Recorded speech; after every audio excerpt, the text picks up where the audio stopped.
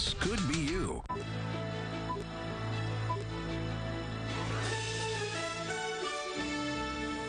This is a CBS News special report. I'm Scott Pelley in New York. We are interrupting now so that we can bring you the latest developments in the manhunt that is ongoing in Boston, the hunt for the last remaining suspect from the Boston Marathon bombings on Monday. We have a live picture now of a location in which the police bomb squad is preparing to detonate suspicious materials that they have found in a home there. Let us bring you up to speed quickly as we continue to watch these pictures. It was overnight that, according to the police, the two men who were wanted in the Boston Marathon bombings apparently tried to rob a 7-Eleven.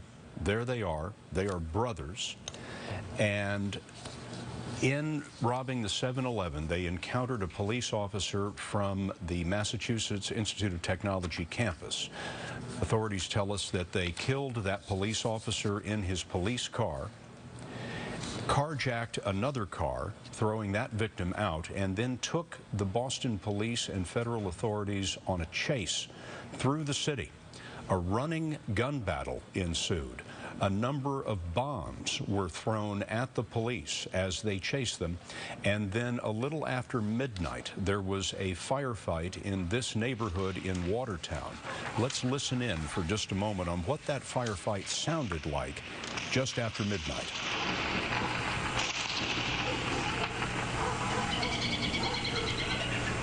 There's explosions and gunfire going on down the street.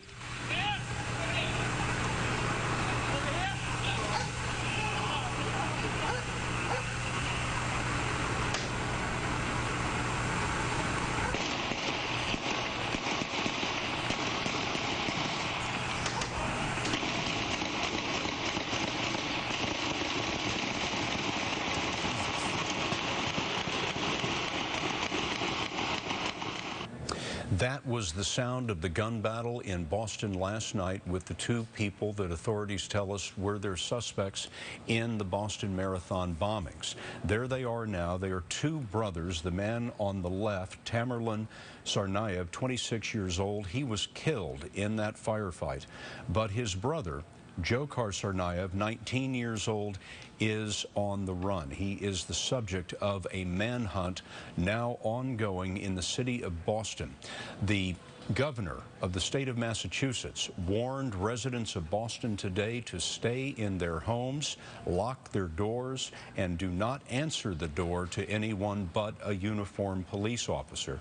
Since then, about 20 square blocks of the town of Watertown were blocked off by police. They believe that they were zeroing in on that younger man, that suspect, but so far they have not found him. About 70% of the area has been searched, and he has not been found.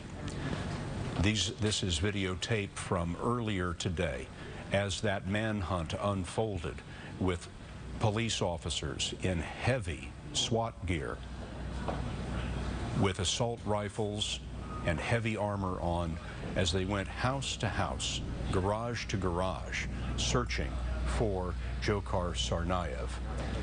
Amtrak has shut down the Northeast Corridor, the trains that run from Boston to New York and down to Washington, as a precaution. I am told now that the Amtrak trains just Boston to New York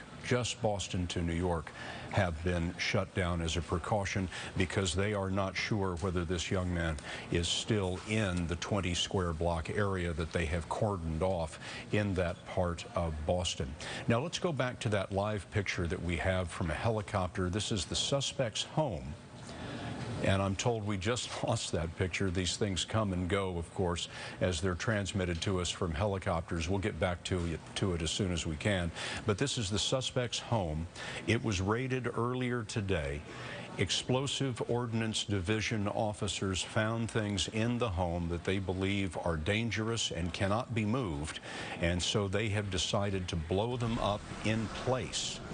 That detonation is expected shortly. This is tape of the home that was shot earlier today, and this is where the police officers found what they believe are dangerous materials, and the bomb squad intends to blow those up.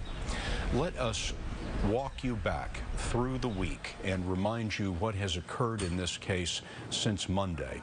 It was a little before 3 o'clock in the afternoon in Boston, as the Boston Marathon was beginning to wrap up, that near the finish line there were 2 explosions. That was the first explosion in the crowd. Now listen for the second one down the street.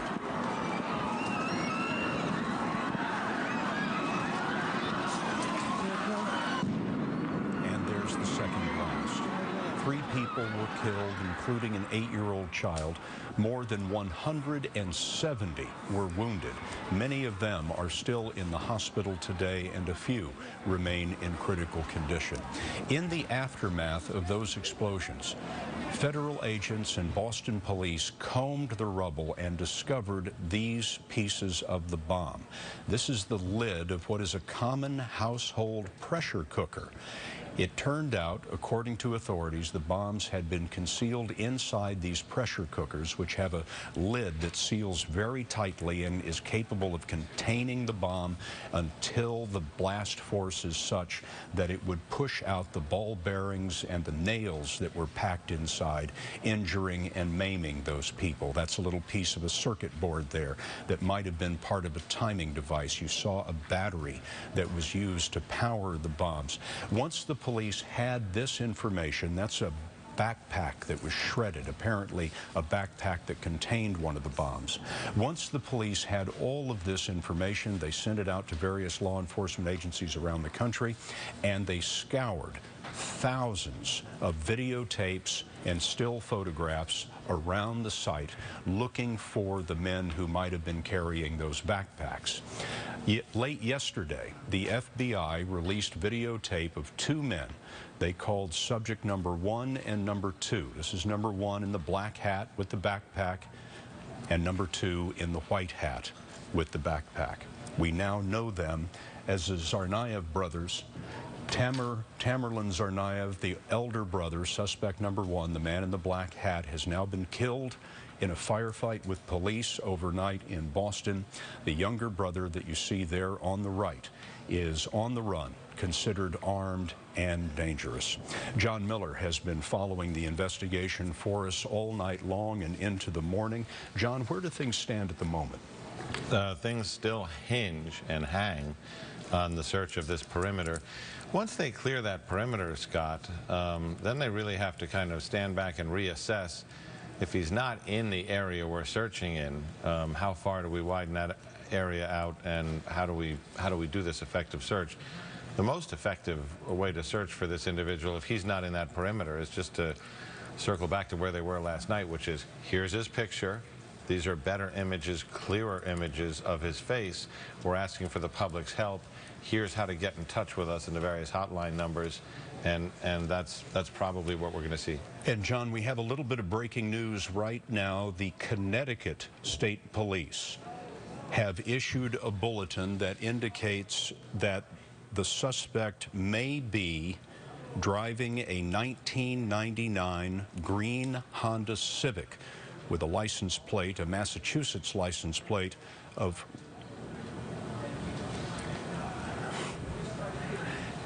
As I've been speaking to you, the Connecticut police have rescinded this bulletin of a green Honda Civic potentially carrying the suspect. It's really another indication, John, but I think how massive all of this is, how much conflicting information there is. There is a great deal of concern that Dzhokhar Tsarnaev may have slipped out of Boston. They've shut the trains down. The Connecticut State Police south of Massachusetts is watching for him. We keep getting these reports of various vehicles he might be in, and as soon as they issue those reports, they draw them back. And I mean, what they're doing is they're saying, while we finish up our perimeter search, we got to be thinking about the next step. what vehicles could he have access to? His brother's vehicle? Okay, put that out. But then they located his brother's vehicle not far away in Boston. Is there another vehicle? Is there another relative? Can we account for that vehicle? And once they can't account for it, they're going to send out an alarm for that too. As we've reported, they've already carjacked somebody overnight. So there's the possibility of cars he has access to, cars he may commandeer or steal. Now, who are these men? Well, we have been able to put together over the course of the morning that they are two young men who immigrated to the United States from Dagestan, which is in southern Russia. It is on the border of Chechnya. Both of those republics of Russia are predominantly Islamic. There has been a ruinous civil war in Chechnya, which has spilled over into Dagestan, and apparently their family fled to the United States. And they sought political asylum here. That had been granted, and the younger Tsarnaev, the man who is a fugitive at this moment, apparently gained U.S. residency status in 2007 and then became a naturalized American citizen in 2012, ironically on September 11th, 2012. Bob Orr has been following this case for us since the bombs first went off on Monday. Bob, you've been talking to your sources there in Washington. What are you hearing? Well, Scott, one of the things that investigators are doing kind of out of the public view, we see the tactical piece of this in the streets of Watertown, but the investigators behind the scenes are trying to figure out who are these guys? Who are these two brothers of Chechen nationality who came here as young boys? And who are their associates? Who have they been in contact with? One of the things that has to be done is they have to go back, investigators have to go back through all available travel records. Part of the reason for this is to see if by chance they made any contact with extremists or radicals or sympathizers in Chechnya or anywhere overseas. As far as we can tell, in doing our own records check, it seems that the elder brother, Tamerlan Tsarnaev, did spend some time in Russia, about 6 months, we think, in 2012. Now, that might not mean anything in particular because the boy's father lives in Russia now. So we think the older brother, at least in the travel records we can find, traveled as recently as last year for about 6 months back to Russia. As far as we can tell, and we have not done, an exhaustive search, but as far as we can tell, the suspect, Dzhokhar Tsarnaev, has not been out of this country. After becoming an American citizen, as you pointed out, Scott, he's been here at various times a student. We think he left school several months ago. But he's only 19 years old, and he came to this country as a very young man. In the words of officials, he's been assimilated, that's their word, into the American culture. Now, we don't know whether he felt like he was part of the culture or not, but officials say, for all intents and purposes, he grew up here. He thinks like people in the U.S., or at least they thought so, and he's kind of like one of us. So they don't know what to make of whether or not there's a true international connection. That's a key point here, because we might be dealing with, on one hand, a two-person cell that is consistent of two brothers who over time became radicalized and sought to act out for whatever their private agenda might be. Maybe they're sympathizing with extremist groups abroad, that's hard to say. Or maybe they just became, Chechen-born domestic radicals. But until they pull all the threads, until they go back through all the records and the phone contacts and where the families have been and different associates, they won't have a complete idea as to whether or not there might be other people involved in what seems to be now a fairly tightly held conspiracy, albeit a pretty successful one in the sense of they stayed off the radar up until and even after the bombs went off in Boston, Scott. Bob, thank you. Anthony Mason has been looking into the background of both of these men. Anthony, what are you finding? Scott, we have an interesting development here. We've learned that Tamerlan Tsarnaev, the older brother, the 26-year-old who was killed overnight, placed a phone call last night at around 7 o'clock to his uncle. And this is particularly interesting because his uncle hadn't heard from him for 2 to 3 years. Now, this phone call, which comes out of the blue, lasts about 10 minutes, and Tamerlan apologizes to his uncle and asks him for forgiveness for not being in touch for so long, and then the two end up praying together. The uncle asked him him what he was doing now, Tamerlan said he's fixing cars. That's what he said his job is. He told him that he's married, that he had a Christian wife who's converted to Islam, and that they have a child together. They didn't discuss names or anything like that. There was no talk of the bombing. The uncle, Alvi Sari, who our producer Miles Doran spoke to, said he wasn't aware even that his nephew was a suspect at this point. And he expressed surprise. He said, the two boys loved the United States. I don't know what happened. He said, why do you think we came here? We came here for freedom. And it's significant also because the uncle had not seen his nephew in 7 years. In fact, he did used to live with the family in Cambridge. As we've sort of been seeing among the family members today, there appears to be a dispute among the family and some bitterness. And what caused that, though, the uncle wouldn't say. The other interesting bit of information here comes from Dzhokhar, the younger brother, who's 19 and is now on the run.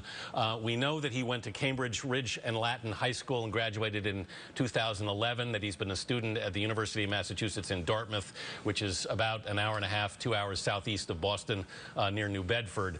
And we have identified a friend who lived in the same dorm with him last year and said he saw him as recently as a couple of weeks ago. And we also think we've identified his Twitter account through this friend, in which he posted recently. This is Dzhokhar, the 19-year-old. He posted in January, he tweeted, "I don't argue with fools who say Islam is terrorism. It's not worth a thing. Let an idiot remain an idiot." Whatever that may mean. This is the young man who is now a fugitive in Boston. One of his uncles spoke to reporters earlier today, and we have a little bit of that tape for you now. What do you say to Dzhokhar right now? He is still... I say, Dzhokhar, if you're alive, turn yourself in and ask for forgiveness from the victims, from the injured, and from those who left. Ask forgiveness from these people. We're not requiring forgiveness in this family. He put a shame. He put a shame on the our family, Tsarnaev's family. He put a shame on the entire Chechen ethnicity. Because everyone now names, they play with word Chechen. So they put that shame on the entire ethnicity.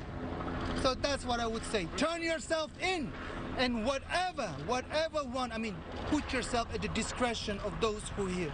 So that's what I would say. Chechnya is, of course, an Islamic republic inside of Russia that has been fighting a civil war there for some time. That has calmed down in recent years. These two men are apparently ethnic Chechens, but live next door in the Republic of Dagestan, also part of Russia. They immigrated to the United States about 2003. And have been growing up here, have been in school in the Boston and Cambridge area. And the younger man, Dzhokhar Tsarnaev, 19 years old, became a U.S. citizen, naturalized U.S. citizen in 2012. We are expecting very soon what the police call a controlled detonation at the home of at least one of these men. Police bomb squad officers apparently found materials there that they consider dangerous and too dangerous to move, and so they have decided this is an aerial. This is an aerial view that was shot a short time ago of that area as police prepare this controlled detonation. John Miller, based on your experience at the FBI, the NYPD, the Los Angeles Police Department, tell us a little bit about this controlled detonation, and why would it be that the bomb squad considers this to be their best option? There'd be a couple of reasons. If you have explosives in a location that are unstable, now that would be you walk into what, a kitchen or a bathroom that's been converted to a bomb factory, and you say you've got TATP, which is a homemade explosive that can be very sensitive and very dangerous to move. HMTD, a close relative. These are both peroxide based. That's the kind of thing where you do what bomb squad people call a BIP, blow in place. Not going to pick it up, not going to move it, going to evacuate the building. We might make a little hole in the wall here, but we're going to control this. other explosives, things maybe consistent with what was used in the marathon bomb, you might want to do a controlled detonation, but you might want to actually, the first rule of a bomb technician, if you can, is to start remote, stay remote. The more you do by remote control, the safer everybody is. You send a robot into that location, you pick up the explosives, you move it out of that location to a parking lot, a backyard, somewhere, and then you do a controlled detonation outside. We don't know exactly what explosive they found or what the state is, whether they're going to do a BIP inside or a controlled detonation outside. But clearly, it's given them enough concern that they don't want to load it into a total containment vessel or a bomb truck and move it to some remote location. There are times in these things, Scott, where they'll ask for a second opinion. They may bring in FBI bomb techs from Quantico or consult with another agency, Boston PD, Cambridge, maybe the military, and say, this is our plan.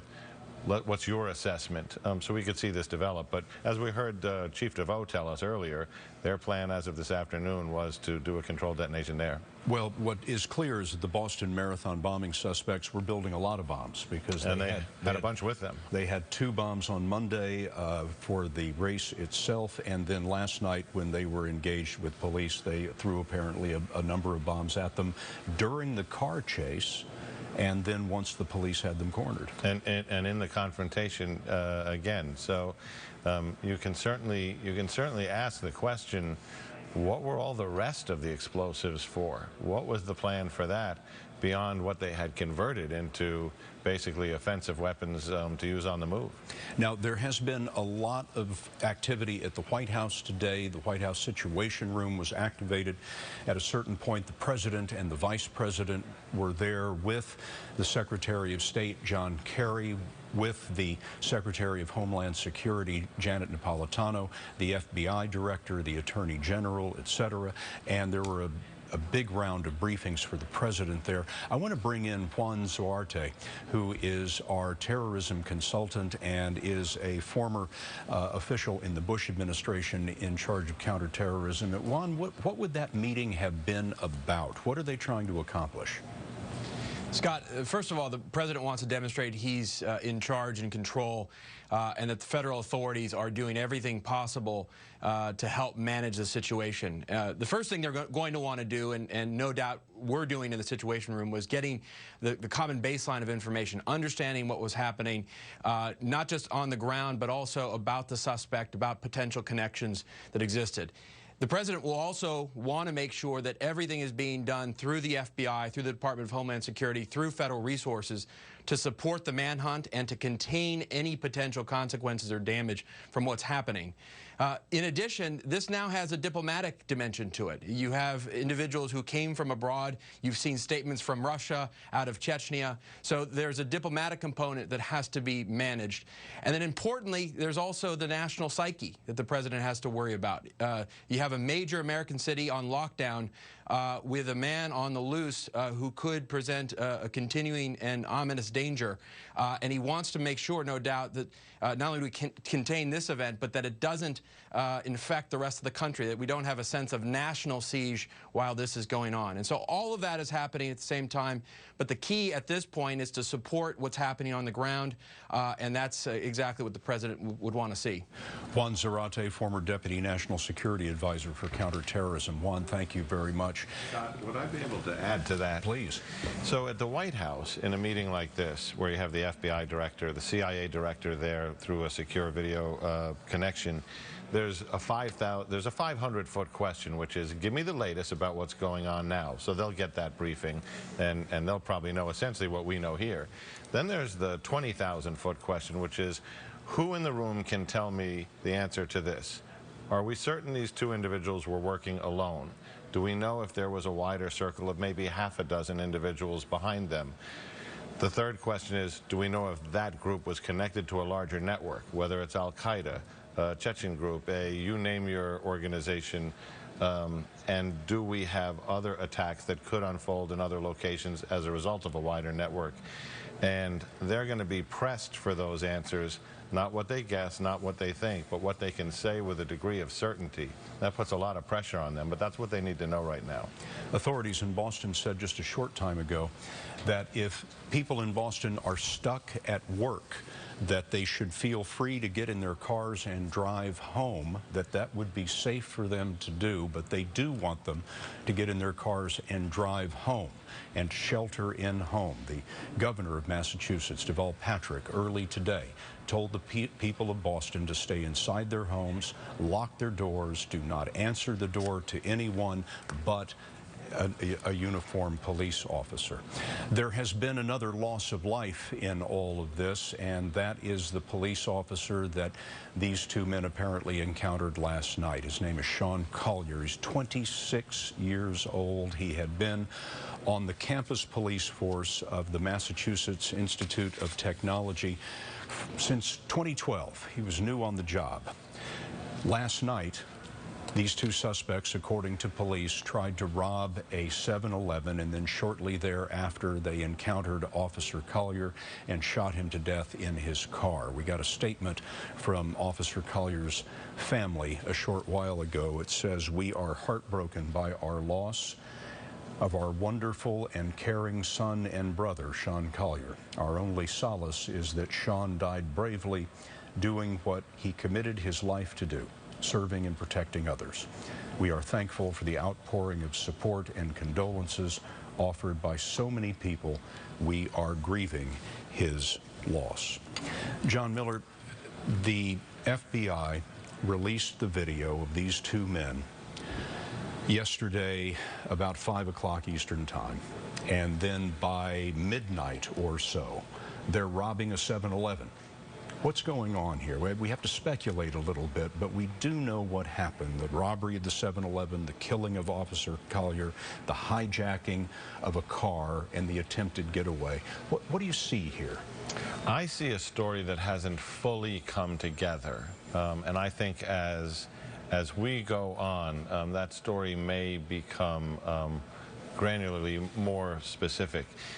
It's kind of it almost doesn't make sense that they would have had the wherewithal to put together, you know, a bombing plot, and then they'd be sticking up a gas station starting at the moment the whole world was looking for them. So I think that's something that we need to, and police too, will want to peel back the layers on. What's clear is a call came from that 7-Eleven reporting something. There was traffic over the police radios giving a description of that car. And they likely believed Officer Collier had that description and was about to follow them when they took charge of that action and attacked him in what can only be described as an ambush. But it does raise really interesting questions, like after the bombing, why didn't they use that time to flee? Well, that's because they didn't intend to flee. There's no indications that they tried to flee. Then why did they take this provocative action last night if in fact they tried to rob that 7-Eleven or whatever caused that call to police? I'm very curious about that because it's one of those anomalies in the story. And then what are all these other explosives for? If they didn't intend to flee and they had all these other explosives, was there another plot afoot? What were they planning next? So they hijacked this car after murdering Officer Collier, according to the authorities. And they hijacked this car with the owner in it and drive around for some time. And then throw him out. Right. They let him live. Right. And then they're engaged in a running firefight with the police. Right. So now when they release the owner, you know, he's on the phone to police saying, these two guys carjacked me. Here's what my car looks like. And police pick that up, and that becomes the chase that ends in Watertown, where this gun battle we're looking at here begins. Now let's listen to this. This is the firefight late last night. There's explosions and gunfire going on down the street.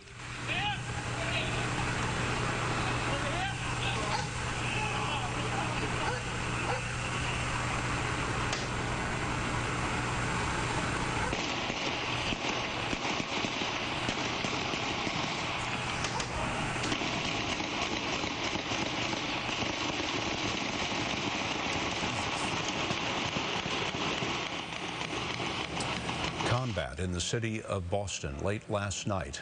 In that firefight, it appears that Tamerlan Tsarnaev, the man on the left, 26 years old, was killed, but his little brother, 19-year-old Dzhokhar Tsarnaev, is on the run and is the subject of a dragnet in Boston unlike anything the city has ever seen. This is video from earlier this morning of that dragnet. The police cordoned off about 20 blocks around the Watertown, Cambridge area and have been going house to house, obviously heavily armed and heavily armored, searching for this man who was a suspect in the Boston Marathon bombing.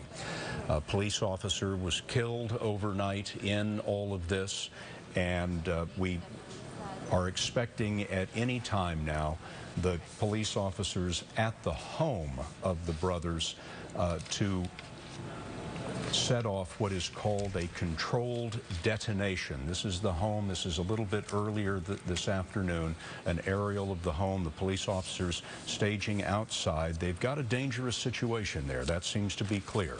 The bomb squad has gone in. They have found things that they believe are dangerous, and according to a news conference that we heard about 2 hours ago, they think the things that they found in the house are too dangerous to move. And so, as John Miller was describing a short time ago, it appears that they are going to try to use their own explosives, the police department's own explosives, to detonate the material that they have found in the house. Whether they found explosive material in the process of being made, or whether they have found completed bombs that were waiting to be used, we do not know. But they have been very carefully, methodically planning this controlled detonation. About 2 hours ago in a news conference, we were told by the state police that the city should not be alarmed to hear an explosion coming because they were planning on doing this detonation. They did not know when, and knowing bomb squad people, John Miller, they're going to do it in their own sweet time, as slowly as they possibly can. That's right, because, you know, time is on their side when they're dealing with something like that. They're going to do it when they think they have it right. Looking at the aerials now outside the home. This is a taped picture, not a live picture, but we shot this just a few minutes ago as they were planning that controlled detonation. John, it looks to me like that they've gone over this vehicle in front of the house. They're searching a car there. You can see they've got the hood up, which means, you know, they have already checked it for booby traps or explosives under the hood, and they're going to be looking for other explosives, weapons, or anything else inside there. So this is likely a car that they've determined is associated with that house. So far, they have located the car that they were using last night, right before the carjacking. That belongs to the older brother. There's another car registered to another family member. That's the green Honda. They found that. And then there's this third vehicle we just looked at, which appears to be a silver minivan. Boston essentially got locked down this morning when the governor of Massachusetts, Deval Patrick, came out to reporters and made this statement. We're asking people to shelter in place, in other words, to stay indoors with their doors locked and not to open the door for anyone other than a properly identified law enforcement officer. And at that point, the city of Boston was, as the mayor said, locked down. He warned people to stay in their homes, do not open the door for anyone but a uniformed police officer. Mass transit in the city was at the same time shut down. Amtrak service out of Boston for New York City was also shut down, is still shut down, because the fact of the matter is, even though they are searching this 20-block area, they do not know whether this suspect in the Boston Marathon bombing is still within that area. There is some concern that he has been able to slip that cordon. The Connecticut State Police, for example, is on high alert looking for the possibility that this man is trying to drive south of Boston. And as we mentioned before, the train service from Boston down to New York City has been cut off. John, you have a lot of experience with the New York Police Department, the Los Angeles Police Department, with just this kind of a search. How difficult is this? At 20 square blocks seems to me to be nearly impossible to seal off. It's a big challenge, and the big challenge is to get a lock on that perimeter, and then it's just terribly time-consuming to go through it. I mean, if we look back to, you know, our viewers will remember this. You and I sat here at the same place during the search for Christopher Dorner, the Los Angeles police officer who went on that rampage. They searched all of the cabins they thought on Big Bear Mountain that they thought he could have gotten into, and they were completed with that search. And it turned out he was in one that they had not broken into because they thought it was locked up, and it was right across from their command post. So these kinds of things are different. It's one of the questions that come up here is, what is the best case scenario versus worst case scenario for how this could play out if they find him?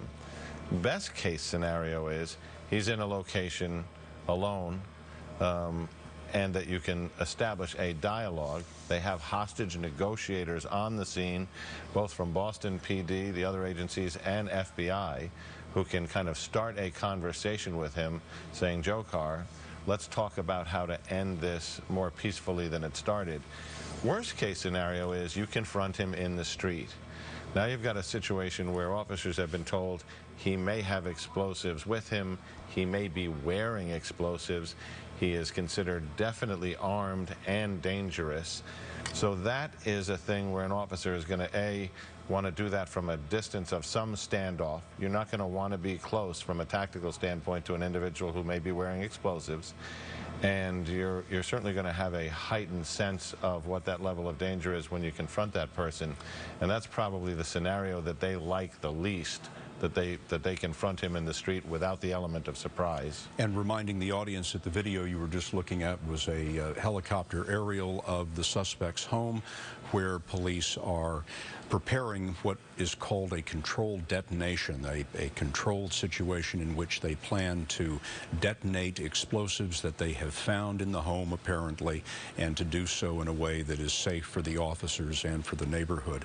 John, one of the things that happened last night was that there was this firefight in which Tsarnaev was killed. How did Dzhokhar Tsarnaev get away from that? How did he slip out after the firefight, the sound of which we're hearing now? So they are in the carjacked vehicle.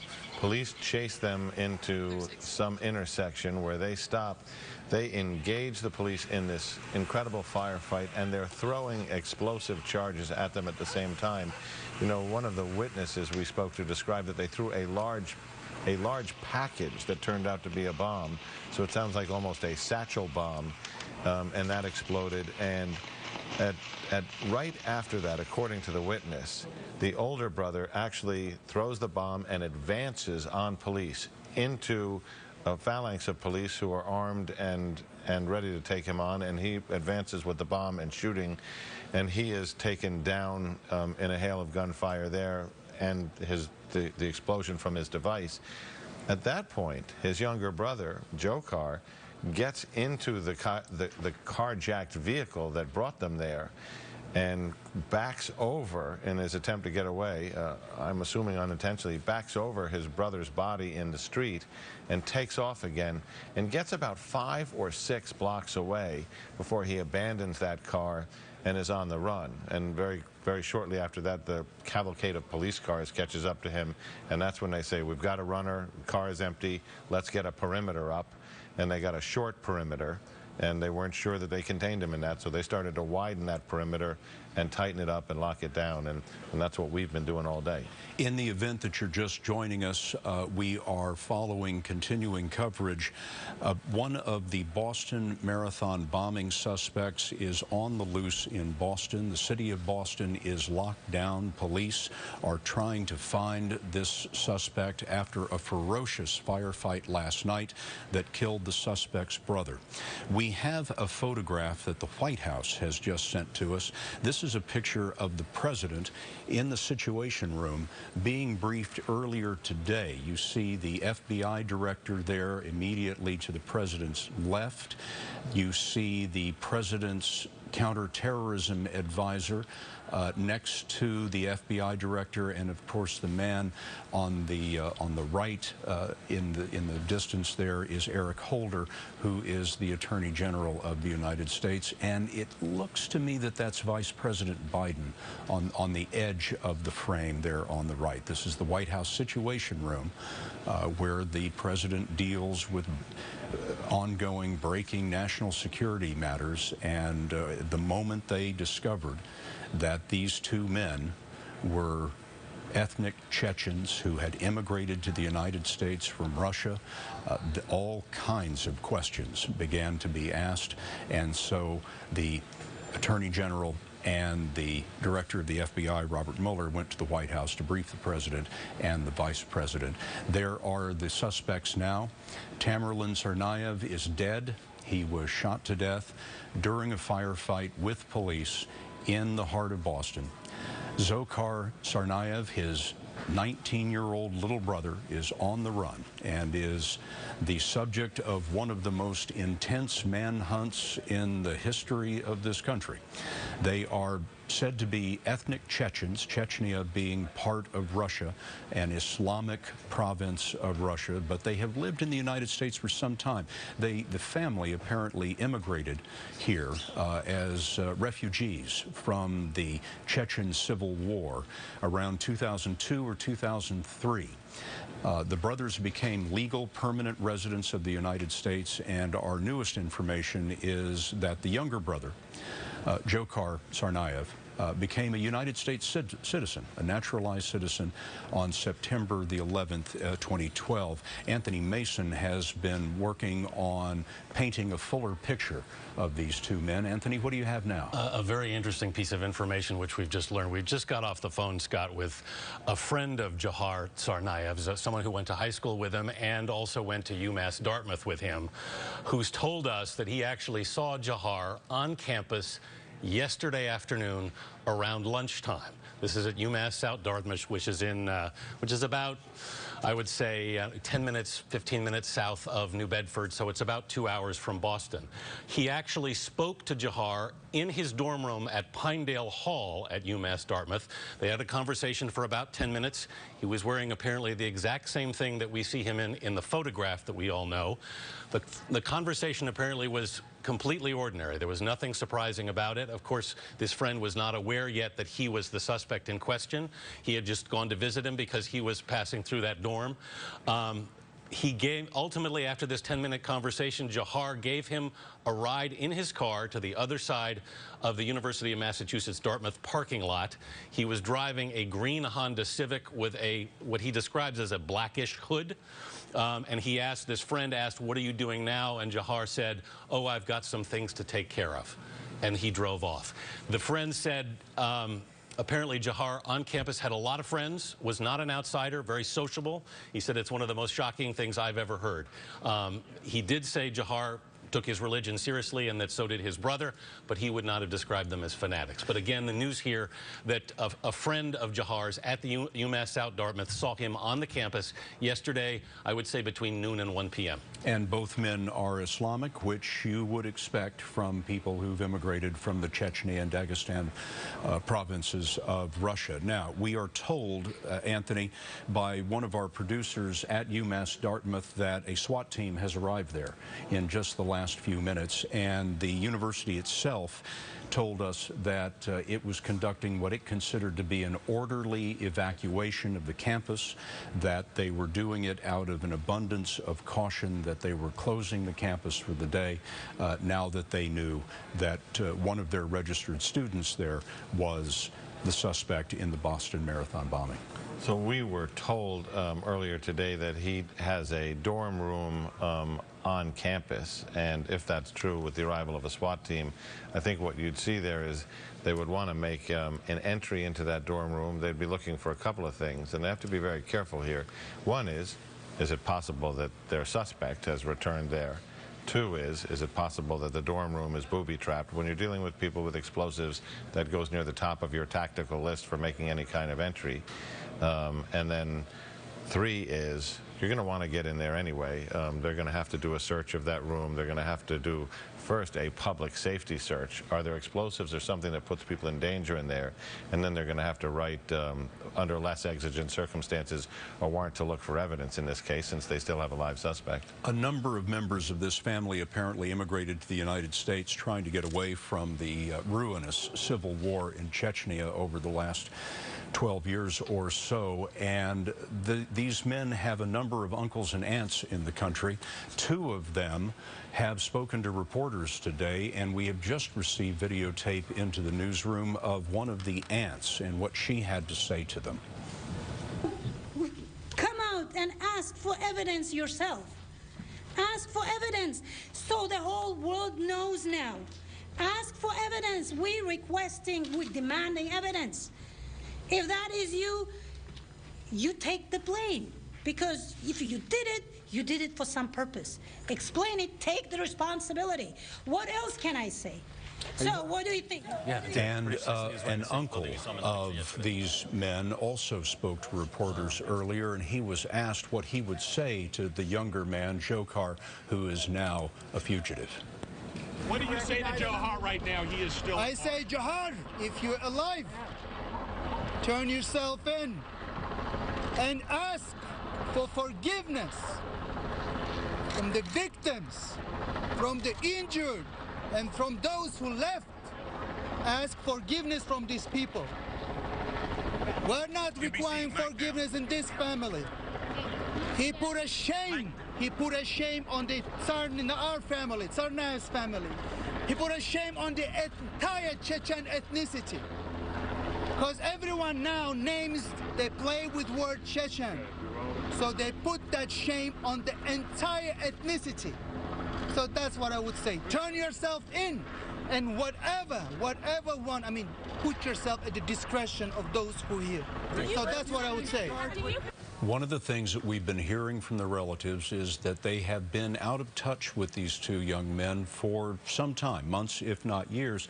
But John Miller, one of the uncles who had not heard from these boys for a long time, heard from them after the bombing, heard from one of them.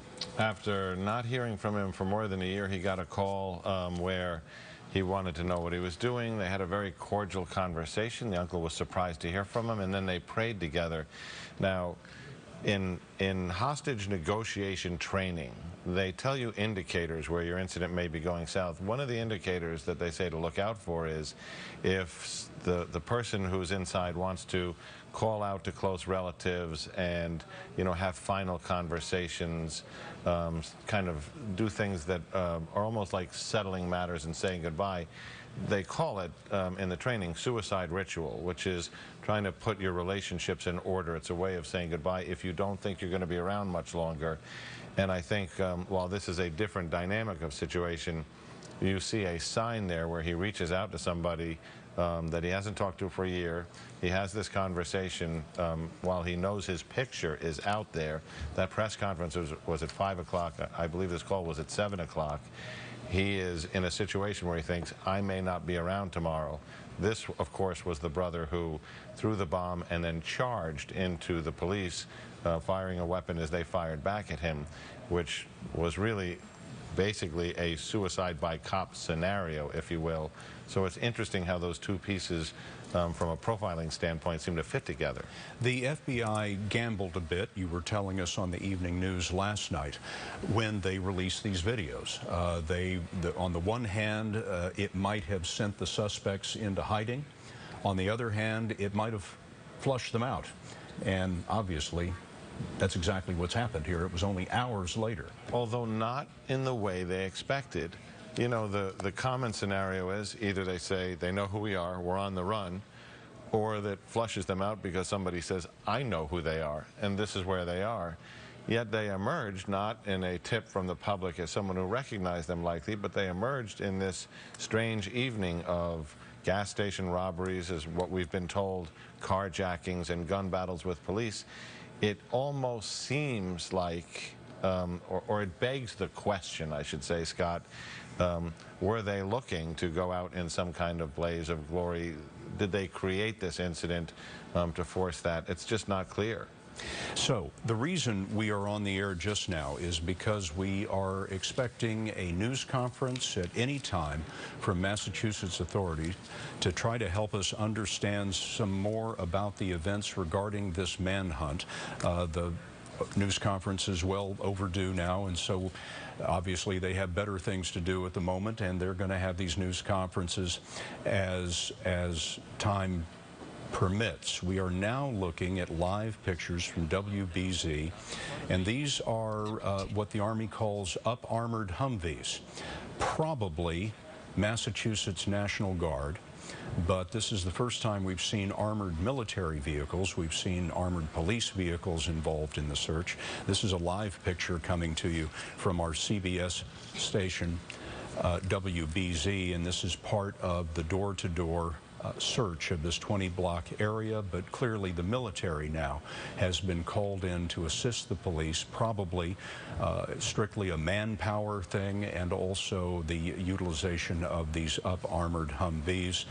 Very likely the Massachusetts National Guard has come in to provide that manpower and that extra capability. As we watch this, the other reason that we're on the air is because the state police told us that the bomb squad at the suspect's home is planning what they call a controlled detonation, and that is an explosive detonation that is set off on purpose by the police in order to destroy typically explosive materials that they find. Apparently, because we understand that that is the plan, the bomb squad has found explosive materials or perhaps even completed bombs in the home of the suspects, and they've decided that the safest way to deal with that is to detonate them in place. This has been going on for many hours now, and as John Miller was telling us, different bomb squads will come in and they will talk to each other about what they think is the best way to proceed.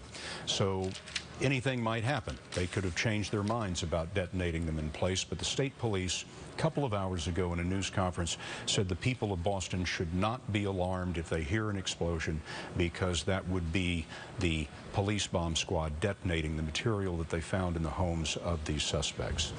In the event that you are just joining us and don't know what has happened, two men who are the suspects in the Boston Marathon bombings on Monday, and there you see them, attempted to rob a 7-Eleven last night, murdered a police officer, according to authorities, and then led Boston police and federal agents on a wild running gun battle through the city, during which they fired at the police, threw bombs at the police. There was a ferocious firefight in the middle of the night, and in that firefight, the elder of the two brothers, Tsarnaev, was killed. Let's listen for a moment at the sound of the ferocity of that gun battle. There's explosions and gunfire going on down the street.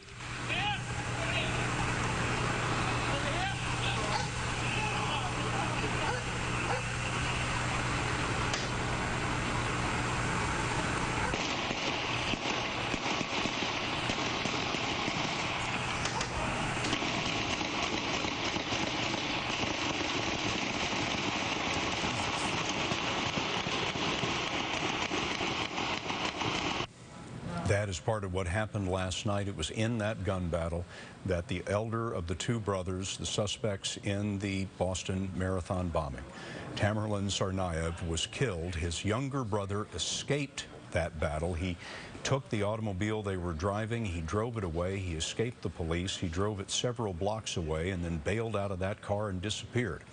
Ever since then, Boston police have been searching for this young man, armed, clearly dangerous, and they have cordoned off about 20 blocks of Boston around the Watertown and Cambridge area. The governor of Massachusetts has told people to stay in their homes. They have shut down all mass transit, and we are witnessing right now one of the most remarkable manhunts in the history of the country as federal agents, state police, and Boston police search for this man, Dzhokhar Tsarnaev, 19 years old. We have not seen or heard from him since that firefight that we were showing you a short time ago. Now, he has been enrolled at the University of Massachusetts Dartmouth campus, and were told by Anthony Mason that he spoke to someone, a student at the campus, who saw him there yesterday. Well, today the campus has been evacuated. A SWAT team has arrived there, and we have one of our CBS News producers, Rodney Comrie, there on the telephone. Rodney, what have you seen at the campus? Hi, Scott. Rodney Hawkins, this is Rodney I beg your pardon. Oh, no problem. On the campus here, where they have said that the suspect attended, you can see that it's clearly cut off from the entrance. There are about half a dozen police officers standing in the front, some with rifles, and they are shooing away any cars that come in. Earlier, about 30 minutes ago, there were students that were seen walking out and standing pretty much on the corner of a pretty busy street outside of the campus.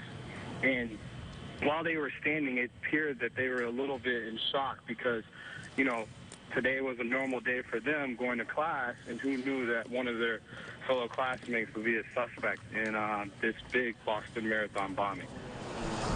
Rodney, thank you very much. That's Rodney Hawkins, who is at the University of Massachusetts Dartmouth campus, where apparently Dzhokhar Tsarnaev, the 19-year-old who is on the run, was a student. He was seen on the campus by one of the other students who had a conversation with him yesterday.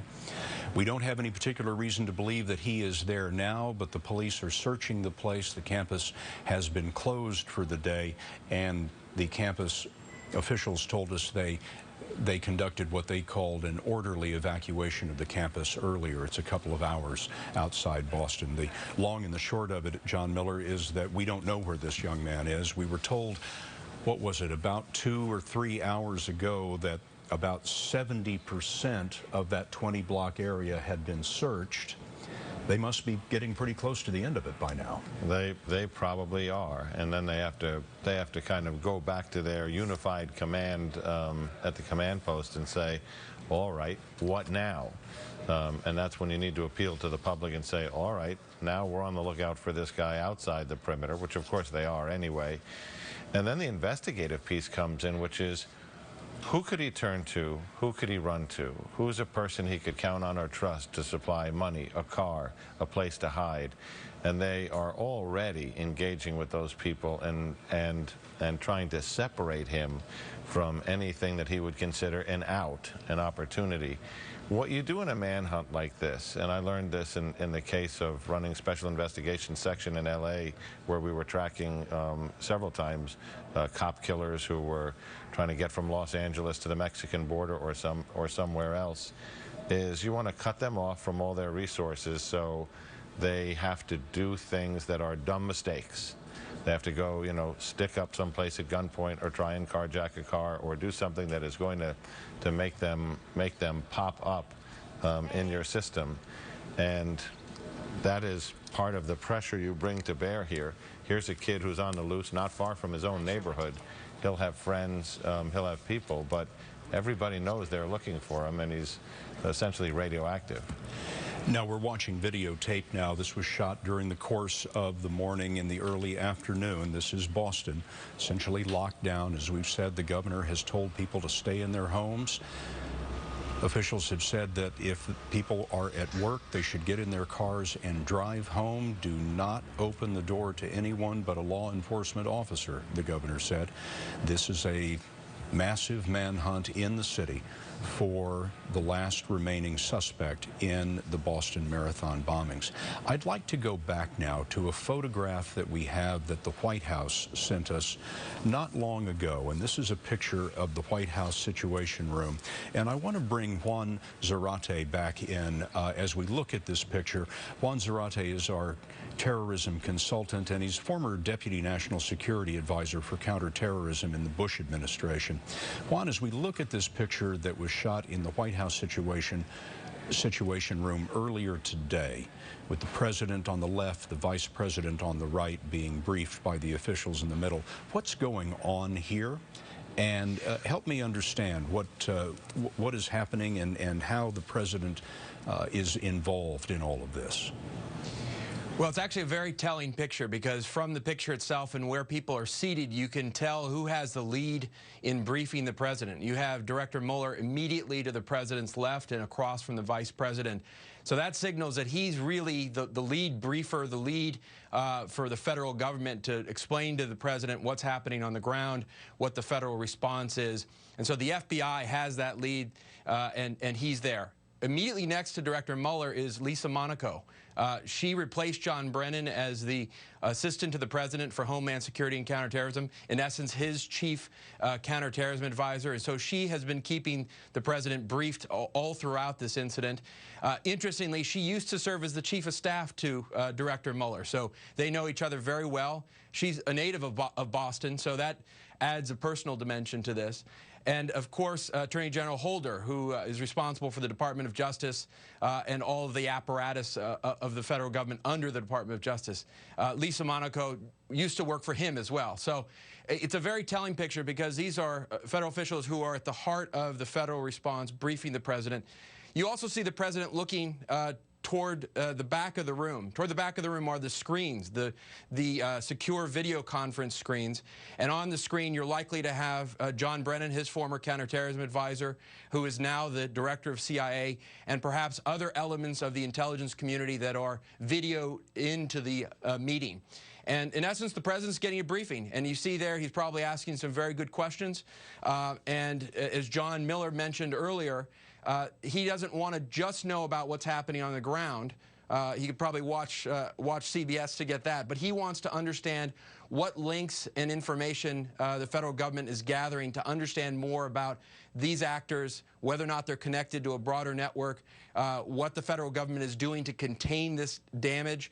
And, you know, a question for the White House coming up, no doubt for officials in Boston, is what happens if this drags on just a bit further, if we get to nightfall and we still don't have resolution? That's going to be a big question for officials in Boston, and it's going to be a question for the president. Juan Zarate, who has spent his share of time sitting in that same room with President Bush as Deputy National Security Advisor for Counterterrorism. Let's go back to the picture just for a moment, just for one quick observation. You know, we mentioned the president's top terrorism advisor, Lisa Monaco, who is sitting there in the middle. As Juan mentioned, she is a native of Boston. She went to Harvard University, as did the president.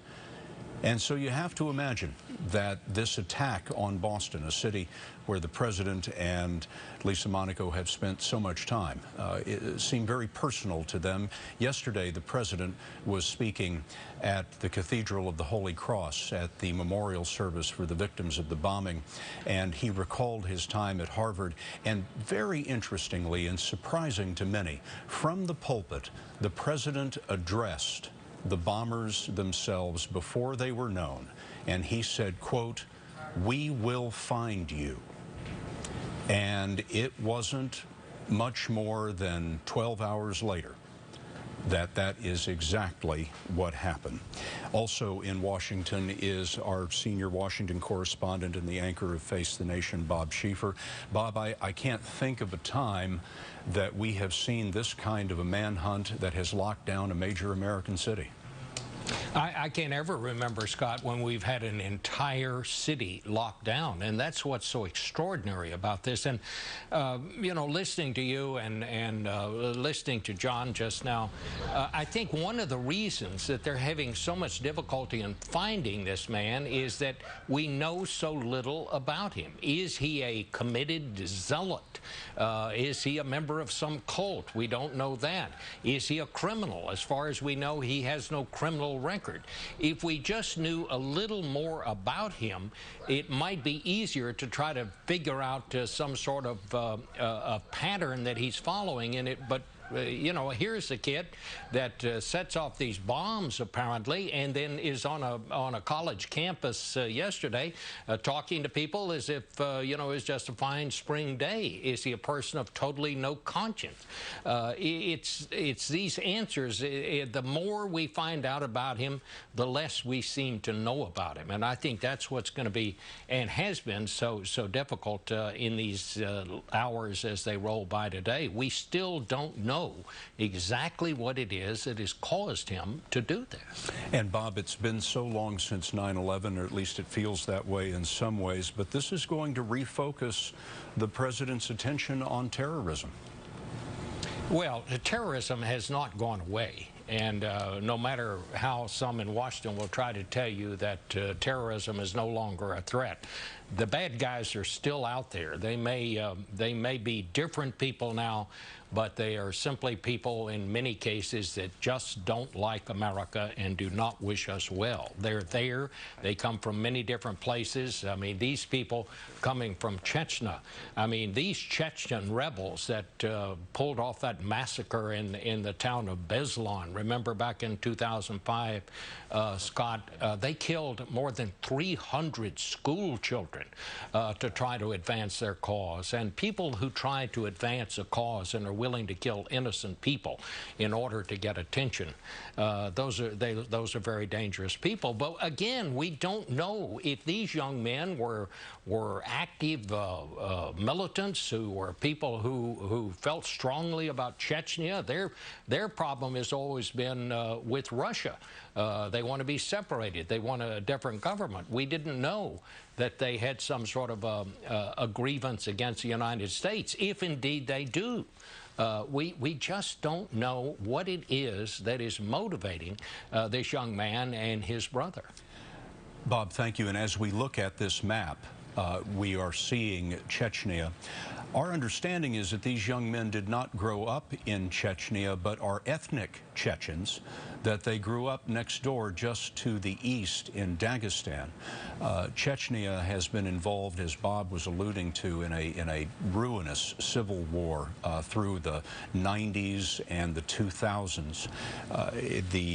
There has been terrorism involved in that. It was essentially Islamic separatists who wanted to have an independent state separate from Russia. The Russian army has put that revolt down, but the war spilled over into the country that these young men are from, Dagestan, and apparently the families, the extended families of this family, emigrated to the United States as refugees in about 2002, 2003. And these young men have been growing up, going to school here in the United States, became permanent legal residents, in other words, green card holders. And the young man, the man who is now being sought in Boston, became a naturalized American citizen in 2012. And ironically, on September 11th, 2012. We are being told right now by the Red Sox organization that tonight's Red Sox game has been at least postponed as the city lockdown continues. Terrell Brown is our CBS News correspondent. He's on the ground there in Watertown, where we have been receiving these press briefings from time to time.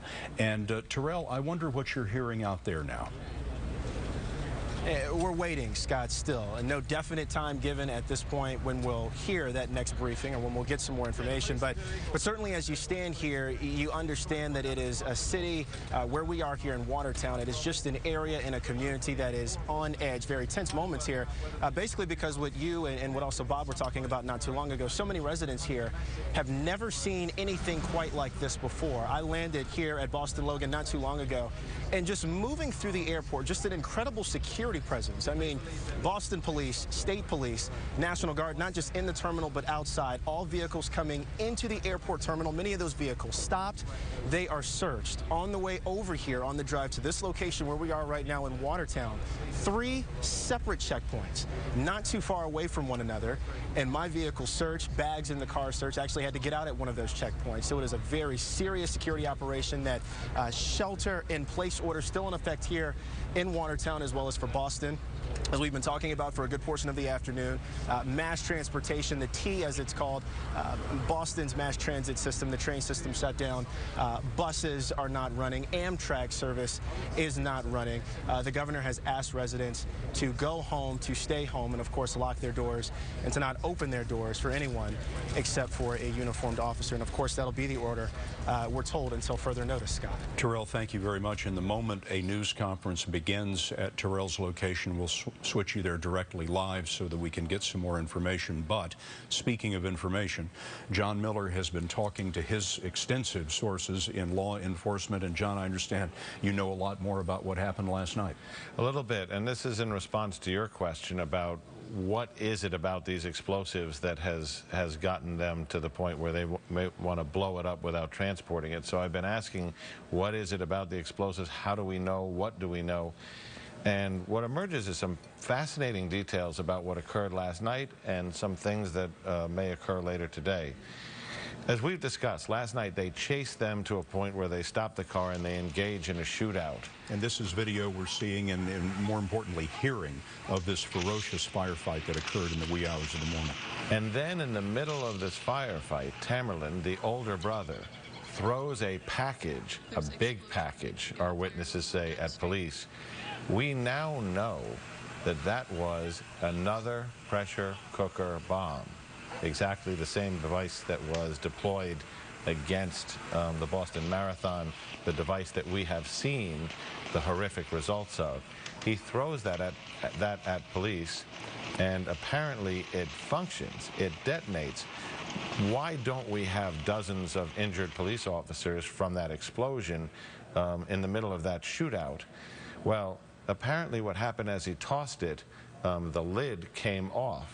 Now, the pressure cooker device is based on low explosives building up so much pressure that it explodes the container, which is supposed to be airtight. But when the lid flipped off, what you got was a big boom and a big bang, and explosives go to the point of least resistance. So these explosives had somewhere to go, which was out into the air without blowing up the container. But I can recall hearing on the police radio last night them screaming over the radio, loud explosion, big explosion here at the scene. And that was probably that main charge. Now, when they found Tamerlan's body and they rushed him to the hospital where he was dead on arrival, there is a 10-inch gash that goes across his torso and a lot of scorching there. And what that seems to indicate, or the question it raises, and this also explains a lot of what we're hearing now about the fear that Dzhokhar may be wearing an explosive vest or something, is there was this dynamic scorching and a big hole there. So they're wondering, did he have some explosive device on him that also functioned in all of that gunfire, the throwing of the pressure cooker bomb, and these anomalies in terms of his injuries? When they get to the residence where these individuals live, and this is where they're talking about a controlled detonation, they find explosives, they find evidence of the smokeless powder we talked about, in this case a synthetic type smokeless powder, Pyrotex. But they also find a number of pipe bombs capped at both ends with fuses. So it further underscores something we've been talking about through the day, which is this was not their final act, apparently, the attack on the Boston Marathon, or if it was, they were certainly prepared with enough explosives and different kinds of bombs to go ahead and do other things. We just don't know yet what those things might have been. Well, this is breaking news, this new information. So they had built at least one more bomb of the kind that they used on Monday at the Boston Marathon, this use of a common household pressure cooker that they threw at police last night, but it did not it exploded, but did not explode with intensity because it didn't function as intended. And then you also said that they had, this is new, that they had built pipe bombs, that there were bombs that were sealed on each end with pipe caps and had fuses in them. That's right. So what were they up to? That is the big question, which is, You won't find out from Tamerlan because he's dead. And part of getting Dzhokhar is we don't know what they're going to find in computers, on hard drives, on thumb drives, in emails. There may be all the clues they need. But getting Dzhokhar alive is going to be fairly important if they can, because they're going to want to know two important things. What was to be next, if anything, and who, if anyone, were you going to do it with or for? Well, this new information, John, that you've turned up tells us a lot about what we've been seeing at this home where the brothers were from. The bomb squad, the explosive ordnance disposal unit, the warning from the state police that the city should not be alarmed if it hears another explosion, because that would be the police purposefully detonating the explosives that they found in the house. Apparently, this is a live picture of that street, of that neighborhood, and apparently the house was a bomb-making factory from the information that you've received, John. They were busy making a lot of explosives, and making explosives out of this smokeless powder that you described. That's right. And it's a low-order explosive, but in the right container, it can be very, very effective. It's also easy to get without creating a lot of attention. You know, when you look at the options, these guys are pretty old school when it comes to the bomb-making business. Nothing too exotic here. The pressure cooker bomb is a tried and true element that is trained in online forums for terrorists, in al-Qaeda camps in Afghanistan, but we've seen it with many other groups, including domestic groups. You can go and buy it without arousing suspicion. The other bombs, pipe bombs, again, very simple kind of device. The fuses with those are the simplest kind of detonation system that you can think of. And it was, it's going to be very interesting when he threw this device at police, what it was that set it off. It doesn't seem like the kind of thing where you have time to light a fuse and toss it. It'd be very hard to do a remote control detonation. But that must have been, however he arranged it, some incredible scene like war in the streets. It sounded like a war in the videotape that we have from that night. John, so many people have asked me, why a pressure cooker? These are 6-quart pressure cookers of the kind that you find in kitchens all across the America. You can get them at Walmart or any place else. What's so special about that? A couple of things. Number one, frankly, if you go into Home Depot and say, I want 10 metal pipes and 20 end caps for each side, somebody's going to think you might be making a pipe bomb, or 10 of them actually. But if you go to a kitchen appliance store and you want to buy a pressure cooker or 2 pressure cookers, somebody might think you like to eat rice or you work in a restaurant. It's not going to arouse suspicion. As for its quality as a container, it's airtight. Most of them have a hole in the top where you can run wires through and then screw that down with a nut or bolt or seal it with glue so that you can maintain that airtight thing and still have your initiator inside. It's not a difficult device to make, and the structure of the pressure cooker lends itself to, you can have your explosion inside till it can't contain the explosive energy anymore, and then it itself becomes shrapnel, as well as whatever you add to it in terms of nails, nuts, or bolts on the inside or outside. I was deliberately not too specific about it because we're not giving out bomb-making lessons on television, but this is a device that we've seen all over the world. The instructions are readily available in places that are far too public. And this thing was packed, as we know now, from what was taken out of the victims' bodies. This was packed with nails and ball bearings and that sort of thing, designed to maim and kill as many people as possible. That's right, and it was placed in a crowd at a very public event. It is the most deliberate anti-personnel device that you can construct in a public place like that. Now, as the day wears on, we are running into more and more people who knew these men. We have heard from one of their uncles. We have heard from one of their aunts. Dzhokhar Tsarnaev, the 19-year-old who is currently hiding out from the dragnet in Boston, was a student at the University of Massachusetts Dartmouth campus, and a short time ago we were able to get an interview with another student there who knew him, and here's a piece of that. I was an engineering major last year, freshman year, and Dzhokhar was actually my partner in engineering. We worked on a couple circuit boards together, making lights work, and he was actually a very nice kid. I got along with him very well. He said hi every day. Well, wasn't very outgoing, very quiet. Didn't expect anything like this from him, but it's very scary that he lived in Pinedale, just 100 couple feet from us, and it's awful. When was the last time you came? Certainly somebody flying under the radar, somebody who people did not expect and are surprised to hear. No one's more surprised to hear, it seems, than the members of his extended family. It wasn't long ago that we heard from one of his aunts, who is also here in the United States, and we have a little bit of videotape of what it was that the aunt had to say to reporters a short time ago. Come out and ask for evidence yourself. Ask for evidence so the whole world knows now. Ask for evidence. We're demanding evidence. If that is you, you take the blame. Because if you did it for some purpose. Explain it, take the responsibility. What else can I say? And a little bit earlier this morning, we heard from one of his uncles. A reporter asked the uncle what he would say to Dzhokhar if he could speak to him now. What do you say to Dzhokhar right now? He is still... I say, Dzhokhar, if you're alive, turn yourself in and ask for forgiveness from the victims, from the injured, and from those who left. Ask forgiveness from these people. We're not requiring forgiveness in this family. He put a shame. He put a shame on our family, Tsarnaev's family. He put a shame on the entire Chechen ethnicity.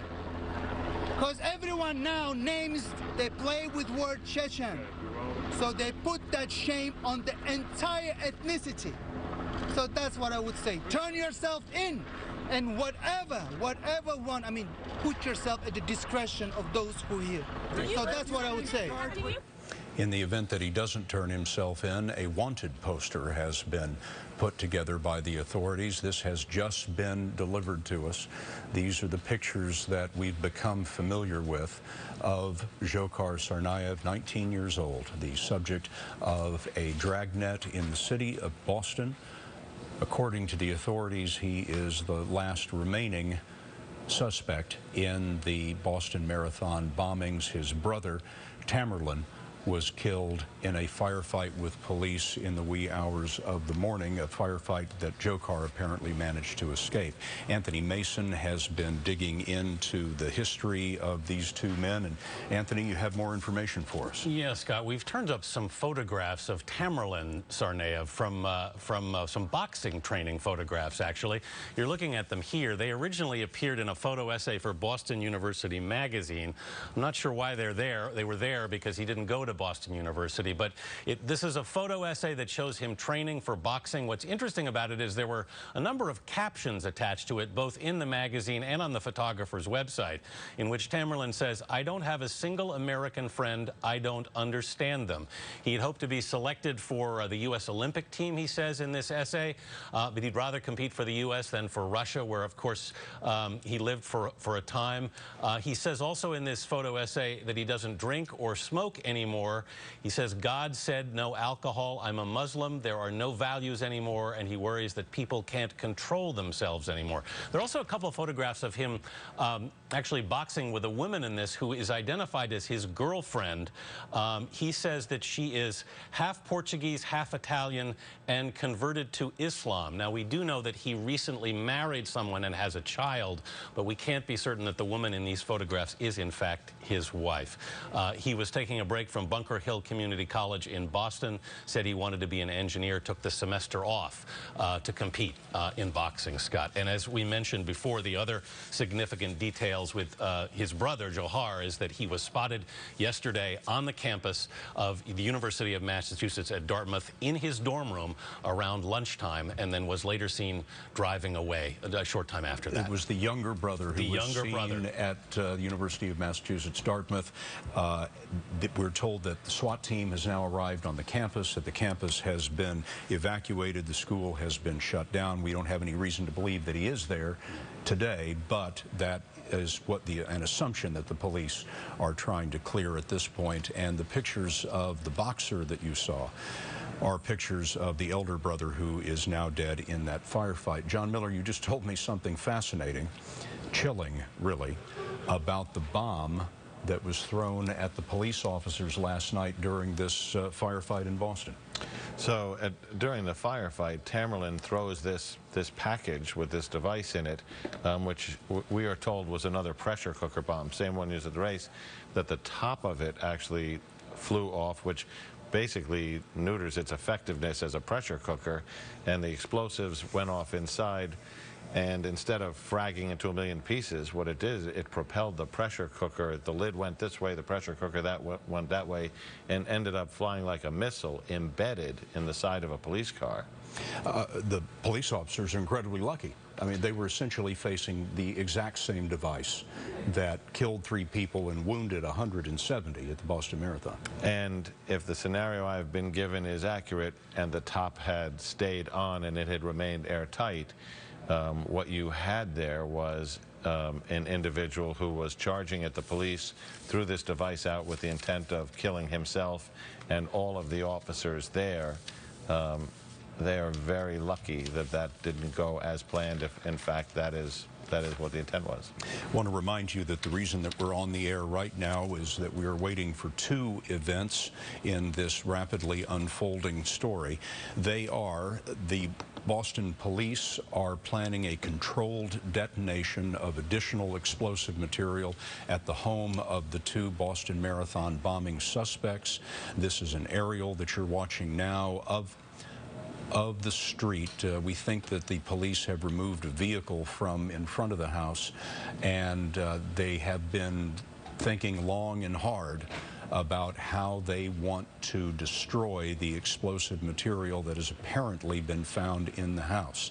State police warned the city of Boston several hours ago that they should not be alarmed if they hear another explosion, because that would be the police using their own explosives to detonate the explosives they found in the house, because in the opinion of the bomb squad at that point in time, that was the safest way to do that. The other reason that we're on the air is that press briefings have been forecast by the officials in Boston, but of course, because they have so much that they are doing, they have missed the deadlines on these press briefings. So we're staying on the air to get that information to you as soon as the officials there in Boston find it convenient. To catch you up on what has been happening today, Boston police, federal agents, are involved in a dragnet in the city of Boston unlike anything that we have seen in recent times. They are hunting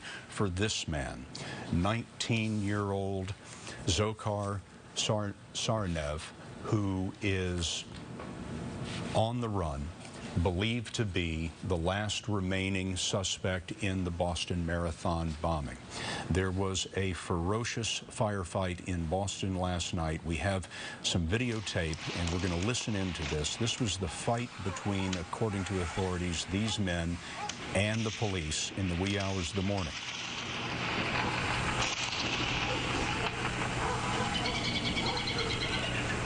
There's explosions and gunfire going on down the street.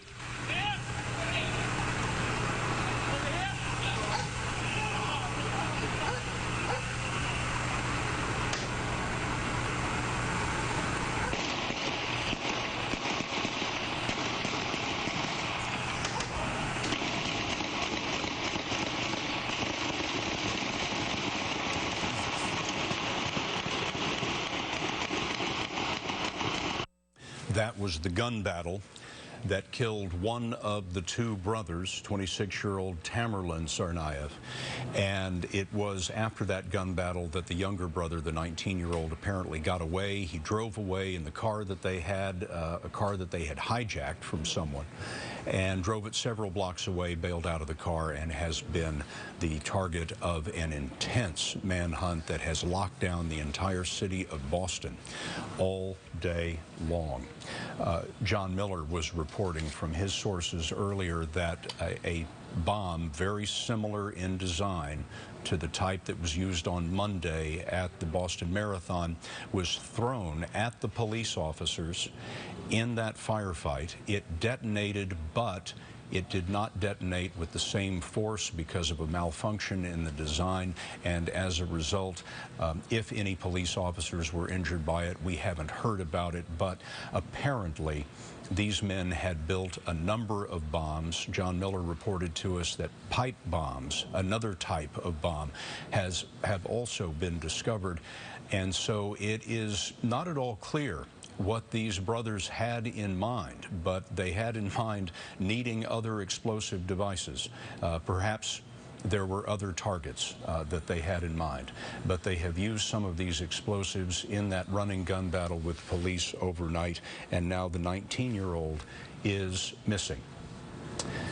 The police about 3 hours ago now said that they had searched 70% of the 20-block area that they had cordoned off. One has to imagine that in the last 3 hours they have gotten pretty much through that search. We have not heard anything more about an arrest. As a precaution, all mass transit has been shut down in Boston. Also, as a precaution, the Amtrak passenger service from Boston to New York has been shut down. Trains on that line earlier this morning were stopped on the tracks by police and searched car by car against the chance that the young man had slipped the police cordon and was headed out of the city. But nothing was found in any of those searches, and the whereabouts of Dzhokhar Tsarnaev are a complete mystery at this point in time. We received a picture from the White House a little while ago. The president was being briefed by the FBI director, his counterterrorism advisor, Lisa Monaco, the Attorney General, Eric Holder, you see there as well, and then the Vice President on the right-hand side of the frame. And as we look at this picture, I'd like to bring our Chief Washington correspondent and anchor of Face the Nation, Bob Schieffer, into this conversation again. Bob, this raises all kinds of troubling questions for the president and for the national security team. We just don't know what motivated these young men, even though they are Islamic and come from that part of Russia that has, over the last many years, been in open rebellion against Moscow. Yeah, that's right, Scott. And one thing we have to keep in mind, these lines that are drawn around this province of Chechnya, they are just arbitrary lines that were drawn like when some of the countries lines were drawn and borders for countries in the Middle East. There are very many ethnic groups that live in this province of Chechnya, and there are a lot of Chechnyans who live outside that province, but they have this kind of ongoing disagreement with the government of Russia. They want independent rule. But you know, the thing, Scott, that I find so striking as we sit here this afternoon trying to unravel this, and that is how these two brothers do not seem to fit the profile that we're used to seeing in these kinds of things. You know, usually when it happens, it was the loner, it was the guy who didn't get along with people, it was a guy who had some kind of beef. These seem to be, had none of this happened, these seem to be pretty nice kids, pretty normal. I mean, you know, they were boxing, they had interests in music. We've gone back and looked at some of their websites. There's no question that they probably were jihadists in some sense of the word, but they just do not seem to be the kind of young people that would be associated with something like this. The other question that I have, Have we gotten any indication, Scott, of why it is the police have surrounded this house where they tell us they might try to set off one of these explosions as yet?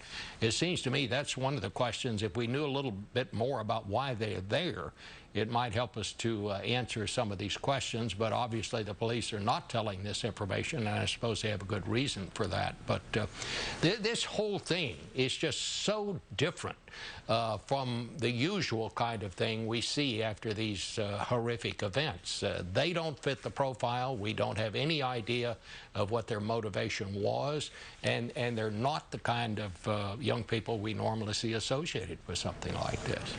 Well, this is going on and on into the day, and we have just received word that the Bruins game tonight is going to be postponed until the 20th. We heard earlier that the Red Sox game is going to be postponed. So the city of Boston is preparing to live with this lockdown for a period of time. The Massachusetts but how long, Scott? Yes, Bob. I'm sorry, I didn't mean to interrupt you. I mean, how long can they keep this lockdown? I mean, Boston is a big place. We've got more than 1 million people now in a lockdown. Can they hold this through the night?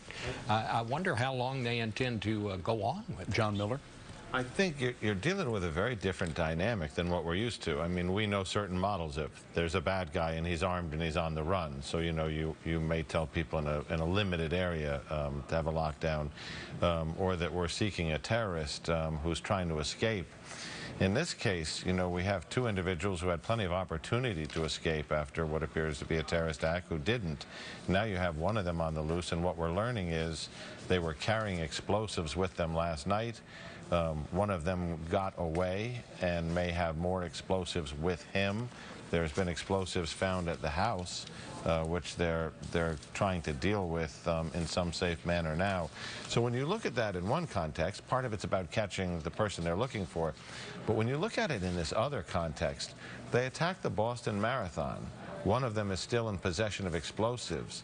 When you have events going on like a Red Sox game or a Bruins game where you're going to bring a big public event and a large crowd together in a location, and you have a guy who's on the loose who may have bombs and has demonstrated he's willing to use them, you have to, at least in the short term, think, how are we going to, till we have a handle on where he is, how are we going to protect these events? And right now, the judgment of the people who manage those events on the private industry side is, let's wait a while. So we're seeing these large gatherings that were scheduled for tonight in Boston being postponed one after another. I mean, one angle is police have asked people not to be going out in the streets, and when you have an event like that where 20,000 people may show up, that's a factor. But the other event is when you have a person who's a terrorist who may be who has already launched an attack in an event that drew a big crowd, do you want to be drawing other big crowds? John, and you know, there's one other thing to point out here, and I kind of almost hesitate to bring it up, but we're not entirely sure that it's just these two people. I mean, we don't know. There may be some sort of help out there that they're getting. There may be somebody else involved in this, and I'm sure that's one of the things that the police must be taking into account right now. And that was the question this morning, Bob, in the White House Situation Room, which is the president wanted to know two essential things. What's going on now, and how can we help? And then, is it just the two of them? Is there a larger group? Or are they working for a network that may have another cell? And the FBI has been working through those questions since the moment they were identified, but the answers aren't fully formed yet. The president said yesterday in his remarks at the Cathedral of the Holy Cross at the memorial service that, as he described them, that these were small, stunted individuals, as he called them, who did not understand America. And he said, quote, "We will find you." And it was only about 12 hours later that the president's prophecy came true, and that they were found by the authorities, and resulting in a terrific firefight and the death of one of the suspects. We should not go much further without recalling one more time that a police officer was killed last night. The authorities are telling us that he was ambushed by these men, apparently never had a chance, shot down in cold blood, killed in his police car. His name is Sean Collier. He is a police officer with the Massachusetts Institute of Technology campus, the great university. He's 26 years old and joined the force last year. It was a little after midnight last night. The authorities tell us that the two suspects, for whatever reason, attempted to rob a 7-Eleven. Somehow, they encountered Officer Collier shortly after that, or in the process of that. And our information is that Officer Collier was shot in his squad car, shot several times in the head. The suspects then hijacked another car, somebody just driving by. They took that car, spared the driver, we don't know why, threw him out of the car, and then led police on this running gun battle car chase that ended in the death of Tsarnaev, 26 years old, and the escape of his younger brother, 19-year-old Dzhokhar Tsarnaev, who is now on the run in Boston and the target of one of the biggest and most intense manhunts in modern times in this country. John Miller, you learned a great deal about that firefight last night. There's a lot of ordnance going back and forth. We didn't know that these suspects were armed with guns, but clearly they had some powerful weapons, and as you hear the police firing back in the videotape that we have of that firefight, it is an awesome thing to listen to. Let's listen in, and then I'm going to ask you to tell us what you've learned about what happened in this moment.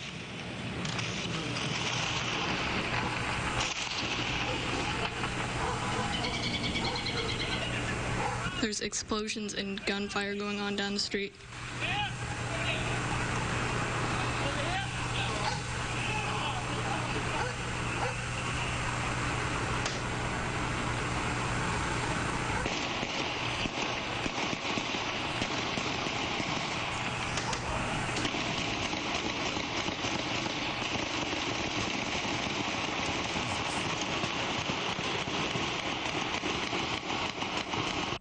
Tell us what you've learned about what was happening there.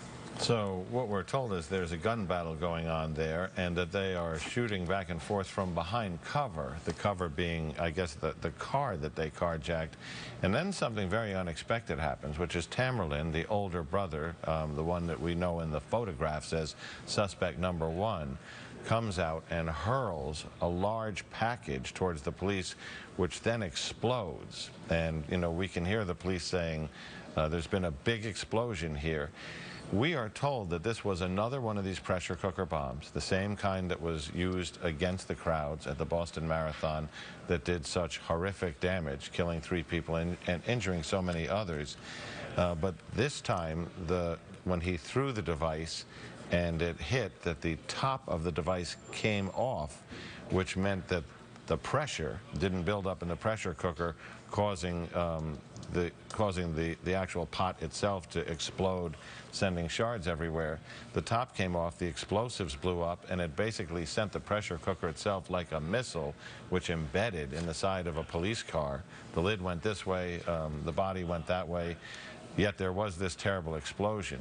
And I think that is the fact that it didn't function the way it was supposed to when the lid came off is probably the only reason we don't have many more police officers in the hospital right now. And we have mentioned Officer Collier, who was ambushed and killed. Do we have any indication from your sources that officers have been wounded in all of this? You have Officer Collier, who suffered gunshot wounds to the head in what was described as an assassination or an ambush. It appears that the suspects thought that he might spot them, so that they took him on first. You have a MBTA, or Massachusetts Bay Transit Authority police officer who was injured in the next encounter, who's in serious condition at the hospital. And this is, I understand, a picture of Officer Richard Donahue, who was wounded. How was he hurt? I don't have the specifics on that, although I was told earlier today that he too was shot. And in which encounter? In the second encounter, which is the shootout I believe we just heard. One police officer then killed, Sean Collier, 26 years old, and another police officer wounded so far in this ongoing manhunt for Dzhokhar Tsarnaev, 19 years old, a naturalized American citizen from the Russian province of Dagestan.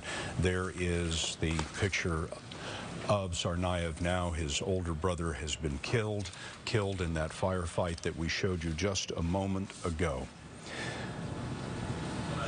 Now, we've just been handed this update about Officer Donahue. We have a photograph of Officer Donahue. He's a transit police officer. As John was saying, he was said to be severely wounded overnight by the bombing suspects. He is now out of surgery, we are told, and has been stabilized. So he is in critical condition, not out of the woods, but we are told that his surgery is complete. His condition is critical but stable at this moment. We got a statement from the family of Sean Collier, the officer who was ambushed and killed. That statement reads in part, "We are heartbroken by the loss of our wonderful and caring son and brother, Sean Collier. Our only solace is that Sean died bravely doing what he committed his life to, serving and protecting others. We are thankful for the outpouring of support and condolences offered by so many people. We are grieving his loss." Sean Collier, 26 years old, had been on the force only since last year, but 2 more victims of the Boston Marathon bombers, according to authorities. We are on the air now because we are expecting 2 events. We're expecting a news conference, which we hope will fill us in on more details of these extraordinary events overnight and during today. And we are waiting for what the police are calling a controlled detonation of explosive materials that they found in the home of these 2 brothers. The police said in a news conference about 3 hours ago that the people of the city of Boston should not be alarmed if they hear another explosion, because that would be the police deliberately setting off the explosives in the home, because it was, in the opinion of the bomb squad, the safest way to handle the situation. This is an aerial of the neighborhood where the home was, and you can just make out in the middle of the frame there's essentially a tow truck there, and it is hauling away a vehicle that had been thoroughly searched. It was parked in front of the home, the Tsarnaev home, and this is the picture of that car being taken away, presumably to be examined carefully by forensic investigators for any possible evidence that they might be able to find. What we do not know is why any of this occurred, what motivated the Boston Marathon bombing. These 2 young men are from Dagestan. That is a province of Russia. It is right next to Chechnya.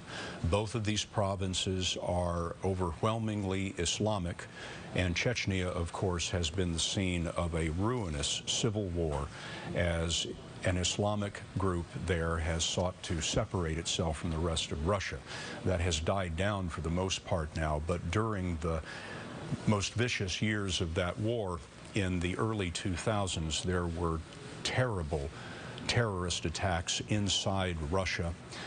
A school was laid siege to by Chechnyan terrorists, and hundreds of children were killed. And then there was a movie theater in Moscow that was taken over by Chechnyan rebels, and many, many people were killed in that attack as well. But both of those have been years ago. And we are told that the families of these 2 suspects moved to the United States about 2002, 2003 as refugees from that violence. One of the uncles said to us earlier today, "Why do you think we came to America? We came to America for freedom." The family members of these 2 men tell us today that they can't believe that these men are the suspects in the Boston Marathon bombing.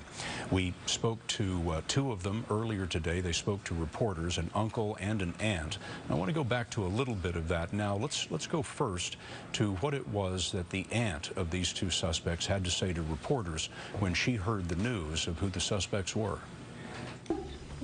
Come out and ask for evidence yourself.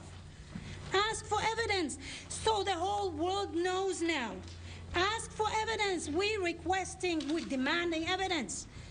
If that is you, you take the blame. Because if you did it for some purpose.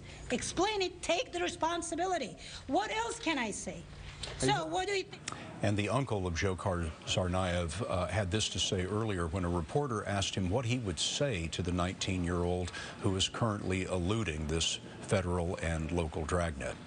What do you say to Dzhokhar right now? He is still... I say, Dzhokhar, if you're alive, turn yourself in and ask for forgiveness from the victims, from the injured, and from those who left. Ask forgiveness from these people. We're not requiring forgiveness in this family. He put a shame. He put a shame on our family, Tsarnaev's family. He put a shame on the entire Chechen ethnicity. Because everyone now they play with word Chechen. So they put that shame on the entire ethnicity. So that's what I would say. Turn yourself in. And whatever one, put yourself at the discretion of those who are here. So that's what I would say. The governor of Chechnya in Russia sent out a statement a little bit earlier today, essentially said, this wasn't us. We don't know anything about this. We abhor the violence that occurred in Boston, and it has nothing whatever to do with the Chechnyan people or the province of Chechnya there in southern Russia. There is a great deal about what has transpired overnight that we do not fully understand. Information has come to us in a fragmentary way. Officials in Boston clearly have their hands full, and they have not been able to brief the public perhaps as often as we would like. We've been getting very little information from the officials there. One of the things that we were told early this morning was that the Boston Marathon suspects had apparently held up a 7-Eleven. That was the first thing that happened in the wee hours of the morning that set off this incredible chain of events. We're now being told by sources in Boston that there was in fact a 7-Eleven robbery at that time, but it was not related to these men.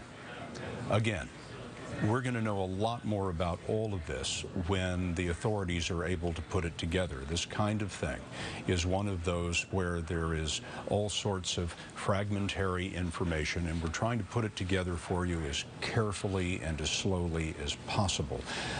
But there was open warfare in Boston last night, and when you have that, you have the fog of war.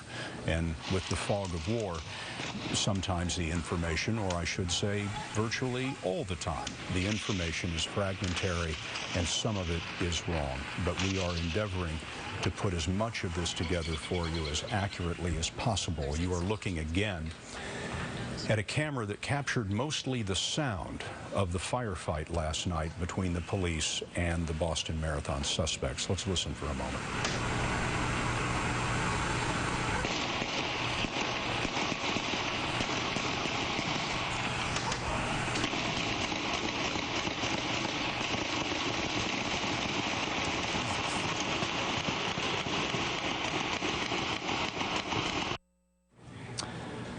Remarkable.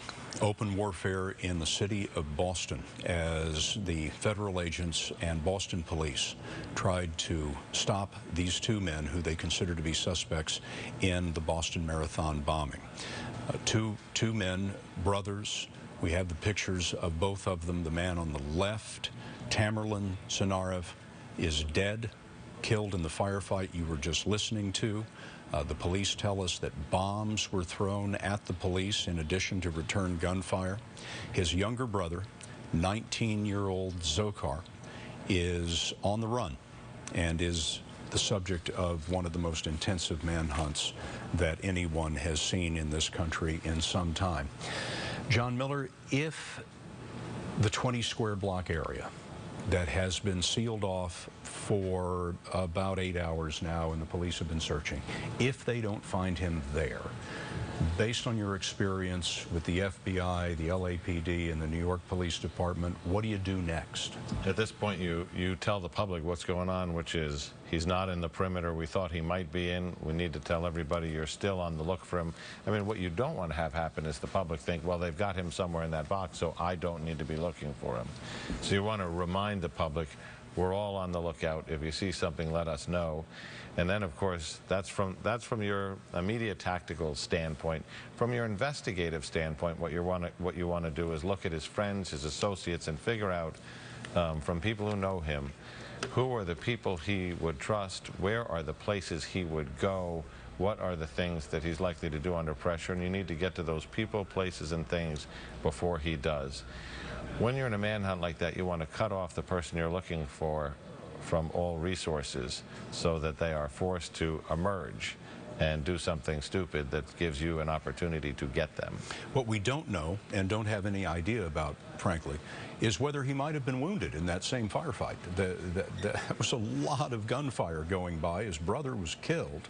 We know that he managed to drive the car that they had hijacked away from the firefight, drove it some 5 or 6 blocks, bailed out of it, and that's the last we saw of it. And he jumped into that car in the middle of that firefight, backing over his brother's body and then taking off, and they continued to fire rounds into that car. So if he wasn't hit in the initial shootout, there's a good likelihood he was hit as he was driving off and they were firing on that vehicle. It's entirely possible there was a blood trail found at some place along the way, leading into a building which they searched and cleared. It is possible that he's wounded. It is also possible, depending on how he was wounded, that he could have died. But that still means, if that is the case, he's likely somewhere in that box, and they should have found him by now. What we haven't been told is that they've called off the search or completed it. So they're probably reassessing their perimeter and saying, before we close out of this, is there any place that we would like to go back to and take a second look? We're standing by now for a news conference that we hope will answer some of these questions. The authorities in Boston have told us that they will have a news conference as soon as they have more information and as soon as they can spare the moment from this incredibly intensive manhunt. In the meantime, let's go back over this incredible week that began on such a beautiful day in Boston, on Patriots' Day, the third Monday in April that celebrates the opening shots of the Revolutionary War and is always the date of the Boston Marathon. It was about 3 o'clock, a little before 3 o'clock, when that happy event was shattered in this way. The first explosion in the crowd there at the right, and if you'll listen, you'll hear the second explosion about 2 blocks away.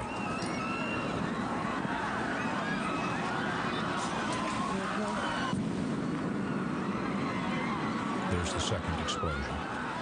3 people killed, 170 wounded. Many of them are still in the hospital, and a few are still in critical condition. So many will face years of reconstructive surgeries and therapy in order to recover from the amputations that were suffered in that terrible moment. When the police were able to clear the area and start combing it for physical evidence of the bombs, this is what they began to find. This is part of a common household pressure cooker. But what they discovered was these pressure cookers were packed with explosives, nails, and ball bearings, and a electrically powered detonation device. These were in backpacks placed apparently at the feet of the spectators. This is one of the power sources. It's a hobbyist would recognize this as part of a battery pack for a remote-controlled race car. There's a small circuit board also that was part of some device involved in the pressure cooker bombs. The police do not yet know how they were detonated. This is a black backpack. It is shredded. It was containing one of the pressure cooker bombs, and it was based on the style and model of this backpack, at least in part, that police were able to identify people in photographs and video that they were interested in talking to. It was late yesterday We brought this to you on the CBS Evening News last night, that the FBI revealed this video. That man in the black hat was called suspect number 1. The man in the white hat, suspect number 2. They were seen, according to sources at the FBI, at least one of them was seen placing one of those backpacks at the location of where one of the explosions occurred. One of those backpacks also matched the make and model of the backpack that had been shredded. When the FBI put this video out, the FBI website was overwhelmed by people who were looking at the video. It seemed almost overnight that everyone in the country was trying to figure out who these young men were and identify them. Then, shortly after midnight, Boston time, they showed themselves. We don't know why. There have been conflicting reports about whether they robbed a convenience store. The police told us early this morning that it all began with a convenience store robbery, but now we're being told, as more information comes through, that perhaps that was unrelated. We do know this much. A police officer who worked for the Massachusetts Institute of Technology campus, the great Massachusetts Institute of Technology University there, was killed as he sat in his police car, shot several times in the head. Shortly after that, about 10 minutes later, the two men who were believed to be the suspects hijacked a car. They threw the driver of the car out. They spared his life and then took his car, and that led the police and federal agents on a chase through the heart of Boston, a running gun battle, during which we have been told there was gunfire in both directions and bombs were being thrown at the pursuing police officers from that vehicle. About 1 a.m., that vehicle stopped and there was a tremendous firefight. I'm going to show you that video one more time. This is a camera nearby. Most importantly, listen to what occurred between these men and the police.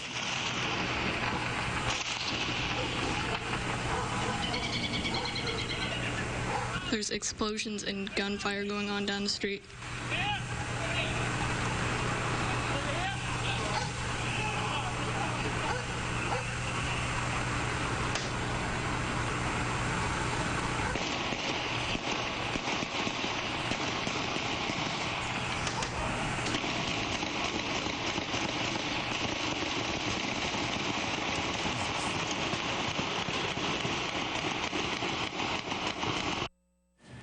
At the end of that gun battle, one of the suspects was dead, the elder brother, Tsarnaev, and one police officer was gravely wounded. His name is Richard Donahue, and we received information just minutes ago from the hospital that Donahue has undergone surgery.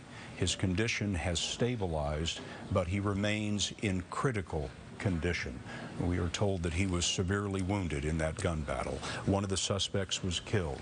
The 19-year-old, the younger brother, managed to escape in the vehicle that they had carjacked, drove it several blocks, bailed out, and he has been missing ever since. Early this morning, the governor of Massachusetts told the people of Boston to stay in their homes, lock their doors, and do not open the door for anyone but a uniformed police officer. 20 square blocks of Boston were blocked off by police, and they have been searching with tactical units, SWAT teams, FBI agents, and even the National Guard, searching house to house, garage to garage, looking for this remaining suspect. But so far, we have not heard that any arrest has been made or that this young man has been found. Terrell Brown is covering for us there in Watertown, and Terrell is standing at the location where we are expecting, hoping for a news conference with more information at any time. Terrell, what are you hearing? Right, Scott, and that's part of what makes this situation so tense. And it's not just for us, of course. We're standing here waiting for that information.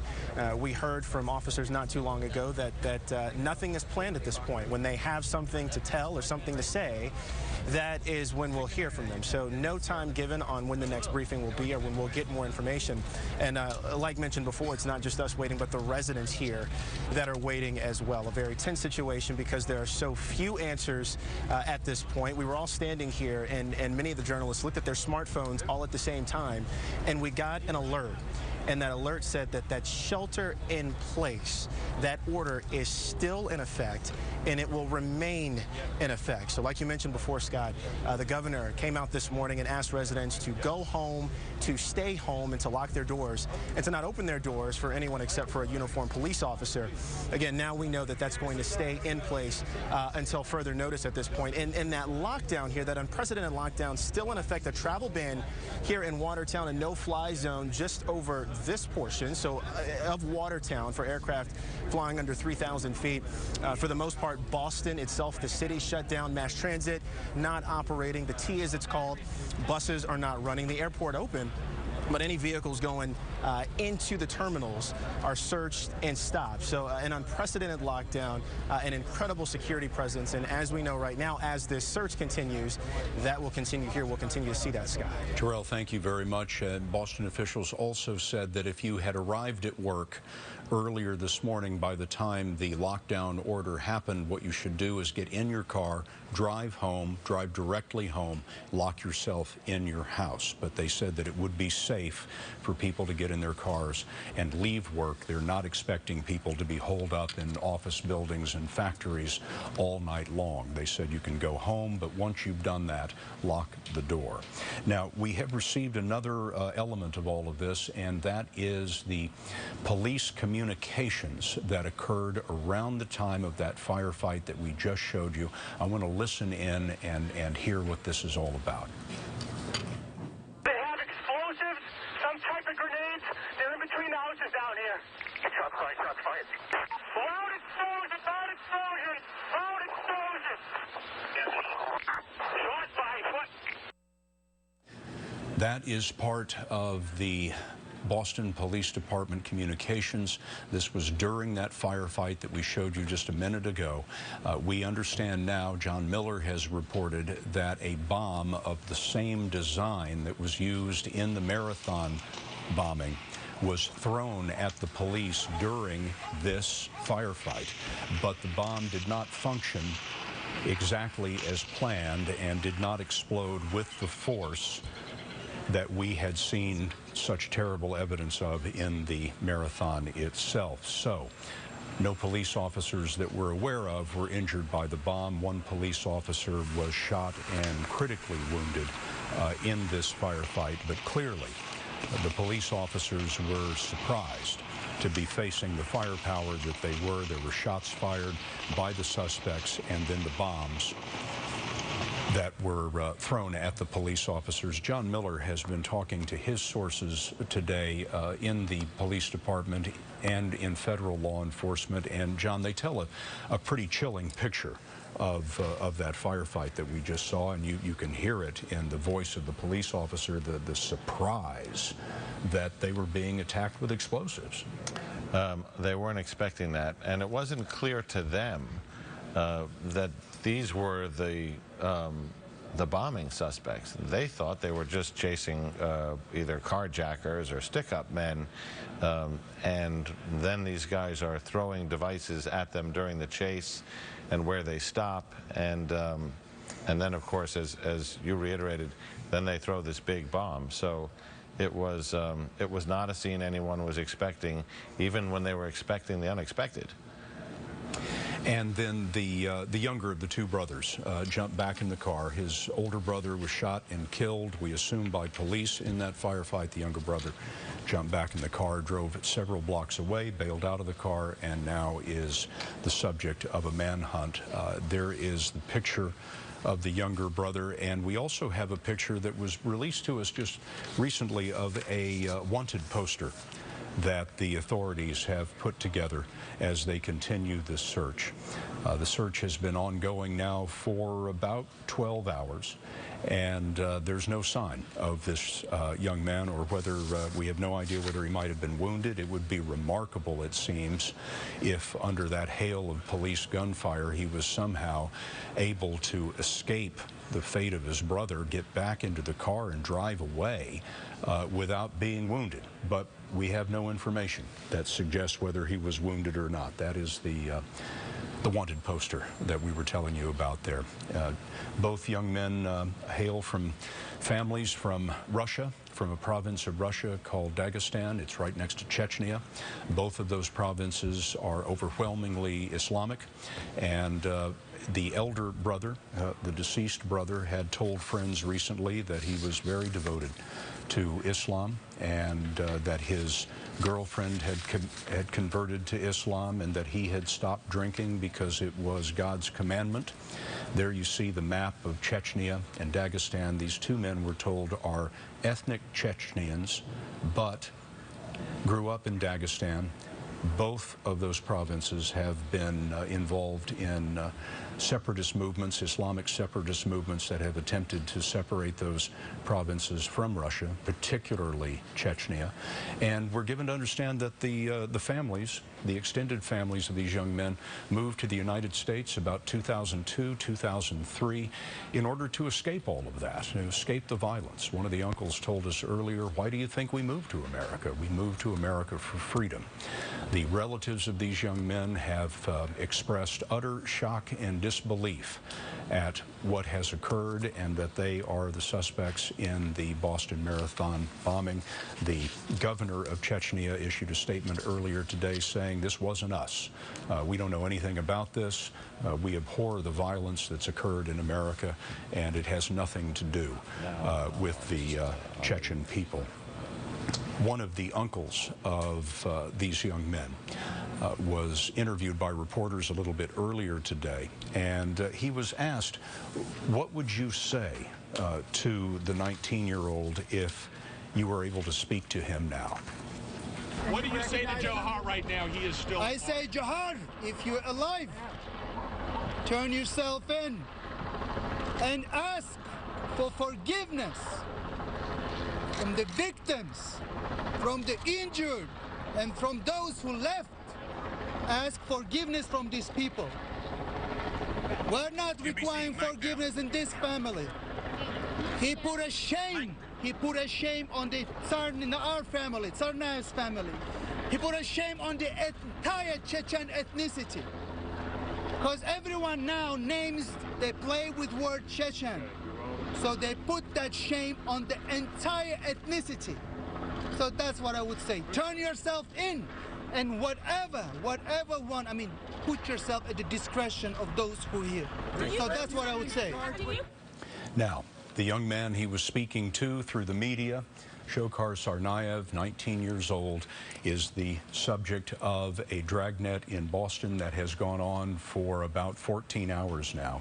Our Anthony Mason has found out that he was on the campus of the University of Massachusetts, Dartmouth, as recently as yesterday. He is a student there, and he was speaking to friends and other students, and they told us that they didn't see anything unusual about him. There was nothing unusual about the way he was acting here 4 days after the Boston Marathon bombing. He told them he had some things to do, and he left the campus. Well, today, a SWAT team went into the campus, presumably to inspect the dormitory where this young man lived. And this is tape of the UMass Dartmouth campus. Now you see the SWAT team coming onto the campus. Earlier today, campus officials conducted what they called an orderly evacuation of the school, and they shut everything down. There you saw a National Guard military helicopter taking off. The National Guard has been using its resources to help the police and federal agents move around the city. Anthony Mason has been working all day long to try to paint a picture of these two brothers and what other people have said about them. He's been talking to the people who know them. Anthony, what do you have? Well, in addition to what you were just talking about, Scott, we'd mentioned before that Tsarnaev was a boxer and had trained for the Golden Gloves.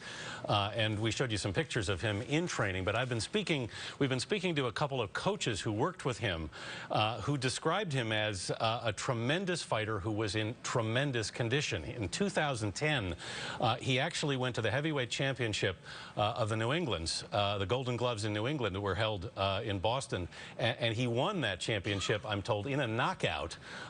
They said this kid was really an extraordinary fighter who was committed to fighting, that they would see him and his little brother.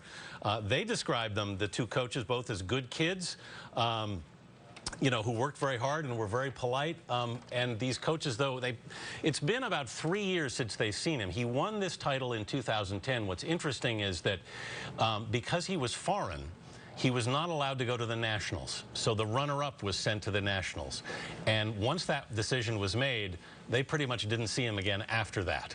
So they've seen him once or twice since then, but that's it. But both of them described him as an exceptional fighter in exceptional condition.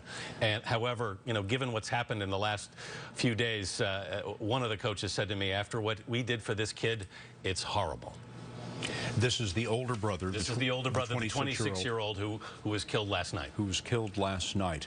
Now, the families immigrated in about 2002, 2003, and we were given to understand that the older brother was a legal permanent resident of the United States, in other words, a green card holder, but not being a citizen apparently prevented him from competing in the championship. That's the understanding that I get from two men who worked as coaches and cornermen for him while he was boxing. Now this, as I say, goes back to 2010, and he pretty much, as they understand it, ended his boxing training at that point. And to Dzhokhar, who we were talking about on the campus of UMass Dartmouth, as we mentioned, he was spotted there yesterday. The relevant details on him are that you know, he was living in the sophomore dorm, Pinedale Hall, and was seen there yesterday afternoon, or somewhere around noon or 1 o'clock. Had a conversation with a friend in his dorm room for about 10 minutes, at which time he offered a ride off campus to that friend in his green Honda Civic with a black hood, as the friend described it, and then said, I've got some things to take care of, and that's the last he was seen of. On the campus, in his dorm room, talking to his friends. And then he drove off in this green Honda Civic. Yesterday, 4 days after the also wearing pretty much exactly the same clothing that we saw him wearing in the photograph, as the friend describes it. In Watertown, where this search is concentrated and has been concentrated for these 14 hours or so, Maurice Dubois of our CBS station, WCBS, is there. And Maurice, I wonder, what is the tone of the place? It's been locked down all day. What do you see? Extraordinary stuff, Scott. Let's just set the scene for you, add a little color if we can, adding to the difficulty that Boston's already under, the strain. You can probably see a little bit of drizzle right now on the camera. That's just adding to what they've had to deal with all along. Let's give you a sense of what it's like for an American city to literally be locked down. First, the media behind me. They are camped out here in a big way, bigger than I've seen in a long, long time. And then just beyond all these media from around the country and from all over the world, of course, are police officers. When you heard the president and other officials say that they're throwing the full weight of the American justice system behind this thing, you get the sense of it just by driving through Watertown. There are cops of every stripe all the way as far as the eye can see here in this town. Now, we are positioned at this large shopping mall late in the afternoon on a Friday, normally packed with shoppers. It's packed with media, and it's devoid of any shoppers, devoid of any workers. The place is shut down, people taking that order to stay home to heart. Now, literally in the direction the camera is pointing right now, just a couple of minutes away, that's where the shooting went down. That is where all the mayhem took place overnight, and we are told it is still a very, very active crime scene right now. There are officers of all stripes there. There are cones protecting evidence. They're guarding it zealously. And we are still in sort of a status quo. Driving through this town, it is so strange, I have to tell you, to just drive through an American city and see nobody, not a soul out on the streets. Everybody heeding the warnings and the admonitions of Governor Patrick to stay home and stay off the roads. The only thing I can personally compare this to is literally 20+ years ago, the LA riots. Remember that? That was the last time I saw an American city under curfew, where nobody was out, nobody was around. Different circumstances, but similar in an eerie way. Scott. Maurice Dubois of WCBS. Maurice, thank you so much for that. You know, Maurice was talking about the site of the shooting. I want to go back now to two pieces of really audio that we have shown you before, but this gets to the firefight that occurred last night that gravely wounded one police officer, killed one of the suspects. It was the climactic moment that started this dragnet in Boston. Let's go to the videotape first of a camera that's about a block away as it recorded the audio of this, what can only be described as open warfare, as Boston police and federal agents faced gunfire and bombs being thrown by the suspects. Let's listen. There's explosions and gunfire going on down the street.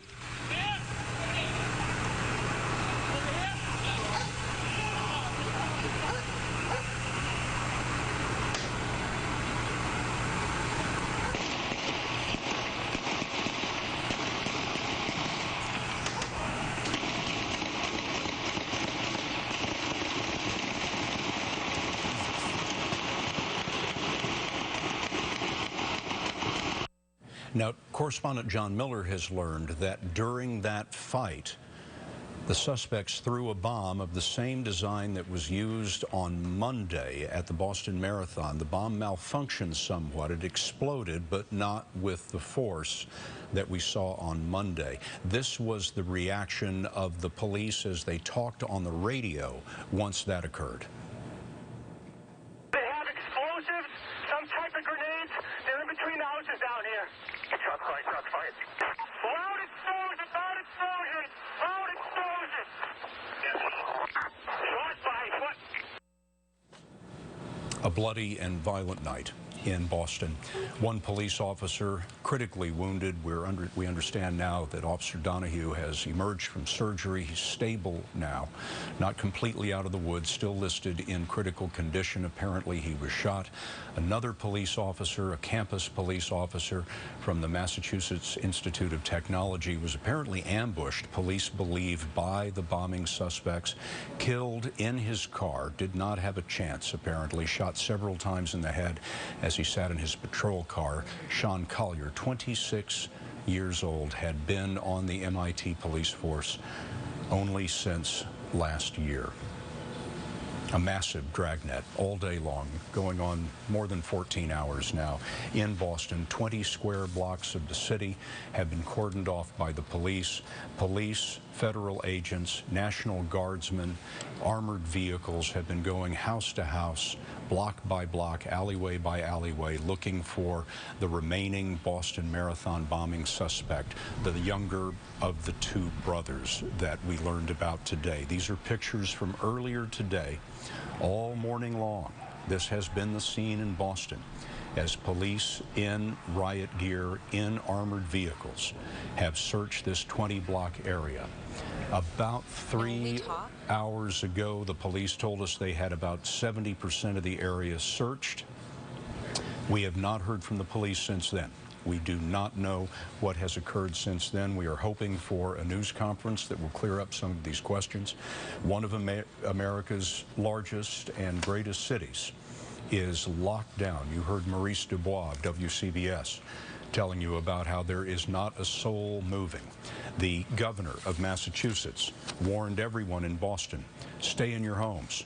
Don't go to work today. Lock your doors. Do not answer your door unless you see a uniformed police officer on the other side. They have reiterated that, and now we are seeing major events in Boston scheduled for tonight being postponed. The Red Sox game has been postponed. The Bruins match has been postponed, and so they are clearly trying to avoid the large gatherings of people in Boston as a suspect, apparently armed with more explosives, is loose in the city. John Miller, you've been talking to your sources about what has been found in the house that the suspects had been occupying. They had an arsenal there, apparently, at least in terms of explosives. So you have the bombs that were thrown at them during the chase, the bomb that was thrown at them during the shootout, and these improvised hand grenades. And then when they enter the residence, and we were together watching that this morning when they took a great deal of interest in one location. They sealed it off. They called the SWAT team. You see the SWAT team makes entry. This is kind of a high tension moment, and then they clear the location and they come out, and the next thing you and I saw was they were suiting up a bomb technician, and the bomb technician goes into that location, and what he finds is not just the materials to make explosives, but a number of pipe bombs already assembled. These are pipe bombs with internal threads and caps on either end with standard fuses. This isn't very sophisticated stuff, but it's dangerous stuff. Whatever else they saw gave them enough concern about moving this material that the Colonel Albin of the state police told us earlier today their first assessment was to do a controlled detonation, which is to start blowing it up there. And that is usually the kind of decision they only make for one of two reasons, which is they have an assembled device and they want to shoot it, which is to use a disruptor to separate the components so it won't function. And the only explosion you hear there is the thing that they shoot into it. Or the other scenario is that they have some mix of chemicals that are unstable enough that they don't want to move them, and they would do what they call a BIP, B-I-P, to blow in place. And that's usually the kind of thing where they make that assessment, and then they seek a second or third opinion in case somebody has a different idea or a better way to handle it. But it's been some time, and they're probably grappling with Plan A, Plan B, or Plan C. Police presence all around that house, and again, the state police said that the people of Boston should not be alarmed if they hear an explosion. That would be the police setting off their own charge to destroy what they have found in the house. It was yesterday that President Obama came to Boston, the place where he went, attended Harvard, of course, and made a heartfelt speech to those assembled at the Cathedral of the Holy Cross, where the memorial service for the 3 killed and 170 wounded was held yesterday. I want to play just a little bit of that speech for you now. Yes, we will find you. And yes, you will face justice. And that's what the perpetrators of such senseless violence, these small, stunted individuals who would destroy instead of build and think somehow that makes them important. That's what they don't understand. He was addressing the bombers themselves before we knew who they were. We will find you, and you will face justice. He called them small, stunted individuals, as you just heard. A remarkable phrase from the President of the United States, and then, of course, his prophecy came true only hours later in the wee hours of this morning. Bob Schieffer is our chief correspondent in Washington and the anchor of Face the Nation. Bob?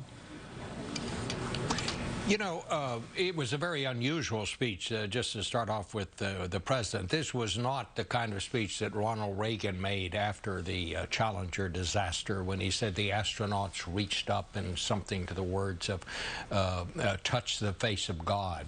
This was defiant. The president said, make no mistake, we're coming after you and we're going to find you. The audience in the memorial service liked very much what the president had to say.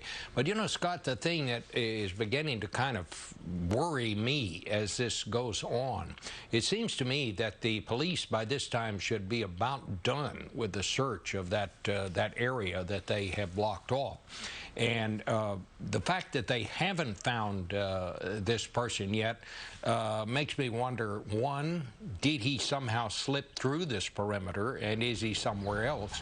Or two, is there someone there within that perimeter who is hiding him? Because as we were talking a while ago, we still don't know that these were the only two people involved. These are the only two people we know about, but there may well have been others. The other thing that I'm beginning to wonder about is the police said early in the afternoon that they were going to set off this controlled explosion. So far, they have not done that. It's been hours now since they have done that. So clearly something is not the way they thought it was going to be. There's something different than when they told us they were going to do this. It may be of no significance at all, but it may also. We need to find out why it is they haven't set off this this controlled explosion of weapons that they found. I think one of the things, now that we know that police officer who was so gravely wounded is out of surgery, they may have recovered the rounds. There may have been rounds within his body, and it may give them some indication of what kind of weapons that these people had when this gunfight broke out. One of the things that I find interesting, they must have been almost at point-blank range when that thing took off, when that shooting happened, because here one of these young men threw this pressure cooker. Well, you know, how far can you throw a pressure cooker, especially one loaded with explosives and nails and things like that? They must have been very, very close to one another when this gunfight broke out. But I'm going to feel a lot better when we find out what happened to that controlled explosion that was supposed to take place. And maybe we won't find out about that until they have the news conference later on. But as the day wears on, more questions continue to pop up, for which at this point we simply have no answers. Bob, thank you very much. We are getting new interviews and new information into the newsroom all the time today, and we now have another interview with a member of the extended family of these two brothers. Another uncle has spoken to reporters, and here's a little bit of what he had to say. It's crazy. It's not possible. I can't believe it. I myself, when I heard this on the TV news, I was thinking, how can do like this stuff? It's crazy. It's unbelievable. One of the aunts of the two suspects also spoke to reporters. Here's what she said. Come out and ask for evidence yourself. Ask for evidence so the whole world knows now. Ask for evidence. We're demanding evidence. If that is you, you take the blame. Because if you did it for some purpose. Explain it, take the responsibility. What else can I say? So what do you think? And finally, another uncle that we were able to find was asked what he would say to the 19-year-old who is currently eluding police. What do you say to Dzhokhar right now? He is still... I say, Dzhokhar, if you're alive, turn yourself in and ask for forgiveness from the victims, from the injured, and from those who left. Ask forgiveness from these people. We're not requiring forgiveness in this family. He put a shame. He put a shame on our family, Tsarnaev's family. He put a shame on the entire Chechen ethnicity. Because everyone now they play with word Chechen. So they put that shame on the entire ethnicity. So that's what I would say. Turn yourself in. And whatever one, put yourself at the discretion of those who are here. So that's what I would say. So who are the Tsarnaevs? Well, we have a graphic of the country that they are from, or the province of Russia that the family is from. They are ethnic Chechnyans. You see Chechnya there in the middle of the graphic. But they actually grew up next door in Dagestan. Now, these are provinces, if you will, of Russia. They are predominantly, overwhelmingly Islamic. And Chechnya in particular has been the scene over these last many years of a grievous civil war as Islamic rebels have tried to separate the country from Russia. The Russian army has put that down in recent years, but there were terrible terrorist attacks in Russia, killing many, many people over those years. The families tell us that they immigrated from Dagestan to the United States in some of the worst period of that war in 2002, 2003, in order to get away from the violence. One of the uncles said to us, "Why do you think we moved to America? We moved here for freedom." And they tell us that they are absolutely astounded that these two brothers could be involved in anything like this. We have their pictures there. The man on the left is Tamerlan Tsarnaev, 26 years old. He was killed last night in a ferocious shootout with police. His brother, the 19-year-old Dzhokhar Tsarnaev, a college student at the University of Massachusetts Dartmouth campus, is on the run. Police have been searching for him for more than 14 hours now, and so far there has been no sign of him. Now, let me just catch you up on everything that we know so far about what has occurred in this incredible night and day in the city of Boston. The city of Boston is locked down. The governor of Massachusetts has told the people of Boston to stay in their homes, lock their doors, and do not answer the door for anyone but a uniformed police officer. This has been going on all day long. These are pictures from earlier today. Boston police, federal agents, and units of the National Guard have been searching house to house, door to door, a 20-block area where they believed earlier today 19-year-old Dzhokhar Tsarnaev was hiding somewhere. This after a bloody, vicious night in the city. We're not exactly sure what set off these events, but it was only hours after the FBI put out video of the two suspects that they believed were involved in the bombing, video that had been captured by a security camera. Here it is now.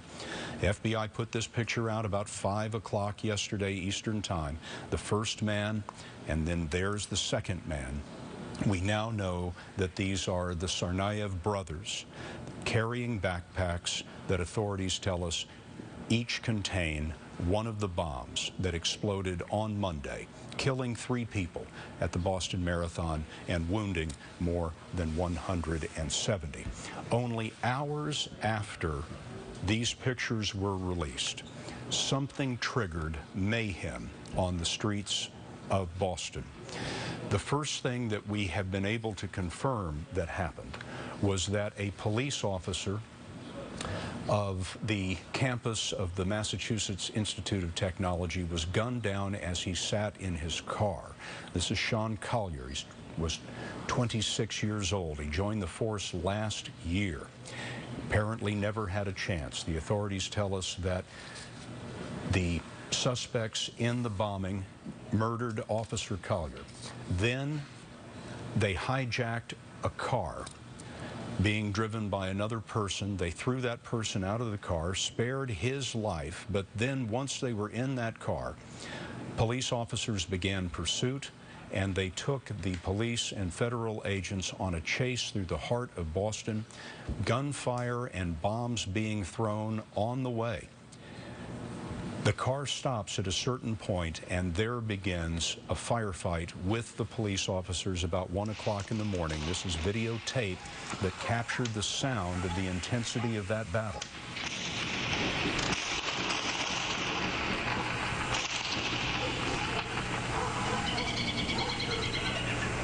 There's explosions and gunfire going on down the street.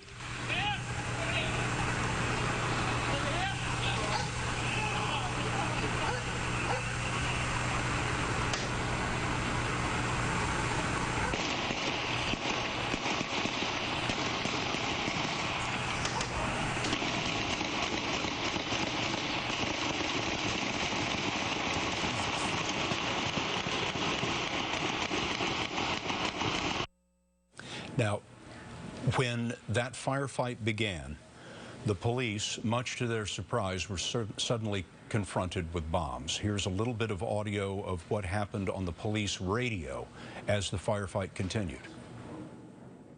They have explosives, some type of grenades. They're in between the houses down here. Shots fired, shots fired. Loud explosion, loud explosion, loud explosion. Shots fired, what? Now, our senior correspondent, John Miller, has learned that at least during part of that firefight, the elder Tsarnaev brother, Tamerlan, apparently threw a charge, an explosive, at the police officers that was essentially of the same design as that used in the Marathon bombings, but the bomb malfunctioned and it exploded, but not with the force of the Marathon bombing weapons. In that firefight, another police officer, a transit police officer named Richard Donahue, was gravely wounded, apparently by gunshots. We are told now that he is out of surgery and he has been stabilized, but Officer Donahue is still listed in critical condition, and he is not yet out of the woods, but we are told that his condition has stabilized. It was not long after that firefight that the governor of Massachusetts put the city of Boston on lockdown, told everyone, don't go to work, don't go to school, remain in your homes and lock the doors. They shut down the entire transit system in the city so that no one could get around, so that the suspect could not use mass transit in any way. And ever since then, they have been searching that 20-block area, and we have not heard any more about what they have or have not found. One of the things the authorities did to try to prevent any escape from the city was that they shut down the Amtrak service, the passenger rail service from Boston to New York City. John Miller has been talking to his sources. Apparently, John, they stopped trains on the tracks and searched them. So as we learned from Bill Bratton, the former police commissioner of Boston, who was here with us, there's actually an Amtrak station fairly near to where they'd set up that perimeter. So it was conceivable that the suspect could have run out, not had a car, found his way there, hopped a train, and headed to New York or Washington, depending on the line. What they did was they put out a call through FBI Boston to FBI New Haven that then tasked police to say, there's a train, the trains have been stopped between Boston and Providence, but before we stop them, there's one that's on the move. We got to intercept that train, and we have to clear it. And I think they boarded that train in East Norwalk. They said it was done with a lot of discretion, so as not to frighten the passengers, but they were able to walk the train. They knew who they were looking for, what they were looking for, and they were able to clear that and let it go on its way. The problem is that by the time it got to that stop, it's not a seamless stop because it had 3 other stops at least before that. Another thing they were concerned about is when you get to New Haven, there's a ferry that goes to Long Island and another one in Bridgeport where you could get off the train, hop that ferry, and be on your way to New York City on another mode of transportation. So police were alerted on both ends of that ferry. A roadblock was put up on the Long Island side to look at cars coming off of that to clear those. So what you see is a perimeter in a neighborhood in Watertown just outside Boston, but a perimeter that extends in waves down the eastern seaboard and as far as New York City in some ways. You know, John, none of the information we have now is perfect because of the nature of these events. But it strikes me as amazing that our information is that in that firefight, the younger brother, 19-year-old Dzhokhar, got back in the car and drove away under that withering fire by the police department, drove several blocks away, bailed out of the car, and disappeared. It's astounding to me that he was not shot like his brother. It is astounding, and we don't know that he wasn't shot. We just don't know that he was. They laid a lot of fire down on these two individuals while they were being fired back at, apparently, and also having explosive devices thrown in their direction. But they laid a lot of fire down on that car, and we know that because of the descriptions I've heard about how riddled with bullets it was as it escaped. One has to wonder, in this shootout scene, what was the conversation between the two brothers? Does the older brother say, I'm going to throw the big bomb and I'm going to charge them. When I do that, you take off. Or was this spontaneous? Did he do that on his own as his way of going out in a blaze of glory with his explosion in a firefight and allow his brother to make a decision? I almost believe that the other scenario might be more likely, which is while they're in the shootout, he said, I'm going to use the large device, you grab the car and go, because it happened very quickly, almost as if it was planned. Anthony Mason was telling us he's been working on the backgrounds of the two brothers. He was telling us the elder brother, Tamerlan Tsarnaev, was a Golden Gloves boxer and quite a successful one, and that his trainer said that he was a big, muscular guy. And so you have this scene that your sources have described of him coming at the police officers, throwing the bomb at them, and going down in a hail of gunfire. And that is, in one way, a classic phenomena that we know called suicide by cop. I'm going to take a group of heavily armed officers who know I'm armed and dangerous, and I'm going to charge at them in a threatening way. Okay, so that only has one result, which is you're going to be killed. But it was murder-suicide by cop, because his intent by throwing that improvised explosive device was to kill as many of them as possible and die himself at the same time. This was a very dynamic situation and not like a whole lot of things we've seen in this country before. We've been looking at a lot of photographs from the day of the bombing, and there's one that I would like to show you now in particular. This is a scene right near the finish line of the race. You can see the smoke in the air. At least one of the bombs has gone off. You can see people in the street and in the crosswalk are running away. But as you pan the camera to the left, look who you find. The police tell us that that is Dzhokhar Tsarnaev, the 19-year-old they are searching for now. This is in the moment after the bombs have gone off.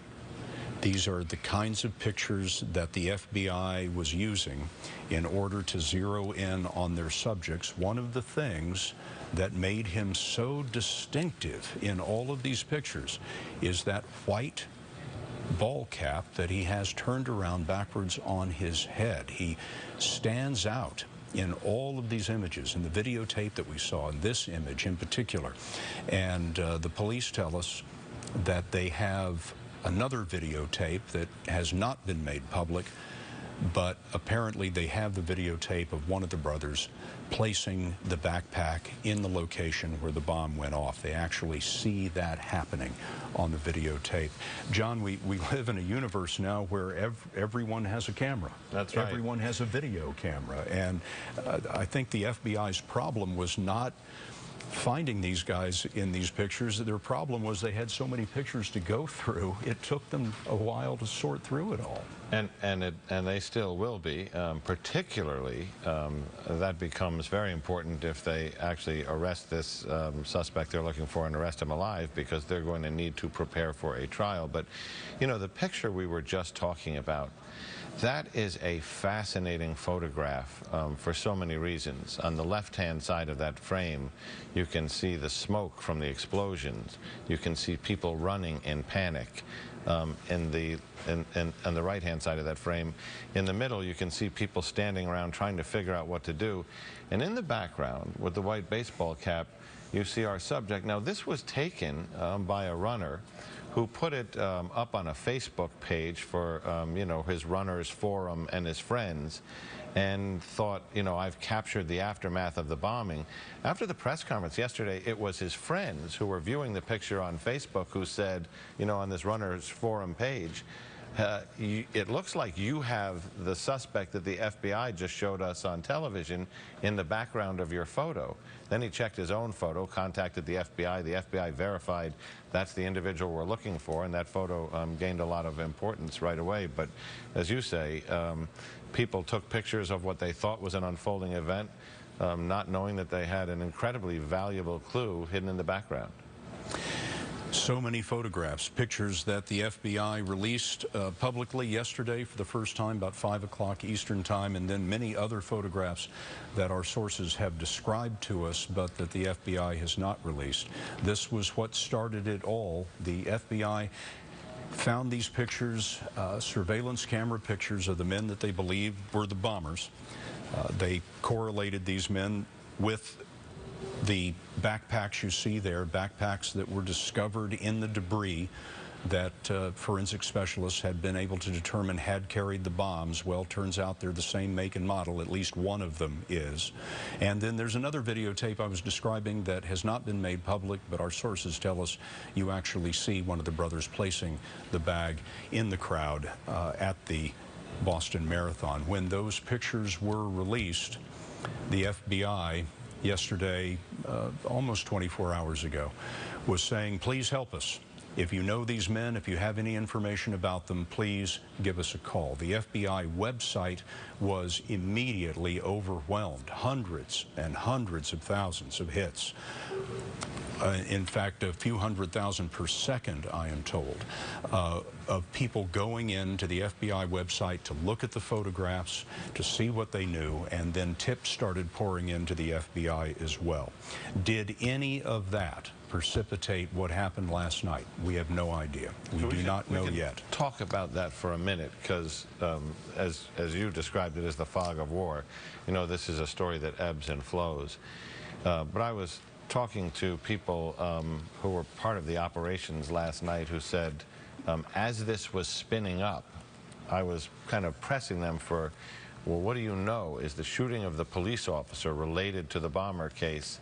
And they said, we don't know. Is the gas station robbery? Now, there's been some confusion. 7-Eleven has said none of our stores were robbed last night. I think what you're seeing here is that the Boston Police Department issued that statement and may have used 7-Eleven as a generic term. What we do know from several different ways is that a gas station that has a convenience store attached to it was the subject of some kind of robbery where they called the police, described two men in a car, and that's what sets off the events. The operating assumption from this morning has been that those two men were our two bombers and that they encountered the MIT police officer. There's always a possibility that could shift, but what you have going forward from there is at the command center last night, they said, we have all kinds of FBI agents and police embedded together in teams operating in that area because we're getting leads towards these individuals who lived in that area. And then these events start to spin up around them. And they are wondering at the same time in the command center, are these unrelated events? Are these criminal? Are they related to our guys? And they just started to pour more and more agents and federal resources and Boston PD resources into that area on the assumption of, well, we'll figure out if it's related now later, but let's get help there now. John, Bob Orr has been speaking with his law enforcement sources. He's been working on the story from Washington all day long. I'd like to bring him in again to fill us in on what you know now, Bob. Well, Scott, we've been trying to figure out whether or not these two brothers had any kind of formal training and, importantly, whether they had any kind of Confederates or help. And I have to say, so far, as the FBI continues to pull strings of past acquaintances, they're not finding that. I've been told that they see that the brothers came here several years ago. There's really no evidence whatsoever that they've been able to establish yet that they ever went anywhere to get any kind of like terror training. And at the same time, they've also checked to see if anyone may have come here from overseas. And while that process is not complete, nothing is so far popping up. This is interesting because their tactics in carrying out the plot, if that's what we want to call it, were fairly sophisticated. The bombs were not particularly sophisticated. They were homemade IEDs. But everything about their movement, these experts, the forensic experts who studied the tape the surveillance tapes, say that if you watch the tapes carefully and you watch these brothers move through the Boylston Street area, before and after, they are uncommonly cool. They blend in very well. They make their departure from the scenes in an orderly fashion, not to arouse that much suspicion. The only thing operationally that they did that you might classify as careless is something they couldn't do a lot about, and that is if you're going to plant bombs at a public venue, you're doing so in front of a lot of surveillance cameras. So I'm not sure they took that into account or whether they even worried about that. But what's striking to the investigators is how could two brothers, if in fact they just kind of self-radicalized over time and came to this attack plan for some motive that's yet unknown, how were they so professional in their tactical approach for the first part of this attack, meaning the bombing attack and then the escape from the scene? And then the coin flip side is how did they get so careless so quickly last night and overnight when the surveillance pictures first came out? So the FBI is not ready to say that these two acted alone. They're far from that. They're still trying to determine if there are any kind of co-conspirators, either foreign or domestic, and they still do not have a complete picture of their field and world of associates. But right now, I have to say that these are the only suspects that are being talked about. There have been some rumors that other people are being sought, and that's not the case, I'm told. Other suspects or other potential people of interest could develop as they continue to pull on different streams, but right now the only person they're looking for is the younger brother of the older bomber who, as you know, was shot and killed last night in the shootout. Bob, you know, to your point about whether they thought about surveillance cameras and other cameras being everywhere, it struck me that they made no effort to disguise themselves. The older brother, who police describe as suspect number 1, was wearing sunglasses, but the younger brother, the man who's the target of the manhunt today, no effort to disguise himself whatsoever. There are endless, excellent pictures of him on the scene. It's a keen observation, Scott, and one can only speculate as to why that might be. Perhaps they had in their minds, and we might know this at some point, a specific end game. Perhaps they didn't mind if they were eventually spotted, and maybe in some peculiar way this is kind of, you know, a way that they knew eventually they would get credit for this. Now that's speculation, but it is clear, like you say, that they act brazenly. They are mixing in with a crowd of thousands, and maybe they thought, well, hey, we look like a lot of people in the crowd. We're not going to stand out.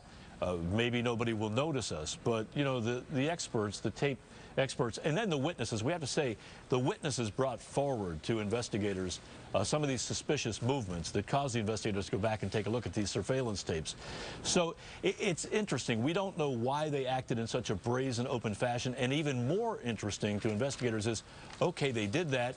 They pulled off the bombing, sadly, and then they apparently just sat around or stayed in the area kind of like off the radar and off the grid still for 3 days. I mean, they had, think about that, they had 3 days as the FBI was putting together this mosaic of surveillance pictures to hit the road or try to escape. They made no attempt, as far as we can tell.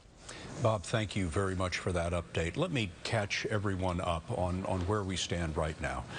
City of Boston, last night, all day long today, has been in lockdown because one of the Boston Marathon suspects is loose after a gun battle with police. This is the young man who the Boston police, the FBI, and the National Guard now is searching for in the city of Boston.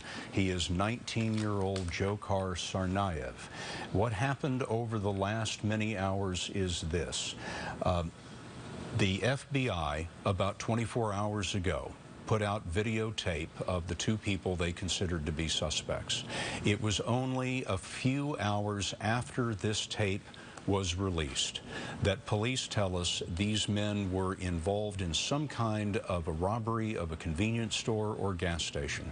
Shortly after that, a police officer who worked for the Massachusetts Institute of Technology, the university there, was killed in his patrol car, shot several times in the head. That was Officer Sean Collier, 26 years old, been on the force for about a year. Officer Collier was killed. Shortly after that, a car was hijacked by gunmen. The driver of the car was thrown out. He was spared. His life was spared. And the car led police on a running gun battle through the city of Boston. Then the car stopped and there was a ferocious firefight. We have videotape, audio of that firefight. Let's have a listen at what happened about 1 o'clock in the morning.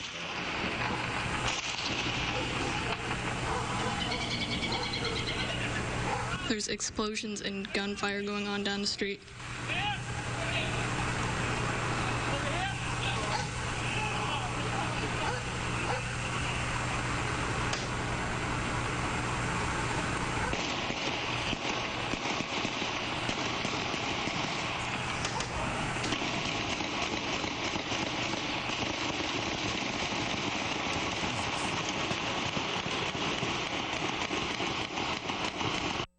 During that firefight, senior correspondent John Miller has learned apparently one of the suspects threw a bomb of similar design to the bombs that were used on Monday at the police officers.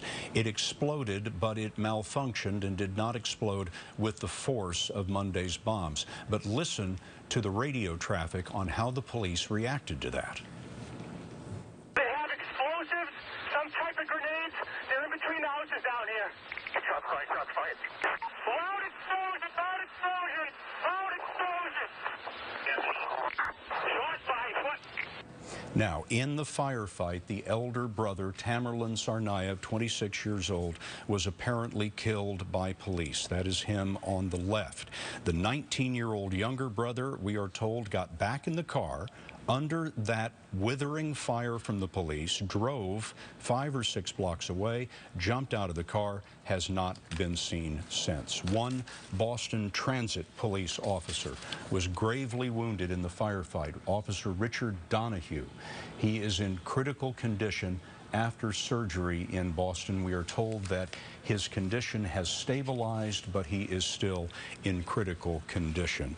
So, the city of Boston still locked down. The governor of Massachusetts told the people of Boston they had to stay in their homes, not go to work, not go to school today, that they had to lock their doors and not open their doors for anyone but a uniformed officer. Since then, we have been watching units of the National Guard.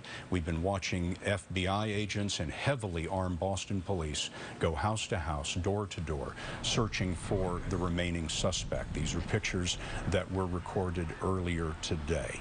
And so the siege of Boston has been going on now for some 15 hours or so. CBS News will continue following this hunt for the Boston bombing suspect throughout the day.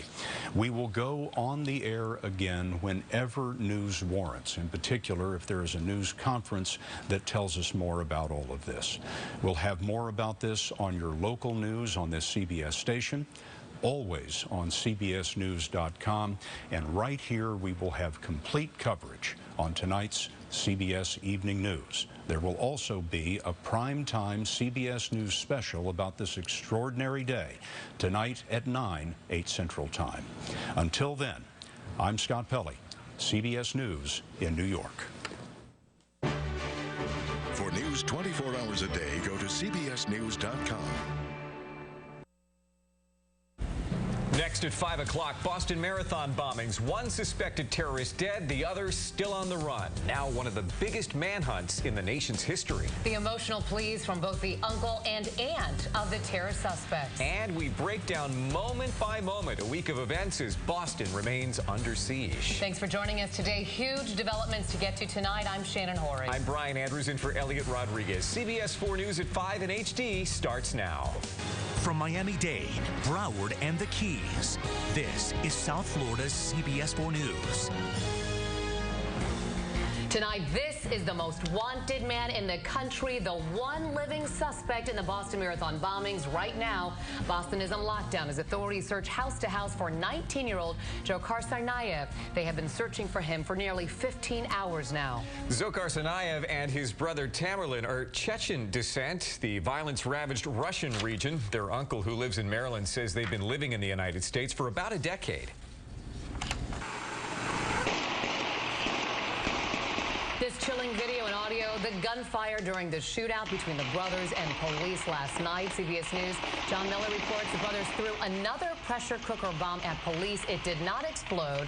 The 26-year-old older brother, Tamerlan Tsarnaev, ended up dying in the violence. And this is just part of the massive police and government agency presence now in Boston. Officers and agents going door to door searching for Dzhokhar Tsarnaev. Right now, the entire city of Boston is on lockdown, a huge manhunt for the 19-year-old suspect. We're going to go ahead and take you to Boston right now, and CBS reporter Vanita Nair, who's got the latest for us. Federal officials tell us the 19-year-old boy, the sole surviving suspect at this point, could be wearing an explosive vest as well as carrying explosives with him. Now we're having a chance to hear from the boy's family, and one of the uncles is calling the boys losers. The Boston suburb of Watertown is the scene of an intense manhunt. Heavily armed SWAT teams and search dogs are looking for 19-year-old marathon bombing suspect Dzhokhar Tsarnaev. He is from a former Soviet republic near Chechnya. His 26-year-old brother, also a bombing suspect, was killed in a shootout with police overnight. The deadly confrontation came hours after the FBI released surveillance video and photos of the brothers. An uncle of the suspect urged his nephew to surrender. Turn yourself in and ask for forgiveness. Tsarnaev became a citizen on September 11th of last year. A law enforcement source told CBS News his dead brother had jihadist videos on his internet accounts. Entire blocks of this normally quiet suburb of Watertown were evacuated for the search. An army of federal and local officials went door to door searching for the suspected bomber. Police say they started zeroing in on the brothers after they shot and killed a campus police officer last night at the Massachusetts Institute of Technology. Investigators say the brothers then carjacked a Mercedes SUV at gunpoint, but later released the driver unharmed. When police caught up with them, the suspects fired at officers and threw explosives from the car as they tried to escape. Boston was turned into a ghost town after authorities ordered residents to stay inside and businesses not to open. The entire mass transit system was shut down. Here in Boston is intense. Earlier today, we drove around Watertown. That's the area where that police chase played out. A lot of the streets there completely shut down. We also saw multiple scenes where FBI sharpshooters as well as SWAT teams had surrounded buildings. Throughout the course of the day, we have heard a lot of helicopters flying overhead. Reporting live in Boston, Vanita Nair, back to you. Vanita, a lot of people are wondering, does this guy have superhuman strength to be able to stay up all night long without sleep and still be on the run? What's the talk out there about? Is he in a ditch? Is he sleeping? Is he dead? What's the story? The honest answer is that all of those situations are being discussed. I think people really right now are wondering how this 19-year-old has been able to evade so many police officers.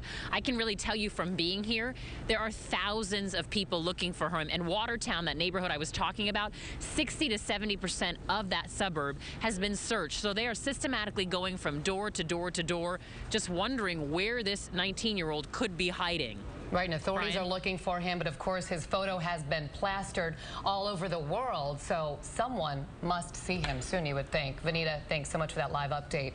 And a Jacksonville runner who participated in the Boston Marathon snapped a picture with his cell phone. What he did not know at the time was he was capturing one of the suspects in that picture. David Green took this photo on his iPhone, but he says he took a second glance at it, and that is when he realized, as you see here, that he very clearly captured suspect number 2 that police are currently looking for, Dzhokhar Tsarnaev. That's when he contacted the FBI. This picture could have helped find this suspect. Yeah. You know, I feel joy that maybe I could help, but I don't think I'll ever forget what I saw.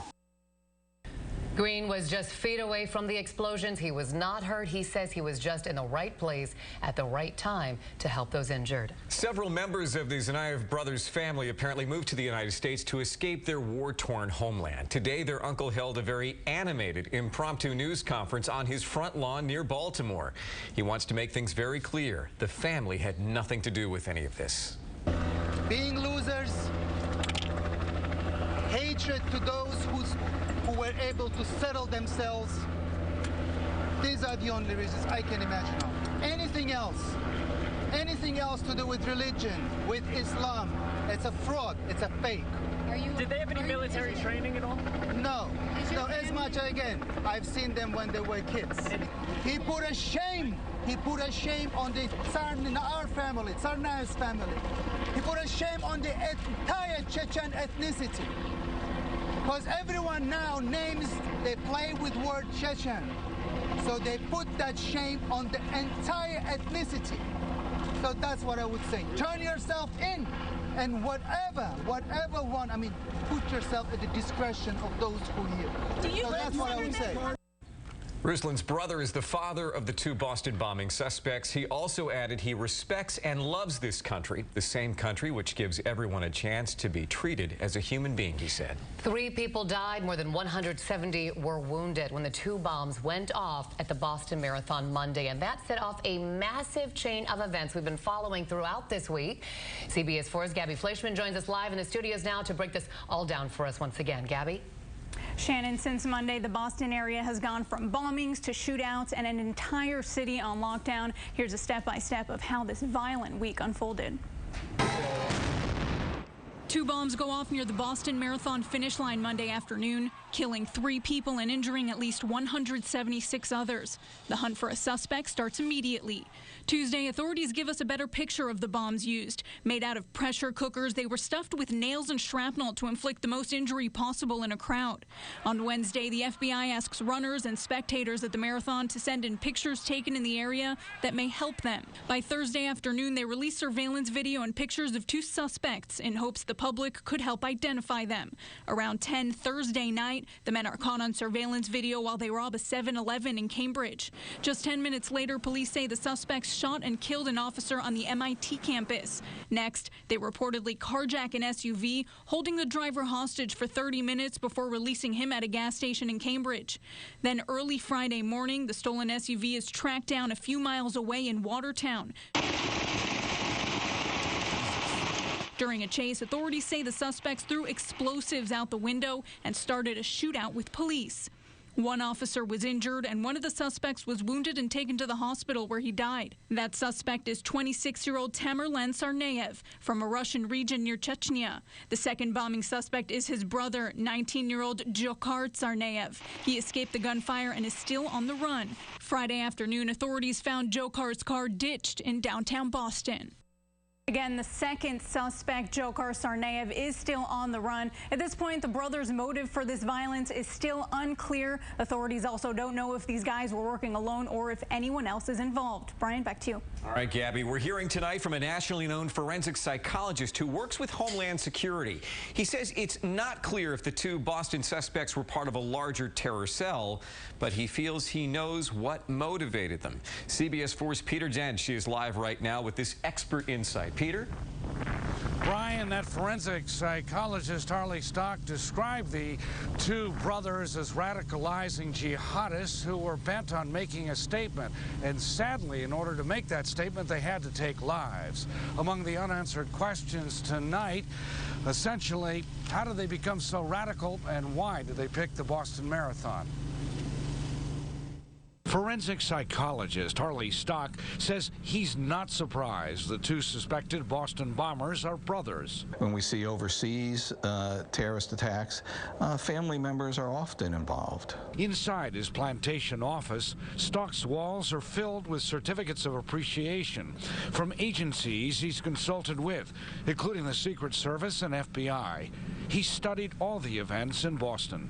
These individuals are probably what are called self-radicalizing jihadists. Self-radicalizing means that they go look for an ideology that they can attach to, identify with, And they committed to what he calls this path of lethal aggression. The real thing that supports that is what's called perceived injustice, that they think that something is unfair. In this case, blaming America for something, we have no idea what. And in order to make that statement, they kill. He says Tamerlan and Dzhokhar Tsarnaev were compelled to make that statement. One of them, after they hijacked, or rather carjacked that vehicle, they told the driver, we're the guys who did it. So they wanted to take credit for it. He's not sure if the brothers were part of a larger group. The pro is that they use similar kind of devices that have been used routinely in Afghanistan and other areas. The con, though, is that no group has come out and taken credit for it. And this was not a well-executed plan. Now, Stock says that's because the brothers made no plans to get out of the country before their photographs were circulated. He also said acts of domestic terrorism are down dramatically now compared with previous decades, yet he credits the work of the FBI and all of those in law enforcement. We're live on Watson Island. Peter Dedge, CBS 4 News. The CBS Evening News with Scott Pelley will have a special one-hour edition on the Boston Marathon bombings and the search for the suspect. That will run from 6:30 to 7:30 tonight here on CBS 4 News. And CBS News will have a special report in prime time tonight on the Boston Marathon bombings. That will run between 9 and 10. You'll be able to see it right here. And stay with CBS 4 News and CBSMiami.com for continuing coverage of the Boston Marathon bombings. Now to other news here in South Florida and the deadly hit and run of a South Florida chef on Miami Beach. Tonight, CBS 4 News has exclusive, just-released pictures of the 20-year-old self-described party princess who's accused of driving drunk and fleeing the scene. A confrontation in a driveway overnight leads to gunfire and the death of a teenager. I'm Joan Murray in Miramar. That story is coming up next. Also, a major traffic alert. The closings you will most certainly want to know about at one of the busiest highway intersections in South Florida. And we take you back live to the Boston area. Live pictures from Watertown, where the National Guard is working with federal and state law enforcement to track down the remaining Boston bombing suspect. We could have a news conference within the hour, and then when that happens, we'll bring you there live. CBS Health Watch. Lymphoma is a malignant tumor that originates in the lymph nodes, which protect organs against infection. Dr. Isidore Losos is a professor of medicine of hematology-oncology at Sylvester Comprehensive Cancer Center. Lymphoma is a complicated disease. It may affect different organs, different systems, and very frequently we need assistance from other specialties. We work as a team. CBS Health Watch is sponsored by Sylvester Comprehensive Cancer Center, South Florida's most advanced cancer care.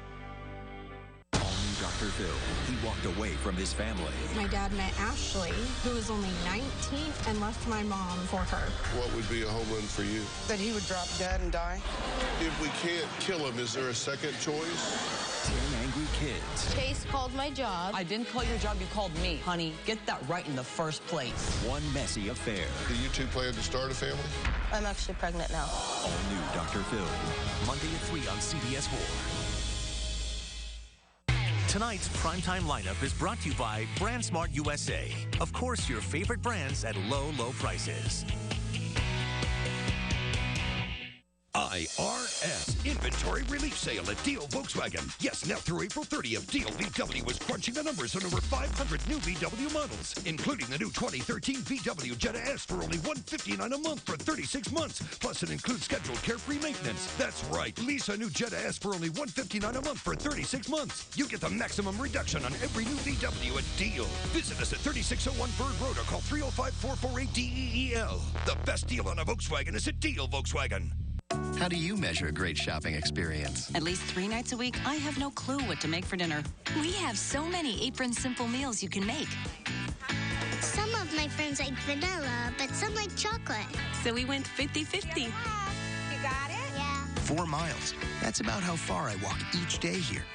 And I walked out 100% happier than I was when I walked in. That's why we've been #1 in customer satisfaction for 19 straight years. Publix, where shopping is a pleasure.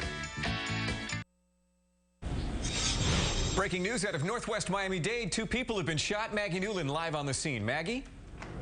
Brian, we're told one of those people has died. The other is in critical condition. It's all taking place right behind me. The scene is actually behind that large police vehicle. I want to go ahead and show you some video from Chopper 4. Police surround what appears to be a green Ford Expedition. It appears one person dead inside that car, and rescue crews are telling us a second was rushed to the hospital. This all happened just within the past hour or so. A witness who lives in the neighborhood said that she heard shots. She heard someone screaming that there was a shooting, and she came outside to see these two people shot inside a car. We also have some video of the rescue taking that one person to the hospital. Police not, of course, giving names at this point, and family and friends have gathered here at the scene. They are trying to find out exactly who has been shot, trying to find out what happened. Back live, you're taking a look at some of these people. It's been a very emotional scene. One young woman here, she says she thinks that one of the people shot may have been her boyfriend. Again, police trying to piece this together, family and friends trying to piece together exactly what happened, but one person has been killed, another in critical condition here in Northwest Dade. That's where we're live. Maggie Newland, CBS 4 News. A CBS 4 News exclusive now. We're getting a better look at some of the injuries sustained by Carly Tomika the night that she struck and killed a South Beach chef before leaving the scene. Take a look at this. This is the car, apparently, that was used in a hit and run that killed 49-year-old Stefano Riccioletti. And we also have some images, too, of Tomika. In those, she appears to have bruises on her face and around her eyes. Prosecutors say that she was highly intoxicated at the time and traveling at a high rate of speed down Collins Avenue on January 28th when she killed the chef. Riccioletti, the executive chef at the Shore Club on Miami Beach, died. Tomika is charged with DUI manslaughter, leaving the scene of an accident with death, DUI with property damage, also resisting an officer without violence. Also ahead tonight, police in Miramar have a murder mystery on their hands. A teenager killed overnight when shots were fired outside a house. CBS 4's Joan Murray is live on the scene with more. Joan. And Brian, we now know the name of that victim, but we don't know who killed him and why they did it. But take a look. It's still an active crime scene here 15 hours after this happened at 8409 Long Acre Drive. That is the home here where police have surrounded. We understand a search warrant has been executed. That is the home you see with the satellite dish where all the activity is still going on. We understand that there was a confrontation in the driveway, and that's what led to this shooting. I really didn't know, but I heard a lot of commotion. Yes. Just the shots, really. I didn't see anything. Neighbors on edge in this block of West Long Acre Drive in Miramar after shots ring out at 1:45 Friday morning. Miramar police say officers responded to the scene even before the first 911 call came in. Responded to the scene and located a deceased male on the driveway in front of a home. We have at least one other person that is being treated for non-life-threatening injuries. We had approximately, well, I should say more than a dozen individuals were in front of this home at the time of the shooting. Police identify the 19-year-old who was killed as Trevante Sims. Could you just tell us what happened? No, we're not talking about it. Relatives declined to talk about him or what happened. As Friday wore on, crime scene technicians were seen scooping up evidence and placing it in bags and containers. Others were seen going into the incident command unit, possibly to provide information. Residents who lived near the crime scene frustrated they could not go home. It's ridiculous. I've only been here for less than 2 years, so. You can't get back to your home. Well, I'm gonna try. So as you see, it goes on at this hour. Investigators still trying to gather evidence. Again, they have not made any arrests. They say several people were questioned, but still no arrest on who shot Trevante Sims. If you have any information, they're asking you to call Crime Stoppers 954-493-TIPS. In Miramar tonight, Joan Murray, CBS 4 News. A CBS 4 News traffic alert, and this is a big one. It's going to mean major changes for drivers who use the Dolphin and Palmetto Expressways. Take a look at this map. We put it together, and I know it's rather confusing, so I'm going to walk you through it right here. On Sunday, the current eastbound lanes of 836 will close and shift to a new ramp. Lanes that are closing shown here in red. The new ramp is there in green. Also shutting down the current loop that takes drivers from southbound 826 to eastbound and westbound 836. And it gets sort of complicated here. Starting Sunday, all drivers will exit and head westbound. Drivers who head west will continue on, but drivers who need to go east will then follow the purple line on your screen, going under the highway, looping back around into the eastbound lanes. Have I confused you terribly? Drivers who head eastbound will essentially make a U-turn just to go in the right direction. So we want to show you what it looks like from Chopper 4. Maybe this will simplify things for you. Your new route from southbound 826 to eastbound 836. You head westbound on a ramp, then loop under the highway at 82nd Avenue, back over to the eastbound lanes. And if you would like a closer look at these changes, and I think you probably will, just go to cbsmiami.com. We have it for you there. You can study it and really understand it. And then tonight at 6, CBS 4's Gary Nelson will have an even more in-depth look at all of these changes for you and what it will mean. And I think it's going to mean some delays, most likely. One map that's probably not as confusing. The weather map. The weather map, because it's lovely, right? Yeah, let's hope not, huh? Because it's just a straight, warm, and breezy day today across South Florida with just a little bit of cloudiness out there. Pretty good breeze much of the day today, and that's helped push temperatures up into the mid-80s. 84s in Miami, 83, Fort Lauderdale, Hollywood, 85 in Key West. A 5 on our stickiness scale, southeast winds 16, gusting to 26. Elsewhere from our neighborhood network, winds sustained anywhere from 11 to 16 miles an hour right now from Pompano Beach through Sunrise, Parkland, so mainly north and west sections of Broward, and in South Dade at Braddock Senior High School. Wind gusts have been up to around 30 to 33 miles an hour, so definitely a breezy day out there. Highs today made it up into the upper 70s, or 80s rather, mid to upper 80s. That's above the normal for this time of year, so definitely on the warm side today with those southeast breezes. We do have a stormy cold front that's to our north. The cold air is not going to get here. A lot of the storminess is not going to really get here in full force, but we are going to see a much better chance for showers and thunderstorms tomorrow. So very warm temperatures. Storms develop tomorrow, maybe in the afternoon. Some of those storms could be a little bit on the heavy side. Same story for Sunday, warm and humid with scattered storms around as the front stalls out. Then as we go into next week, the front basically fades out across the area, and temperatures will stay on the warm side, mid-80s for highs with the fading front. Our rain chances go down, but not until next week. So some spotty storms around this weekend. Shouldn't be too widespread, but enough to maybe mess up some afternoon plans. Temperatures in the eastern half of the country ahead of the front. Still warm, mainly 60s and 70s. Behind the front, temperatures considerably cooler, only 38 right now in Chicago. Here's our forecast for tonight. Breezy along the beaches, warm and more humid, a low near 77. Tomorrow, storms develop. Very warm temperatures, once again, highs in the upper 80s. If you're boating, winds out of the southeast at 10 to 15, seas 2 to 4 feet. A moderate chop on the bays, and the surf temperature is 80. 87 for tomorrow, 84 for your Sunday and next week. Things improve a little bit. Temperatures stay in the mid-80s. Our rain chances go down. Back to you. All right, Craig, we're staying on top of that big breaking news story. Live pictures here from Cambridge, Massachusetts. It is a very quiet scene right here as an intense manhunt continues now in about the 15th hour for the only suspect, the only surviving suspect in the Boston Marathon bombings, a 19-year-old Massachusetts college student by the name of Dzhokhar Tsarnaev. We'll have much more coverage coming up here on CBS 4 News.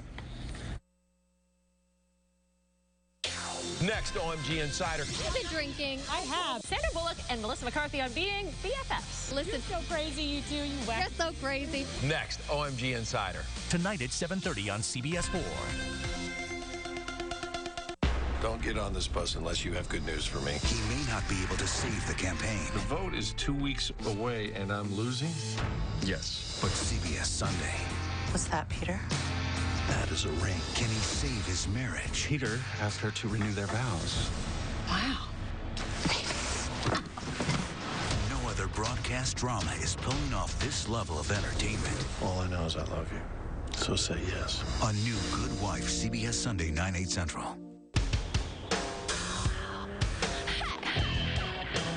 When we built the Cadillac ATS from the ground up to be the world's best sports sedan,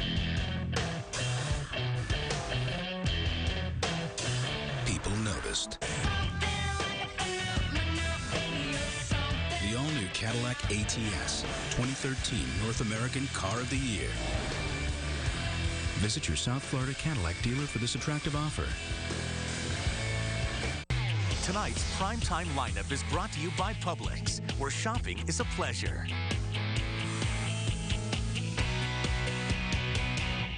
Where would we be without the laundry room? It's where brights get brighter, socks go MIA, and everything comes out in the wash. At the H.H. Gregg Earth Day event, save loads on this washer-dryer pair, only $5.99. Get up to 20% off appliances, like this eco-friendly Samsung fridge, just $9.89. And a big 55-inch TV, a low $5.99. The H.H. Gregg Earth Day event, the dirt stops here. Appliances, TVs, furniture, and more. It's all here at H.H. Gregg, your home store. CBS 4 News this morning, South Florida's fastest growing morning news. Welcome to Peace of Mind Nation. Welcome to Auto Nation, where you can buy with confidence. Get a money-back guarantee on every new and pre-owned vehicle. And right now at AutoNation Ford, get a new 2013 Focus for $145 a month. Or get a new 2012 F-150 for up to $12,000 off MSRP. Both covered by a money-back guarantee. Who you gonna call? AutoNation. Welcome to AutoNation.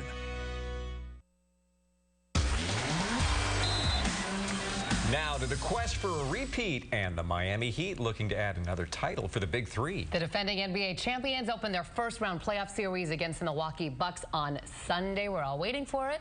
CBS 4 Sports anchor Kim Beaucamper joins us in the studio with a preview now. Kim? Well, the Heat are overwhelming favorites to win their second straight NBA championship, but they're not getting a whole lot of respect from their first-round opponent, the Milwaukee Bucks, as if they need any extra motivation. Now, the Heat were back on the practice floor this afternoon, gearing up for the long haul that is the playoffs.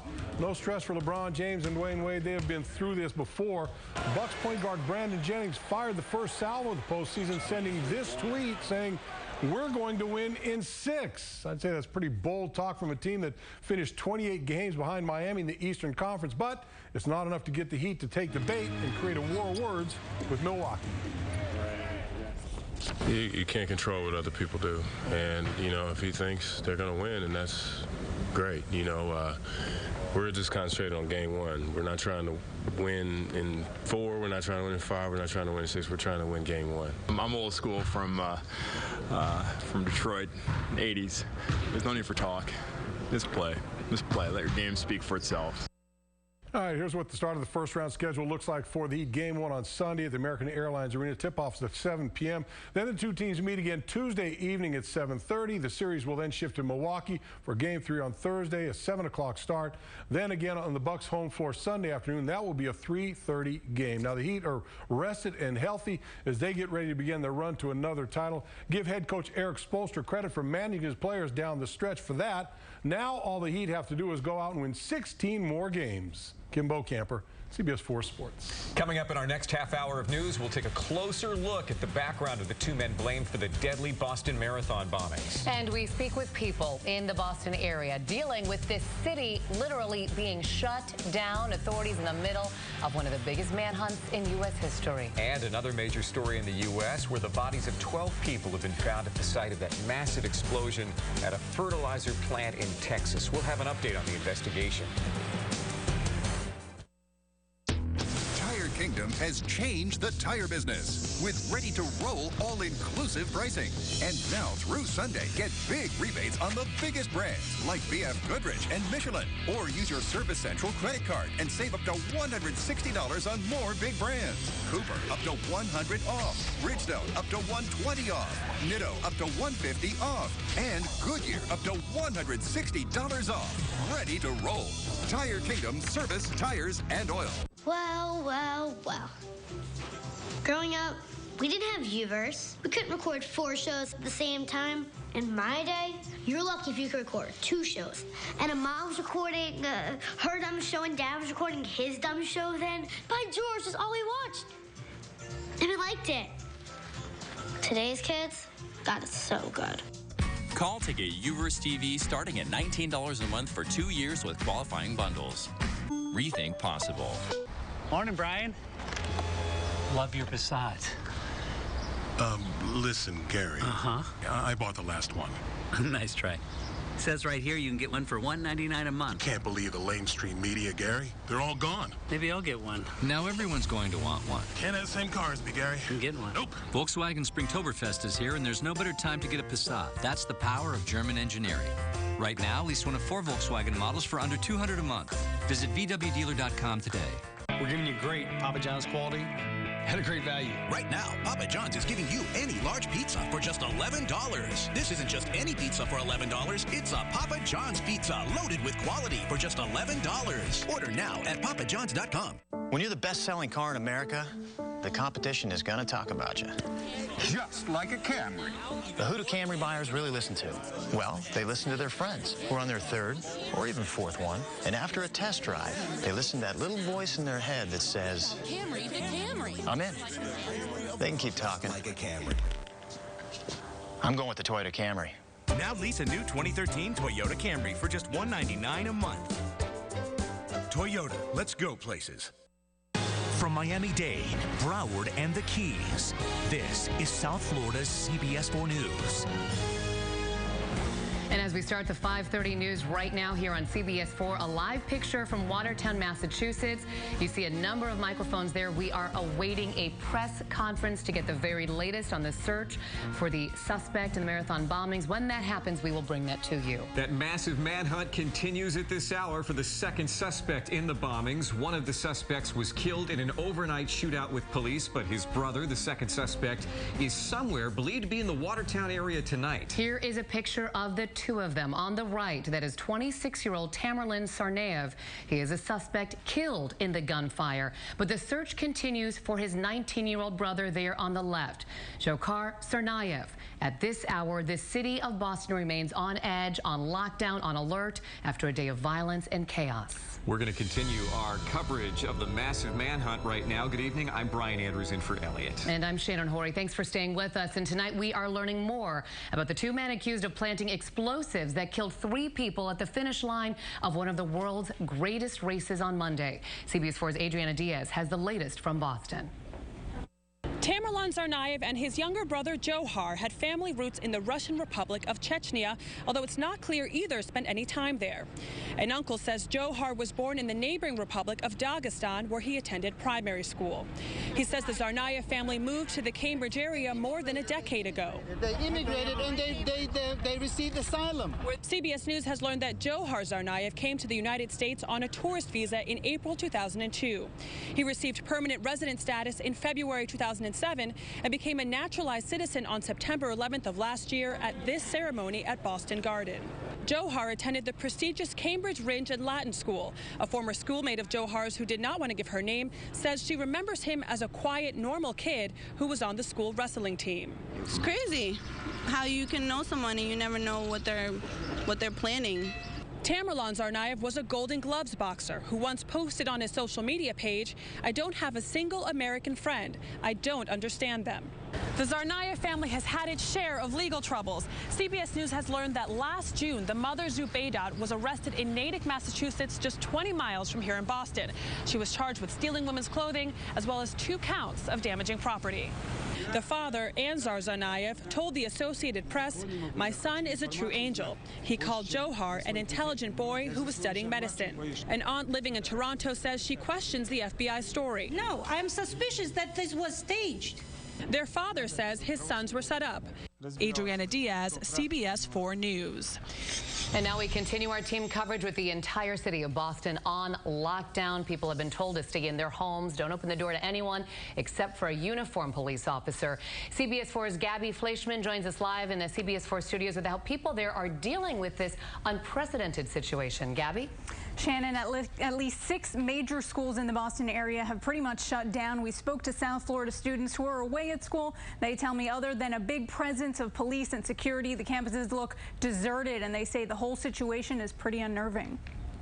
South Florida students on lockdown in the Boston area as the manhunt for a second suspect in the marathon bombings continues. We haven't been able to leave. We're all pretty much just trying to pass the time by sitting here watching the news. So it's a very weird experience. Heightened security at several schools like MIT, BU, and Harvard has turned campuses into ghost towns. Classes are canceled and students are being urged to stay inside. When you're in your apartment, you feel safe, but it's definitely a weird feeling knowing that this guy could he could be anywhere. Local students we spoke to over Skype today say they started to hear sirens from the search around 11:30 Thursday night. Hearing a lot of sirens and police cars and ambulance and helicopter. Some were so scared they slept together in the dorm rooms. It's just hard to go to sleep, you know.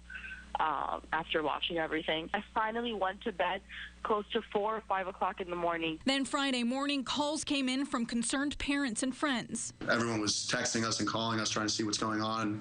All my friends from Miami were making sure I was okay. While sitting around and waiting, students are sharing pictures on social media. This one taken from a home window in Watertown, where the first suspect, 26-year-old Tamerlan Tsarnaev, was killed after a shootout with police. Others are sharing stories about the second suspect who's still on the run. He's 19-year-old Dzhokhar Tsarnaev, who, according to students, worked as a lifeguard last year at the Harvard University pool, but wasn't enrolled at the school. It's kind of crazy how this guy, he's like one of us, right? He's like a kid, well-known, well-liked. A lot of people knew him. Hopefully it ends sooner rather than later. We can get back to our normal lives. Students in the entire city of Boston still being asked to stay indoors. It's unclear when that lockdown will be lifted. In the studio, Gabby Fleischman, CBS 4 News. The developing news on the suspects accused of Monday's bombings is now raising much concern in the country's immigration system. The two brothers who allegedly carried out the attacks are from a Russian region near Chechnya. Today, members of the Senate met. They spoke about immigration. Iowa Senator Chuck Grassley says the attacks raise questions about beefing up security checks of people who wish to enter the United States. The CBS Evening News with Scott Pelley will have a special 1-hour edition on the marathon bombings. That's going to run from 6:30 to 7:30 right here on CBS 4. And CBS News will have a special primetime report on the Boston Marathon bombings tonight from 9 to 10 right here on CBS 4. And stay with CBS 4 News and CBSMiami.com for continuing coverage of the Boston Marathon bombings. And we're still waiting for that press conference. When that happens, we will get you right to that. But as the world remains focused on the terrorist attack in Boston, Oklahoma City residents are remembering the bombing in their city 18 years ago. At a remembrance ceremony this morning, 168 seconds of silence symbolizing the 168 victims were held beginning at 9:02 a.m.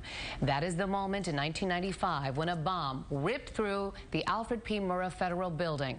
Among those killed, 19 children. Timothy McVeigh and Terry Nichols were convicted of murder in the case. McVeigh was executed in 2001. Nichols is serving 161 consecutive life terms.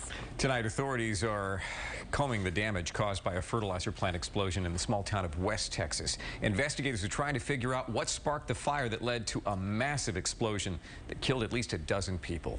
CBS 4's Randall Pinkston is there with the latest.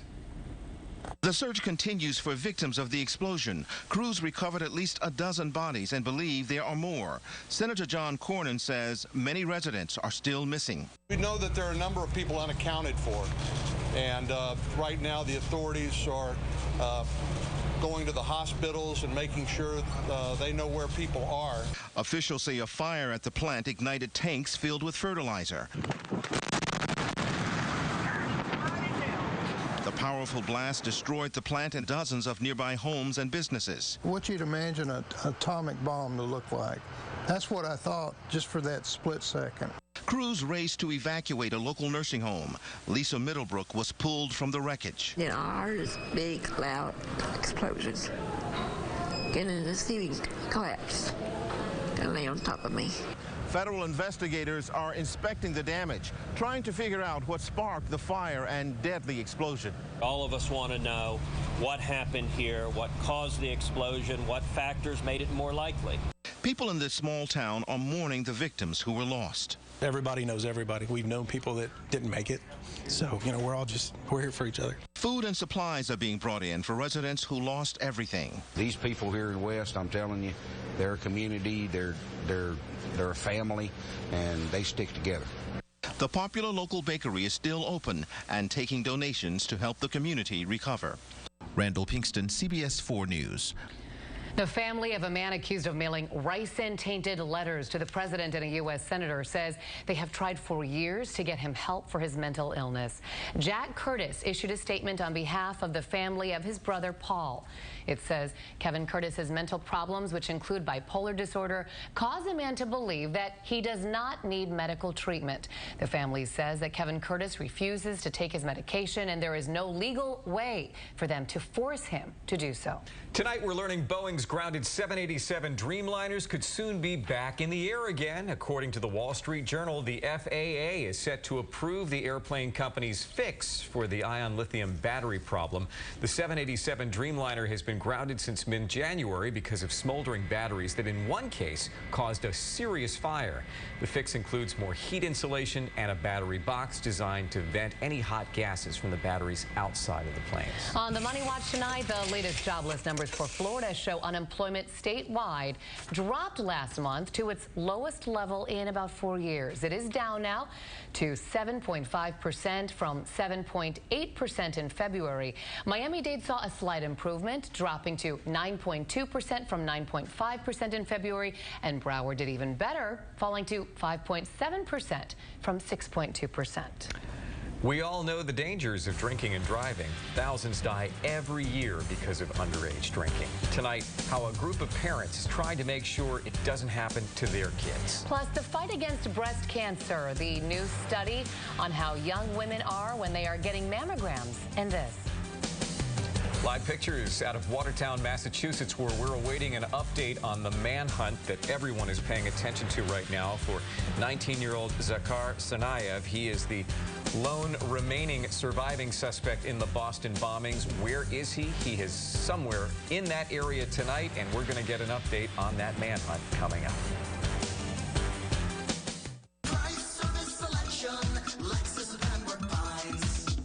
People have saved thousands of dollars at Lexus of Pembroke Pines, and you should be next. Right now, drive a new IS from only $179 a month. The time to buy is now at Lexus of Pembroke Pines. Help those affected by the tragic events at the Boston Marathon. CBS is proud to support the One Fund Boston. To donate, go to onefundboston.org. Let's stand together to help those in need. CBS cares. When it comes to accessories, you just can't beat Ross. Rings for your fingers, to shades for your eyes. Go to Ross and accessorize. Ross has everything you need to take a simple outfit and make it spectacular.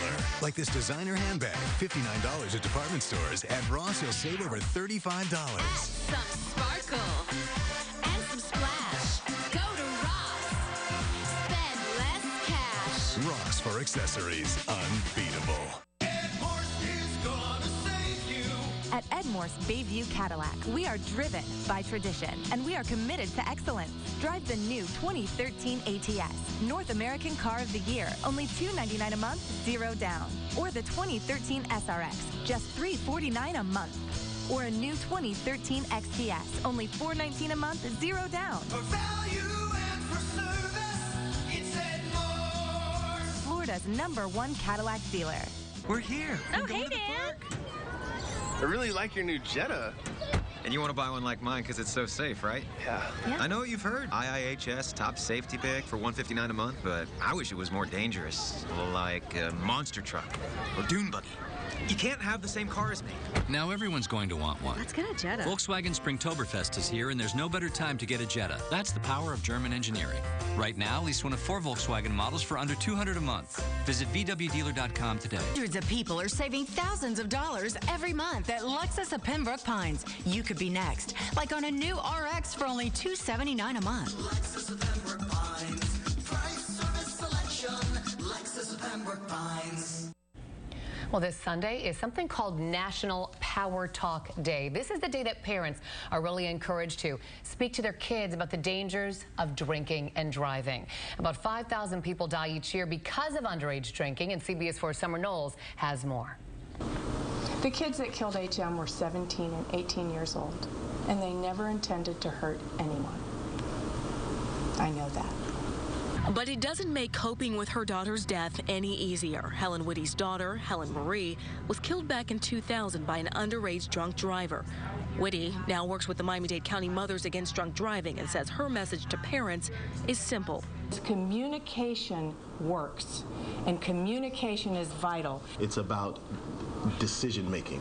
It's about understanding the pitfalls. It's about prevention. And the only way that we're able to do that, being that the parent is the child's first teacher, We want to make sure that they have the tools that they need to spread this message and speak to their children on a level that they understand. Which is why Miami-Dade Public Schools are partnering up with MADD and Jackson Memorial Hospital to help inspire and encourage parents to speak with their kids about underage drinking. And it's time we said, you know, it's not just about drinking and driving for underage kids. It's about keeping sober to 21 so that you can attain that clarity that is very powerful. Clarity lawyers say 20-year-old Carly Tamika did not have after a night of drinking when she got behind the wheel and hit and killed this man, a husband and father of two, and kept going. It's not just driving drunk. It's not just speeding.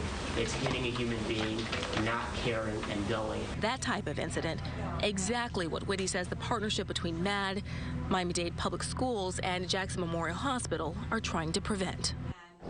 Now again, April is the official Alcohol Awareness Month, and Power Talk 21 Day is this Sunday, and it is the national day designated for parents to sit down with their children and speak to them about alcohol. From Jackson Memorial Hospital, Summer Knowles, CBS 4 News.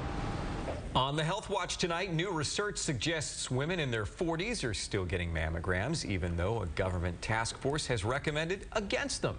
The U.S. Preventative Services Task Force triggered controversy nearly 4 years ago after recommending most women start routine screening for breast cancer at the age of 50 instead of 40. Now, a new study from Brigham and Women's Hospital finds mammogram rates in the U.S. have not declined among women in their 40s.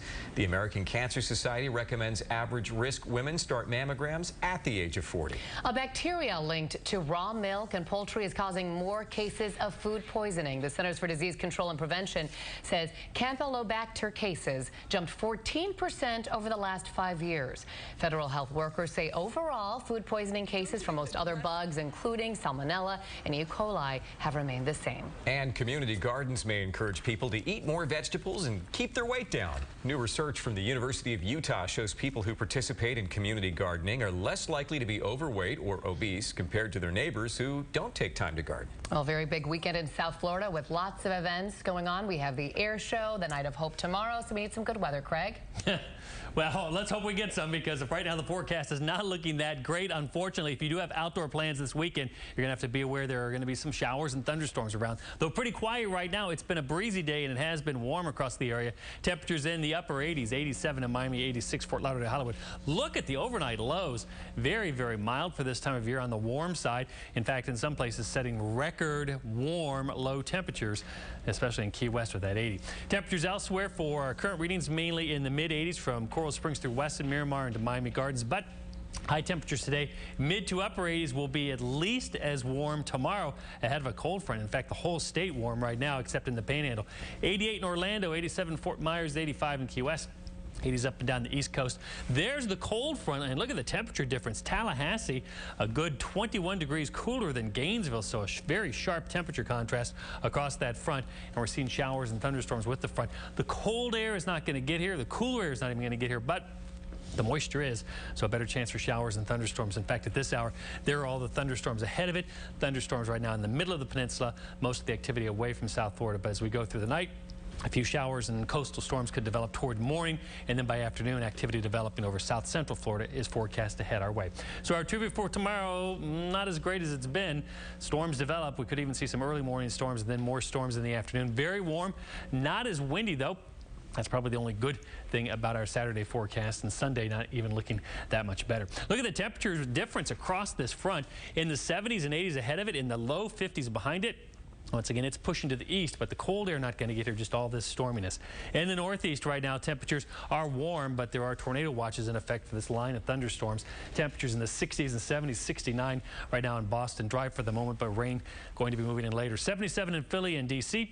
Only 49 in Pittsburgh and 44 in St. Louis. 53 right now in St. Louis, rather. That was Pittsburgh where we saw that other temperature, and 38 in Chicago. Here's our forecast for tonight. Looking pretty good out there. Still breezy along the beaches, warm and more humid. A low near 77 tomorrow. Storms develop, and some of those could be a little bit on the strong side. Very warm, a high near 87.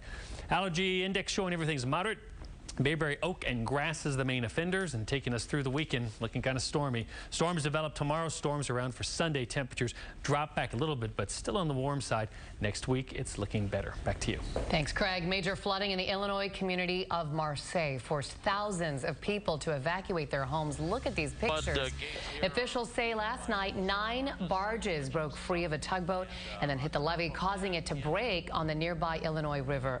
More flooding is expected when the river crests sometime today. The Army Corps of Engineers say efforts will be made to remove the barges. And more flooding, this time in northwest Arkansas because of heavy rain there. Floodwaters reached higher than 10 feet in some areas of Benton County. 50 roads and low-water bridges had to be closed because of flash floods. Emergency crews say some drivers needed to be rescued from the fast-moving waters. NASA's Kepler telescope has discovered 3 new planets. And get this, they may be able to sustain life. The planets are inside something called the habitable zone, near a star like the sun that can theoretically hold liquids like water.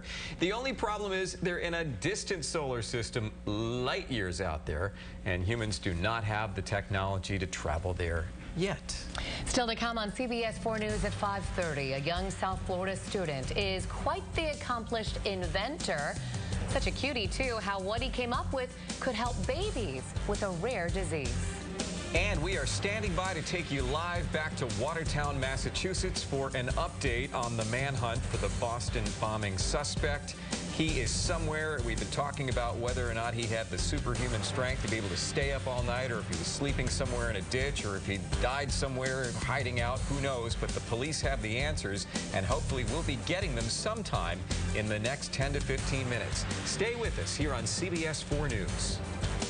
Hi, South Florida. I'm Josh Benson. Teens are potentially putting themselves in danger with new apps parents likely have no idea that they're using. So Monday morning, what parents need to know to help keep their children safer. That plus live weather and traffic to make sure you get to work or school on time. It all starts at 5 a.m. right here on CBS 4. It's the final phase of our construction reduction event. Now's the time to buy. GMC Terrains, $199 a month. Buick Veranos, $179 a month. For value and for service, it's Ed Morse Buick GMC at the Sawgrass Auto Mall. Honda, I like it. Our biggest inventory from $149 for 24 months or zero down. Our biggest savings from $149 for 24 months or zero down. Every Honda's on sale during the really big spring sales event. Accord, Civic, CR-Vs. New Hondas from $149 a month or zero down, zero first payment, and zero security deposit. Plus save thousands with 0.9 financing. All Hondas are on sale this week at your South Florida Honda dealers. Honda, I like it. IRS Inventory Relief Sale at Deal Volkswagen. Yes, now through April 30th, Deal VW was crunching the numbers on over 500 new VW models, including the new 2013 VW Passat S for only $199 a month for 36 months. Plus, it includes scheduled carefree maintenance. That's right, lease a new Passat S for only $199 a month for 36 months. You get the maximum reduction on every new VW at Deal. Visit us at 3601 Bird Road or call 305-448-DEEL. The best deal on a Volkswagen is at Deal Volkswagen.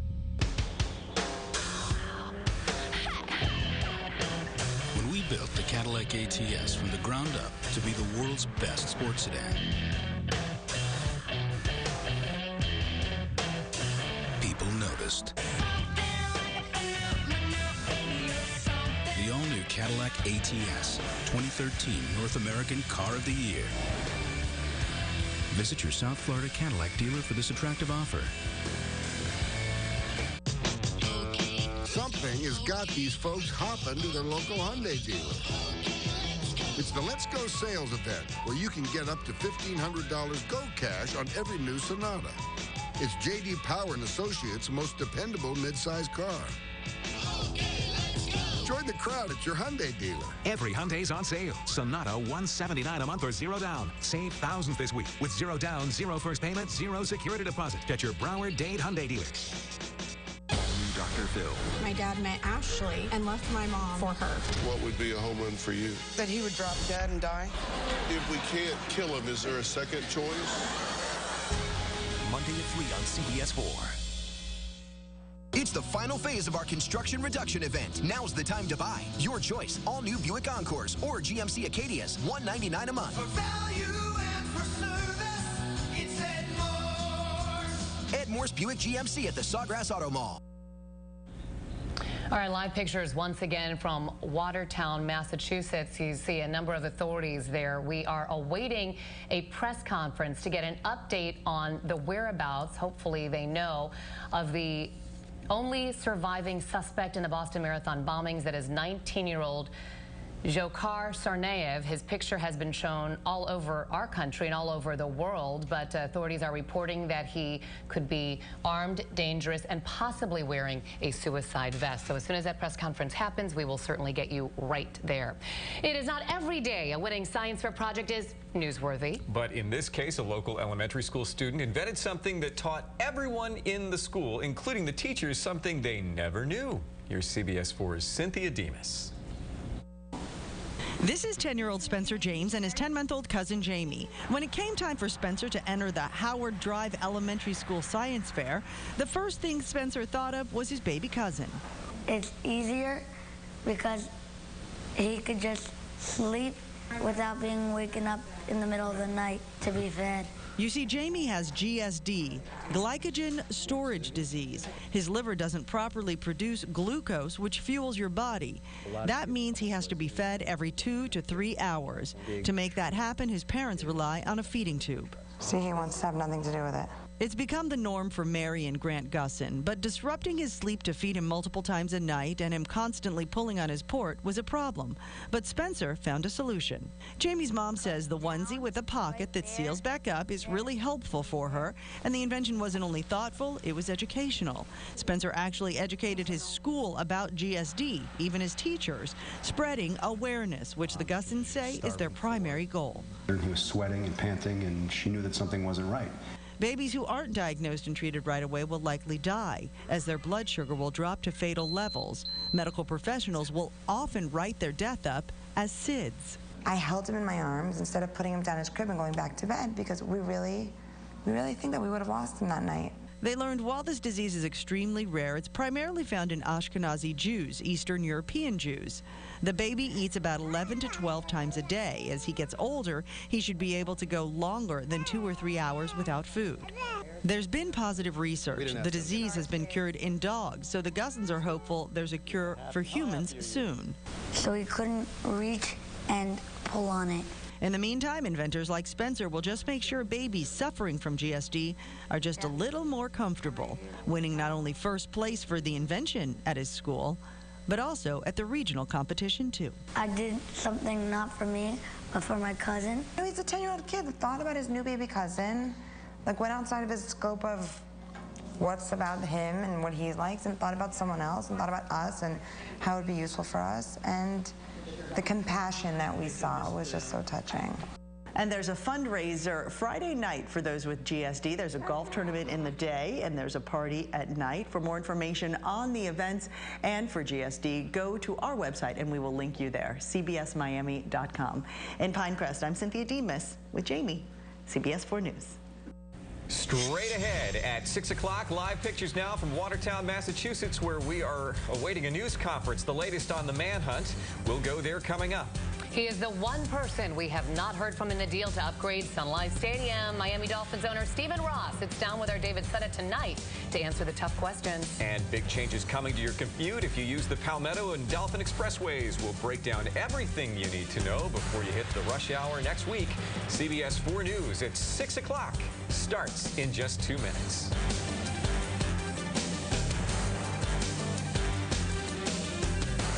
Coral Springs Kia has over 300 new Kias in stock every day. And right now, you can drive a new Sorrento for our easy pay price of only $10,995 or $149 a month. Coral Springs Kia in the Coral Springs Auto Mall, across from the Coral Square Mall, or at coralspringskia.com. College students get a taste of real life. Was the friendship bad because of the money? Yes. But can they live and learn?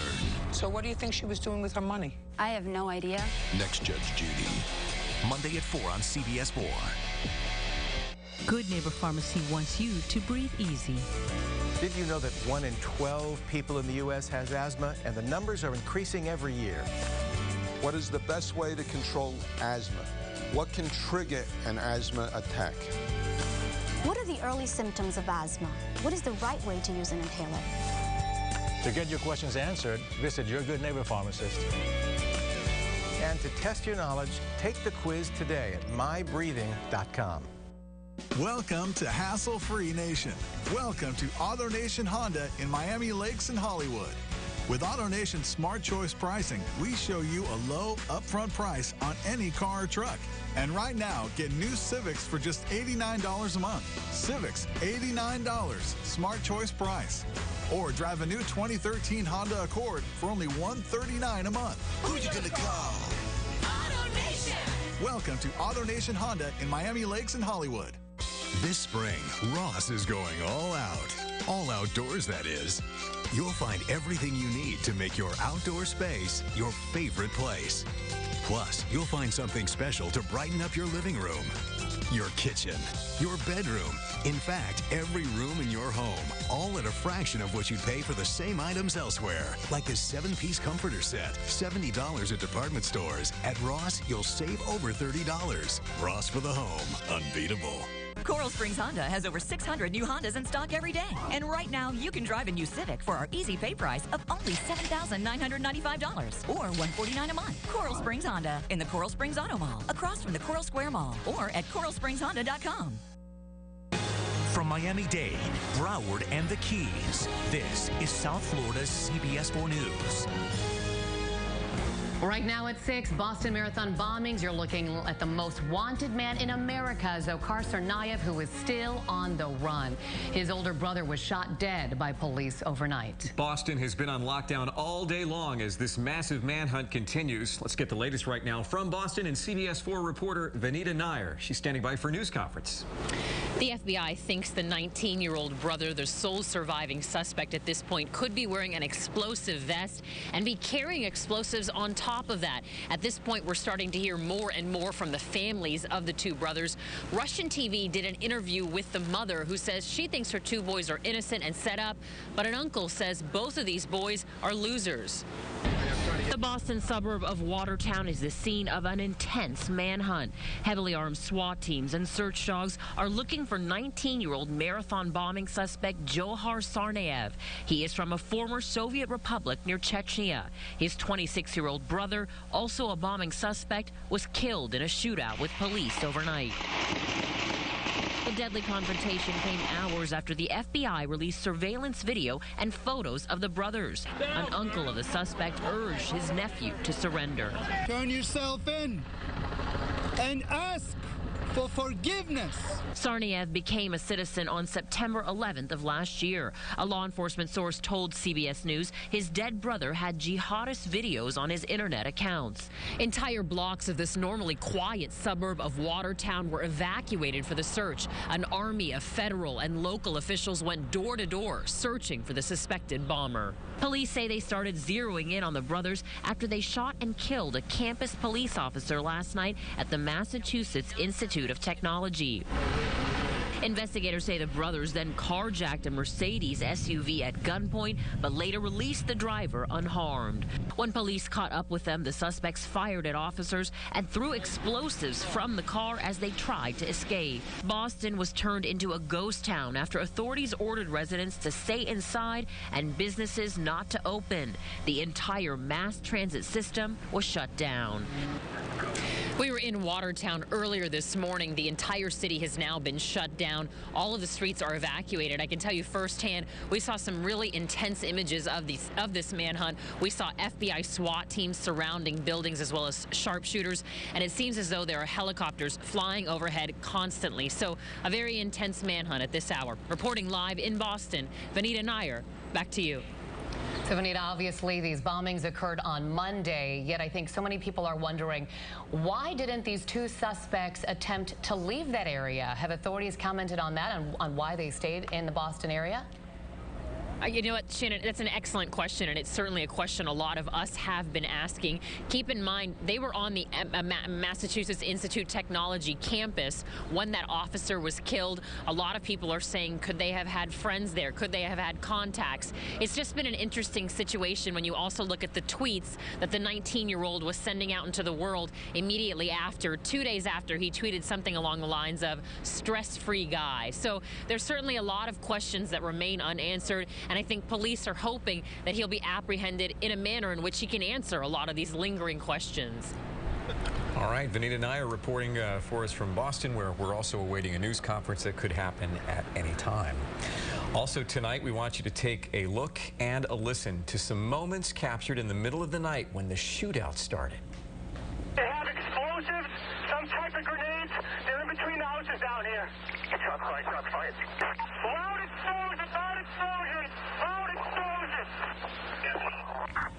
That was the police dispatch during the shootout between the suspects in Watertown, just outside of Boston.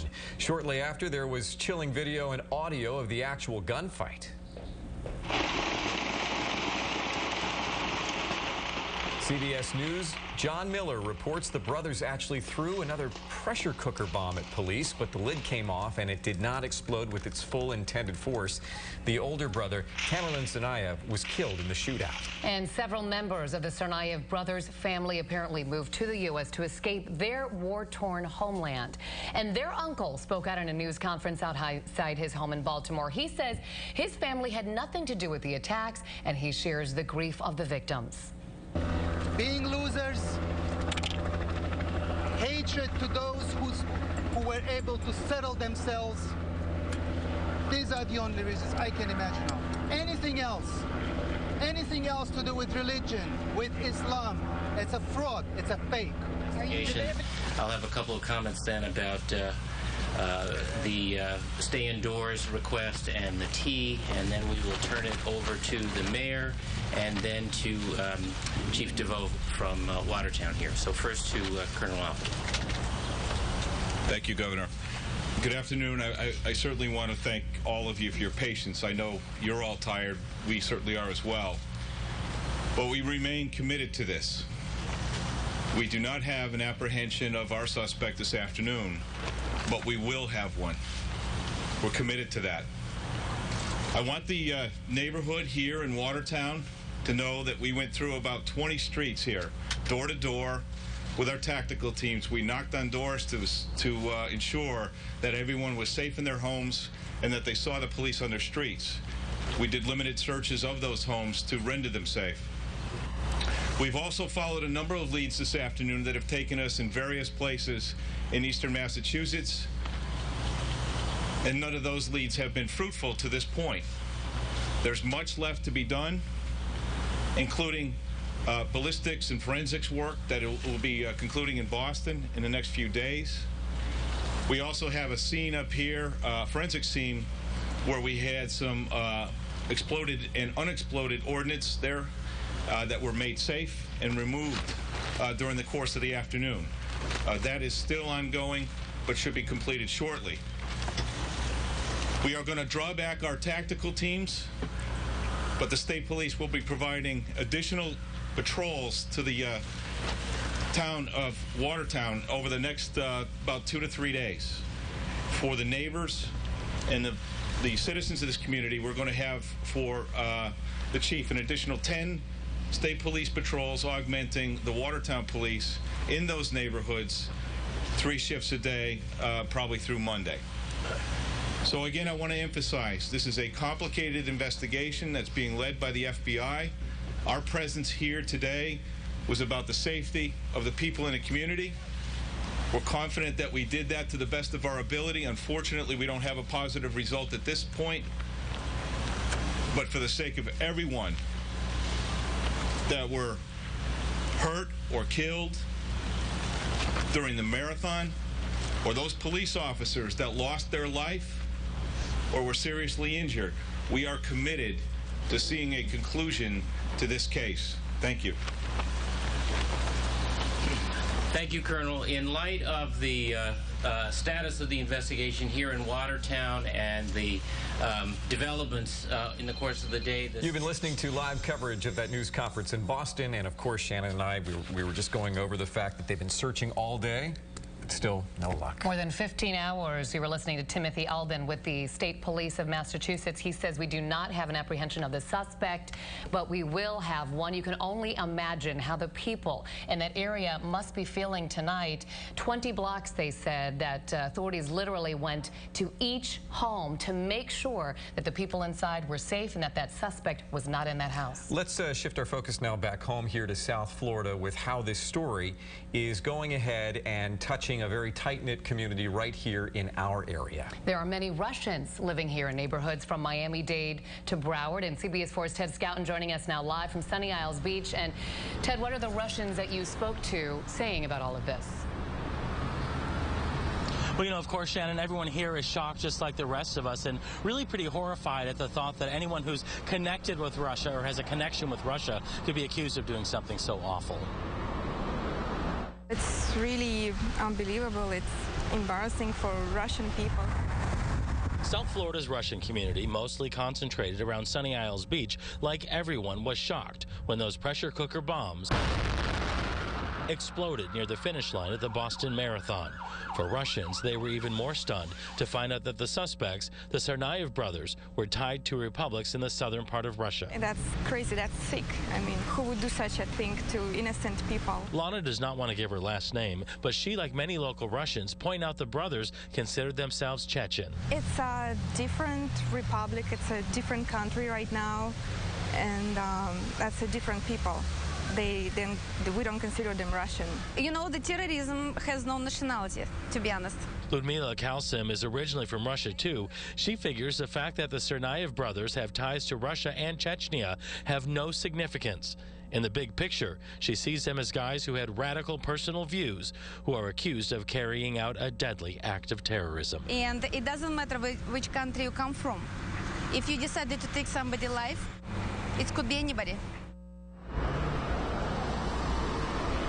The bottom line in all this, people here in the Russian community, just like everyone else, want the answer to one question right now, and that is why. We're live in Sunny Isles Beach. I'm Ted Scouten, CBS 4 News. Be sure to stay with CBS 4 on air and online for continuing coverage of the search for the suspect in the marathon bombings. We'll be bringing you any new developments as they happen. And stay tuned for a special one-hour edition of the CBS Evening News with Scott Pelley tonight, immediately following our newscast. And stay with us tonight for a one-hour CBS News special report, Boston Bombers. That is tonight from 9 to 10 here on CBS 4. Still ahead tonight, new at 6 o'clock. There's a detour ahead. We've got live pictures from the 826 and 836 interchange in Miami-Dade where big changes are coming to your commute.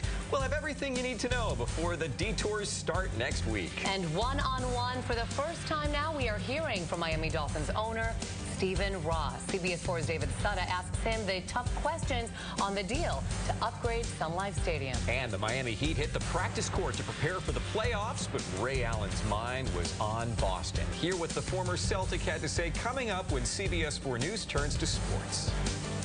Craig Setzer and Weather Control. A windy and warm day today, but there are changes in store. Big cold front pushing its way across the southeast with watches in effect for much of the area. What's it mean for our weekend? I'll let you know. My forecast is coming up. CBS 4 Health Watch is sponsored by Sylvester Comprehensive Cancer Center, South Florida's most advanced cancer care. Coral Springs Honda has over 600 new Hondas in stock every day. And right now, you can drive a new Accord for our easy pay price of only $9,995 or $189 a month. Coral Springs Honda in the Coral Springs Auto Mall, across from the Coral Square Mall, or at coralspringshonda.com. More people in South Florida are waking up to CBS 4 News with Rhiannon Alley, Josh Benson, Lisette Gonzalez, and Vanessa Borge. Tune in to South Florida's fastest growing morning news. CBS 4 News this morning, weekdays starting at 5 a.m. Help those affected by the tragic events at the Boston Marathon. CBS is proud to support the One Fund Boston. To donate, go to onefundboston.org. Let's stand together to help those in need. CBS cares. Some people like to pretend a flood could never happen to them, and that their homeowner's insurance protects them. It doesn't. Stop pretending. Only flood insurance covers floods. Visit floodsmart.gov/pretend to learn your risk. Williamson Cadillac Buick GMC has some incredible spring lease offers that will make you want to spring into action. Lease the new 2013 ATS for just $299 per month with zero due at signing. Or the new 2013 SRX for just a $399 per month lease, also with zero due at signing. Or even the new 2013 XTS for just a $459 per month lease with zero due at signing. And at Williamson, all of our Cadillacs include Cadillac Premium Care Maintenance, roadside service, and courtesy transportation. Williamson Cadillac Buick GMC on South Dixie Highway at Southwest 104th Street. Coral Springs Nissan has over 600 new Nissans in stock every day. And right now, you can drive a new Sentra for our easy pay price of only $8,995 or $129 a month. Coral Springs Nissan in the Coral Springs Auto Mall, across from the Coral Square Mall, or at coralspringsnissan.com.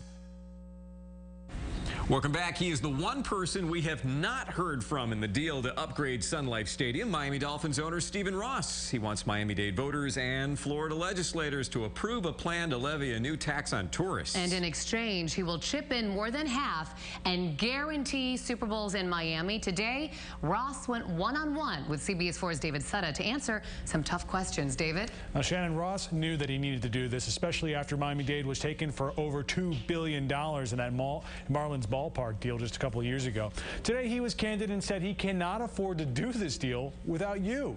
The question is, do you believe him? It's the question I get every time I speak to somebody about this proposal, and that it's a $289 million question. Why won't you write the check yourself? Well, I'm going to write a large part of that check, probably 70% of it. But this is really a public-private partnership. The community is really benefiting by this. I mean, because it's not just about, you know, having a stadium. It's marginal. The benefits to me are marginal. People will come here if we're winning. If they're not winning, I'm not going to draw people no matter how much money is being spent. If you go by Forbes, you're worth $4.4 billion. They're saying you made $1 billion in the last year. Well, a check like this would be minuscule. Well, not really. I have a lot of other businesses that need assets that I continue to, you know, support and grow and continue to grow, and as part of that. I bought the Dolphins not for purposes of seeing how much money I can make, but really creating a winning football and really enhancing the community. And that's what I mean, being a real estate developer, you live for that. You live for transforming communities and things you're involved with and being best in class. The taxpayers could argue you benefit the most here. You own the stadium, you own the team, you own the surrounding land that could be developed. Do they really stand to gain as much as you? Well, yes. I mean, look, the economic benefits don't just you know, end at the stadium. It's really the hotels, the small businesses, the restaurant workers, the hotel workers, the taxi cab drivers. They all benefit by what we do in bringing people and driving people to Dade County. Is this, in your mind, a good deal compared to what a good deal should look like, or is it just a little bit better than the Marlins? No, I mean, this isn't even close to the Marlins deal. I don't think there's ever been a deal that's been offered to any community anywhere in this country that's as good as the deal that we're offering, and really, and how the community can benefit by it. If there is no modernization, so goes the Super Bowl? I think so. I think that'll be very evident. I think, look what happened to San Diego. It's a great city, it's great climate, and they don't get Super Bowls. They're not even in the running because of the lack of their facilities. If you had to gauge it today, where do you think the community sits in that? I think they would be, the majority are well in favor of this. Everybody is, you know, always talks about the Marlins ballpark deal, and if they think it was a bad deal, you got to have to go forward. This is not the Marlins deal. It will never be the Marlins deal. That deal will be the deal. You have to look forward and not make the same mistake twice. This is not that. This is not a mistake. This is a benefit for Dade County.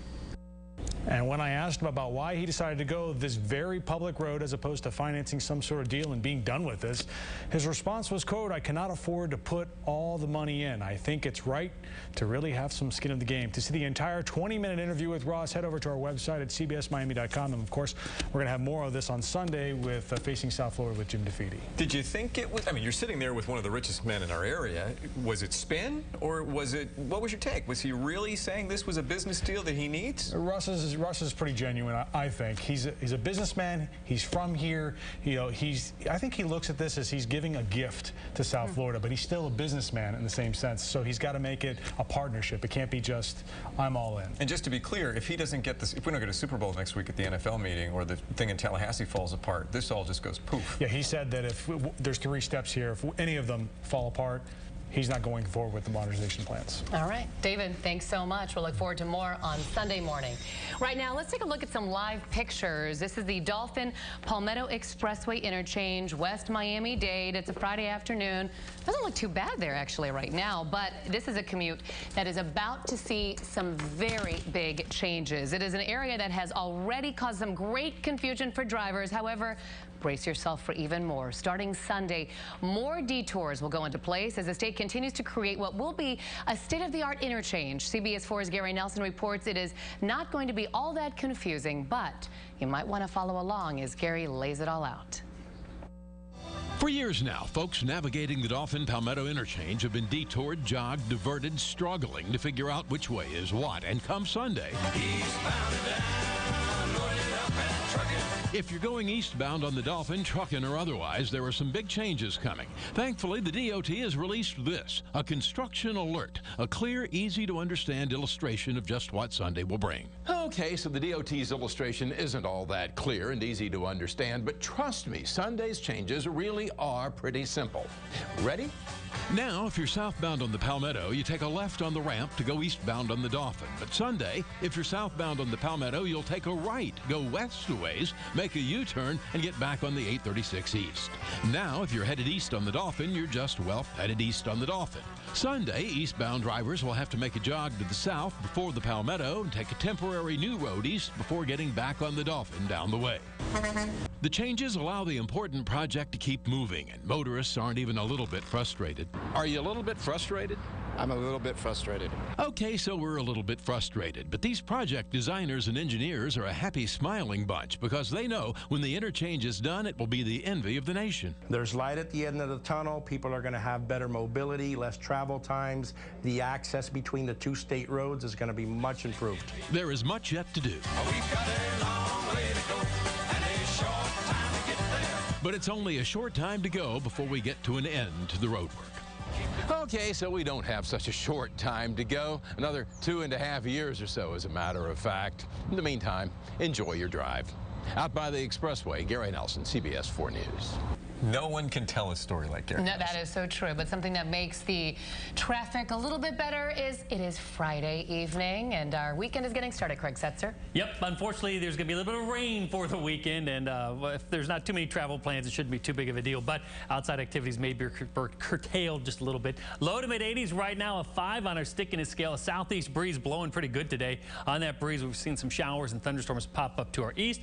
Activity to our west. I think overnight that activity is going to fill in across South Florida. So our rain chances go up late tonight, and during the day tomorrow, it looks like storms are going to be likely, maybe in the morning and then again in the afternoon. Stormy cold front is the reason for it. It is pushing on to the east. The cold air is not going to get here, but the storms are very warm and humid tomorrow, with storms fairly likely. Our forecast for tonight looks like this. Breezy along the beaches, warm and more humid. A low near 77 tomorrow. Storms likely. Some downpours. A high near 87 if you're boating. Winds out of the southeast at 10 to 15, but watch out for the storms. Seas 2 to 4 feet. Storms likely for tomorrow. Sunday, storms linger around, and then we see some improvement as we get into next week. CBS 4 News at 6 is coming right back. CBS 4 News sponsored by Coconut Creek Hyundai. New Hyundai Elantra only $67 a month, and only at Coconut Creek Hyundai, South Florida's #1 Hyundai dealership. 1, 2, 3, 4, 5, 6, 7, 8, 9, 10, 11, 12, 29, 30.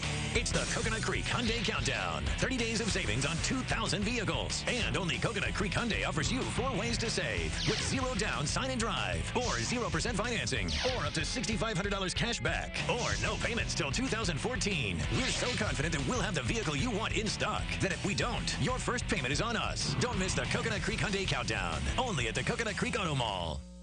How do you measure a great shopping experience? At least 3 nights a week, I have no clue what to make for dinner. We have so many Apron simple meals you can make. Some of my friends like vanilla, but some like chocolate. So we went 50-50. You got it? Yeah. 4 miles. That's about how far I walk each day here. And I walked out 100% happier than I was when I walked in. That's why we've been #1 in customer satisfaction for 19 straight years. Publix, where shopping is a pleasure. At Edmore's Bayview Cadillac, we are driven by tradition, and we are committed to excellence. Drive the new 2013 ATS, North American Car of the Year, only $299 a month, 0 down. Or the 2013 SRX, just $349 a month. Or a new 2013 XTS, only $419 a month, 0 down. For value and for service, it's Edmore's. Florida's #1 Cadillac dealer. Pinch A Penny's having a huge sale. Save 15% off select items throughout the store. Save on shock and algicides, brand name equipment, and supplies. Plus, automatic pool cleaners starting at $169. And with the best price in town on chlorine tablets, you get great value every day. So shop with confidence. 38 years in the business, over 210 locations. It's no wonder more folks count on us. Pinch A Penny's huge sale. This weekend only. Hurry in. Tired of the burning, the pain, and the antacids and pills you have to take? You don't have to keep suffering from severe heartburn or reflux disease. I'm Dr. Jorge Sosa, bringing you news of a simple procedure for the treatment of chronic heartburn or reflux. To learn more, call Palmetto General Hospital. Kim Bokamp, Hero Sports. Well, the Heat had the day off yesterday, but paid the price today with an extra-long practice session at the American Airlines Arena, all to get ready for their upcoming opponent, the Milwaukee Bucks. Now, even though spirits looked high at training camp and mighty light, they're very serious about getting ready for their first playoff series against the Bucks. Look at Ray Allen. He's one of the new additions, along with Chris Anderson, the Birdman. All have made an impact on this basketball team and hope to get extended playing time in the playoffs and make a bigger impact as the Heat go for their second straight NBA title. We're trying to get better and not just rest on last year's success, because that's what it is. Ultimately, it's last year. And it never is the same. If you stay the same and everybody else improves, it won't be enough.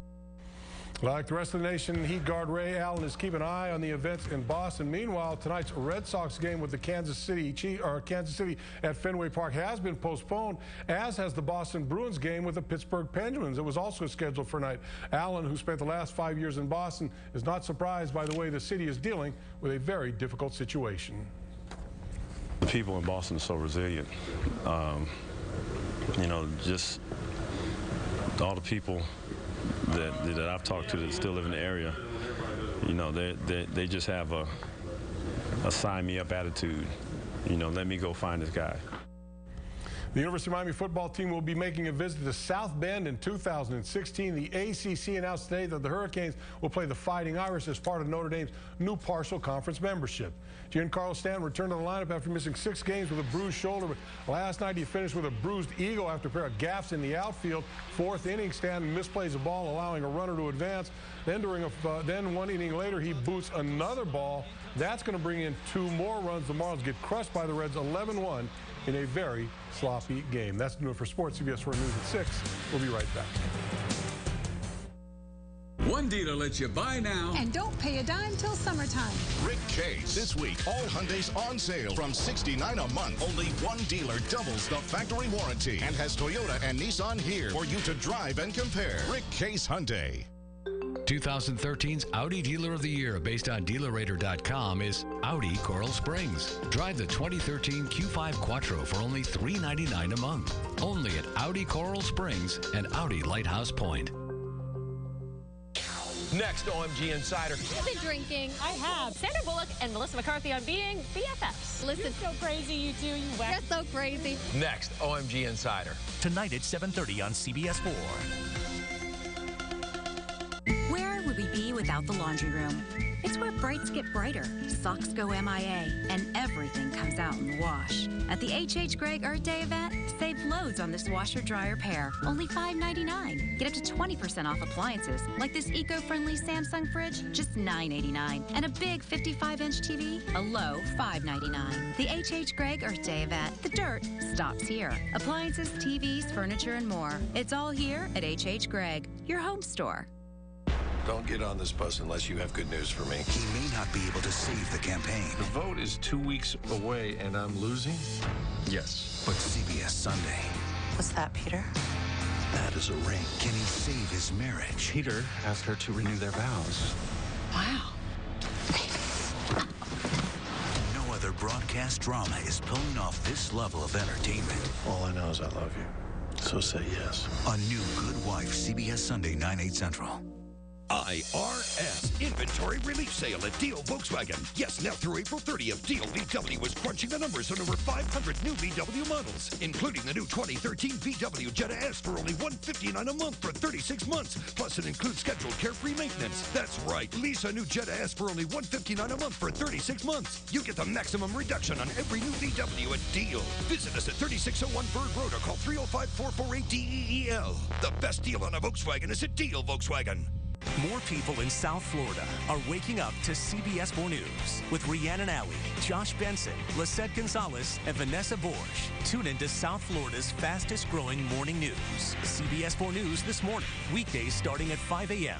South Florida's home of certified pre-owned luxury, Audi Coral Springs and Audi Lighthouse Point. Over 40 Audi certified pre-owned vehicles must be sold this month, only at Audi Coral Springs and Audi Lighthouse Point.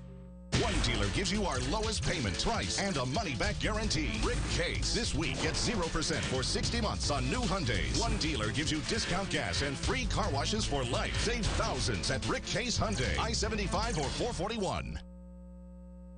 Stay tuned right now for a special one-hour edition of the CBS Evening News with Scott Pelley. And also, we invite you to join us later tonight for a one-hour CBS News special report, Boston Bombers, that'll be on the air tonight from 9 to 10 right here on CBS 4.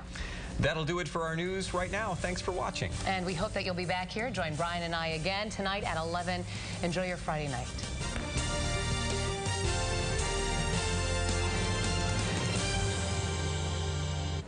Tonight, the massive manhunt.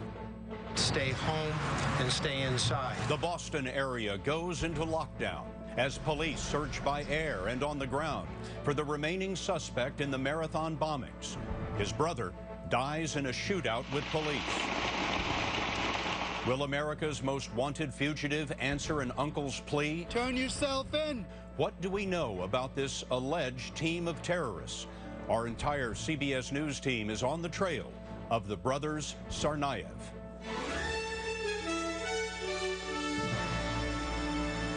This is the CBS Evening News with Scott Pelley. Good evening. They've lost him. Police searching for the remaining suspect in the Boston Marathon bombings have told us in the last few minutes they do not know where he is tonight. He is 19-year-old Dzhokhar Tsarnaev. His brother and suspected accomplice, 26-year-old Tamerlan, was killed last night in a withering shootout with the police in the Boston suburb of Watertown. The area was in lockdown all day today as police searched a 20-block area, block by block, door to door, looking for the fugitive. But late today, that lockdown was lifted. Mass transit service in Boston resumed, and the police said residents are now free to leave their homes. Extra patrols are being beefed up in the area. The Tsarnaev brothers are accused of shooting to death a campus police officer at MIT last night and severely wounding a transit police officer. It began hours after the FBI released surveillance videos of the suspects, and we asked Don Daler to tell us step by step what happened next. Don? Scott, police consider Dzhokhar Tsarnaev armed and possibly wearing a suicide vest. It appears that he and his brother first crossed paths with police late last night. Police flooded the area just across the Charles River from Boston shortly after 10:20 after a report that a policeman had been shot. Push that ALS unit off the down. They're working it. They're trying to get him there. Police believe the Tsarnaev brothers shot Massachusetts Institute of Technology police officer Sean Collier. Okay, once this area cordoned off, it's a crime scene. At 11:30, the Tsarnaevs allegedly carjacked a man just a few blocks away. They released him a half hour later at a gas station, but a surveillance camera took this photo. Police say it was 19-year-old Dzhokhar. The brothers were spotted in a stolen car in Watertown 90 minutes later. He is responding, pursuit on A running gun battle began. Police reported explosives being thrown from the vehicle. They have explosives, some type of grenades. They're in between the houses down here. Watertown resident Adonis Karageorgios heard the chaos. So when I came out on the balcony to see what was going on, I heard a tremendous explosion that just lit up the night sky. There's explosions and gunfire going on down the street. The shootout reached a climax at this intersection, the battle recorded by terrified residents.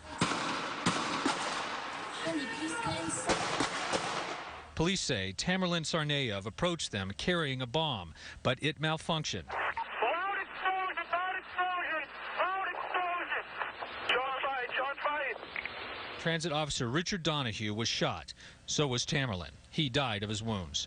But his brother slipped away. Boston Police Chief Ed Davis. We believe this to be a terrorist. We believe this to be a man who's come here to kill people. We need to get him in custody. By dawn, thousands of police officers poured into 20 square blocks, going house to house. Governor Deval Patrick shut down mass transit and pleaded with the 2 million people in and around Boston to stay indoors. This is a serious situation. We're taking it seriously. We're asking the public to take it seriously as well. Police recovered the abandoned stolen car mid-morning. They also found the Honda SUV that belonged to one of the brothers.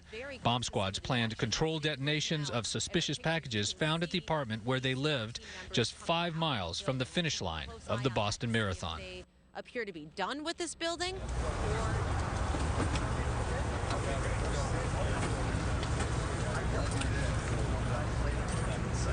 And Scott, shortly after 5 p.m. this afternoon, police announced that they found homemade bombs, including pipe bombs, in the brothers' residence.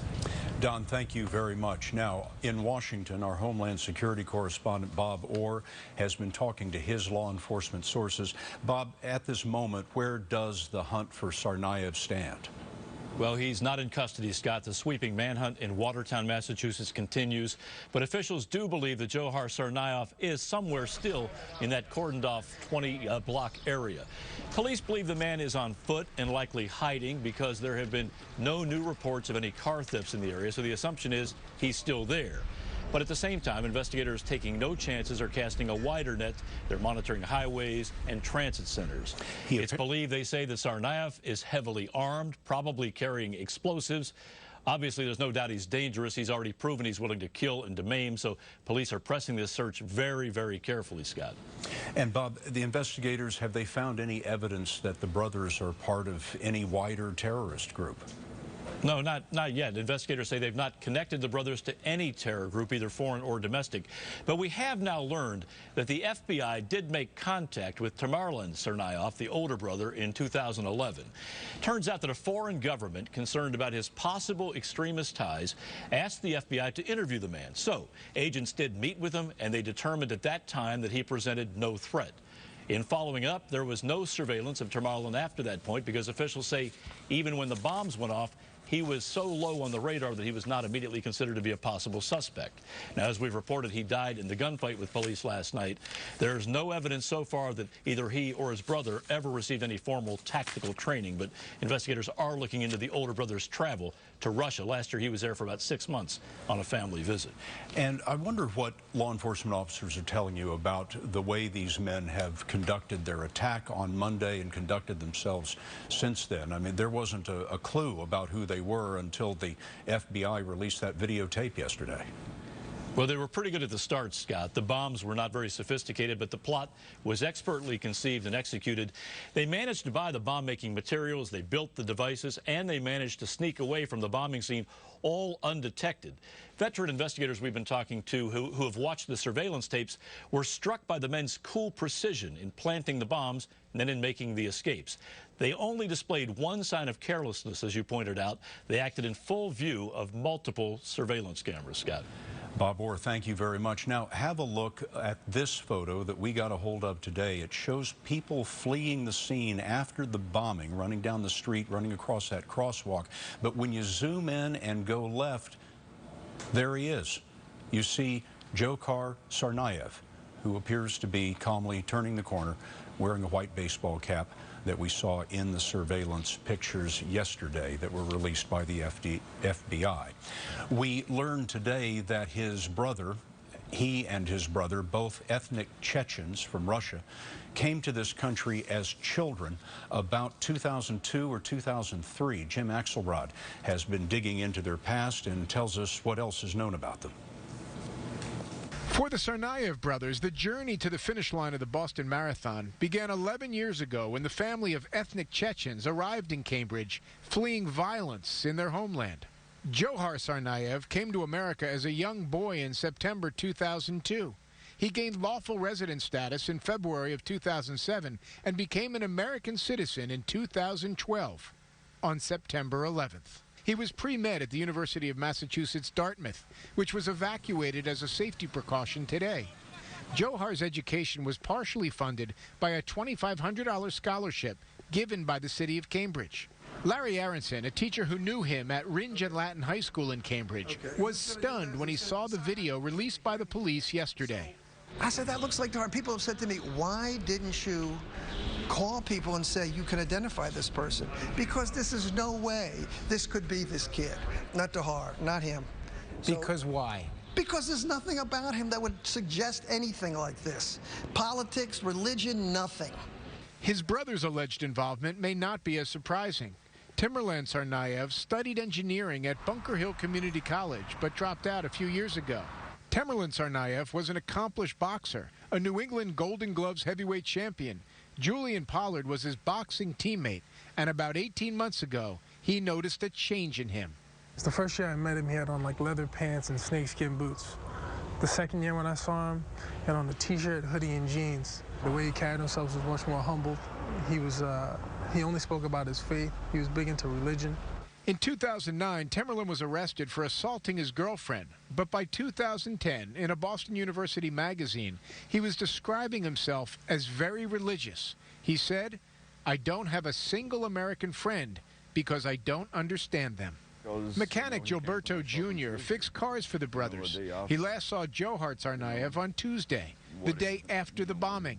Dzhokhar insisted he needed his car back right away, a week ahead of schedule. I hope they'll catch him alive. Why do you hope they'll catch him alive? You know, he has to suffer. You know, dying, it's very easy. You know, you're dead, you're gone. You know, he's got to pay for whatever he's done. CBS News spoke with a friend of Dzhokhar Tsarnaev who said he saw him just yesterday afternoon in his dorm room. The two chatted for about 20 minutes until Tsarnaev stood up and said he had to go. The friend asked him what he was up to. Scott Tsarnaev replied, "I've got some things I need to take care of." Jim Axelrod, thanks very much. We should also mention that Chechnya and Dagestan, where this family is from, are overwhelmingly Islamic, even though they are part of Russia. John Miller is joining us, former assistant director of the FBI. John, the FBI had contact with the older brother 2 years ago. What do you know about that? So what we've learned is this was a request from a foreign government. Now, the FBI isn't going to say what government, but I think you could make an educated guess that the place that would most likely be interested in him would be Russia, to check him because they thought he might have extremist ties. They did a background check on him, which basically meant running Timurlan through all of the relevant databases, those of other intelligence agencies, checking on his communications, all of his overseas travel. And this culminated in an interview where the FBI sat down with him and asked him a number of questions about his life, his contacts, his surroundings, and then, you know, they wrote that up into a report, sent it back to the foreign government. But what they say is that no derogatory information, no additional information that pointed towards any extremism or extremist contacts was uncovered there. This is an issue they've had before in the past. You know, they interviewed Carlos Bledsoe in Little Rock before he shot up the Army recruiting station, and what they said is they were still looking at him, but he hadn't committed a crime. They were obviously looking at Major Hassan before the Fort Hood incident. So this will probably undergo more scrutiny, but they said we took all the steps we were asked to and also all the steps we could take under the law.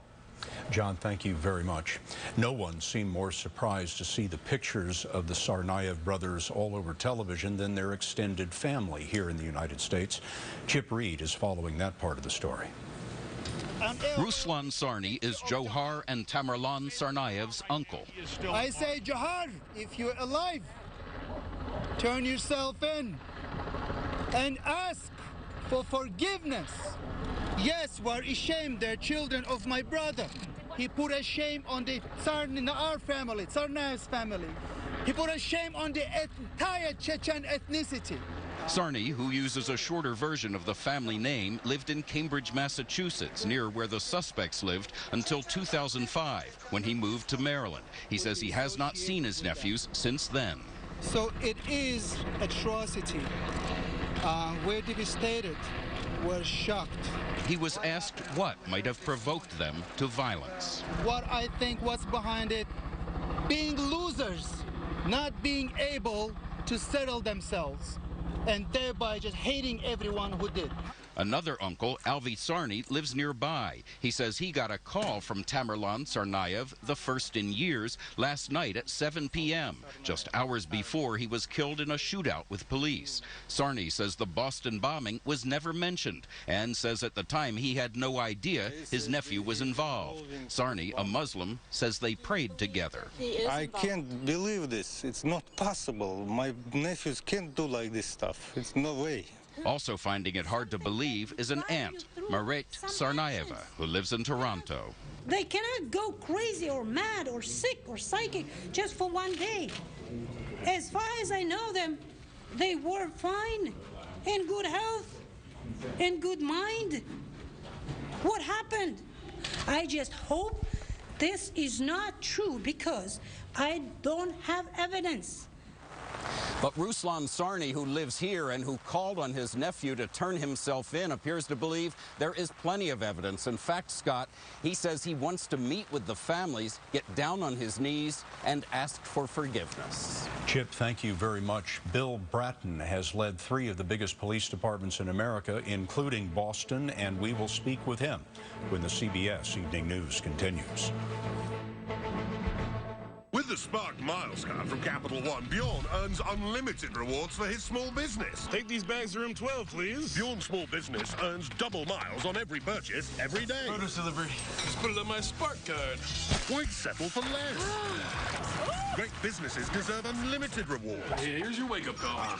Get the Spark Business Card from Capital One and earn unlimited rewards. Choose double miles or 2% cash back on every purchase every day. What's in your wallet? Now, where's the snooze button? If you have rheumatoid arthritis, can you start the day the way you want? Can Orencia, abatacept help? I wanted to get up when I was ready, not my joints. Could your I want become I can? Talk to your rheumatologist. Orencia reduces many RA symptoms like pain, morning stiffness, and the progression of joint damage. It's helped new RA patients and those not helped enough by other treatments. Do not take Orencia with another biologic medicine for RA due to an increased risk of serious infection. Serious side effects can occur, including fatal infections. Cases of lymphoma and lung cancer have been reported. Tell your doctor if you are prone to or have any infection like an open sore or the flu, or a history of COPD, a chronic lung disease. Orencia may worsen your COPD. Here's information you need to know. Orencia is available in 2 forms, infusion and also self-injection. Talk to your doctor to see if Orencia is right for you, and see if you can change I want to Oh Yes I Can. Dentures are very different to real teeth. They're about 10 times softer and may have surface pores where bacteria can multiply. Polident kills 99.99% of odor-causing bacteria and helps dissolve stains, so dentures are cleaner, fresher, and brighter. Polident. The moments we share today inspire the stories we tell tomorrow. The luxurious Infiniti JX, a 7-seat crossover that actually seats 7 comfortably. With innovative second-row seating that makes third-row access effortless, even with the child seat installed, so your family can share every moment together. Right now, lease an Infiniti JX for $489 a month. Infiniti, inspired performance. Can a body wash go beyond basic cleansing? Olay Ultra Moisture Body Wash can, with more moisturizers than 7 bottles of the leading body wash. With Ultra Moisture, your body wash is anything but basic. Soft, smooth skin with Olay. So after an intensive, almost 15-hour manhunt in Boston, the authorities have told us this evening that they have essentially lost the second suspect Dzhokhar Tsarnaev, 19 years old, that they were searching for. His brother was killed in the shootout last night. We're joined right now by Bill Bratton, who was the former police commissioner in Boston. Commissioner Bratton, what do they do now that this suspect seems to have slipped through that police cordon? Literally, they start all over. That they're going to be extraordinarily dependent on the public once again to be on the lookout for this young man. That certainly every police officer will be doing that, but they'll still be working their intelligence sources, family members, see if this kid reaches out to any of the family members, which they seem to be doing the previous day. So they're back to basic 101 policing. They have the advantage of everyone in Boston knowing what this young man looks like. Everyone in the world at this particular point in time. But one of the things that they did today was lock down the city of Boston, tell people do not leave your homes. This evening they've said we can't find him, we don't know where he is, but you can go about your normal business. How do they reconcile that? Well, evidently there were a series of decisions made by a number of officials this morning, certainly Watertown, the contiguous communities, and the mayor of Boston making a decision to expand that into Boston. The university later in the day, where the brother that is still on the loose had attended school. Decisions that may have appeared prudent at that particular point in time as the day went on, an opportunity to review and reconsider. Obviously, they made a decision that they could not keep the city in that type of lockdown capacity. There's no way to know, but what do you think? You think he's still in the city? My own sense is that he's in the wind, that he's, I think, definitely out of that Watertown area. That it's unfortunate, but the time it took to set up that lockdown, that probably allowed him the opportunity to get out of that perimeter area. But again, once he gets out of his hometown area, this kid is going to have a great deal of difficulty moving around. Bill Bratton, thank you so much for being with us. We'll hear from the parents of the Boston bombing suspects in just a moment. I have low testosterone. There, I said it. How did I know? Well, I didn't really. See, I figured low testosterone would decrease my sex drive, but when I started losing energy and became moody, that's when I had an honest conversation with my doctor. We discussed all the symptoms, then he gave me some blood tests. Showed it was low T. That's it. It was a number. Not just me. Today, men with low T have Androgel 1.62% testosterone gel, the #1 prescribed topical testosterone replacement therapy. Increases testosterone when used daily. Women and children should avoid contact with application sites. Discontinue Androgel and call your doctor if you see unexpected signs of early puberty in a child or signs in a woman, which may include changes in body hair or a large increase in acne, possibly due to accidental exposure. Men with breast cancer or who have or might have prostate cancer, and women who are or may become pregnant or are breastfeeding should not use Androgel. Serious side effects include worsening of an enlarged prostate, possible increased risk of prostate cancer, lower sperm count, swelling of ankles, feet, or body, enlarged or painful breasts, problems breathing during sleep, and blood clots in the legs. Tell your doctor about your medical conditions and medications, especially insulin, corticosteroids, or medicines to decrease blood clotting. So, what do men do when a number's too low? Turn it up. In a clinical study, over 80% of treated men had their T levels restored to normal. Talk to your doctor about all your symptoms. Get the blood tests. Change your number. Turn it up. Androgel 1.62%. This is George. The day building a playset begins with a surprise twinge of back pain and a choice. Take up to 4 Advil in a day, or 2 Aleve for all-day relief. That's handy. Who's that? There's a guy who gets his salsa from New York City. New York City? Only Pace has that big, bold kick. Anything else just ain't right. Pace, grab 1, 2, 3, 4, 5, 6, 7, 8, 9, 10, 11, 12, 29, 30. It's the Coconut Creek Hyundai Countdown. 30 days of savings on 2,000 vehicles. And only Coconut Creek Hyundai offers you 4 ways to save. With 0 down, sign and drive. Or 0% financing. Or up to $6,500 cash back. Or no payments till 2014. We're so confident that we'll have the vehicle you want in stock that if we don't, your first payment is on us. Don't miss the Coconut Creek Hyundai Countdown. Only at the Coconut Creek Auto Mall. The suspects in the marathon bombing are ethnic Chechens who once lived in Dagestan, part of Russia, right next to Chechnya, which has been fighting for decades to break away from Moscow. Both parents are back in Dagestan, and Elizabeth Palmer has their reaction. To an anguished mother interviewed on Russian television, there was only one way to explain how her boys had got into such trouble. I am like 100% sure that this is a set-up.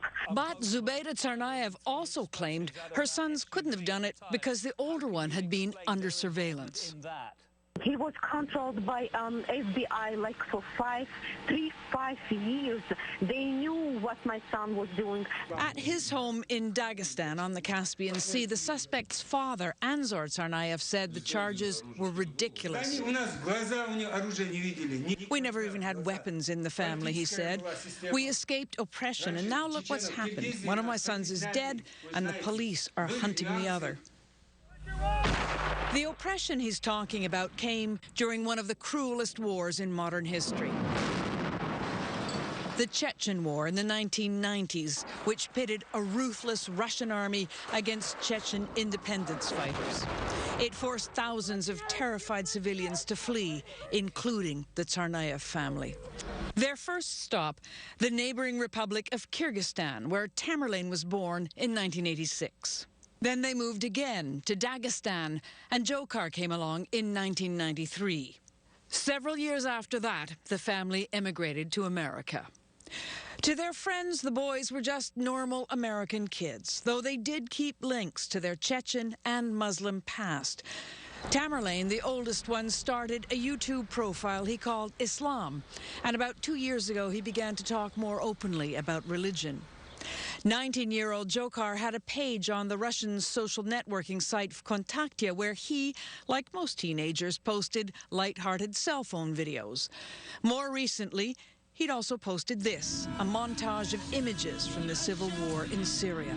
But what's striking is that nowhere on the page is there any radical Islamic propaganda, and not a hint of anti-American sentiment. Elizabeth Palmer, CBS News, London. As I mentioned, Scott, there was absolutely no hint of any anti-American sentiment, although the boys did clearly keep ties with Chechnya. The Chechen fighters over the years have staged some spectacular terrorist attacks, notably the seizure of more than 800 hostages in that theater in Moscow in 2002. But they have never hinted that they would attack America. Their fight has really always been with the Russians. Elizabeth, thank you. So, the hunt goes on tonight, and we will have the latest in a moment.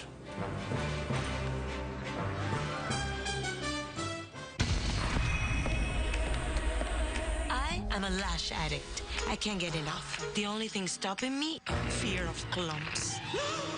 Until now. Meet new CoverGirl Clump Crusher. Big volume mascara with a brush designed to crush. Now I can load up my lashes to the extreme. 200% more volume, 0 clumps. This is a lash addict's dream. New Clump Crusher from Easy Breezy Beautiful CoverGirl. Nexium, the purple pill, helps provide many with day and night relief of heartburn symptoms caused by acid reflux disease. There is risk of bone fracture and low magnesium levels. Side effects may include headache, abdominal pain, and diarrhea. Call your doctor right away if you have persistent diarrhea.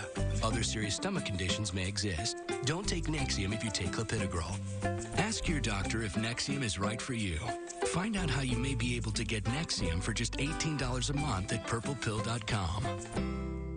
I stepped on the machine, and it showed me the pressure points on my feet and exactly where I needed more support. Then, I got my number. My tired, achy feet affected my whole life until I found my number. I tried the free Dr. Scholl's Foot Mapping Center. In 2 minutes, I got my foot map and custom number. I'm a 440. That matched up to the Dr. Scholl's custom foot orthotic inserts with the right support and cushioning I need. I am a believer. I'm a believer. I'm a believer. Go to drschols.com to find your closest Walmart with a foot mapping center. If you're suffering from constipation, Miralax or Metamucil may take days to work. For faster relief, try Dulcolax laxative tablets. Dulcolax provides gentle relief overnight, unlike Miralax and Metamucil that can take up to 3 days. For predictable relief, try Dulcolax. When it came to our plants, we were so confused. How much is too much water? Too little? Until we got Miracle-Gro Moisture Control. It does what basic soils don't by absorbing more water, so it's there when plants need it. With the right soil, everyone grows with Miracle-Gro. Alka-Seltzer Plus presents The Cold Truth.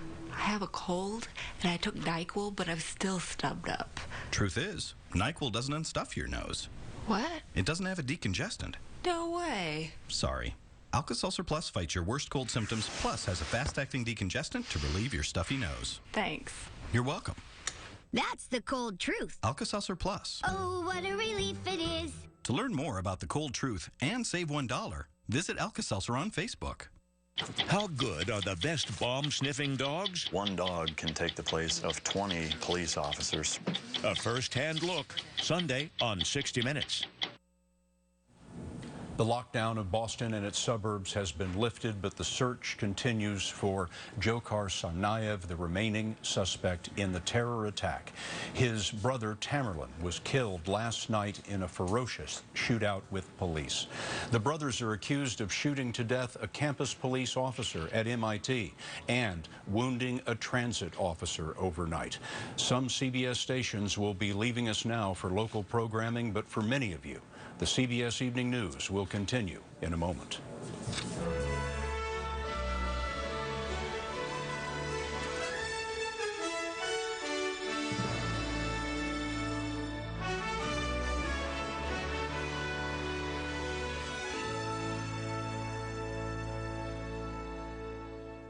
Grandma, your biscuits are the best. Oh, these are from Duncan. Granny! I have a life, you know.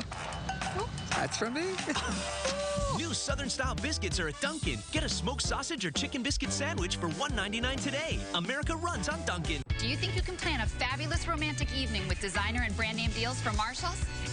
Oh, great find. In the pursuit of fabulous, the savvy always win. Never pay full price for fabulous. Marshall's.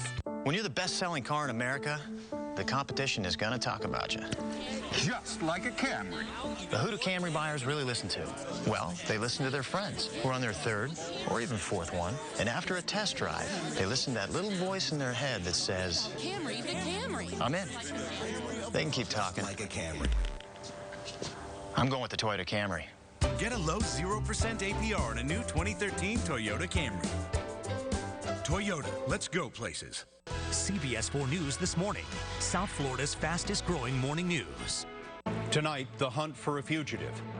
After his brother dies in a shootout, police follow the trail of the remaining Boston Marathon suspect, now wanted in the slaying of a police officer.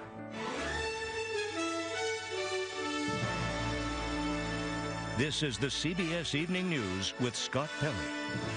Good evening again, and for those of you just joining us, this is a special one-hour edition. We now have breaking news at this hour on the continuing search for the remaining suspect in the Boston Marathon bombing. We are going to switch now to John Miller, our senior correspondent, former assistant director of the FBI. John, what are you hearing? All right, so something is unfolding right now. We don't have granularity on the details, but Lou Young, our WCBS-TV correspondent who was on the scene up there, has heard several shots fired in the area, what appears to be shots, and what he's seen after that, and I've looked at this footage as it went by, is a large motorcade of police cars, lights and sirens, speeding towards the location. There are preliminary reports of shots fired and a report of a man who had been hiding in a boat in a backyard. Now, at this stage, we always say this information is coming in real time. It's a little garbled. It may well change.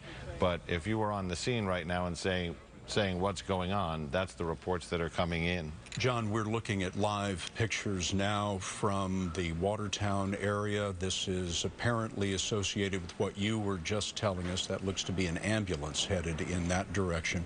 To catch the viewers up on where we've been, last night, police engaged the two men who were suspects in the bombing on Monday of the Boston Marathon. There was a ferocious firefight. One of the men was killed. His younger brother, a 19-year-old, has been the subject of a manhunt all day long.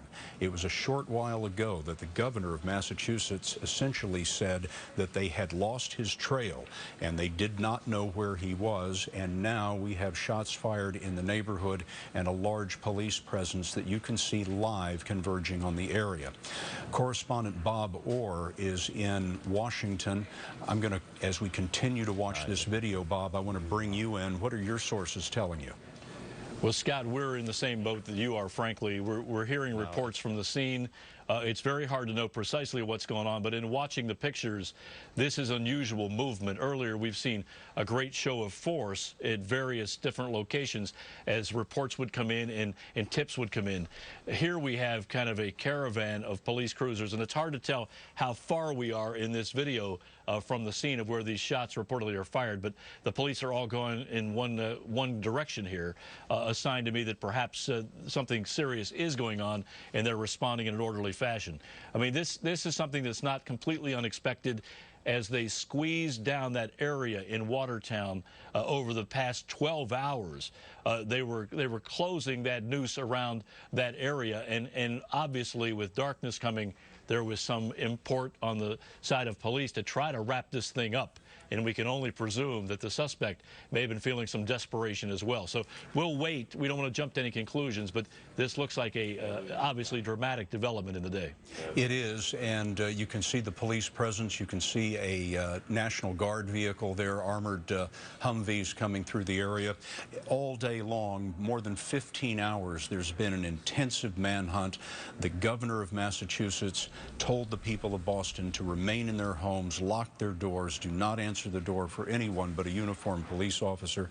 Then they had a news conference a short time ago, said that they had lost the suspect, and now we have these developments unfolding before our eyes.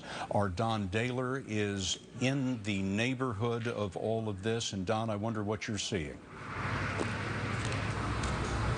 Well, Scott, I can tell you a little more than 5 minutes ago, people here heard a number of gunshots and the police just sprang into action. Cars squealed out of the staging area there, headed in that direction. There is currently a massive police presence at Franklin Street, and I can tell you one of our people was on the phone with someone who lives in that neighborhood, and he suddenly said, "Come to my neighborhood, Dexter and Laurel, the corner of Dexter and Laurel. There are gunshots being fired right here, right now." As you said, things appear to have calmed down for a little bit, but they have ramped up now. We're hearing that ambulances were dispatched, and there is a number of police cars headed that way. A lot of activity going. It's perhaps not even a half mile from where we are right now, and definitely within that 20 square block search area that police have been pouring over all day long. Don Daler at the scene, live pictures now of a large police response. No sooner did the authorities tell us that they had lost the trail of Dzhokhar Tsarnaev, the 19-year-old they are searching for in connection with the Boston Marathon bombings. No sooner did they tell us that they lost the trail than we had this sudden police response, shots fired in the neighborhood not far from where that search was going on. We're going to keep watching this. We're going to develop new information as we can. In the meantime, we're going to go to a report that was produced by Elaine Quijano today. As we said, much of the day in suburban Cambridge and Watertown, there were police presence, door-to-door searches, and a lockdown of the residents there. Elaine Quijano has our story. Well, Scott, it has been a nerve-wracking day for people here in the Boston area as they lived under that lockdown. Boston and the cities surrounding it are under siege. Heavily armed police and federal agents went door to door as they searched some neighborhoods and evacuated others. Boston's public transit system, which normally serves about 500,000 people daily, was shut down, and the streets around the normally bustling downtown were empty as officials warned people to shelter in place. In other words, to stay indoors with their doors locked and not to open the door for anyone other than a properly identified law enforcement officer. Carrie Smith and her boyfriend Ryan Brown said the city is unrecognizable. It's almost like a ghost town. You don't really see that many people walking around on the streets, and the cars, like there's absolutely no traffic. In Brookline, where nearly every business was closed, Teresa O'Connor was one of the few people who ventured outside, hoping to find a place open for lunch. It's very uncomfortable. It's very eerie, and you know, I wish we could get out of town, but we can't. Boston's beloved Red Sox were supposed to play a night game at Fenway Park, but by afternoon, officials had postponed it. Local colleges canceled classes as students were told to stay indoors. We could hear it on the TV, we could hear it coming through the police scanner, and then we could hear the sirens outside. So we were like, uh-oh. Natasha Nathan, a Suffolk University junior, heard gunshots from her front porch last night. When you came out and you heard the sirens and you heard gunshots, what did you think? I called my dad, and it was just a very physical reaction. It was a flight or fight feeling almost. I was shaking. It wasn't cold out, but I was shivering. The 21-year-old who followed orders to stay home says she hasn't felt at ease since Monday. It's been a tough week. Yeah, it's something every single day. We were going over that last night, and it's almost to the point where you just expect something to happen tomorrow. It's like a war zone, and you just don't expect Boston or any place in the United States to really feel that way.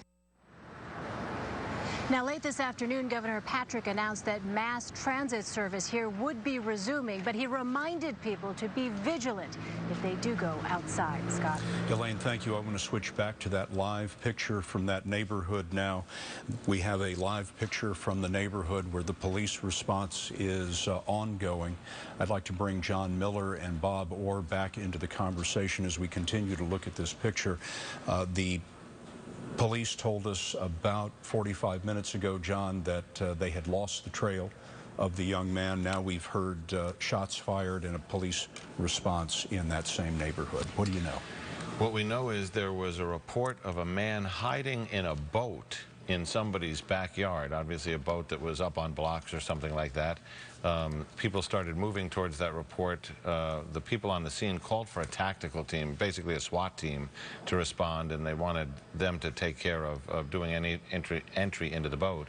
And then what followed was a number of shots fired, heard by correspondents and witnesses on the scene, and then you saw a large police response going towards that location, and that's basically where we are right now. And Don Daler is in the neighborhood. Don, what do you have? Well, I have the number of people heard those shots as well, including a local CBS reporter from New York, Lou Young, and he says that he heard a number of shots.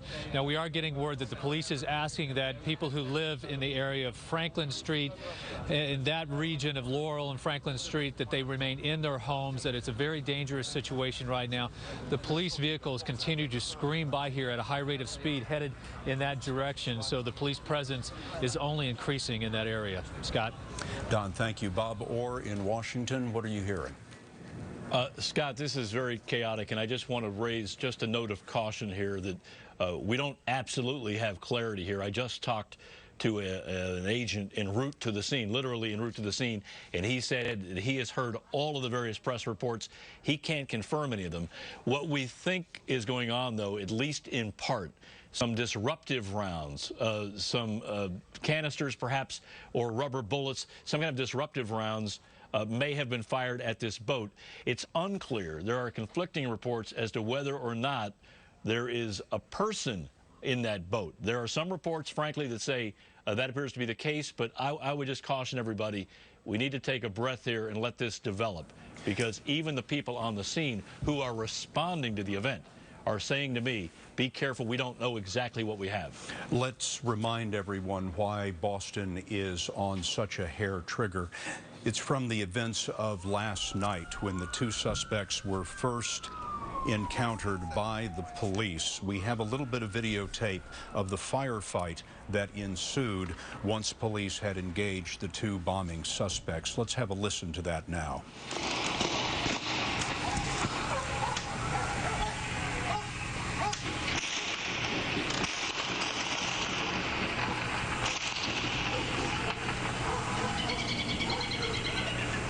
There's explosions and gunfire going on down the street.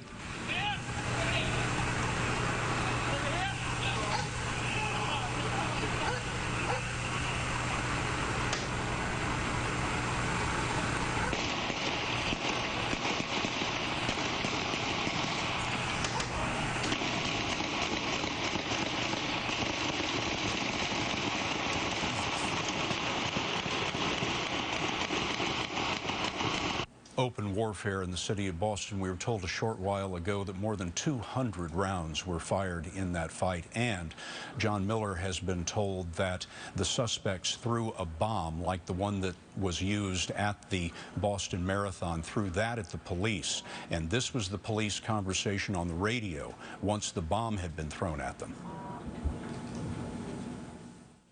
They have explosives, some type of grenades. They're in between the houses down here. Shots fired, shots fired.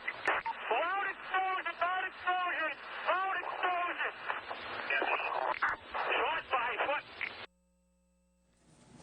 That was last night, the wee hours of the morning, actually, and that is when one of the suspects was killed. Tamerlan Tsarnaev, 26 years old.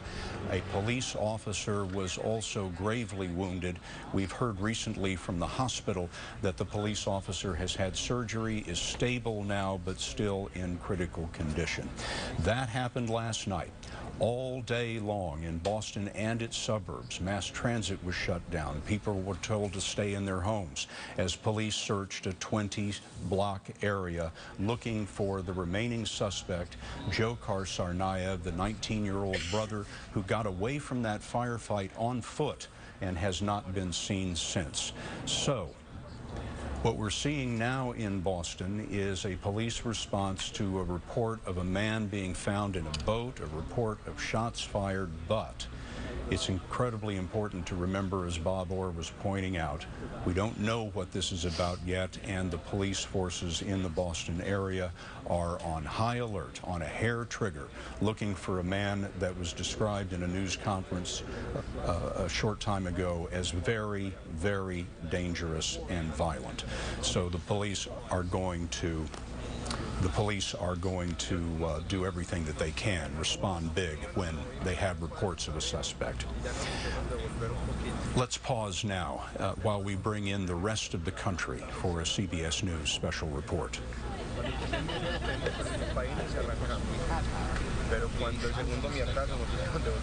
John Miller, the police came out about an hour ago, said that the trail had gone cold, that the young man apparently had slipped through that cordon, that 20-block cordon.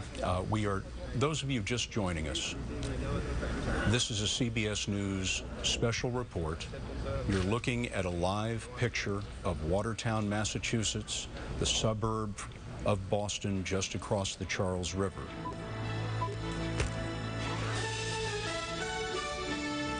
This is a CBS News special report. We are breaking in at this moment. Some of you are joining us from the expanded edition of the CBS Evening News. We are breaking in to show you this police action that is occurring in Watertown, Massachusetts, just across the Charles River from Boston. This has been the scene all day of a massive, intensive manhunt looking for the one surviving suspect in the Boston Marathon bombings of Monday. The manhunt has been going house to house, alley by alley, street by street. Police officers, federal agents, National Guardsmen in armored vehicles. But about an hour ago, the police and the governor of Massachusetts said they had essentially lost the trail of Dzhokhar Tsarnaev, the 19-year-old that they are looking for. No sooner had they told us that the suspect had slipped through the cordon than we heard that there had been shots fired in this neighborhood near where the search was occurring. John Miller has been talking to his sources in law enforcement. John, fill us in on why we have seen all of these police vehicles racing to this location. So I've spoken to Lou Young from our New York station, WCBS, who was on the scene, and he said he heard a number of shots. He said then there was traffic coming over the police radio that they wanted units to respond to an address on Franklin Street. And what they were saying over there was that there was a person spotted on a boat in the backyard. So Lou is a primary source. He hears the shots. The other information is from a secondary source. Based on my experience, you know, having been at any number of these kinds of perimeters and SWAT searches, this is the kind of thing that happens where you've done an entire perimeter, you're packing up to move on, and then something will change quickly. a person will call 911 and say, I just saw a guy go over a fence into the next yard, and he climbed into the back of a boat. And at that point, you know, you regroup and you move on that information. We don't know if the shots that people heard being fired were coming from the suspect, coming from police, whether that was one-sided or two-sided. At this point, we're waiting to hear back from the people who have descended on that location on Franklin Street to see what they're finding there. The suspect is described by the head of the state police in Massachusetts as, quote, very violent and dangerous. And let us remind you of why the police in Boston and its surrounding suburbs are on such a hair trigger for any kind of report. All of this started to come apart for the suspects last night when they encountered police. We're not quite sure what caused that encounter to happen, but it ended in a ferocious firefight in the wee hours of the morning. Let's replay that piece of video that we have of last night's firefight involving the police and the bombing suspects.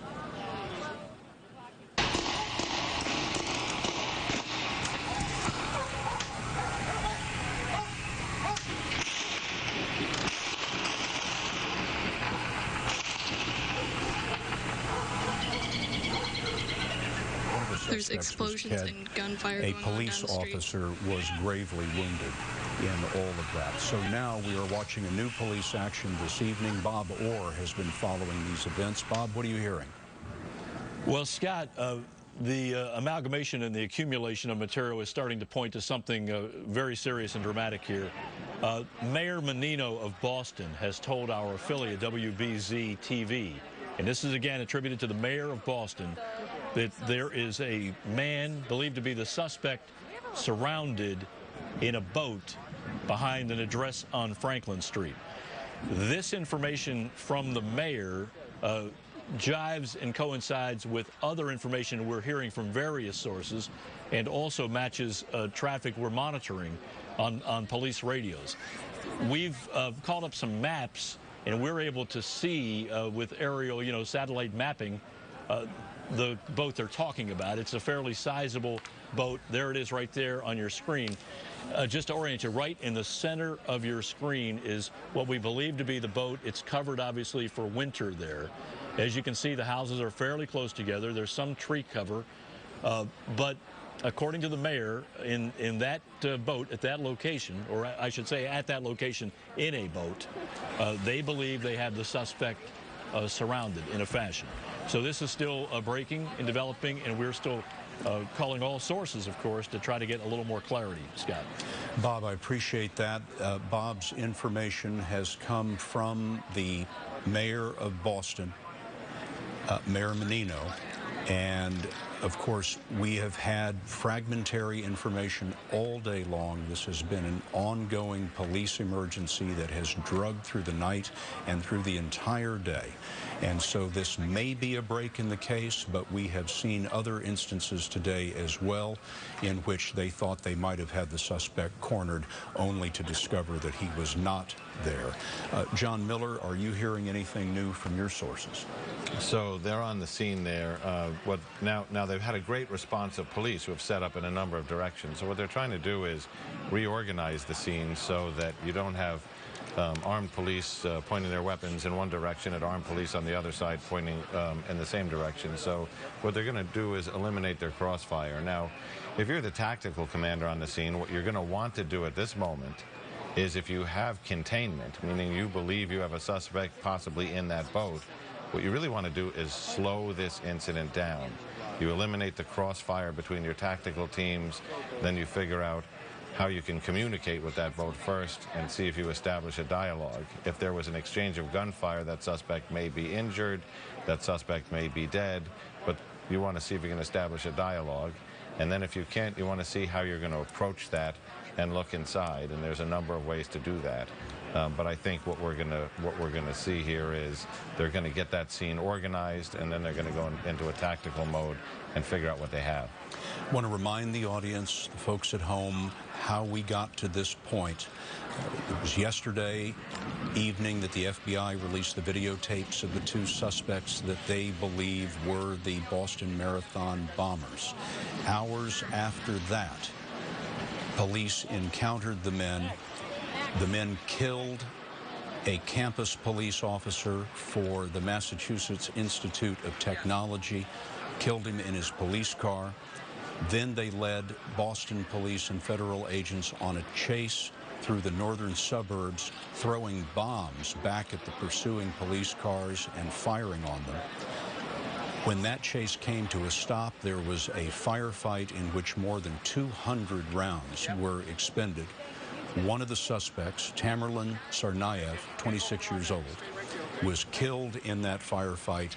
A police officer was gravely wounded in that firefight. He is in the hospital fighting for his life after surgery today. All day long, they have been looking for Tsarnaev's younger brother, the 19-year-old Dzhokhar Tsarnaev, also one of the bombing suspects. He fled the firefight last night on foot and has been the subject of an intense manhunt all day long in this part of Boston. These young men spent the early part of their lives in Russia, in the Islamic province of Dagestan, right next to Chechnya, and we've just been handed information that President Obama has been phoned by the Russian President, Vladimir Putin. They have spoken by phone about the Boston attack, and President Putin has expressed his condolences to the American people. Bob Orr has new information for us. Bob? Scott, again, this is raw information, but it comes from an agent, a federal law enforcement officer who is on the scene, who tells me that there is activity around that location in the boat, which we obviously know. But this is the important point. According to this person, no entry has yet been made. That is kind of police speak for they haven't, taken anybody out of that boat or gone into the boat with any kind of significant force. And as we're on the air here, I'm just looking at one more message. No determination yet on what exactly is in the boat, but John Miller raised a point that's important. No one is running up to it, obviously. They're approaching this very, very carefully, and in the words here, methodically. And the fear is all along, if this is the suspect, we believe he's not only heavily armed, but he may have explosive devices. So you have a situation here that if they think, as John's pointed out, if they think they have a good scene, they're going to move to safely contain, put their tactical forces in an array that protects the forces, and then time is clearly, I think, on their side. So, again, this is very fresh information. This is not resolved one way or the other. It's an active scene, and they are moving very, very deliberately because of the concern over possible explosives, Scott. And they have every reason to be concerned, Bob, as you know, because during the firefight in the wee hours of the morning, the police encountered explosives. The suspects, according to the authorities, threw a bomb at the pursuing police officers that was similar in design to the bomb that was used at the marathon bombing. And apparently the bomb exploded, but it malfunctioned and did not have the same force as the bombs that were used on Marathon Day. We actually have a bit of police radio traffic at the point in the firefight when the police were being attacked with explosives. Let's listen to that.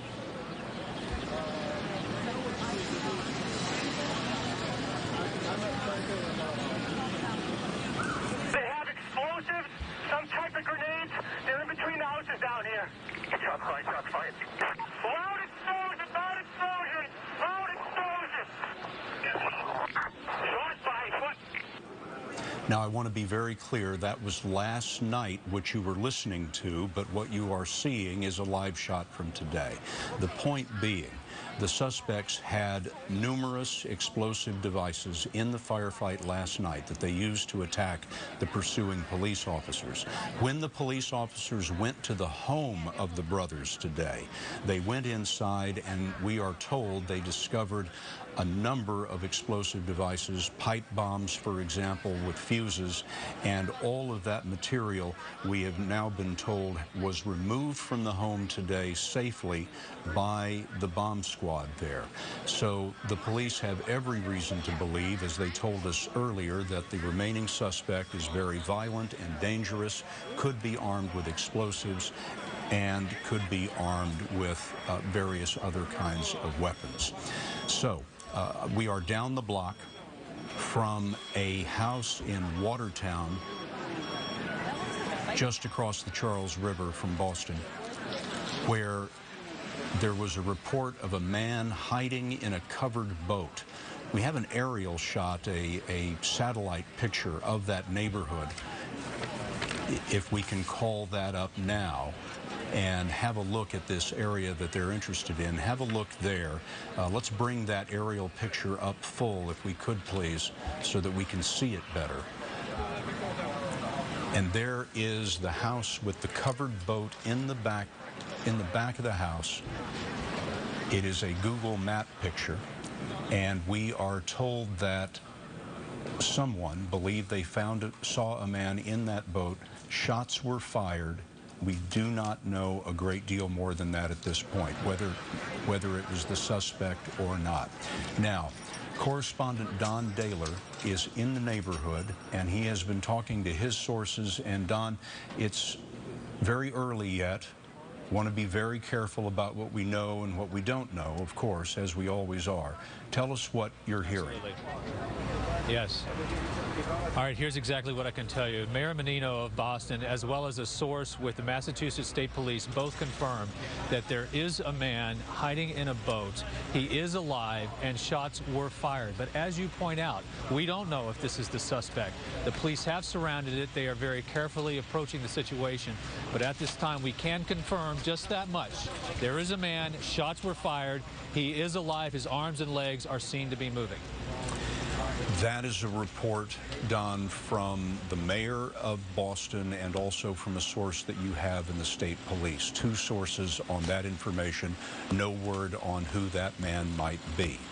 There's been a lot of unreliable information throughout the day because the situation has been developing so rapidly, but Don Daler has two sources on this information that would seem to confirm what John Miller and Bob Orr have been telling us, that a man was seen in a covered boat, a boat that had been covered up for the winter. You can zoom in on it there on Google Maps. You can see the boat behind the house. This is apparently the area of interest by the police right now. We are told that shots were fired. CBS News reporter Lou Young is also on the scene. He says that he heard the shots fired. And at this point, we are waiting to see how this develops. All day long, federal agents, National Guardsmen, heavily armed and armored Boston police officers have been searching this part of Watertown, house to house, block by block, alley by alley, looking for the 19-year-old suspect in the bombing on Monday, Dzhokhar Tsarnaev. There was no sign of him all day long. He was involved in a firefight with police in which his older brother, Tamerlan, was killed last night. The police told us that the younger Tsarnaev, Dzhokhar, got away on foot, and they had not seen him since. What we are showing you at this moment is a live shot in Watertown where police, we are told, have encountered a man who was hiding in a boat in this area that's been searched all day. Shots have been fired, and that is about all we know. Is this the suspect? We do not know. But reporter Lou Young is in the neighborhood, and he's been watching these events unfold. Lou, what have you seen? What have you heard? Scott, I can tell you that we heard the initial flurry of activity, the radio traffic about the man in the boat, which we took with a grain of salt, and then a call for radio silence, then a call for EMS, and followed by a report of shots fired. In either order, I don't exactly recall the order, but it was a call for an EMS unit and a report of shots fired. We ran to the scene here. I am currently at Common and Mount Auburn, about 3 blocks from the scene. I've spoken to a local resident, Paul Sutherland, who said he had come out of his house after getting the all clear, or seeing the all clear on the television, and saw a group, a series of SWAT vehicles head down Franklin, and then heard 2 series of shots. He called them automatic weapon fire, and then on second thought, on reflection, considered that perhaps it was just a lot of gunfire. But there were 2 distinct bursts of gunfire, 2 distinct volleys. And then the units that had left after the news conference about 6 o'clock or so came rushing back. Many police units are here on Mount Auburn right now. There is a police line going up. We are not being allowed any closer, and that is really all we know. But the witnesses seem to confirm what the initial reports indicated, that shots indeed had been fired and that there was a man in the boat. The aerials of that address indicate there is indeed a boat behind that house, as you indicated. I can't say any more than that, but I can tell you that there had been a period after the governor and the colonel from the state police spoke that the police seemed to be leaving, and they returned in force, and they are back here now, and there are lots of flashing lights on Mount Auburn Street here in Watertown. Lou Young of WCBS TV. Lou, thank you very much. Bob Orr has new information from his sources. Bob?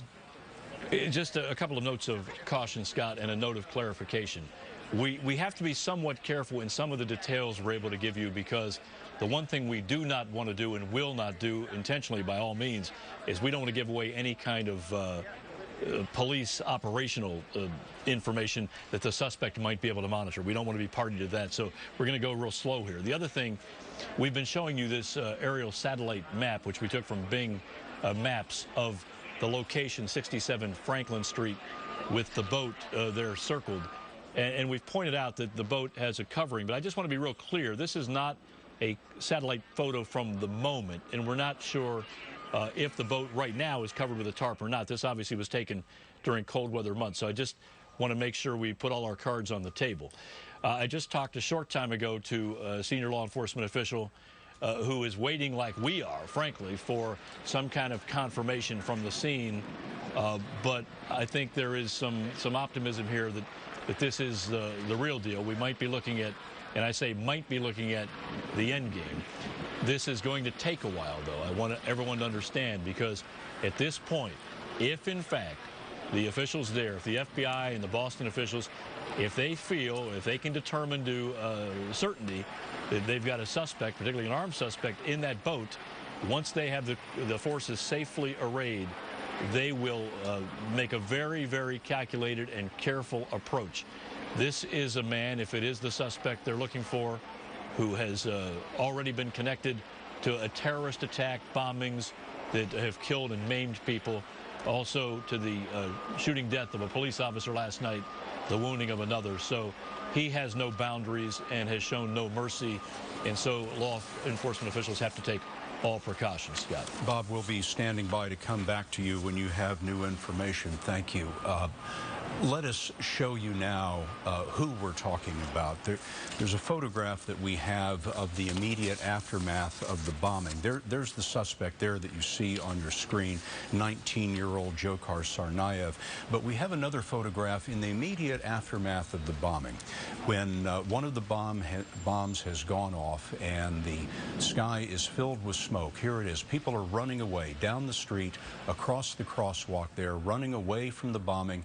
But when you zoom in and look here,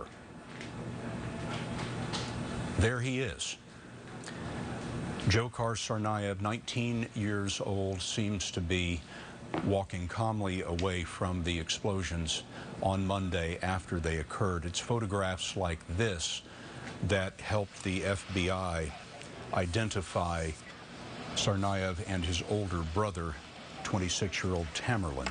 Tamerlan, of course, as we've told you, was killed last night in a ferocious firefight with police. Bombs were thrown at the police. More than 200 rounds of ammunition were expended in that firefight. Tamerlan Tsarnaev, 26-year-old, was killed. His 19-year-old brother, that you see there on the right, ran away from the firefight on foot and has been the subject of an intense manhunt ever since. What you're seeing now is a live picture from the neighborhood in Watertown, a suburb of Boston, where the manhunt has centered. And we have information that a man, apparently hiding in a boat behind a house, was encountered, shots were fired, and we don't know anything more than that. This is a Bing satellite map of the house, and you see of the address that we're told where all of this is unfolding, and you see a boat right there behind it. So John Miller has been talking to his sources in law enforcement. John, how does this unfold at this point in terms of how the police would normally handle this? Well, this is a complicated one because you've got the aspect of a dangerous suspect who's already engaged police with gunfire, but also with explosives. So you have a situation where you need the capabilities of a SWAT team, but you also need the capabilities of a bomb squad. Now, there is probably no spot right now on the planet Earth that has more tactical resources right there and available than this place here. What you have on scene is Boston Police SWAT team, Massachusetts State Police SWAT team, the FBI's elite hostage rescue team has been deployed from Quantico and are on the scene there. You've got the Boston, Cambridge, and FBI special agent bomb technicians, so all those bomb squads on the scene now. The incident commander's job here is to figure out, A, do we want to be lured into a trap? So we're going to clear a path to that boat, checking for booby traps, explosives, and so on. Then a combination of bomb technicians and SWAT, if they can't establish a dialogue, are going to have to make an approach and decide how to look inside. And that is kind of what I had said earlier and what Bob Orr had reiterated, which is when you have an incident that's moving fast, you want to reset it. You want to get the best control you can have over it and then make it move slow. And you want to be the one behind those decisions. Earlier today, you asked Bill Bratton, how do you see this ending? And he said, in a large measure, that's going to be up to the suspect and how he reacts if and when he's confronted. And I think we've seen a flurry of shots fired. We don't know by whom, whether that was in one direction or two, but clearly we have been reset in another location that is extremely hazardous, and they are going to be very methodical going forward. That's the cautionary part. The good news, if there is any in a story like this, is every conceivable resource you could want from a tactical commander's standpoint is right there. We have a photograph now, I'm told, of the front of the house. This is the location, shot at another time, obviously, and there again is the boat in the back of the house. If you're just joining us, the police were called to that location. There was a report of a man hiding in the boat. The next thing we knew, shots were fired in the area. This has been confirmed by the mayor of Boston and by one source at the state police, that a man was found in the boat and shots were fired. Is this 19-year-old Dzhokhar Tsarnaev? That is what we do not know. He is the surviving suspect in the Boston Marathon bombing. Police have been searching for him intensively all day long. The National Guard has come in with armored vehicles looking for this individual as well. There's been a house-to-house manhunt. Ironically, they decided to have a news conference late this evening and announced that they had lost him. And it probably was not 30 minutes after they announced that they had lost him that this event occurred and the shots were fired, and we watched police zoom into this neighborhood, surround the house, and now we are waiting to find out what happens next. What you're watching there is a live picture of what's happening in the neighborhood. As we continue to watch that picture, I want to bring in Anthony Mason, who has been working with a team here at CBS News all day long to learn more about these two brothers, the Tsarnaev brothers. And Anthony, what can you tell us about this young man, 19 years old, that the police are searching for now? Well, Scott, it's interesting. He was actually spotted only yesterday afternoon at the University of Massachusetts in Dartmouth, which is about 2 hours drive southeast of Cambridge, where he was a sophomore. But he was, a friend told us, a friend from both high school and college, said he saw him in his room and had a 10-minute conversation with Dzhokhar in which he seemed perfectly normal. In fact, Dzhokhar offered him a ride to the edge of campus and then drove off, saying that he had things he had to do. Dzhokhar, who, as you mentioned, is only 19 years old, was the captain for 2 years of his wrestling team at Cambridge Ridge and Latin High School, which is just down the road from Watertown. I spoke this afternoon with his former assistant coach, Peter Payak, who described him as conscientious, thoughtful, a leader. He said he was part of our family. I asked him for his reaction to the news of the bombing and that the 19-year-old Dzhokhar turned out to be a suspect, and he said, I cried when I found out. He said it was like a bullet in my heart. This kid, actually, 19-year-old Dzhokhar Tsarnaev, came back to the wrestling team only just this past January to work out with the team, where he was still popular. This was a team of some 28 students, many of whom were foreigners, in fact, and he said, you know, he was highly respected. So to all of the people who know Dzhokhar Tsarnaev, this is a complete mystery, Scott. The Tsarnaev family came to the United States about 2002, 2003, fleeing the civil war and the terrorism that had beset Chechnya and Dagestan, two provinces of Russia, Islamic provinces of Russia, which had been, Chechnya in particular, involved in a separatist movement that the Russian army had crushed over the last 10 years or so. The family fled all of that violence, came to the United States, and just in 2012, 19-year-old Dzhokhar Tsarnaev became a United States citizen, a naturalized United States citizen. That happened in 2012, and ironically, it was on September 11th, 2012, that he became a citizen of the United States. His older brother, who was killed last night, was a permanent legal resident, not a citizen, but what they call a green card holder here in the United States legally. Their extended family is here in the United States, and they've been in school here for quite some time. I want to go back on the timeline over the last many hours to where we are now.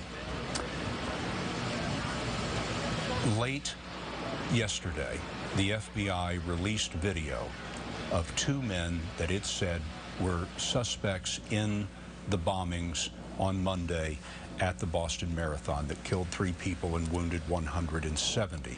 This is some of the surveillance tape that the police released. They described the man in the black hat that you see with the backpack as suspect number 1, the man following him in the white hat as suspect number 2. Well, it was just a few hours later that a police officer for the Massachusetts Institute of Technology, the great university in Boston, police officer Sean Collier, was murdered in his police car. A 26-year-old officer who had been on the force there at MIT for just about a year. He was killed. About 10 minutes later, not far away, a car was hijacked by 2 armed men. This is all according to our police sources. The hijackers threw the driver of the car out unharmed, and then they led the police on a chase through these northern suburbs of Boston. During that chase, bombs were thrown at the police and the pursuing vehicles. Gunfire was exchanged among the pursuing vehicles. When the chase came to an end about 1 o'clock, there was a ferocious firefight. Let us play the audio for you of that firefight as it was recorded about 1 a.m. this morning.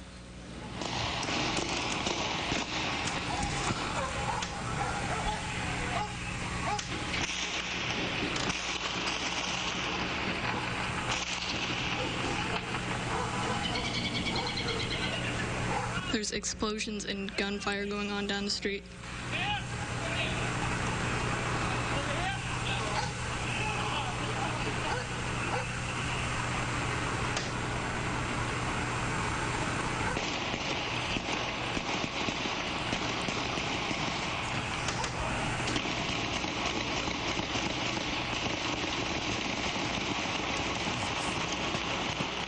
We're told about 200 rounds were expended in that firefight. Bombs were thrown at the police officers again.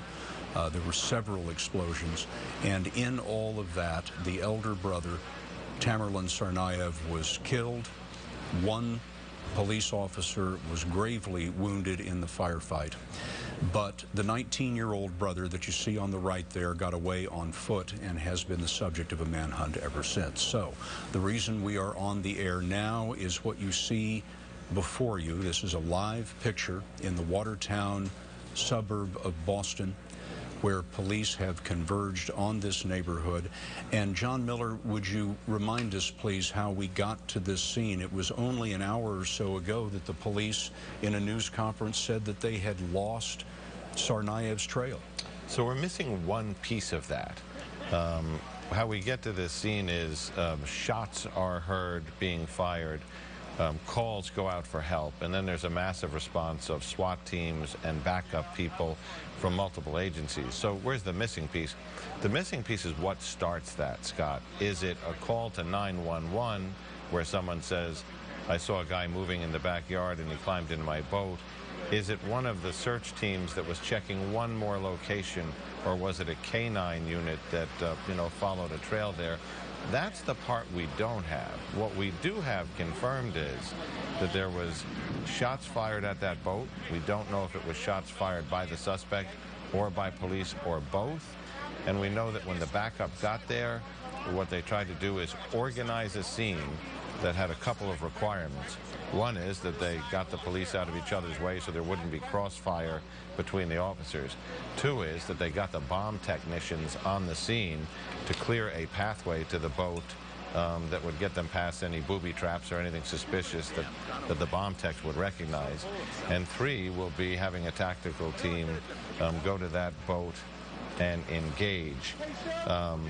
The reports we are getting consistently is that there is someone on that boat that they can see who at least was, if not is, moving around. And if that is their suspect, despite the fact that he has allegedly killed one police officer, seriously wounded another, and thrown bombs at them, from the FBI standpoint, from the police standpoint, from the intelligence standpoint, there's a tremendous interest in capturing him alive. There are intelligence questions relating to the Boston Marathon bomb plot about whether he or his brother were working alone or with others, whether they received training overseas or did this on their own. So I think what they're trying to do is slow the incident down and figure out how to get to him and how to resolve this as safely as possible, and if possible, capture him alive, although he'll have a lot of say in that depending on his actions. It may be that there are only two people in the world who know the motive and the method of the bombing at the Boston Marathon, and one of them is dead. So this is the last remaining suspect, at least the last one that we know about. We have two correspondents in and around this neighborhood where this is unfolding. I want to go first to Lou Young, who was the CBS reporter, the WCBS reporter who heard those shots fired. Lou, what do you know now? what we know, and Scott, I want to reiterate, I didn't physically hear the shots. We heard the reports of the shots and then verified that with witnesses here at the scene. But what we know right now is that just as things were starting to darken down here, as vehicles were leaving, as people were coming out of their homes, all this activity began. There was a report of a person in a boat on at 67 Franklin. There was a call for a tactical support. There was a report of shots fired, and then a call for an ambulance. Now, in the last couple of minutes, a call for fire help because they are concerned about the fuel on the boat and a possibility of a fire. That we know from the chatter on the radio. Coming up on this scene here, you can see there are so many vehicles here, it's difficult to stare down the lights because they have the entire area blocked. We're at Mount Auburn Street at Common, about 4 blocks from where we were, the outside of the perimeter, for most of the day. And a lot of these people were in their homes most of the day, afraid to come out because the police were here, house-to-house search, looking for that suspect bomber who was at large. And then they got the all clear. Then they came out, and then one resident, Paul Sutherland, said that he saw the SWAT teams rush back, and he heard 2 exchanges or 2 rounds of fire. It sounded to him like automatic weapons fire, but it could have been a lot of individual weapons going off. There were 2 bursts, and then a lot of call for help and a lot of additional equipment showing up. Then the police tape starts to go up, and now we are waiting to find out precisely what it is they have down the road here. A couple of blocks beyond that roadblock sign there, and then to the right, that is Franklin. That is where all the activity is happening. There is a police helicopter orbiting up above. Beyond that, we can't say anything for certain. We know something has happened, and through various sources, we believe that there is a person on the boat, and they are zeroing in on him, but we don't know who that person is, and we're standing by to find out.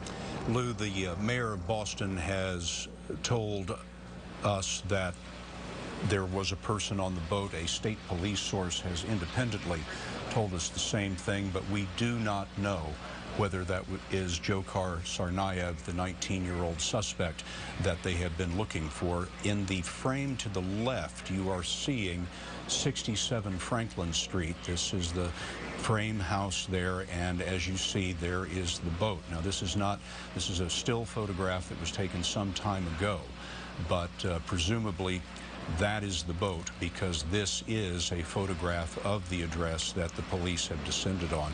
Lou, I want to ask you a question. We saw the ambulance going in, but I don't believe I've seen it coming out. Have you seen the ambulance leaving? No. All right. It has not come out, no, and that is one of the observations that my partners here had made, is that whatever they needed it for, they are still either using it or it is standing by for removal of a victim of some kind. But they did call for that ambulance. The ambulance is in there now. Don Daler is also there, our CBS News correspondent who has been following the search all day long. Don, you're at a different location. What are you seeing from your vantage point? Well, Scott, it's really not as neat and tidy as a CSI episode, is it? I mean, crime is messy and police procedure is messy, and that's what we're seeing here. Information coming in drips and drabs. But the one thing I wanted to remind you and the viewers about was something that we reported earlier in the evening, and that is that state police and the FBI, they are all still very worried about the possibility that this individual might be wearing a suicide vest. So if he is in this boat and he is flailing around, as some reports have stated, or at least his legs and arms are moving, the police are going to approach that, as John Miller has been telling us, very, very cautiously. The last thing they want is to be some valuable lives be taken along with this man if he decides that he can't go any further and he wants to go out in a large flash. So that's part of why they're being very, very cautious, and they've been concerned about that possibility all day. Now, I'll just give you a quick rundown on what happened here.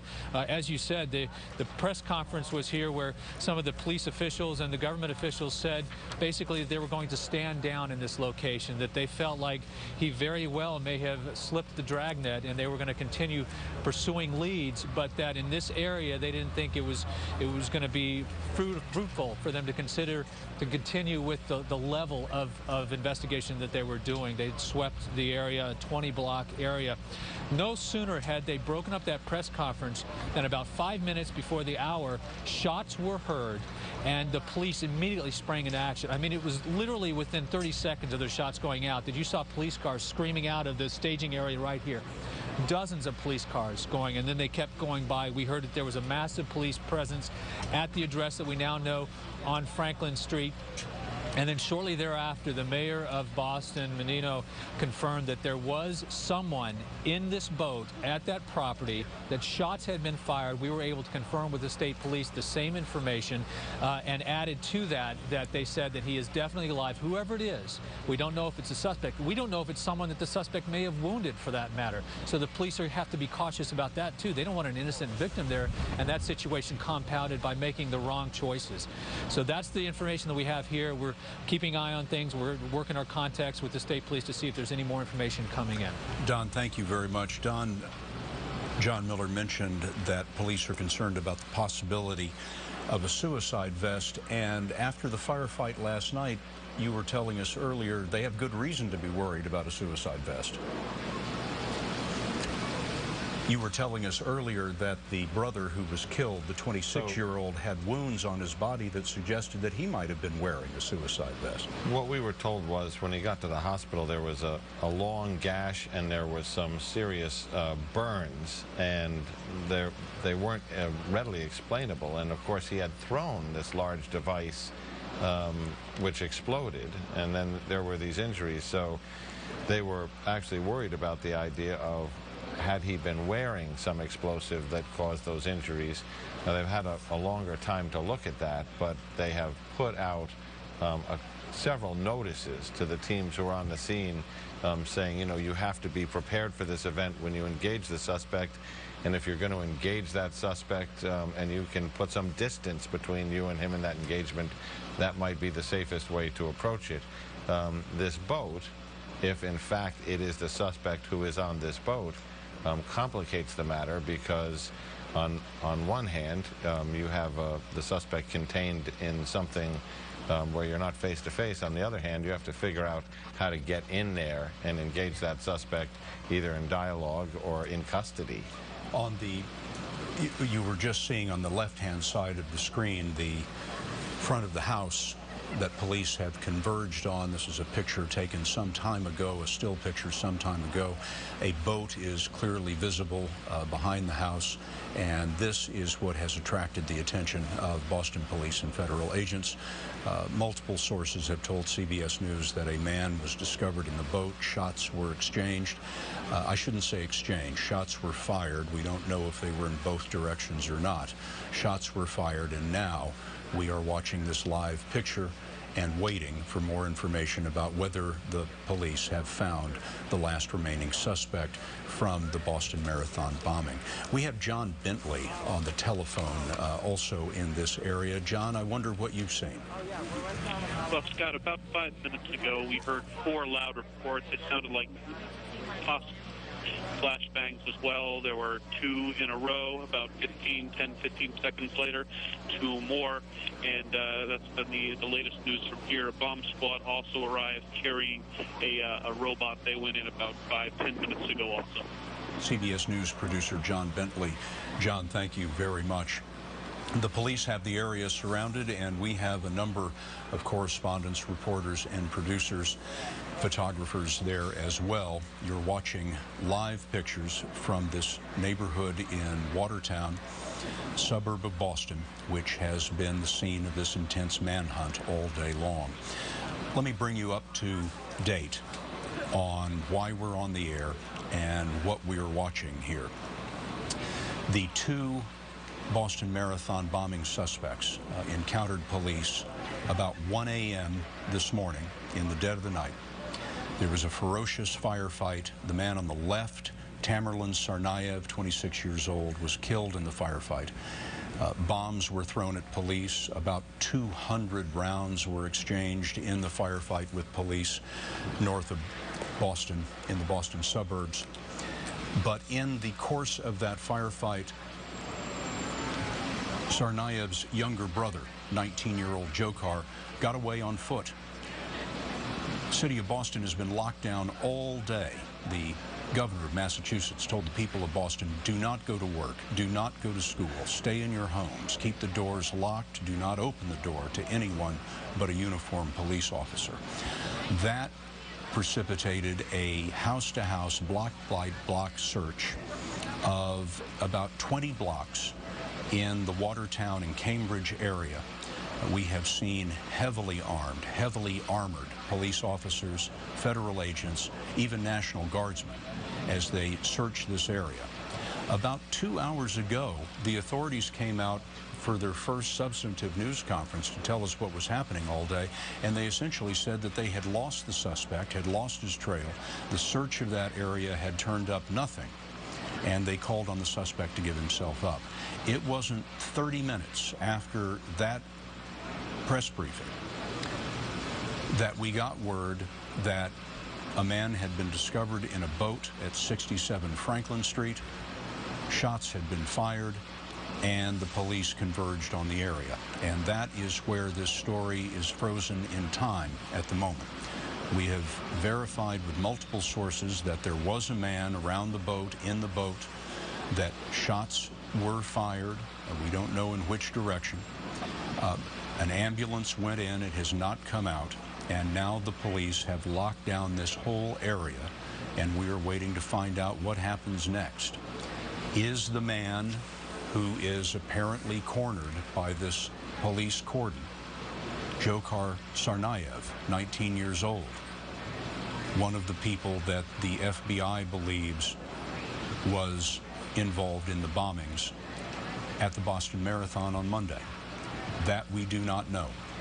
Police, citizens, everyone in Boston have been on edge all day long as this manhunt has unfolded. The two suspects, police tell us, killed a police officer last night, a campus officer for the Massachusetts Institute of Technology. This is that police officer. Sean Collier, 26 years old, was shot to death in his police cruiser not long after midnight. He had been on the force about a year. After that, the suspects hijacked a car, threw the driver out unharmed, led the police on a chase through the northern suburbs of Boston, throwing bombs out of the car, gunfire as well on the pursuing officers. The car came to a halt for reasons we do not know. A firefight ensued at that location. More bombs were thrown. 200 rounds of ammunition, we are told, was expended.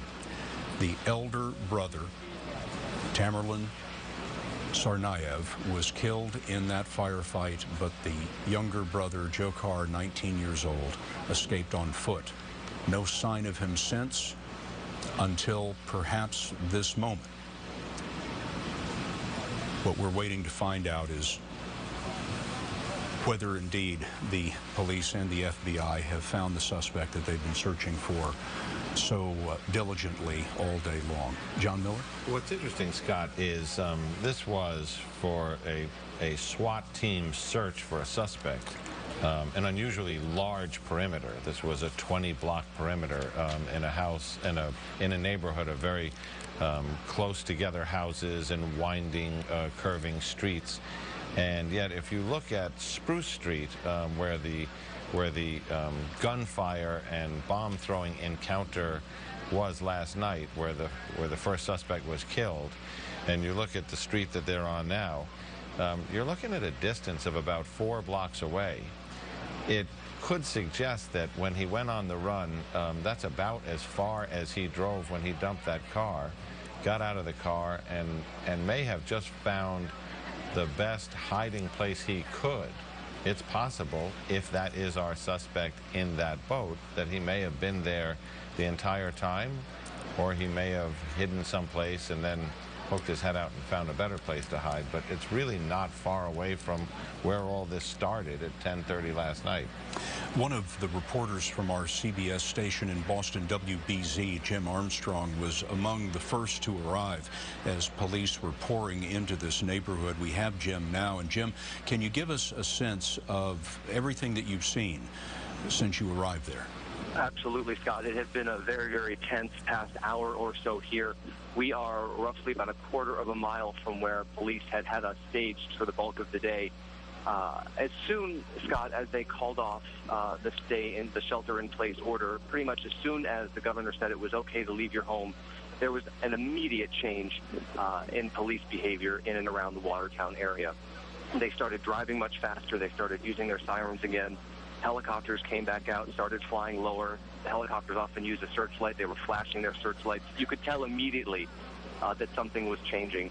Within less than 10 minutes after the shelter-in-place order was lifted, from our position about a quarter of a mile away, you could hear rapid-fire gunfire, staccato-like gunfire that lasted for 15 or 20 seconds. Everybody in my position dropped to the ground, and then hundreds of police cruisers started heading west from where we were.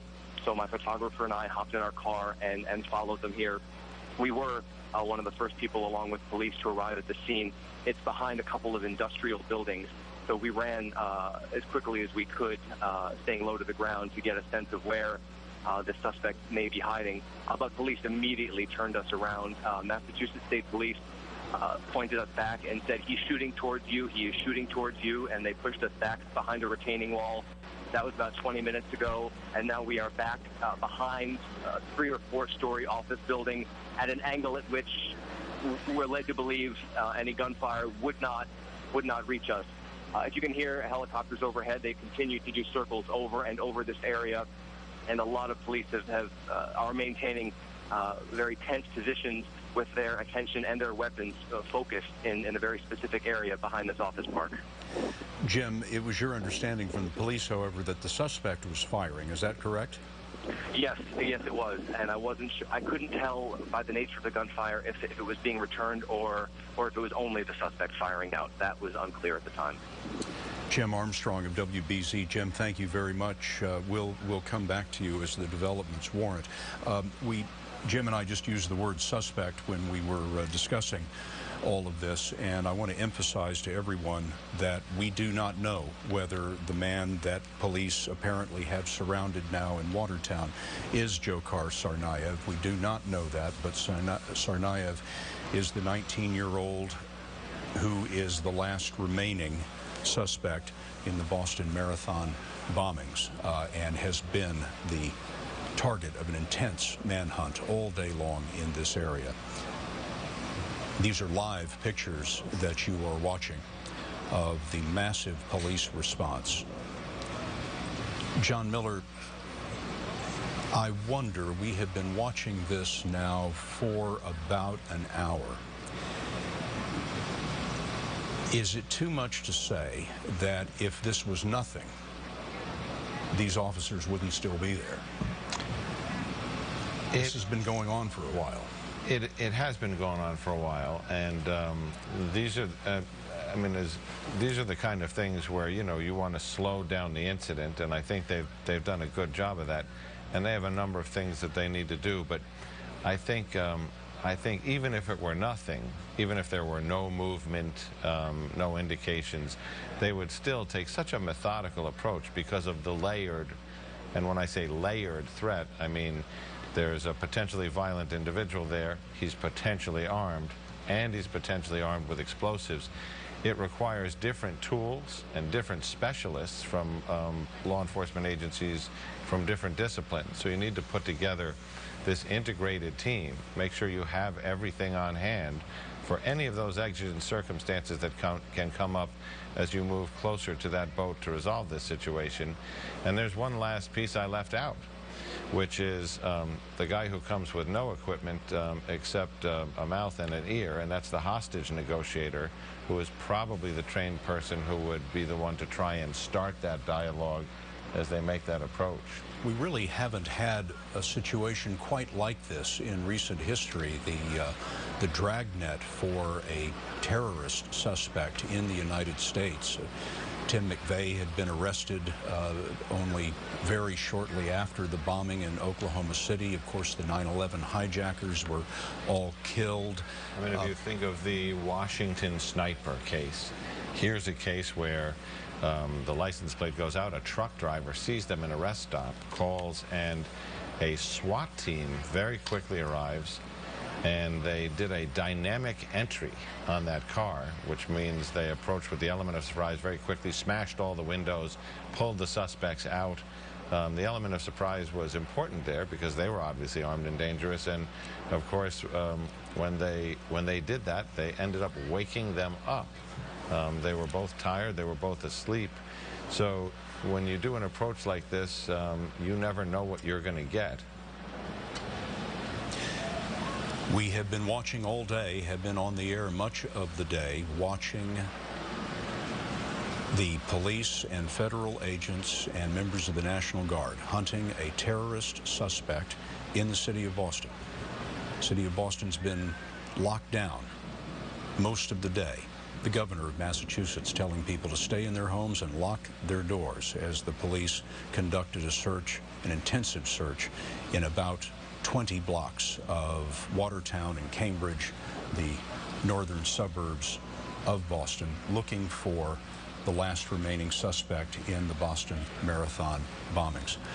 So we are watching now a live picture of a scene that filled with police officers about an hour and a half ago.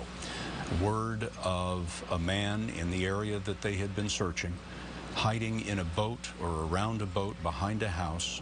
Here is the picture of the house in the left, a picture shot at another time, of course, and there is a boat that you can see behind it. Bob Orr is in Washington, and he has been speaking with his law enforcement sources as we watch this live event unfold. Bob? Scott, I think we're all going to learn a collective lesson here in patience, because no one is going to be in a hurry here on the law enforcement side. Officials have made it very, very clear to me. I've reached out to a couple of officials in the last 20 minutes or so, and they say, look, if this is our suspect, and I think there is some optimism that it is, they've got a situation that's relatively contained. I use that word with caution. I mean, he's not in custody. Clearly he's, got a platform there that he could still cause some havoc from. But the investigators have to approach this as if they now have, among other things, time on their side, and they will make a decision here on how they want to proceed. It's going to be very slow. I don't think anyone who's with us here should expect this to end quickly. As John will point out to you, I think an effort will be made if the suspect chooses to go this direction to capture him alive. That is, if this is the suspect we're looking for, because of the intelligence value. But it's clear. I mean, in talking to a couple of officials, they're saying no, there's no reason now to make a mistake. They've all day long methodically gone through a very dangerous and tense search. It appears now that it's all focused on this one block on Franklin Street in Watertown, and there's an army, a cordon of police officials and cars around that location. All the specialists are there. The hostage rescue team is there. All the SWAT resources are there. It's obvious that negotiators are available, if not already there. And as some of the reporters in the field have pointed out to us in the past, they've also got eyes in the sky, and have for some time now, with helicopters. So we might be in for a longer wait now than we thought, because this is going to be a deliberate, slow, calculated pace. And I think I want to emphasize again what John has said. In some ways, and in many ways here, the suspect will dictate what happens next. Scott. Bob, thanks very much for that. Don Daler is our CBS News correspondent at the scene. We've also had WCBS reporter Lou Young at the scene as well. Don, can you describe for us what you're seeing now? Things are intense there, but there doesn't seem to be a great deal of activity, at least on the perimeter, that we're seeing. No, that's exactly right, Scott. We're about a mile from where this is taking place, but what's most remarkable is just how quickly the situation changed here. They had the press conference, said that things were standing down here. A lot of the police officers and the National Guardsmen and the SWAT teams were here all day from early this morning, and they were conducting this methodical dragnet all day long, probably walking for miles at a high level of stress, a high level of tension, and you know how exhausting that can be for these people. So they're working this area, this 20 square blocks or so area, all day long. It did get fairly warm too, and they're wearing full armor, full Kevlar, many of them. So when we saw them stand down and start to leave, it was almost you could see their shoulders kind of sag a little bit. I suspect both out of frustration and disappointment that they hadn't gotten the man yet, but also probably just weariness. Well, they started to saddle up, as they say, take their cars out of here. As soon as the reports of the shots being fired happened, they turned around. They came squealing back here as if they hadn't been working the fields all day long and the yards and the streets out here trying to find these people. I mean, the energy level just shot through the roof here, and that obviously indicates just how desperately and deliberately and determinedly they are trying to find this individual. So if there's a group in this whole area that hopes more than anyone else that this is in fact the real thing, I guarantee you it's those people over there standing here down the road where you see the flashing lights. They want to get the job done. Don, is this the exact same neighborhood where we have been watching this house-to-house search all day long? Yes, that's part of it, actually. Dexter Street was one of the areas where they were looking very closely. That's near Franklin Street. There's Dexter, Laurel is all in that particular neighborhood there, which is generally in that direction from where I'm standing. They, of course, when we got here early this morning, the cordon was down this street about 3 blocks, and they had just started expanding it out. They ended up taking it out around 20 blocks or so, and then marching in a phalanx in many ways, as you saw house to house in the video that we shot in these neighborhoods, trying to check out everything. But if you think about that big an area, I don't care how many thousands of police you have spread out over there, you can't check everything. You're going to miss some things. There's a bush that goes unnoticed, or, you know, it's just impossible to notice every little tiny place. So I think, you know, right now, we don't know if this is the suspect. We don't know what's going on exactly. As you've been saying, very, very carefully and responsibly, we know there is a man who's spotted in a boat. He looks alive. He is moving, and there were shots fired at that time. We don't know from him or at him or just in the air. We don't know. But what we do know is that the response was massive going back in there again, and they're not standing down right now. They're back in the staging area, and they're back down at the end of the road close to where this activity is taking place. You're watching live coverage of this police action in Watertown, Massachusetts, in the area where police have been searching all day for the remaining suspect in the Boston Marathon bombings. His name is Dzhokhar Tsarnaev. He's 19 years old. Police tell us that he and his brother were involved in a firefight with police last night. The brother was killed in that firefight. A police officer was gravely wounded in that firefight. Now they have been searching all day long. Apparently, the 19-year-old Dzhokhar was able to escape from the firefight on foot and has been the subject of a remarkable manhunt all day long that has locked down one of America's largest great cities, Boston, all day long. Late today, the governor of Massachusetts essentially sounded an all clear in as much as he told people you don't have to be locked in your homes anymore. You can go out. You must be vigilant, but you can go out and do your daily business as you would. But it was only about 30 minutes later, after they held that news conference to tell us that they had lost the suspect, that this action unfolded. This is a live picture of the neighborhood. In this area, there is a house, and we have a photograph of the house that was taken at another time. Behind the house, there is a boat, and we've been told by multiple sources that a man was seen either in or around that boat. After that happened, shots were fired. The police converged on this location, and we have been waiting to see what happened ever since. Anthony Mason has been working on painting a fuller picture of these two brothers who are considered the suspects, excuse me, in the bombing. 19-year-old Dzhokhar Tsarnaev, who is on the loose, and Tamerlan Tsarnaev, his 26-year-old brother, who was killed last night. Anthony? One interesting point here, Scott, is that Tamerlan, the 26-year-old, placed an unexpected call last night at about 7 o'clock to his uncle. Unexpected because his uncle literally hadn't heard from him in 2 or 3 years. So this call came out of the blue. It was probably shortly after his picture appeared on national television, although the uncle, Alvi Tsari, told us he hadn't seen that picture. He wasn't aware his nephew was in trouble. But Tamerlan called just to reach out to him to say, I'm sorry I haven't been in touch. And they spoke for about 10 minutes. Tamerlan apologized. He asked for forgiveness from his uncle for being distant for so long, and that they ended up praying on the phone together.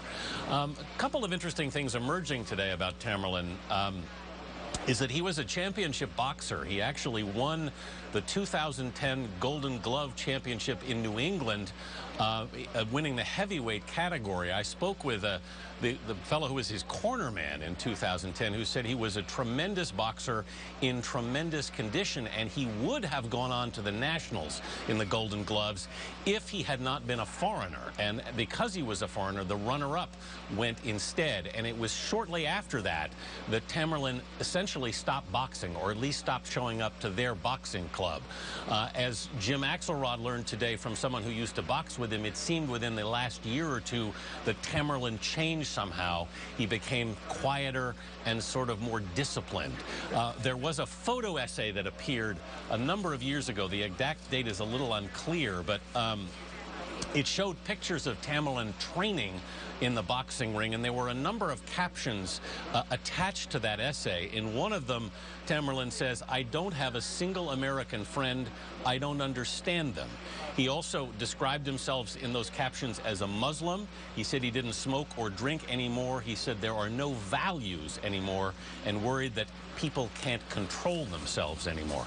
Again, Tamerlan, this is the brother, the 26-year-old, who was killed in that barrage of gunfire last night. As you said, Scott, 200 rounds. It is his younger brother, Dzhokhar, who is only 19, a college sophomore, who is apparently in hiding right now in that boat in the backyard in Watertown. If indeed he is the one that the police have cornered in that backyard. Anthony, thank you very much. Anthony was mentioning, John Miller, this surprising telephone call that the older brother made to the uncle who he hadn't spoken to in years. You were telling me earlier that a trained police investigator would have been very worried about that development.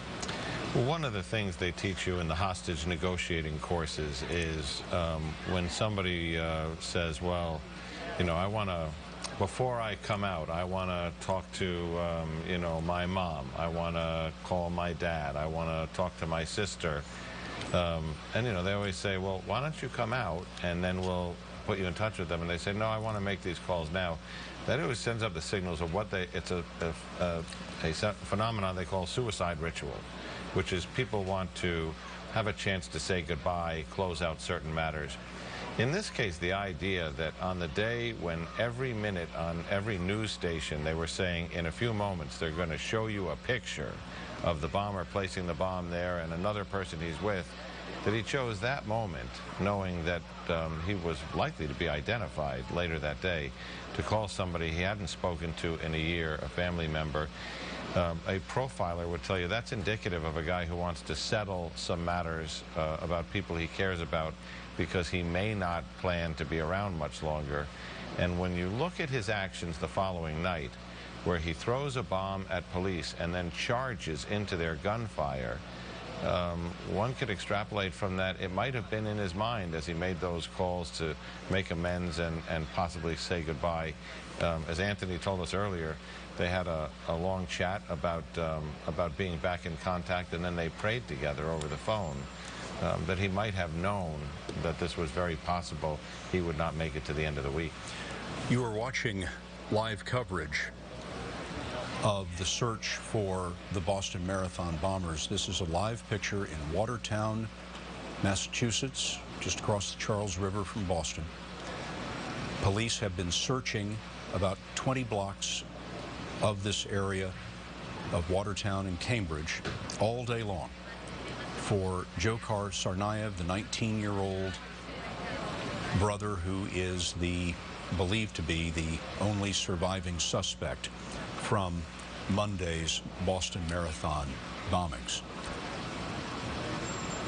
The police tell us that there is a man down this block who was located or seen in a boat that was behind a house. This is a photograph of the house taken at another time. You can see the boat there in the back. This is the address where this police action is directed right now, 67 Franklin Street in Watertown.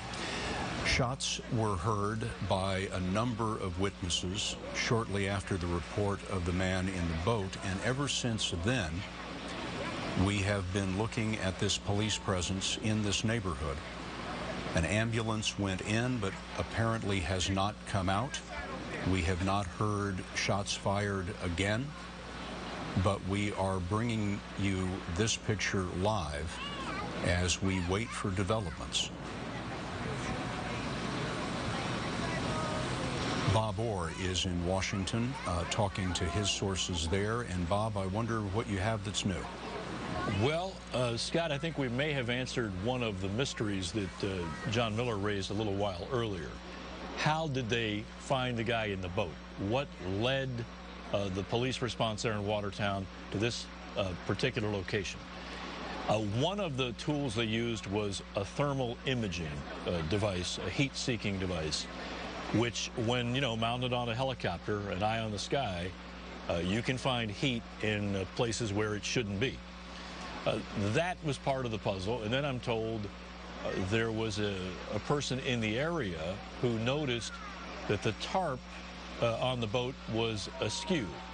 The theory here is that sometime during the darkness hours after this shootout that we've been talking about played out, and when the suspect got out on foot, presuming that this is likely to be the suspect in the boat, the theory is if it is the suspect from the bombings, he might have made his way to a location that looked like a fairly good hiding place and maybe slipped under the tarp on the boat and maybe didn't get it completely reseated in a proper position. But the combination of thinking that he was in this hemmed-in area because he didn't have enough time and hadn't stolen any additional cars to escape the cordon, that combination with patrols and heat-seeking thermal-type imaging equipment and a keen eye from a witness, apparently, all added up to this being now a very hot location.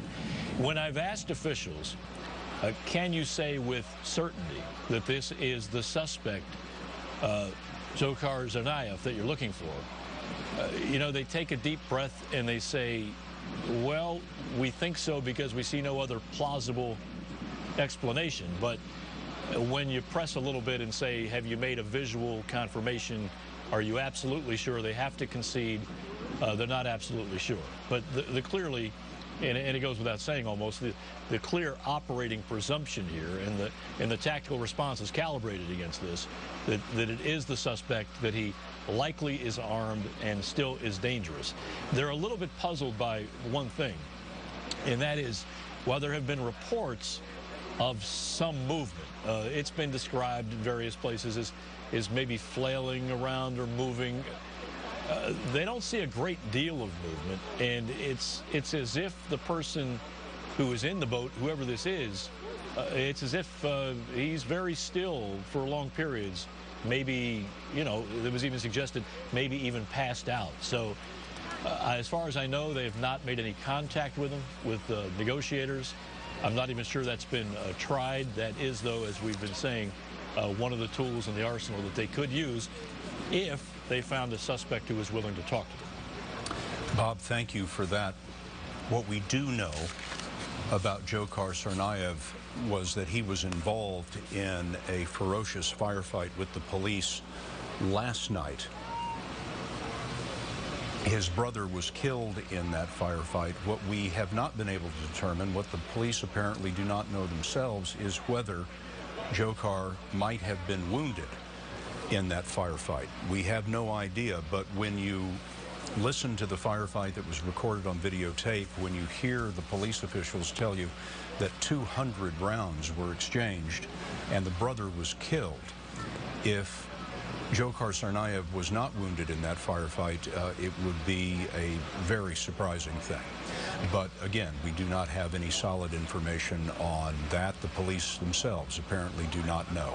He escaped on foot in the night while that firefight was underway. A police officer was gravely wounded, shot in that firefight, and Dzhokhar Tsarnaev's brother, 26-year-old Tamerlan, was killed.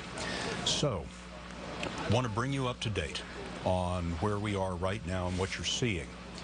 This is a neighborhood in Watertown, Massachusetts, north of the Charles River from Boston.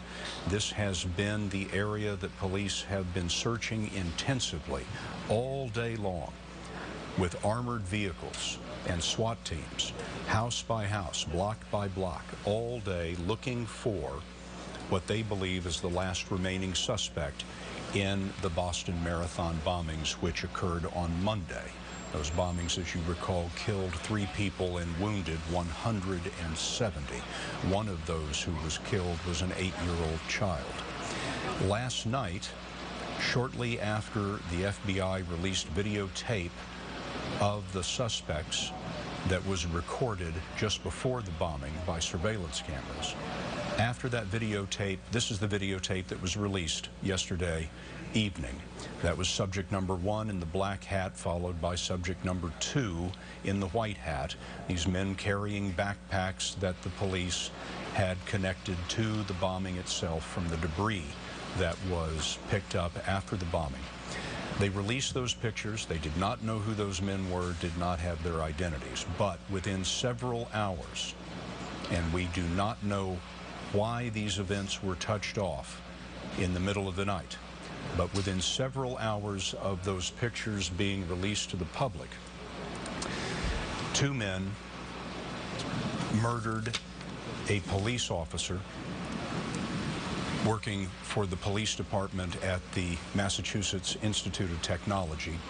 Young police officer, 26 years old, had been with the department about a year. Sean Collier was his name. He was murdered in his police car. It was shortly after that that a car was hijacked on the road by armed men. The driver was thrown from the car, was not injured by the men who had taken the car. He called police and said that he believed he'd been hijacked by the Boston Marathon bombing suspects. A police chase ensued. The people driving the hijacked car began throwing bombs at the pursuing police officers. At a certain point, that car stopped and a firefight began. We were told late today, by the authorities that 200 rounds were exchanged in that firefight. John Miller's sources have told him that a bomb of similar design to the ones used on Monday at the race, one of those bombs was thrown at the police officers engaged in this firefight. It exploded. It apparently malfunctioned. It did not explode with the same intensity as the bombs on Monday, but part of the bomb was found later embedded in one of the police cars. In this firefight, Tamerlan Tsarnaev, 26 years old, was killed. A police officer was shot and gravely wounded. But Dzhokhar Tsarnaev, 19 years old, fled on foot. They've been looking for him ever since. About 2.5 hours ago, a news conference was held which essentially said we've lost him. People in the Boston and its northern suburbs who had been told to stay in their homes and lock their doors were told that it was essentially safe to come out as long as they were vigilant.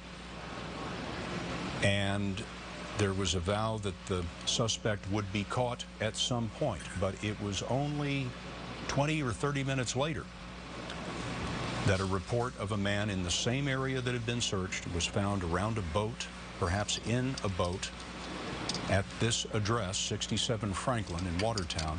That's the house that you see there in a still photograph on the left, and as you can see, there is a boat there. There was a report of a man in the boat. Shots were fired. We have multiple witnesses that told us that. We watched a couple of hours ago as police cars, ambulances, and fire vehicles raced into this neighborhood, and that is where it stands today. We do not know if the man who was spotted is indeed the suspect they are looking for, but this is a massive police presence here.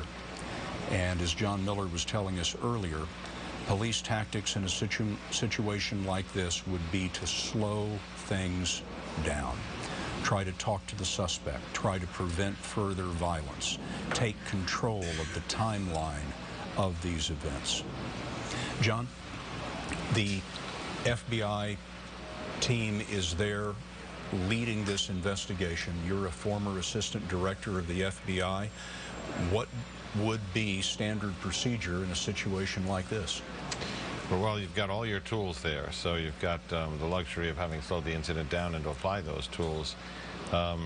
We can't tell what's going on from here, but standard procedure would be, first I'd want to look around that boat, and I would want to look around that boat with somebody who couldn't get hurt, so I would elect my robot. I would have the bomb robot or a tactical robot go down there and look around with its camera, with its lights. Some of those robots can talk, because somebody can pick up a microphone on the other end of it and talk through a speaker. I might try and start that dialogue right then. So I'd like to look at it remotely. Once I learned what the surroundings were remotely, I might consider how to approach that, either with SWAT people or bomb people or a combination of the two. But first I'd like to get some visual and audio intelligence. And then after that, it depends on what the response is. Do you have a visual engagement with somebody? Do they talk back to you through your remote ability with the robot? Do you use a bullhorn? Do you use a throw phone, where you throw a phone in and say, pick it up and talk to me? Or if you get no response, then you have to decide the number of different ways you can use to approach entering that boat. And at this moment, because you always have to consider the possibility that the suspect has access to media, smartphone, something. I won't go through those options, but they know what they are, and there's a few. John, let's remind the viewers of one of the first things that happened today was that the police raided the home of the bomb suspects. A lot was found there. A lot was found there that informs why they're being so cautious now. Remind us of what was found by the bomb squad. So they found some explosive material, and they found what appeared to be some completed improvised explosive devices. Nothing terribly exotic or even as interesting from a bomb maker's perspective as the pressure cooker bomb, but you did have a number of pipe bombs with internal threads capped off with fuses right there. So it suggests, it certainly forces the question, what were those devices for? What was to come next? Was this to be saved as offensive devices in some engagement with the police? Or was there another target for these devices that they were waiting for that might explain why no one ever claimed responsibility for the marathon bomb? So that location offered a number of hazards and opened a number of questions. We were told today that the bomb squad was able to take the explosive material, the bombs, out of the house and secure all of that, so it is no longer a threat. As we continue to watch this live event unfold before our eyes, let me bring Bob Orr back into the conversation. Bob, you have some new information. Well, Scott, we're going to do a little housekeeping here and clean up some reports that are out there. Today, just to give you an example, as we wait for this situation to play out there in Watertown, to give you an example of how far the investigation reached, there were some search warrants served at UMass Dartmouth in New Bedford, Mass. And what I'm told, and a number of places have reported this, they've reported that 3 people have been taken into custody in connection with the bombing investigation. Now, here's what actually went on, according to an official I talked to. He said, look, there was a reason to believe that the suspect that they're still looking for, the suspect who we now think might be in that boat, may be at this location, a home in New Bedford, Massachusetts, because there were some associates there and friends and suite mates. He went to school there for a while. So people were kind of separated. They were detained. But here's the key. They were not arrested. And as far as we know, there is no connection with these folks and the bombing investigation. But this has been such a chaotic and changeable situation. And it's been such fast-moving events on so many different fronts. I just wanted to make sure we got that out there on the record, that as far as we know, even now, the only two men who officials believe were directly linked to the bombing were the two brothers, the two Chechen brothers. One, as we've reported, is dead. The other, we think now, the subject of a manhunt, may be at that location at the boat on Franklin Street. Scott? Bob, thank you. Dzhokhar Tsarnaev, the man on the right, the 19-year-old that the police are looking for, was a student at that university, the University of Massachusetts Dartmouth campus. And Anthony Mason spoke with someone there today, a student, a fellow student, who said that Tsarnaev was there yesterday. Something's happening. Let's listen in.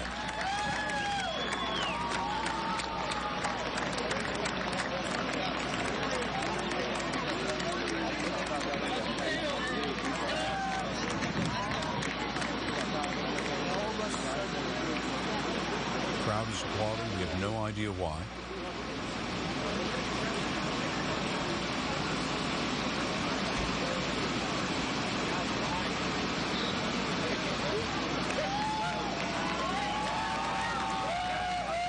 There has been some traffic on the police radio frequency that a suspect is in custody, and a cheer went up. Now, none of this is verified, but it explains why the crowd there sent up that cheer a moment ago. You're watching live coverage of the manhunt for the Boston Marathon bombing. It's a live picture. The scene, at least some of the personnel there are apparently leaving. There has been communication on the police radio that a suspect is in custody. A cheer went up. But we have not been able to confirm yet that the suspect they're talking about is Dzhokhar Tsarnaev, the 19-year-old who has been the subject of a search all day long. Lou Young is a reporter for WCBS. He has been in that neighborhood for some time. Lou, as we watch these live events unfold, what are you seeing from your position? Well, what we're seeing is a lot of people who are listening to that same radio frequency that you were talking about, but we have no confirmation. The ambulance is on its way down there. They've called for that, and I can tell you about 40 minutes ago, they asked for a fire truck, a ladder truck, to clear this barricade, and that fire truck is now standing at the head of the street there, waiting to move in. We also saw a number of what we call federal law enforcement assets that we would want to characterize move in, but they were not moving very fast. They were taking their time, and it seemed to be a very methodical operation here. We don't know if anything has broken, but we do see some movement in the back there now as some of the vehicles are beginning to move around. So we're watching this live picture. This ambulance has moved up toward the house that has been surrounded by police over the last 3 hours or so.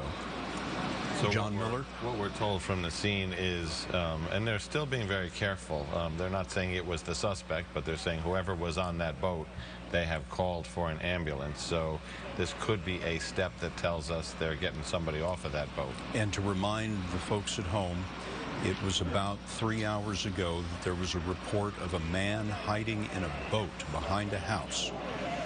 Police converged on that area, shots were fired, and then we have been watching and waiting. This is a photograph of that address that had been taken at an earlier time, but there you see there is indeed a boat behind the house. The police, the FBI, National Guard have been searching this part of Watertown, Massachusetts all day long, intensively, house by house by house. They had essentially given up that search about 3 hours ago. They had a news conference and said that they had lost the suspect and that people could go about their business as they normally do. They were lifting the lockdown. But about half an hour after that, we heard the report of the man in the boat, shots fired, and we've been watching this scene live ever since. Is this the moment that the second suspect in the Boston Marathon bombing has been captured? We do not know yet. Police radio frequencies a moment ago described someone in custody at this scene. There was a cheer that went up from the crowd, but we do not have confirmation that the man who is in custody, the man who was seen around the boat, is in fact 19-year-old Dzhokhar Tsarnaev, the last remaining suspect in the Boston Marathon bombings. His brother, as you may know, was killed last night when the two brothers were involved in a ferocious firefight with police officers. Bombs were thrown. 200 rounds of ammunition was fired in that firefight. His older brother, 26-year-old Tamerlan Tsarnaev, was killed. A police officer was gravely wounded, and the search has been on for the 19-year-old younger brother ever since.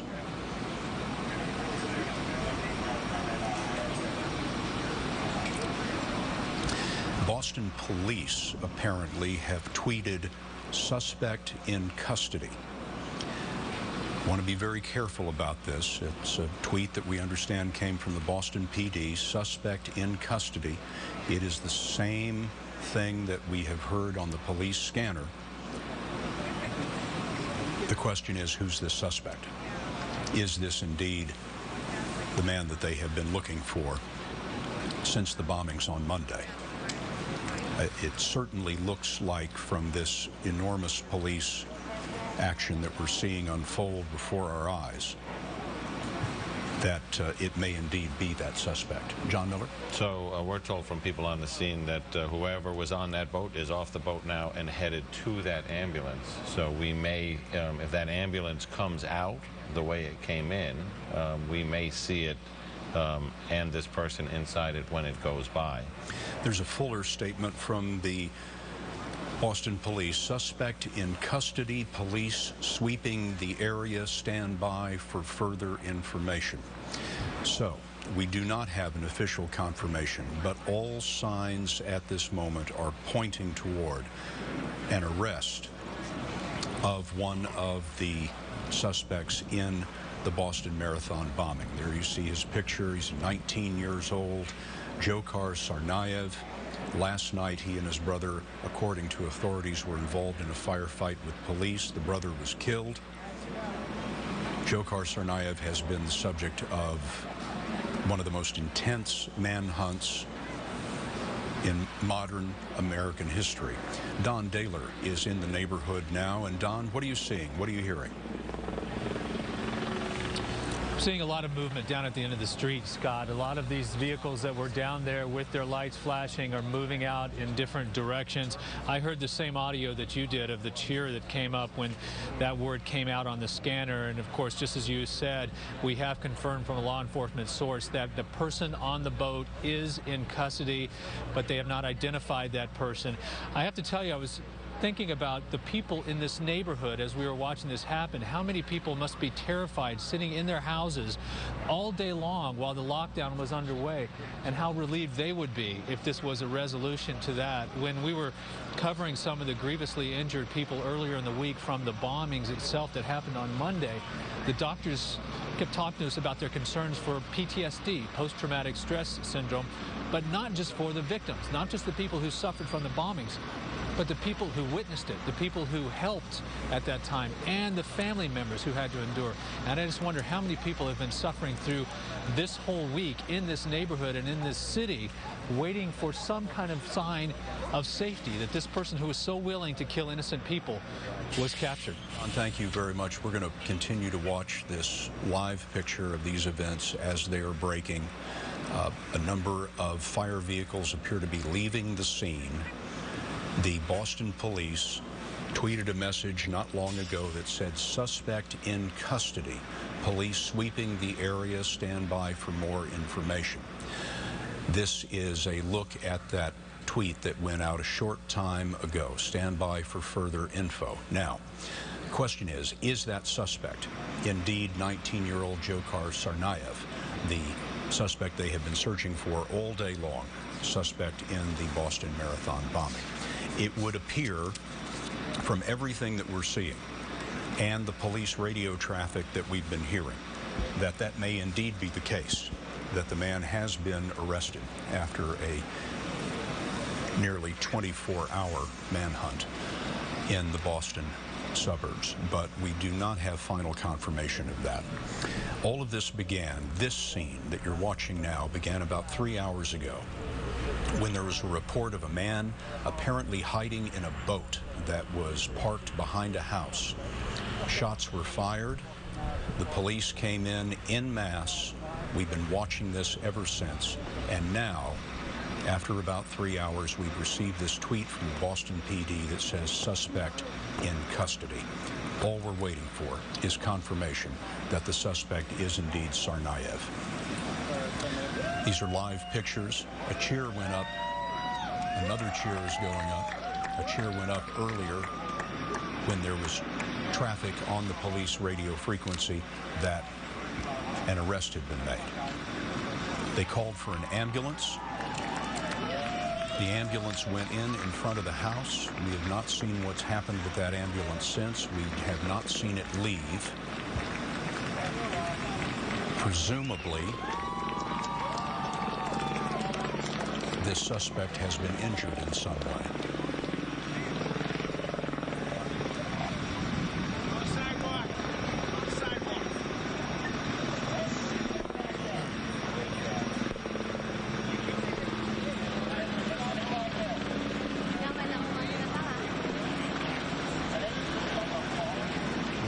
Live coverage of the Boston police and FBI operation.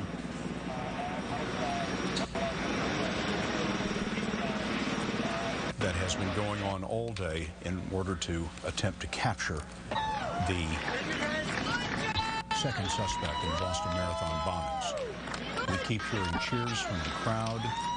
Police radio traffic has indicated that a suspect has been arrested. An ambulance was called to the house that they've surrounded. Presumably the suspect that has been arrested is injured. We do not have official confirmation yet, however, that the suspect is in fact the 19-year-old that the police and the FBI have been searching for. We will stay with this as these events unfold. Lou Young, WCBS reporter, has been right there at the neighborhood from the moment this all began. Lou, what are you hearing? What are you seeing? A lot of cheering, a lot of congratulations, kudos over the radio, and police officers coming back, thumbs up, it's all good, it's over, it's done. So that seems to seal the deal from tight-lipped police officers who haven't said anything to us since the beginning of this, that they have the person they were looking for. You see the situation down here, this crowd, very jubilant. They started cheering several times. Can I just interrupt you for a moment? Lou, can I just interrupt you for a moment? Mayor Menino, the mayor of Boston, has just tweeted, quote, "We got him," end quote. So this would appear to be confirmation of what we have suspected all along. To bring the audience up to speed on what is happening, it appears that the last remaining suspect from the Boston Marathon bombings has been arrested. It seems he has been taken alive. An ambulance has been called, so it is likely that he has been injured in some way. There has been an intense manhunt for this man all day long in the area there in the northern suburbs of Boston. But about 3 hours ago, a report came to police that someone had discovered a man hiding in a boat. Police Police converged on it. We believe that this is the ambulance that is carrying the suspect away. Police converged on the boat. Shots were fired. We waited about 3 hours. Now we have heard from the Boston police and from the mayor of Boston that the suspect has been captured, apparently captured alive. Now, the ambulance did not seem to be in a great hurry in departing. We have no idea what the condition of the suspect is, but the ambulance clearly did not appear to be in a great hurry as it was leaving. John Miller has more information on this breaking news story. John? All right, so now that the tactical piece is over and we don't have the risk of endangering anybody, let's walk you through everything that happened here. What we have is the lockdown was all day, and as it's lifted, one of these people, the gentleman who owns that house on Franklin, for the first time, because he's been locked in all day, decides he's going to go outside and check on things. He walks to the back of the house and he sees what appears to be a tear in the tarp covering his boat. So he gets a ladder and climbs up to see what the rip is about, and he says, I lift it up, and inside I see a bloody mess. He goes back into the house, he dials 911. The first 3 people there are 3 Boston police officers. Billy Evans, who was related to Paul Evans, the police commissioner from several years ago, Robert Murner, and Lieutenant Paul O'Connor. And they take a look they take a look at the tear in the tarp. They climb up to look in the boat, and they say something pokes up, and then there is a shot fired. There's what appears to be, and I always have to caveat, this is unfolding quickly, so it's fairly preliminary, appears to be a gun battle that then occurs between the police and the suspect. At that point, they're ordered by the incident commander to stop firing, and there's a lull in the action. And that's when we talk about that reset, where they're going to slow this down. We are watching live coverage of the arrest of the remaining suspect in the Boston Marathon bombings. There have been cheers from this crowd. An ambulance was called to this location. John Miller's information was that a homeowner, and we have a photograph of that home, if we can bring that into part of the frame. Photograph of that home. There is a boat behind the home. John Miller's information was that this homeowner came out, saw a rip in the tarp over the boat, looked inside, saw blood, called the police, and John, the Boston police responded. They saw the man inside, and then that's when this tactical situation that we've been watching for 3 hours began. And what we're told is that a shot came from the boat. There were shots exchanged, and this is preliminary, between the police and the suspect on the boat. And then the incident commander said, cease fire and set up a perimeter. So they set up a very tight perimeter around this location. And then at that point, the FBI's elite hostage rescue team, because the FBI is the lead agency here, and that is their top SWAT team, responded to the scene and took over tactical command of that scene. And once they had the bomb techs clear the pathway to make sure there were no devices or booby traps, the HRT operators approached the boat, got a look inside, came inside, pulled this suspect out. They had some help from the helicopter that was up there saying, we can see movement inside the boat.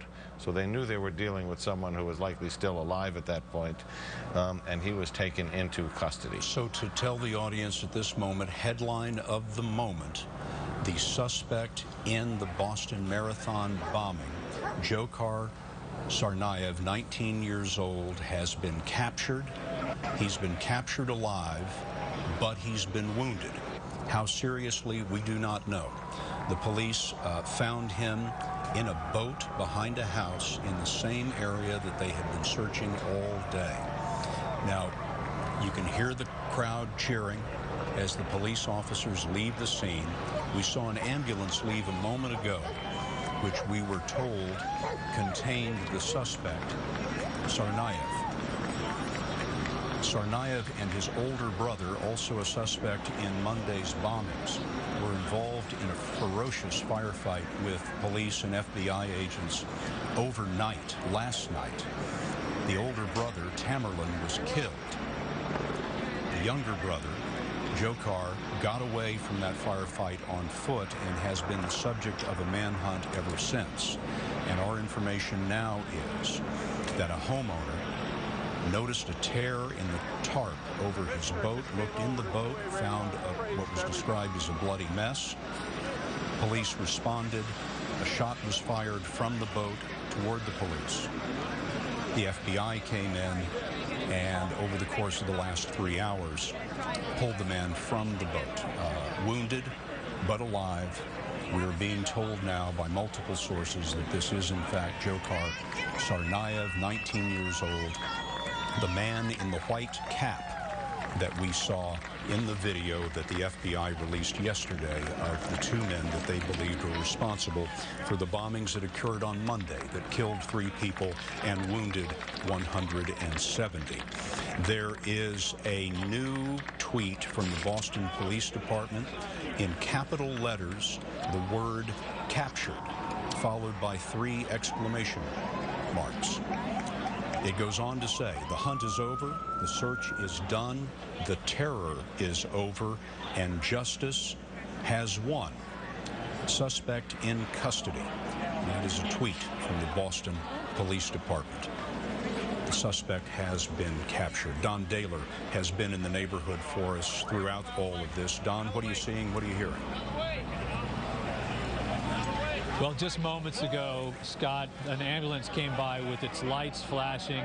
It was preceded by police officers and had him behind him also. And a number of the officers who've been driving by have been giving us the thumbs up. They're obviously just elated. But I wanted to tell you what happens next. Depending on the severity of his injuries, he will go to be treated in the hospital with, obviously, with top security around him. But then he will be taken most likely to the John Moakley Federal Courthouse in South Boston. That's where he would be arraigned, having committed the crimes in this area. And ironically, 10 years ago, Richard Reed was arraigned in the same courthouse, and you remember him as the shoe bomber on the flight. Scott. Don, thank you very much. I want to catch the audience up on where we are now. You are watching live CBS News coverage of the capture of the remaining suspect in the Boston Marathon bombings. 19-year-old Dzhokhar Tsarnaev was discovered in Watertown, Massachusetts, just north of Boston. He was wounded. We might be able to presume that he was wounded in a ferocious firefight that he was involved in with police last night, but he was apparently discovered hiding in a boat that was behind one of the residents' homes, and the FBI and the Boston police have captured him. He left the scene in an ambulance a short time ago. The suspect has been captured, wounded, but alive. Bob Orr has been following events with his sources in Washington, and as we watch these live pictures, Bob, I'd like to bring you in. What do you know that's new? Well, Scott, I think there's a real question now. There's no question that the suspect is in custody. This is the right guy. Everyone now agrees across the board. But I think the real question now becomes, what is his condition? We've held back in reporting some things for a while for a couple of different reasons. But I can now tell you that at the scene of the shootout last night, there was the beginning of a blood trail, which told investigators pretty early on that he had been wounded or somehow injured in that melee that took place and all those gunshots going off. But the blood trail did not seem to be constant, and it did not continue. And so there were some doubts about how seriously he might be injured. But then, as you've reported and as John has reported, when the homeowner peeked in the boat, there was described to me quite a bit of blood, and there was blood on the ground approaching the boat. So if you think about that, they believe that the suspect climbed into that boat sometime in the overnight hours, perhaps as long ago as 1 or 2 o'clock in the morning. That's now, 8 hours ago or so. And if he were bleeding, he could have sustained, considerable blood loss. They also started to wonder about his condition when they were observing him from high up. He seemed to be very lethargic. At times he would move, and sometimes he would be passive, but the movement seemed erratic and not very violent. So there was a real question as to whether or not It points he was conscious or not, and if he was conscious, how weak he might be. So this becomes important for the next part of the puzzle, because now that he has been taken into custody and presumably still alive, it becomes increasingly important for investigators to keep him alive, because, as John can tell us better than I can, he could be the fount of a lot of intelligence. He could tell us how this plot was put together, how it went down. Most importantly, he might be able to tell investigators if he cooperated. Are there any Confederates, any other collaborators anywhere? Did he have any international training, schooling, or consultation? And that will go an awful long way to helping us understand whether the attack on Boylston Street in Boston was a one-off attack by a couple of brothers that decided on their own to create mayhem, or if it might be part of something more nefarious. So Bob, it's thank now you. in the interest of government to find out whether he's able to cooperate, Scott. Bob, thank you very much. You're watching live coverage of the capture of the last remaining suspect in the Boston Marathon bombings. The police commissioner in Boston got on the police frequency a moment ago and radioed his congratulations to everyone involved. The quote is, "It is a proud day to be a Boston police officer." That is from Commissioner Ed Davis on the police radio a short while ago. The firefight with the police officers that the Tsarnaev brothers were involved in last night was 20 hours ago. 20 hours ago. So if Dzhokhar Tsarnaev was wounded in that firefight, his brother was killed. If he was wounded in that firefight, he would have had to have lost an enormous amount of blood over these 20 hours. But we understand from the Boston police that he has been taken, he is under arrest, he has been wounded in some way. He left the scene in an ambulance, and we are not quite sure where he is headed at this point, but it is over. One of the suspects is dead. The other is now in police custody. John Miller, what are you hearing from your sources about how all this went down? We are told that a man who'd been in lockdown all day, when the lockdown was lifted, came out to take a walk around, his first walk around on a beautiful spring day since the lockdown. The city was locked down. The governor of Massachusetts had told everybody, stay in your homes, don't go to work, don't go to school, lock your doors, don't leave, all day long today. And he'd followed those instructions, so he had a little cabin fever. So as he's walking to the back of the house, there's a small building back there by the garage, the boat's alongside it. He said, I noticed a tear in the tarp that covers the boat. So I climbed up, I look inside, and what he said in the 911 call is, there's a bloody mess in there.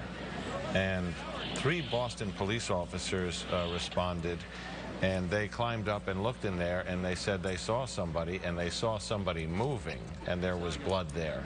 And then they back away from the boat to call for tactical teams. They said something popped up out of the tear, and there was a shot fired, and they returned fire, and that there was this exchange of gunfire. That's what everybody heard, all those shots being fired.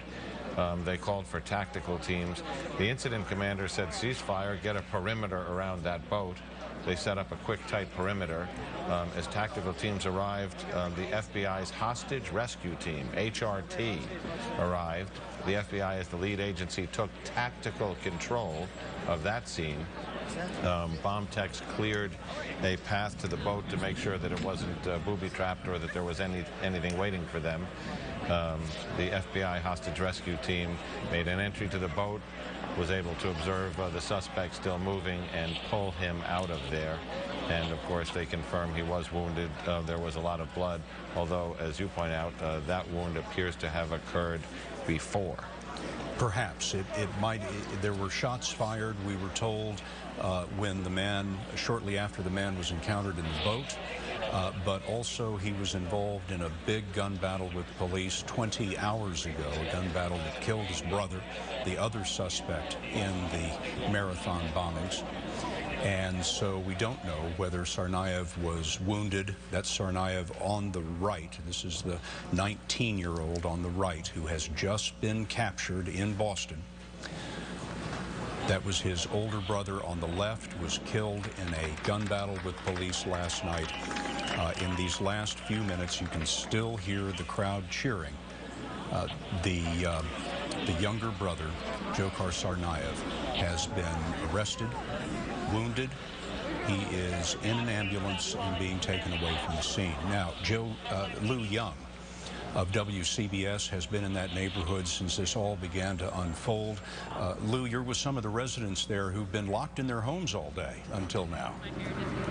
Yes, Scott, and telling me that for the first time in a week they have a reason to smile. I'm with Mary and Margie Apfelbaum. They live in Watertown. You were in Boston for the marathon. Tell me what this is like to have this resolution now tonight and see that ambulance drive by. Okay, I wasn't directly at the marathon. I was at work. Yeah. And I work on Huntington Avenue at the New England Conservatory, and the ambulances were going up and down the street, you know, going in, coming out, plus all the police cars. So it was sirens for a couple of hours until I left. And this last night. And then this last night, which it was like, okay, why is this in my town? I've been up since 1 in the morning because we could hear cars going up and down the street. They didn't have their sirens on. They were just, I guess, mobilizing. And pretty quietly, actually, on our street. We live on kind of a secondary main road. So we were hearing this. It woke us up. We turned on the news. Oh, my God, what's going on? Oh, my God, they're in Watertown. You heard the shots. At the end. At the end. Not last night, but at the end. And now, after you'd been given the all clear, what was that like? It was, we cried, we laughed, we cried. We've been on social media all afternoon. Why laugh when you heard the shots? I think we were just so, well, not when we heard the shots, but when we heard that they had him in custody and that he was alive. That's the best case scenario. And we couldn't be prouder of the police in Watertown and in Newton and all the neighboring towns that came to help, the state police, all the first responders. We just say thank you to them because they did their job amazingly well. I could see how relieved you are. Yeah, I mean, just being down here and cheering these guys. I was upset the Red Sox weren't going to play tonight, but cheering these guys on these are real heroes. And behind you here, you see more of the vehicles coming through and people lining both sides there. Woo! Yeah.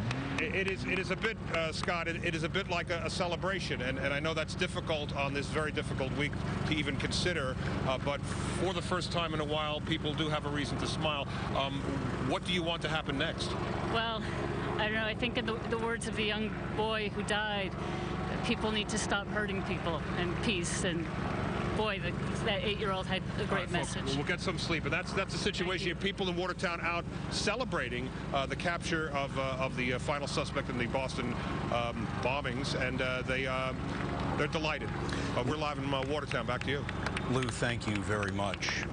The 8-year-old boy that she was describing had put together a poster at one point. The President of the United States mentioned it in his remarks in Boston yesterday, and the poster said that people should stop hurting people and the world should enjoy peace.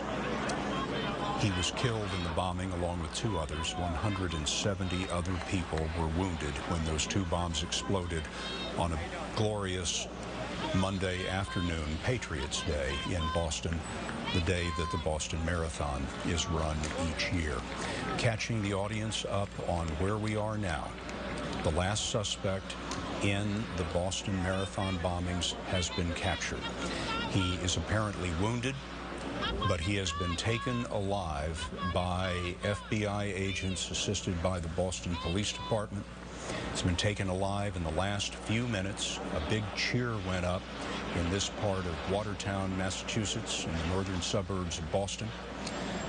Been a tremendous manhunt all day for this 19-year-old Dzhokhar Tsarnaev. Last night, he and his brother, according to the authorities, were involved in a ferocious gun battle with police. More than 200 rounds of ammunition were fired in that gun battle. Bombs were thrown, according to the police, at the police. Some of the bomb fragments were later found embedded in the police cars that were involved. The elder Tsarnaev Tamerlan Tsarnaev, also believed to be one of the bombers, was killed in that firefight. His younger brother Dzhokhar fled on foot and has, in the last half hour, been found wounded, was captured, is now in an ambulance, and it's all over. The words that you see on your screen there from the Boston PD, this is a quote from the Boston PD tweet that went out a short time ago, captured in all capital letters with 3 exclamation marks. The rest of the tweet goes like this: "The hunt is over, the search is done, the terror is over, and justice has won. Suspect in custody." You see it right there, the second tweet down. That from the Boston police. Confirmation that this week-long manhunt for the perpetrators of the Boston Marathon bombings has finally come to an end. 1 dead, the other wounded but alive and now in the custody of the FBI. John Miller, we don't know how severely wounded this suspect may be. He was involved in this firefight with the police 20 hours ago, might have been wounded then, but shots were also fired, we're told, around the time that he was discovered in the boat. So no telling what his condition is. What would you expect to happen next as the FBI continues this case and proceeds toward a prosecution? Well, you've got a bunch of things that have to happen at once. He's going to be transported to a hospital, and then at that time, an FBI agent is going to have to assume custody of him right now in that ambulance, and they have to start really a chain of evidence. If he can speak, he's going to have to be given a Miranda warning, and then they're going to want to start the process of getting some preliminary statements from him. One thing they may do in a case like this is to get a public safety statement, and sometimes that can be done before Miranda, and that's where you say, before we get into the detailed questions, we need to know about what danger might be out there. Is there a bomb in the boat? Are there any other explosives hidden somewhere else? Is there anything, you know, that creates a hazard? Very much like they did with the underwear bomber when they captured him in Detroit when his device failed to function. At that point, he'll get his medical treatment at the hospital. They'll determine how viable he is to be questioned beyond that. And then, depending on his condition, he may be presented for a hearing in federal court where they'll start the outline of what he is charged with. In the meantime, that has to do with the suspect. That boat is a brand new crime scene. That means that they will have to go process that. The bomb squad will have to go in it, go over it, and make sure there's no devices, explosives, or anything, or weapons inside. And then ERT, the evidence response team, will have to process that boat for evidence. We do know that the suspect has been captured, wounded. His brother, the other suspect in the bombings, is dead, killed in a firefight with police last night. We are expecting to get more details of all of this from public officials, including the governor of Massachusetts, in a news conference, and Don Daler is down there in the neighborhood and has some details on that for us. Don? They potentially lobbed the flashbangs in the bow. All right, Scott, I'm just getting some late information here. I can't answer your question about his condition. A police spokesman just told us that he is in serious, if not critical, condition. He was found in the bow of the boat. They used flashbangs as well to startle him in there. And we are, as you said, we are expecting a press conference, and they're going to update us on the latest information on how it transpired. That press conference will be held by the U.S. Attorney. The governor is expected to be here, the police commissioner of Boston, as well as a member of the FBI. I'm not quite sure what I'm sure he's a high-level member of the FBI, but they're expected that in about between 5 and 10 minutes. We'll bring it to you as soon as they come. Scott, back to you. Don, thank you very much. The flashbangs that Don just mentioned, it's a kind of grenade that the police often use. It creates a tremendous noise and a blinding flash, but there's no shrapnel involved. It's not capable of wounding anyone, but they frequently use them in dangerous situations like this to stun and disorient a suspect before they go in to try to capture him. We had reports earlier that people thought they had heard these flashbang grenades being used as the police assaulted this boat. Don was telling us that the suspect may be in fairly bad shape.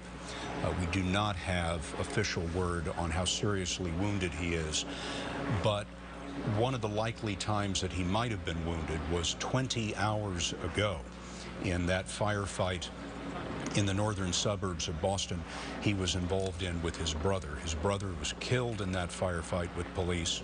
A police officer was gravely wounded, and Dzhokhar Tsarnaev, the 19-year-old who's just been arrested, escaped that firefight on foot. If he was wounded then, he's been bleeding for 20 hours. The man who owns the boat apparently told police in a 911 call that what he saw in his boat was, quote, a bloody mess, end quote. And apparently officers found him wounded in the boat. John? So what I'm getting now from sources who have seen him in custody is that he's got a wound in the leg and a wound in the neck.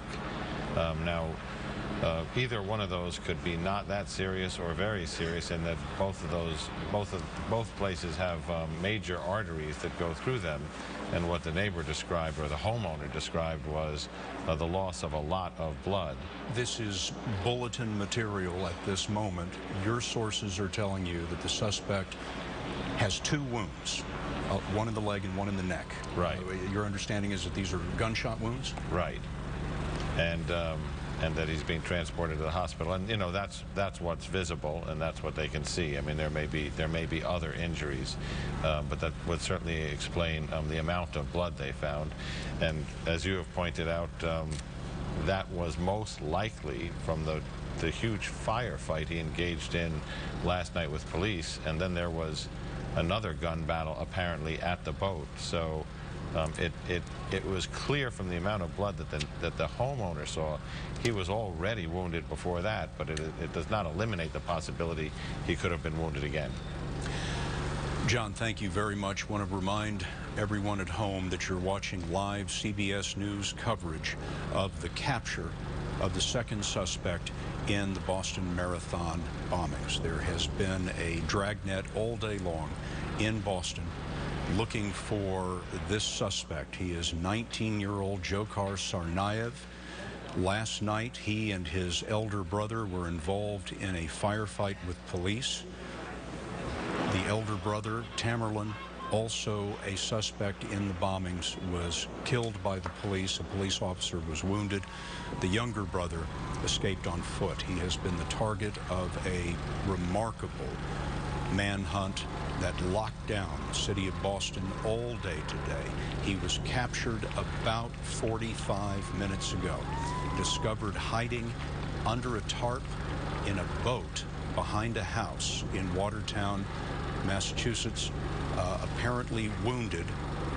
John Miller's sources have just told him that he suffered 2 gunshot wounds, perhaps from that firefight 20 hours ago, perhaps from something else more recent. Shots were fired around the boat.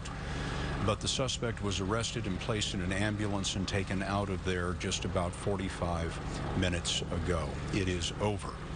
Both suspects in Monday's bombing have been dealt with by the police. One killed, the other wounded, and now in custody. We are expecting a news conference shortly, in maybe another 5 or 10 minutes or so, in which the authorities will tell us more. But it has been a remarkable 27 hours in America. It was 27 hours ago that the FBI released video of the 2 suspects before the bombing, video that had been captured, and here it is again. That's suspect number 1, as they described him, in the black hat with the backpack, followed by suspect number 2, also with a backpack. The FBI said that these were the men that they believed were involved in the bombing. The backpacks matched debris that was found. And the FBI told us that they had video, but they didn't show it to us, of one of the suspects leaving one of the backpacks at the location of one of the bombs. Those bombs went off about 3 o'clock in the afternoon on Monday. 3 people were killed, 170 were wounded. But once the FBI had released that video asking for the help of the public, things really began to unwind for those 2 suspects. We do not know what triggered these events, but last night, a few hours after the video was released, police tell us that the suspects killed a police officer who was on the force of the Massachusetts Institute of Technology. A campus police officer was shot to death in his police cruiser. His name is Sean Collier. He's 26 years old. He joined the force only in 2012. He was new at MIT in terms of being a police officer there. He was found dead in his police car.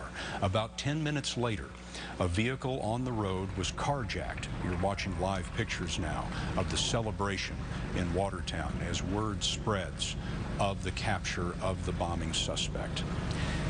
To get back to the narrative of last night, a car was carjacked. A man thrown out of the car called police and said that he believed that the marathon bombers had just taken his car. Police found the car, began a chase. Bombs were thrown from the car at the pursuing police officers. There was a running gun battle. The car stopped. There was a gun battle in which 200 rounds of ammunition, we're told, were fired. And bombs, again, were thrown at the police officers. In that firefight, 26-year-old Tsarnaev was killed. A police officer was gravely wounded. From last night, that is 1 officer dead, another wounded. We were told that the wounded officer is in critical but stable condition in the hospital after surgery tonight.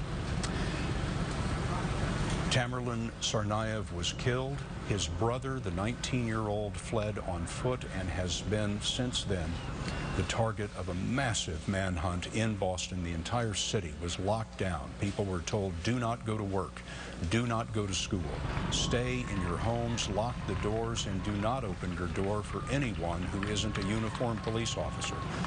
A city of 2 million people and the suburbs around. Since then, all day long, we have been watching the FBI and Boston police and even the National Guard going house to house searching for this suspect. And it was about 3.5 hours ago that a homeowner called, apparently, the police and said, there is a bleeding man hiding in a boat behind my house.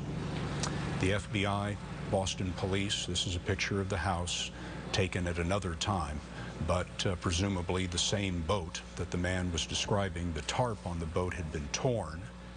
The man went to look to see why that was about 6 o'clock or so this evening, found a bleeding man in the boat, called the police. The police responded, found the man inside, shots were fired, and in the last 45 minutes, the FBI hostage rescue team pulled the man from the boat, put him in custody, took him away in an ambulance, and we are now told that indeed that is Dzhokhar Tsarnaev, 19 years old, the last suspect in the Boston bombings. There has been celebration in the streets of Watertown. These are people who have been locked in their homes all day long in fear that this suspect was in their neighborhood, which of course he was. And they were watching, peering out of their windows as armored vehicles and SWAT teams moved up and down the blocks, house by house by house. You are looking now at what will be a news conference. The man with his back turned toward us is the governor of Massachusetts, Deval Patrick. He's been the governor of Massachusetts since 2007. He has been a spokesman for the police activity. And you're watching a live picture now as the city of Boston celebrates and the governor shakes the hands of state police officers standing there. We are told that the news conference will begin in just a moment, and the moment that it does, we will switch live to the news conference to hear the answers to all of the questions that we have had all day long.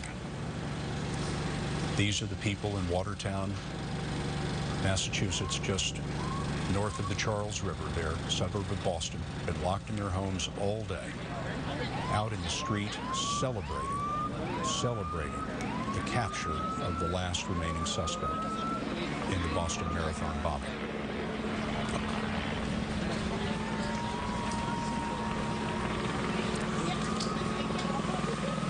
News conference will begin any moment. You can see the people applauding as the police officers pull out. It was about 3.5 hours ago that the search was described by officials essentially as a failure. They came out around 6 o'clock Eastern time and said, "We've lost him."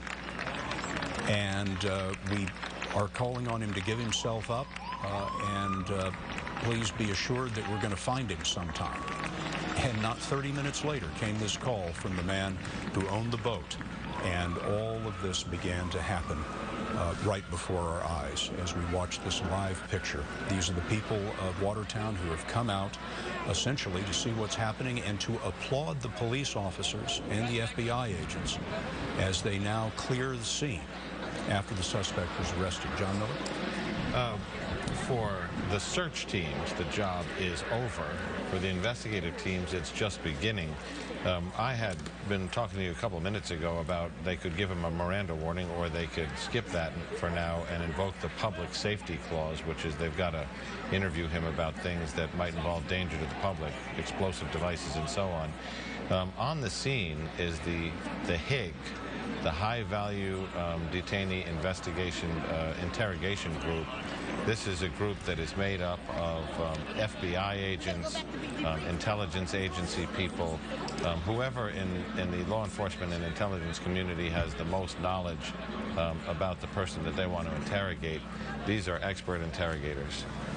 Now, this man, 19-year-old Dzhokhar Tsarnaev, this is the mayor of Boston, Thomas Menino. He's been the mayor of Boston, at least in July. He will have been the mayor of Boston for 20 years. He's in a wheelchair because he had an accident and broke his leg in the last few days. Let's listen in on the mayor.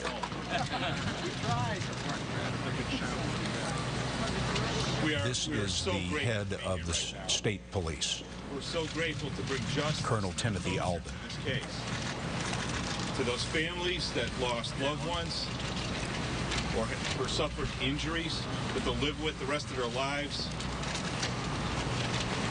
For a police officer, a young man starting a career at MIT, and a police officer with the MBTA who almost lost his life. And from neighborhoods that lived in fear for an entire day, we are eternally grateful for the outcome here tonight. We have a suspect in custody. I want to thank all of the partners who worked tirelessly over the last 4 days, including the FBI, the Transit Police, our brothers with the Boston Police Department, the U.S. Attorney's Office, and the support that we've gotten from our governor over the last 4 days. We're exhausted, folks, but we have a victory here tonight. But let's not forget those people along the way. Thanks very much. Governor? Thank you, Colonel. Well, on behalf of Crystal and Martin and Linksey, on behalf of the MIT officer who was lost last night and the transit police officer who was injured, on behalf of the hundreds of people who were hurt by the explosions at the marathon, I want to say how grateful I am to the Colonel, to the Special Agent in charge, Rick Delorier, to all of the law enforcement who worked so well and so hard together to bring us to tonight's conclusion. It was a very, very complicated case, a very challenging case, and there are still some questions remaining to be answered. But as the Colonel said, because of that extraordinary collaboration and cooperation by all of these law enforcement resources and assets, and more to the point, people, professionals, who brought their A game. We have a suspect in custody tonight. I want to also just thank all of the members of the public for their extraordinary patience, their participation in this investigation by reviewing photographs of their own and others that were up through the media, and we thank you for that, and helping us narrow in on these suspects. They were helpful and patient, and we're grateful for that as well. It's a night where I think we're all going to rest easy. Carmen? Excuse me. Good evening. This is the U.S. United States Attorney Carmen Ortiz, and I have to say that both the governor and the colonel have put it tremendously well. Tonight, we feel a tremendous sense of gratitude and relief. The ordeal that this community, especially this neighborhood, has endured over the last 24 hours. Tonight, we can sleep a bit easier. And all of the unpredictable, horrific, and yet heroic acts that have occurred over the last several days, starting with the terrible bombing attacks that occurred on Monday.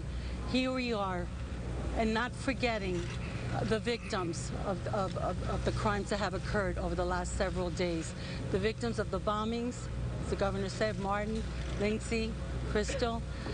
2 officers who have been hurt, one who lost his life, Sean Collier, Richard Donahue, who is fighting for his life. Our thoughts and our prayers are with their families.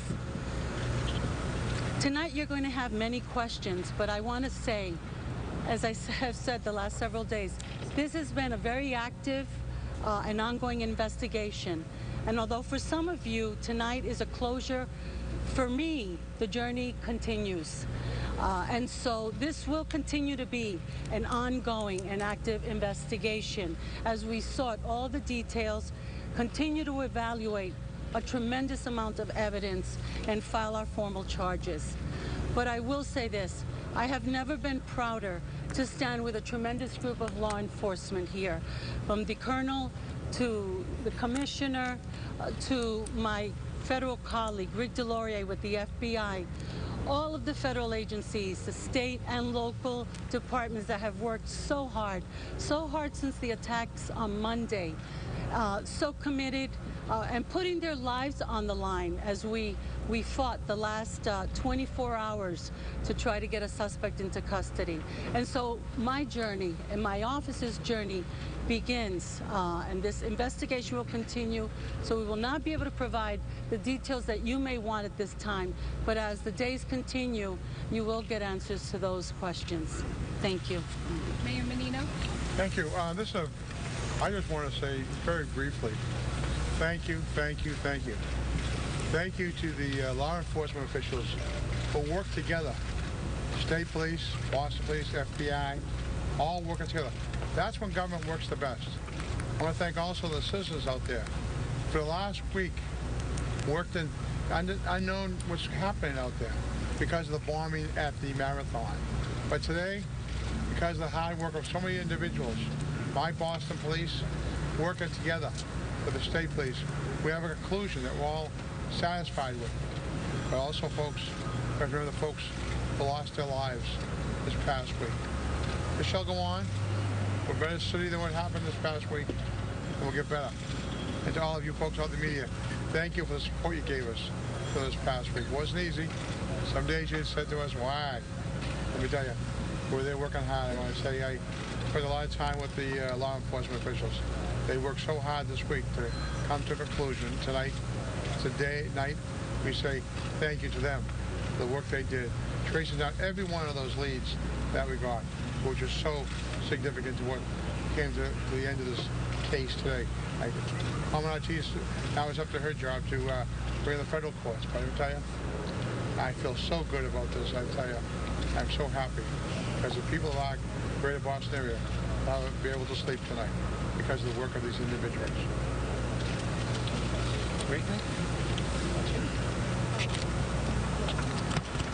Good evening. My name is Rick Delorier. I'm the special agent in charge of the FBI's Boston Division. It seems like many months since Monday, April 15th, the day of the Boston Marathon bombings. Yet it has been merely 5 days since the tragic explosions that took 3 lives, critically injured over 180 spectators, and instilled terror and fear among the citizens of the city of Boston, the Commonwealth of Massachusetts, and elsewhere. Today, the city of Boston, the city of Cambridge, and the city of Watertown, and many other communities can breathe a sigh of relief knowing that 2 perpetrators who caused so much pain and anguish are no longer a threat to our personal safety and to our communities. Together, with the action and support of our Joint Terrorism Task Force partners, many of which are on the stage with me this evening, the FBI and our partners remain vigilant and continue to follow through thousands of leads and sifted through hundreds of tips through thousands of man-hours to reach this moment. This was truly an absolutely intense investigation, and I do emphasize a truly intense investigation. As a result of that, justice is being served for the victims of these terrible crimes. I want to personally express the FBI's profound thanks to each of our partners for bringing us to this moment here this evening. No one agency alone accomplished this critically important task of keeping the city of Boston and the Commonwealth of Massachusetts safe. Thank you very much, and I support you. I thank you for your support of our media campaign the other day, which publicized the photos. I thank you very, very much for the support that the media provided us on that. It was phenomenal, and I thank each and every one of you tonight. Thank you. Commissioner Davis. Thank you.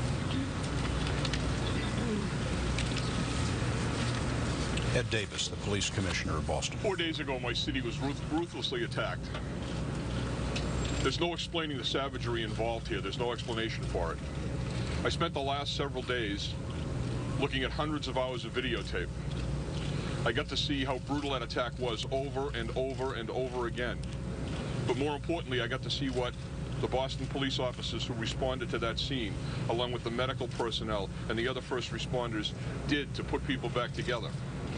Tourniquets, stemming the bleeding with their hands, putting a man who was on fire out with their hands. These are the kind of things that came out of this savagery. It makes me proud to be a Boston police officer. It makes me proud to be a part of this team. Rick Delorier from the FBI could not be more cooperative. We've sat together almost hour for hour for the last 4 days, sharing every single bit of information in a real team. Colonel Albans, the same way. Carmen Ortiz, with us all the time. And then, to bring the governor and the mayor together, leading the city of Boston in responding to this. I finally just want to say that the citizens of the city have been incredible. They've been patient with us. They've endured an enormous amount of heartache and aggravation over the last 4 days. But we're very happy to try to put this back together. Thank you. Watertown Police Chief DeBoe. As the police chief of Watertown, I can't be prouder of my community and the men and women of the Watertown Police Department. What they've been through, what we've been through the last 24 hours, I wouldn't want to see another police department go through. The support that we've had from all the different agencies that have been mentioned tonight over the last 24 hours has been incredible. To see so many agencies work together with the governor, with the mayor of Boston, and our officials in Watertown has been really great. I've spoken to the people in Watertown before, but I can't thank you enough. The community stood strong, and it was a call from a resident of Watertown. We asked you to remain vigilant, and you did. We got that call, and we got the guy. And so we can't thank you enough. You've done everything and more than we've asked. Extremely proud of law enforcement today and what we've accomplished. Thank you. Chief, did you have communication with the suspect? Excuse me, we're not done. Chief McMillan from the MBTA. I just want to thank all those who sent their thoughts and prayers to Officer Donahue and his family. Please know that it was deeply appreciated. Thank you. And I also want to commend all of the law enforcement agencies who took part in this. This is truly dedication and commitment at its best, and I'm proud to be part of it. Thank you. Special Agent in charge of the ATF. My name is Joseph Anarumo, Special Agent in charge of ATF. Here. Over here. All right. Today, the entire world witnessed this law enforcement's community commitment to apprehending these offenders. Make no doubt that this combined effort will never cease in its protection of every city, every town, and every neighborhood in our nation.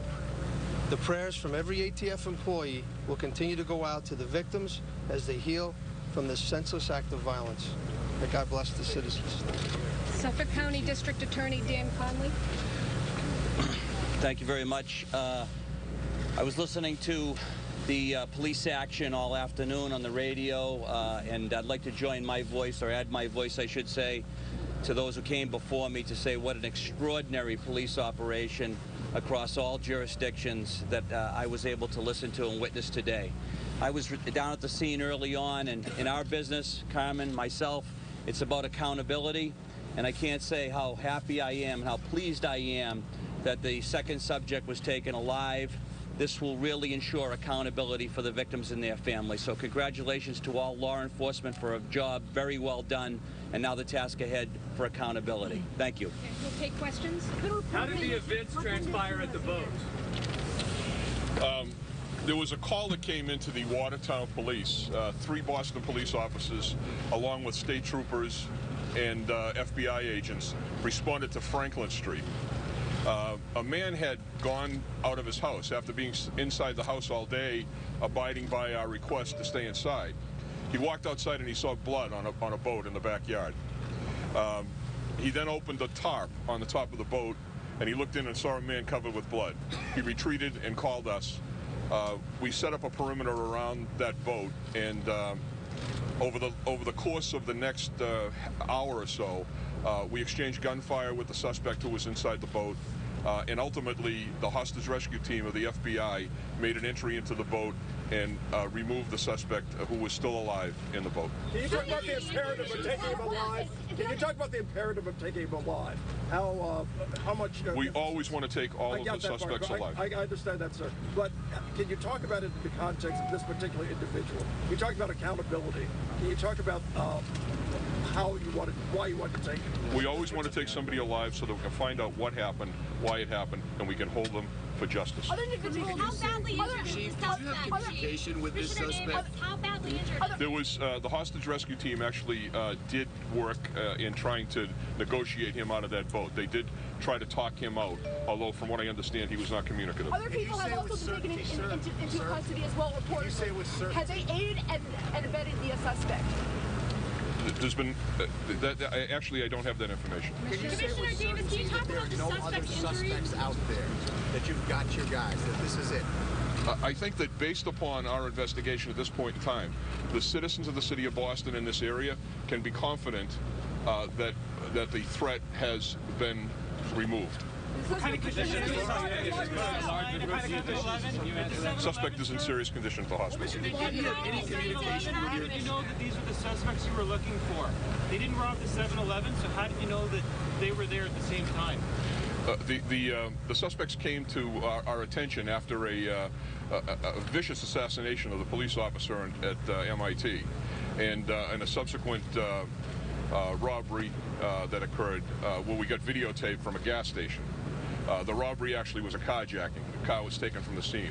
And officers engaged that car from the Watertown Police Department along with other officers. We were then able to put the case together. Was it a mistake? Did the suspect get shot when you were apprehending him at the boat? Was he shot by a police officer? The man who found him at the boat said that he was covered with blood. We assume that those injuries occurred the evening before. There was an exchange of gunfire at the boat. I don't know if he was struck. Do you think the suspect was trying to plant another bomb? There was a house in New Bedford that the hostage rescue team went into for the FBI because we felt that it was important to the investigation, but the suspect was not found.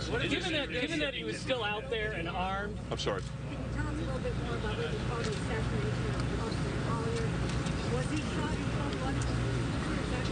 What do you know about that? My assessment of that particular incident is that he was assassinated in his cruiser. And do you know what he was doing there? He was responding to a call for a disturbance. Given that he was out there, still armed, was it a mistake to give the all clear and let people go outside? Couldn't they have been at risk? We certainly did not give an all clear. We made it clear that people, and Colonel Albans is here and spoke very eloquently to this. This was a very serious and dangerous situation. We had no information that the suspect was still holed up in this particular area. He managed to elude us by being just slightly outside of the perimeter that we set up. But in truth, we told everybody that this was a dangerous situation and they should be cautious. This is a very dangerous time in the world. We have to use caution. That's what we ask people to do. Thankfully, this man who found the suspect called us right away, did the right thing, got on 911. We were able to come in and take care of the situation. There's no report of explosives with him capture. But I got to tell you, I was at the scene last night just after this incident occurred.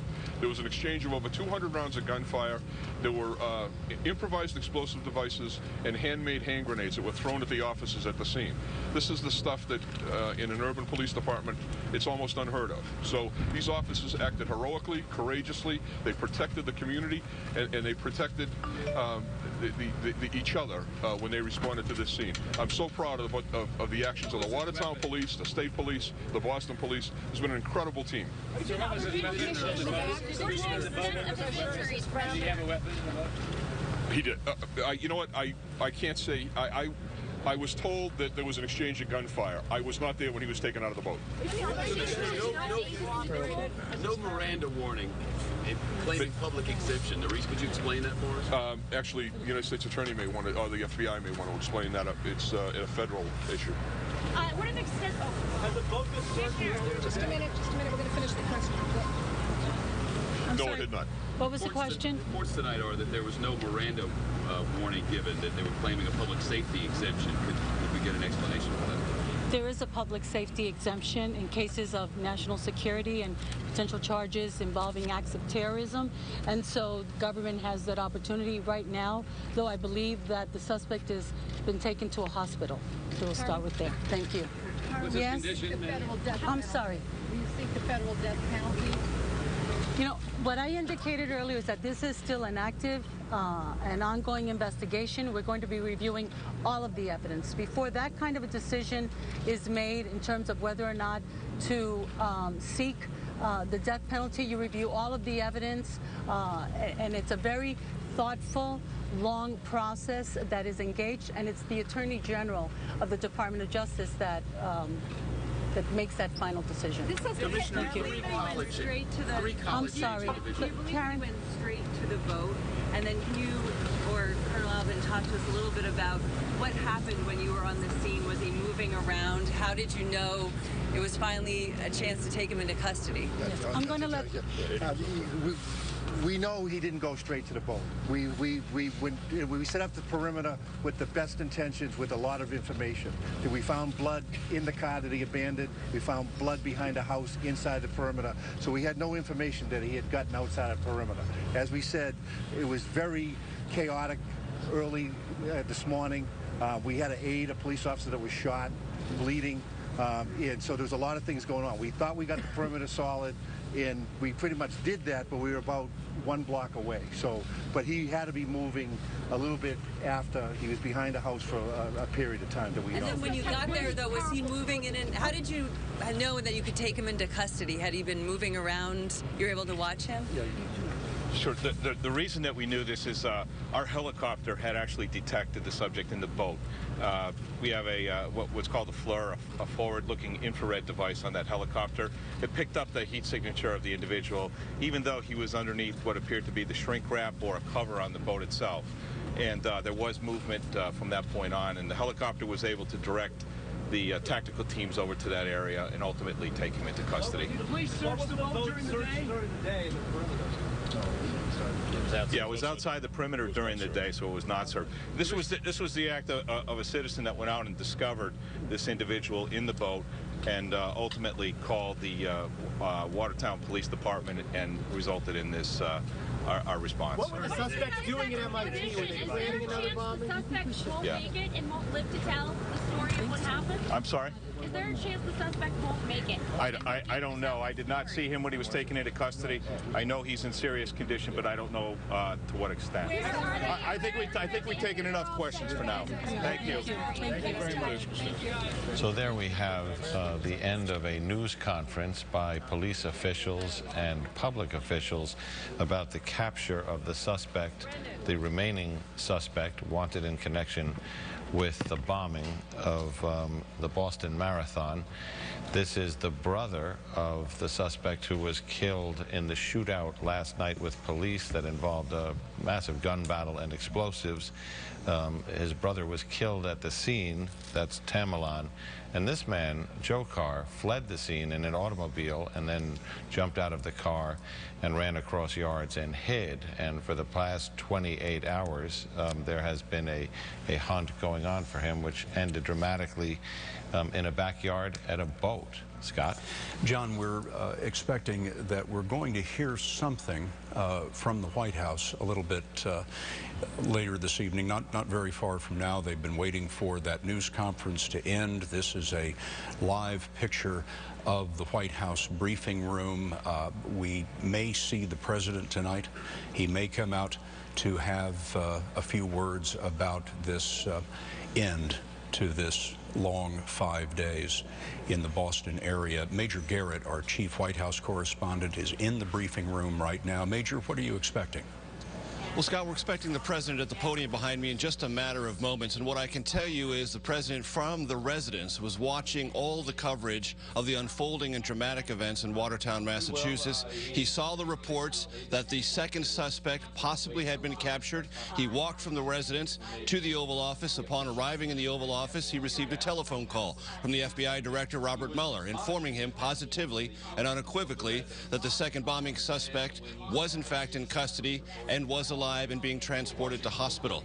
Now, one thing that is clear today, Scott, is this White House had intense operational curiosity about what was going on in Watertown, but absolutely no operational control. The White House doesn't run manhunts. The President of the United States wanted all the things that happened to happen successfully, but all he could do all day long was receive briefings, give the federal mandate to cooperate, provide every resource imaginable, and wait for the details. He received them tonight in the Oval Office from the FBI Director.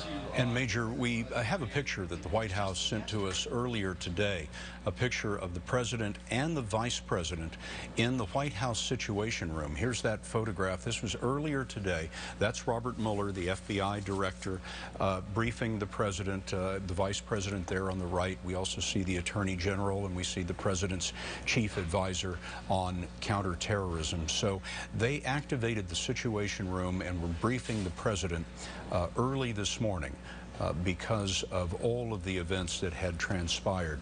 Now, we also showed you earlier tonight a wanted poster that the FBI had put together and had put up on its website, a wanted poster seeking this man they have now arrested. We'll have a look at the wanted poster now. It has just been resubmitted to the website, and you can see the words "captured" written across the photographs of Dzhokhar Tsarnaev, who was captured about an hour ago, wounded but alive, found in a boat in Watertown, Massachusetts, and is now presumably either still en route or in a hospital.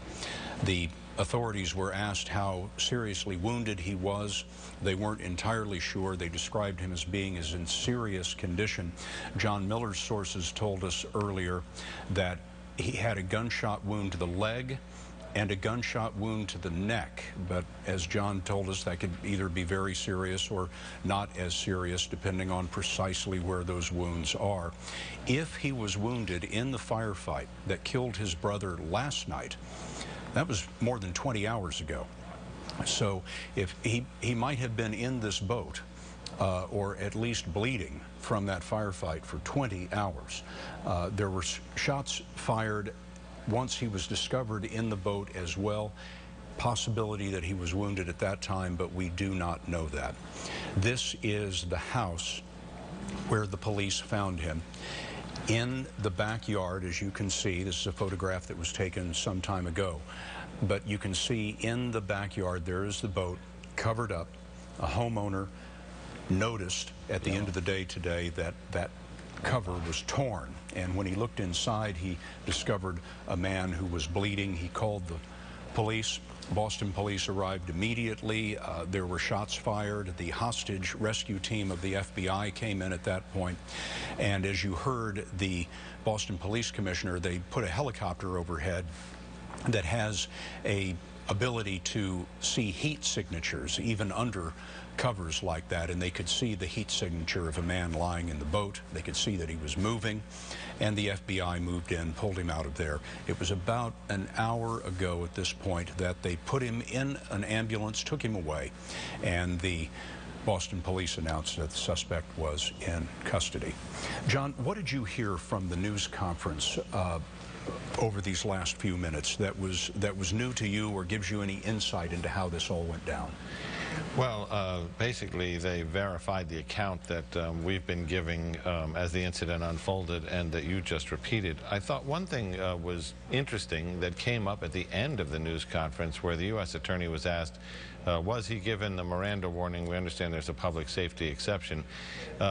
This is a new wrinkle in counterterrorism operations. You know, for years, law enforcement officers have been told the minute you arrest someone, the first thing you do before you ask them anything is read them their Miranda rights. Everybody who's watched a mystery show can recite them.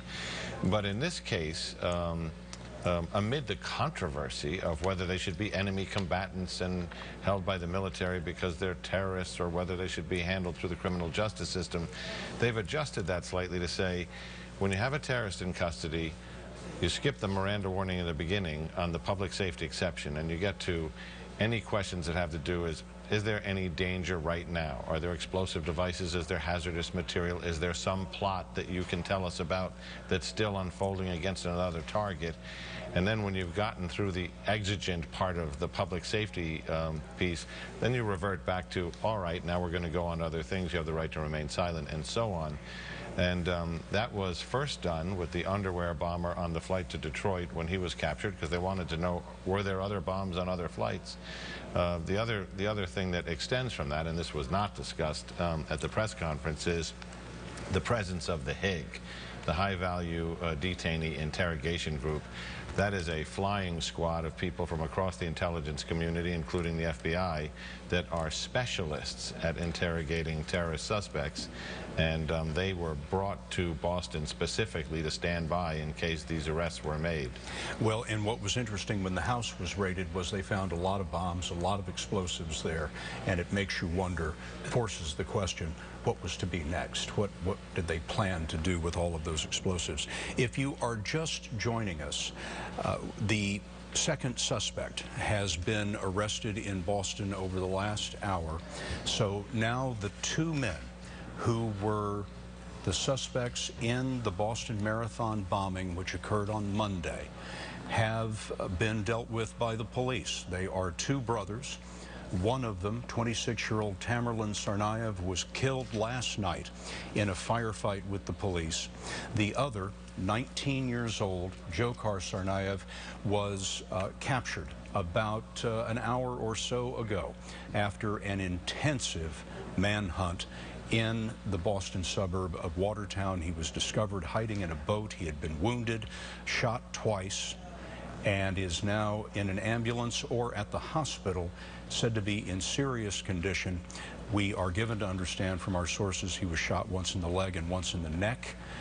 We do not know what his condition is, although the police commissioner, Ed Davis, said just a moment ago he seemed to be in serious condition. He would have been at the hospital by now, we would imagine, and so is being treated for his wounds. He is an American citizen.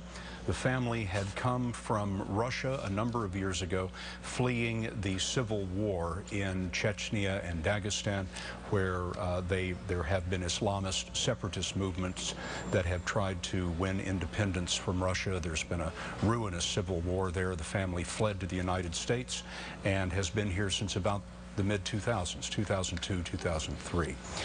We are expecting to hear from the President of the United States shortly. He was informed of all of these events, briefed at the White House a little bit earlier this evening as this suspect was finally captured. Major Garrett is in the White House briefing room. Major, what do you expect to hear from the President? Well, I expect the President, who's due here any second now, Scott, to compliment all those involved at the state and local level and say what he said here Monday, Tuesday, and again yesterday in Boston, that the perpetrators would be captured, that it would be a federal effort at the top, and the state and locals would be allowed to carry it out. They have carried it out. I don't expect the President to get any of the legal details of this. Those will emerge over time, but celebrate the fact that the suspect is in custody. This case has been resolved. It now becomes a judicial matter, and also for the country to stand with Boston and to remember those who are recovering from their wounds, and for the families who are manifestly grieving over those lost, either in the bombings on Monday or the dramatic, very scary events of last night in Watertown and neighboring communities. Major, thank you very much. We're expecting the President to walk into the briefing room at any moment, and as soon as he does, we will switch you directly there. The President spoke yesterday in Boston, and he spoke to the bombers, essentially, and said, "We will find you." And he said that if the bombers had hoped to frighten America, that they had picked the wrong city to do it in, that they couldn't do it in Boston, a place, of course, where the President went to school at Harvard. Certainly, all of this has had a personal resonance, and here is the President now. Tonight, our nation is in debt to the people of Boston and the people of Massachusetts.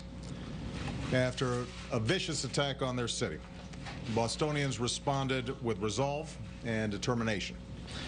They did their part as citizens and partners in this investigation. Boston police and state police and local police across the Commonwealth of Massachusetts responded with professionalism and bravery over 5 long days. And tonight, because of their determined efforts, we've closed an important chapter in this tragedy. I've been briefed earlier this evening by FBI Director Mueller. After the attacks on Monday, I directed the full resources of the federal government to be made available to help state and local authorities in the investigation and to increase security as needed. And over the past week, close coordination among federal, state, and local officials, sharing information, moving swiftly to track down leads, has been critical to this effort. They all worked as they should, as a team, and we are extremely grateful for that. We owe a tremendous debt of gratitude to all our outstanding law enforcement professionals. These men and women get up every day, they put on that uniform, they risk their lives to keep us safe, and as this week showed, they don't always know what to expect. So our thoughts are with those who were wounded in pursuit of the suspects, and we pray for their full recovery. We also send our prayers to the Collier family, who grieve the loss of their son and brother Sean. He was born to be a police officer, said his chief at MIT. He was just 26 years old. And as his family has said, he died bravely in the line of duty, doing what he committed his life to doing, serving and protecting others. So we're grateful to him. Obviously, tonight there are still many unanswered questions. Among them, why did young men who grew up and studied here as part of our communities and our country resort to such violence? How did they plan and carry out these attacks, and did they receive any help? The families of those killed so senselessly deserve answers. The wounded, some of whom now have to learn how to stand and walk and live again, deserve answers. And so I've instructed the FBI and the Department of Homeland Security and our intelligence community to continue to deploy all the necessary resources to support the investigation, to collect intelligence, and to protect our citizens. We will determine what happened. We will investigate any associations that these terrorists may have had, and we'll continue to do whatever we have to do to keep our people safe. One thing we do know is that whatever hateful agenda drove these men to such heinous acts cannot prevail. Whatever they thought they could ultimately achieve, they've already failed. They failed because the people of Boston refused to be intimidated. They failed because, as Americans, we refuse to be terrorized. They failed because we will not waver from the character and the compassion and the values that define us as a country, nor will we break the bonds that hold us together as Americans. That American spirit includes staying true to the unity and diversity that makes us strong, like no other nation in the world. In this age of instant reporting, tweets, and blogs, there's a temptation to latch onto any bit of information, sometimes to jump to conclusions. But when a tragedy like this happens, with public safety at risk and the stakes so high, it's important that we do this right. That's why we have investigations. That's why we relentlessly gather the facts. That's why we have courts. And that's why we take care not to rush to judgment.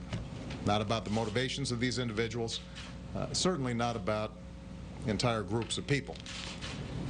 After all, one of the things that makes America the greatest nation on earth, but also one of the things that makes Boston such a great city, is that we welcome people from all around the world. People of every faith, every ethnicity, from every corner of the globe. So as we continue to learn more about why and how this tragedy happened, let's make sure that we sustain that spirit. Tonight we think of all the wounded still struggling to recover. Certainly we think of Crystal Campbell. We think of Ling-Su Liu. And we think of little Martin Richard. Their lives reflected all the diversity and beauty of our country. And they were sharing a great American experience together. Finally, let me say that even as so much attention's been focused on the tragic events in Boston, understandably, we've also seen a tight-knit community in Texas devastated by a terrible explosion. And I want them to know that they are not forgotten. Our thoughts, our prayers are with the people of West Texas, where so many good people lost their lives. Some lost their homes. Many are injured.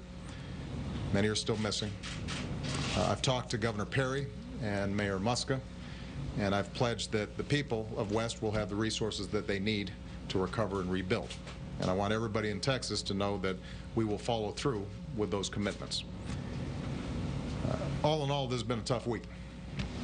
But we've seen the character of our country once more. And as president, I'm confident that we have the courage and the resilience and the spirit to overcome these challenges and to go forward as one nation under God, indivisible, with liberty and justice for all. Thank you very much, everybody. You've been hearing the remarks of the President of the United States from the White House briefing room as we carried those for you live. The President commenting on this week, which turned into an unexpected battle in the war on terror, a battle that began on Patriots' Day in Boston. Let us take you back over these last few days and these remarkable events that no one foresaw. It was such a bright, beautiful day in Boston. Patriots' Day is always the day of the Boston Marathon when that happened. One bomb exploded in the crowd, and as we listen, we'll hear the second a couple of blocks away.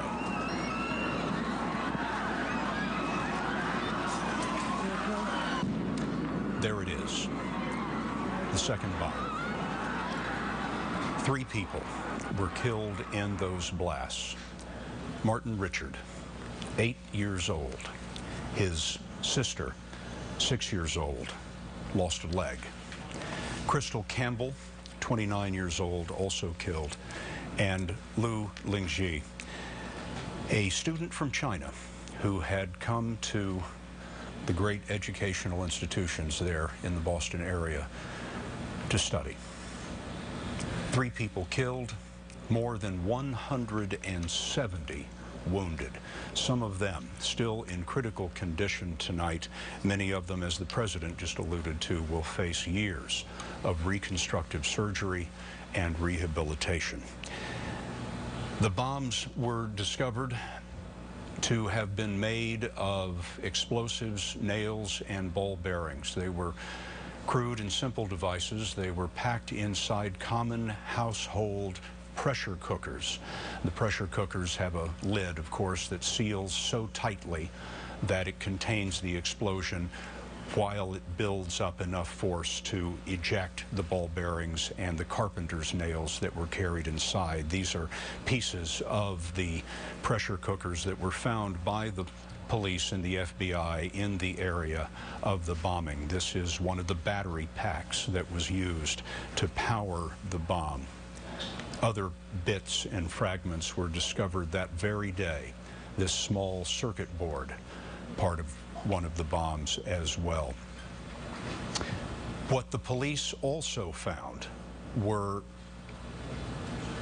pictures, hundreds and hundreds of pictures of the crowd, of the suspects, videotape of the suspects as they approached to lay their bombs. This was the video that the FBI released just yesterday. Subject number 1 in the black hat, subject number 2 in the white hat, 2 men with backpacks that matched the shredded backpacks that were found in the bombing area, the backpacks that carried the bombs. It was only yesterday at about 5 o'clock Eastern Time that the FBI released this footage, had no idea who these men were, but they decided that they had to be the right suspects because of the matching backpacks and also because of another video that federal agents did not release that apparently shows one of the subjects laying the backpack at the place that one of the bombs went off. The FBI asked for the help of the American people to identify these men,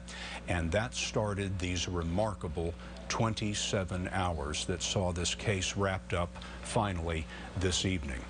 For reasons that are not entirely clear yet, only a few hours after that video was released, a police officer who worked for the Massachusetts Institute of Technology, the great university, Sean Collier, 26 years old. You heard the president refer to him just a moment ago.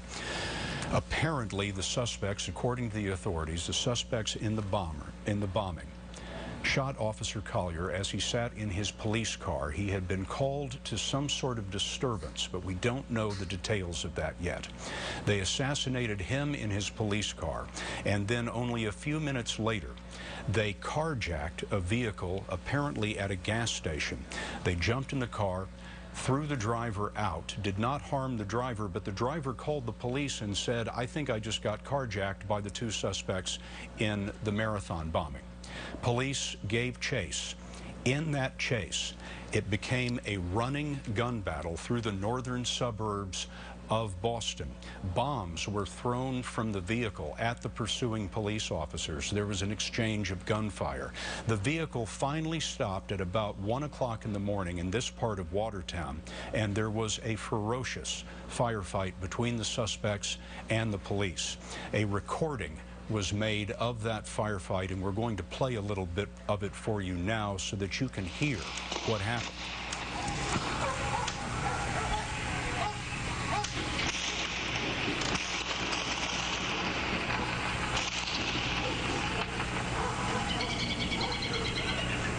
There's explosions and gunfire going on down the street.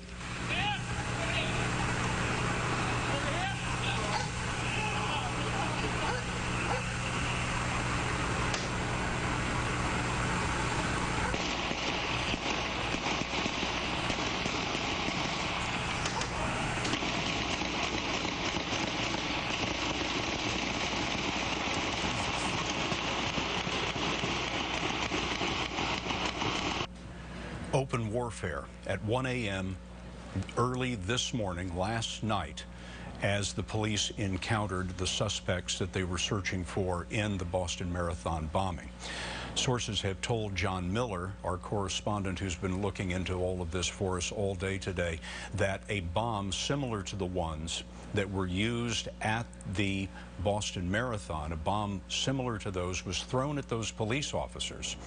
It apparently malfunctioned. It exploded, but it did not explode with the force that we had seen on Monday. But this was the police traffic as the officers called for help in the middle of this firefight. They have explosives, some type of grenades. They're in between the houses down here. Shot fired, shot fired. Loud explosion, loud explosion, loud explosion. Shot fired, what? We're told that more than 200 rounds of ammunition were exchanged in that firefight, and one of the two suspects was killed.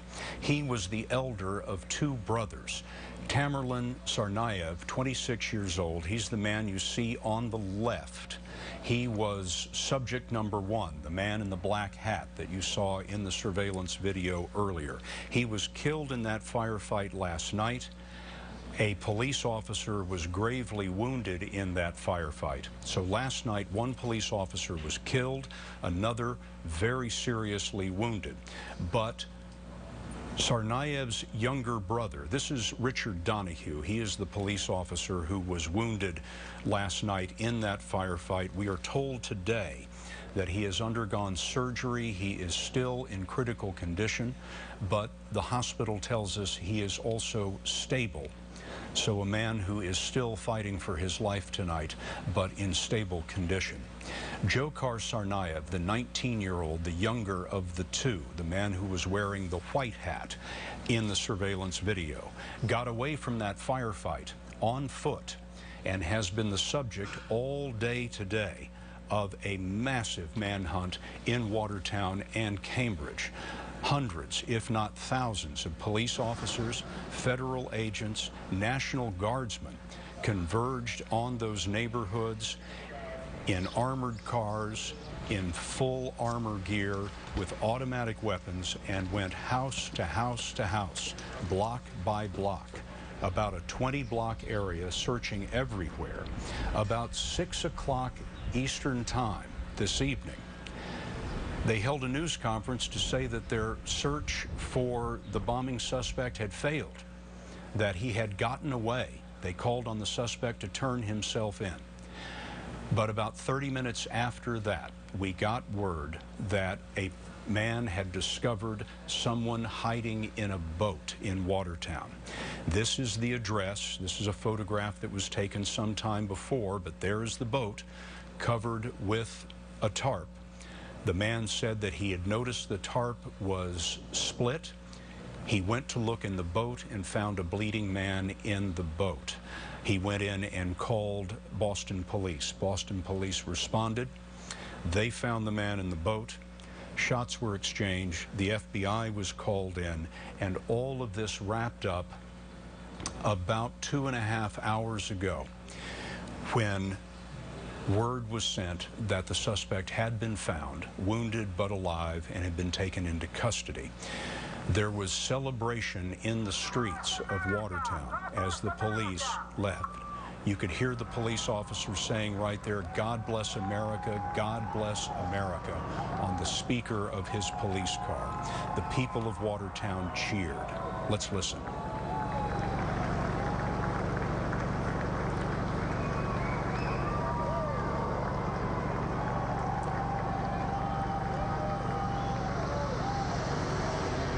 Spread through the town that the suspect had been arrested, people cheered the fire vehicles, the police vehicles that left the scene after this long 27 hours in search of these suspects. What we now know is that the younger brother, Dzhokhar Tsarnaev, 19 years old, was wounded, apparently shot in the leg and shot in the neck. We are not sure exactly what his condition is, but he was taken alive, placed in an ambulance, and sent to a hospital, and is being treated and apparently being questioned as well at the same time. We now have live with us the police commissioner of the city of Boston, Ed Davis. And Commissioner Davis, congratulations congratulations to you and your men, first of all. Can you tell us anything Thank you, sir. Can you tell us anything about the condition of the suspect? I mean, is he expected to live? The suspect is seriously wounded. He's at the hospital right now. I don't know what his prognosis is, but he's received 2 very serious wounds. 2 very serious wounds. We understand he was shot in the leg and in the neck. Is that your understanding as well? That's the information I've received from EMS. That's correct. Are you of the opinion that he was shot at the time that he was in the boat, or he was shot 20 hours before that in that firefight with Boston police officers in Watertown? He was in a very serious firefight, over 200 rounds exchanged, along with explosives. He could very well have been injured in that particular incident from last night. There was also an exchange of gunfire this afternoon, or this evening, and I'm not sure which wound came from what encounter. Commissioner Davis, one thing that isn't clear at this moment is that it was about 5 hours after the FBI released the videotape and asked for the help of the public that the MIT police officer, Officer Collier, was killed in his police vehicle, and all of this started. What was it that began this series of events? What was it that Officer Collier was involved in, and how did he come across these suspects? My understanding is Officer Collier responded to a disturbance call and was executed by these individuals. I believe that after their attack on the Boston Marathon, they went under for a little while, but they were clearly preparing explosive devices during the course of that time. I'm sure that they were going to do something else with those devices. When we disclosed their pictures, they decided to go operational and began this carnage that occurred over the last 24 hours. Do you know the nature of the disturbance that Officer Collier was responding to? It was a minor routine call. That cost him his life and then set forth these events that ended all of this.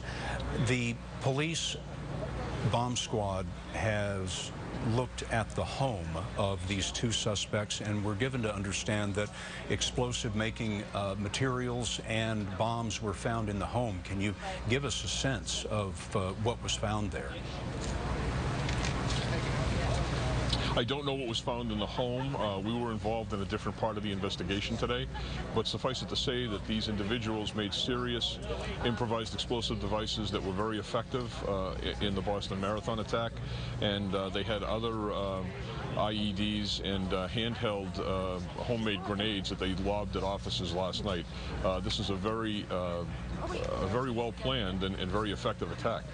This is we're looking at a picture, Commissioner, of the suspect's home that was looked at earlier today by the bomb squad.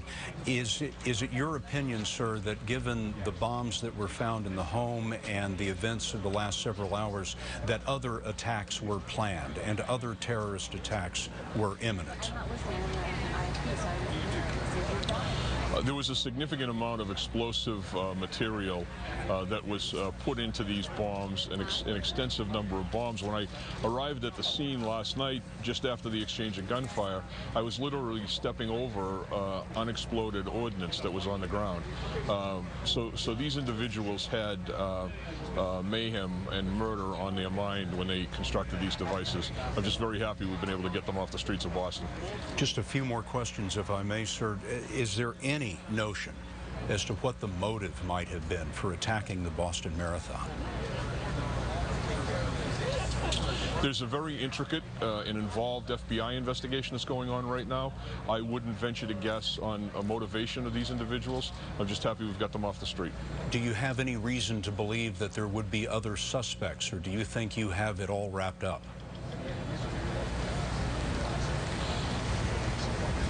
You can never be absolutely certain, but I have said to the people of Boston they can rest easy tonight, and I truly believe that.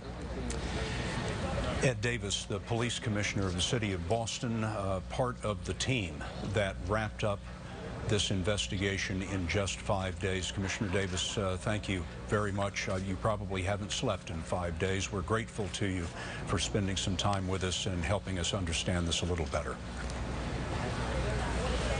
It's been 40 hours, but thank you very much, Mr. Pelley. Ed Davis, the police commissioner of the city of Boston. Now, as to these two suspects, one dead, one wounded, and in custody, they are brothers. That is Tamerlan Tsarnaev, age 26, on the left. He was killed in the firefight with police last night, and his 19-year-old brother, Dzhokhar Tsarnaev, you see on the right, was just captured, wounded, and captured about an hour and a half or so ago. They are members of families that moved to the United States from Russia. The families moved here about 2002 or 2003. They come from southern Russia, a very troubled area, a predominantly Islamic area. You see Chechnya on the left there. That's part of Russia. The suspects are ethnic Chechens, but they grew up in Dagestan, which you see over on the right. Both of these overwhelmingly Islamic portions of Russia. Chechnya has been involved in a ruinous civil war with Russia for a very long time. The Russian army has only in recent years managed to put down that rebellion. So the families apparently moved to the United States, as we said, in 2002 or 2003 to escape all of that. And these young men have been growing up in the Boston area, going to schools in the Boston area ever since then. Jim Axelrod, our CBS News correspondent, has been looking into the background of these men and sheds a little bit of light on who these brothers are. Jim? Well, Scott, we're going to learn a lot more over the next days and weeks to come about Dzhokhar and Tamerlan Tsarnaev. But even in our first sweep through Boston, I remember 24 hours ago, we didn't even know their names. And even in our first sweep through Boston, we are getting a little bit of a different picture just by judging of the reaction when you bring up one or the other brother's name. You talking about to a teacher of his this morning, a guy named Larry Aronson. Dzhokhar graduated Ringen Latin High School in Cambridge in 2011. And when we talked to Larry Aronson about that, he just talked about being stunned, completely shocked. In fact, he saw the surveillance video and he didn't call into the FBI, even though he said, boy, that looks a lot like Dzhokhar. And I asked him why not. He said because it couldn't have been him. Too decent, too sweet, too compassionate. Still couldn't believe that this was the young man alleged to have been in, part of this, the bombing. But when you talk about the older brother, Tamerlan, we talked to, who was a boxer. We talked to people who knew him, somebody who actually had trained with him, who had roomed with him on a trip. They had been part of the same boxing team. A more nuanced portrait comes out where he was talked about being a loud and dressed in a sort of a wild fashion in 2008, 2009, leather pants, snakeskin boots. But then something happened, according to the boxer that we spoke to, a boxer, a professional boxer by the name of Julian Pollard, and said that Tamerlan Tsarnaev, right around 2009, began to change. He noticed a difference, a lot more withdrawn, started talking only about his faith and his religion, and became sort of less, as he described, less sort of wild and friendly. And that it wasn't as much of a surprise as we talked to people like Julian Pollard that somebody like Tamerlan Tsarnaev is alleged to be involved in something like this, as the shock that was registered when we talked to people about the younger brother, Dzhokhar. That's a beginning of what we're hearing after about 24 hours of these brothers having been out there and their names sort of been circulating among Boston. That's the feeling. Of course, as I say, we'll learn a lot more in the days and weeks to come, not only about the two brothers, but about their relationship. Scott. Thank you, Jim. You talk about the surprise of the people who knew these brothers. One of their uncles spoke to reporters earlier today. I'm going to take you to that here in just a moment, but one of the uncles from the extended families who moved here in the early 2000s was asked by reporters what he would say to Dzhokhar. This was earlier today before he was captured, and we're going to go to that in a moment to hear the utter shock and surprise of many of the family members that have spoken about these young men. Dzhokhar Tsarnaev, 19 years old, is actually an American citizen. He, as we said, moved here with his family, went through the normal process, and in 2012 was naturalized, took the oath, became a United States citizen. Ironically, it was on September 11th, 2012 that he became a U.S. citizen, the 19-year-old that you see on the right. His brother, the 26-year-old Tamerlan on the left, was not a United States citizen, but he was a legal permanent resident, a green card holder. And so the family had every appearance of being assimilated into the United States. Both these young men were involved in college and community college, and we do not know what could have possibly motivated them to attack the Boston Marathon. I mentioned to you a moment ago that one of their uncles was asked today what he would say to Dzhokhar if Dzhokhar could hear the sound of his voice. It was earlier this morning, and here's what the uncle said. Say to Dzhokhar right now, he is still... I say, Dzhokhar, if you're alive, turn yourself in and ask for forgiveness from the victims, from the injured, and from those who left. Ask forgiveness from these people. We're not requiring forgiveness in this family. He put a shame. He put a shame on our family, Tsarnaev's family. He put a shame on the entire Chechen ethnicity. Because everyone now they play with word Chechen. So they put that shame on the entire ethnicity. So that's what I would say. Turn yourself in, and whatever one, put yourself at the discretion of those who are here. So that's what I would say. The uncle of the two bombing suspects speaking earlier this morning. Now, as the president said from the briefing room a short time ago, the unanswered question is why? What could have possibly motivated these men to attack the Boston Marathon? I want to bring in Juan Zarate, who is our consultant on terrorism and the former Deputy National Security Advisor for counterterrorism in the Bush administration.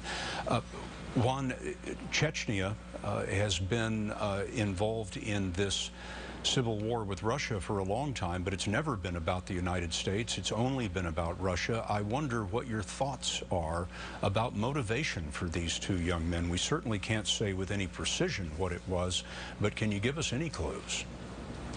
Well, Scott, you certainly saw the president's very interested in that question in his remarks. Chechnya has always been a hotbed for violent Islamic extremism. We've seen not just the fighting with the Russians, we've seen numerous attacks, the Beslan school attack, which was so gruesome, attacks in Moscow, the theater attacks, the subways.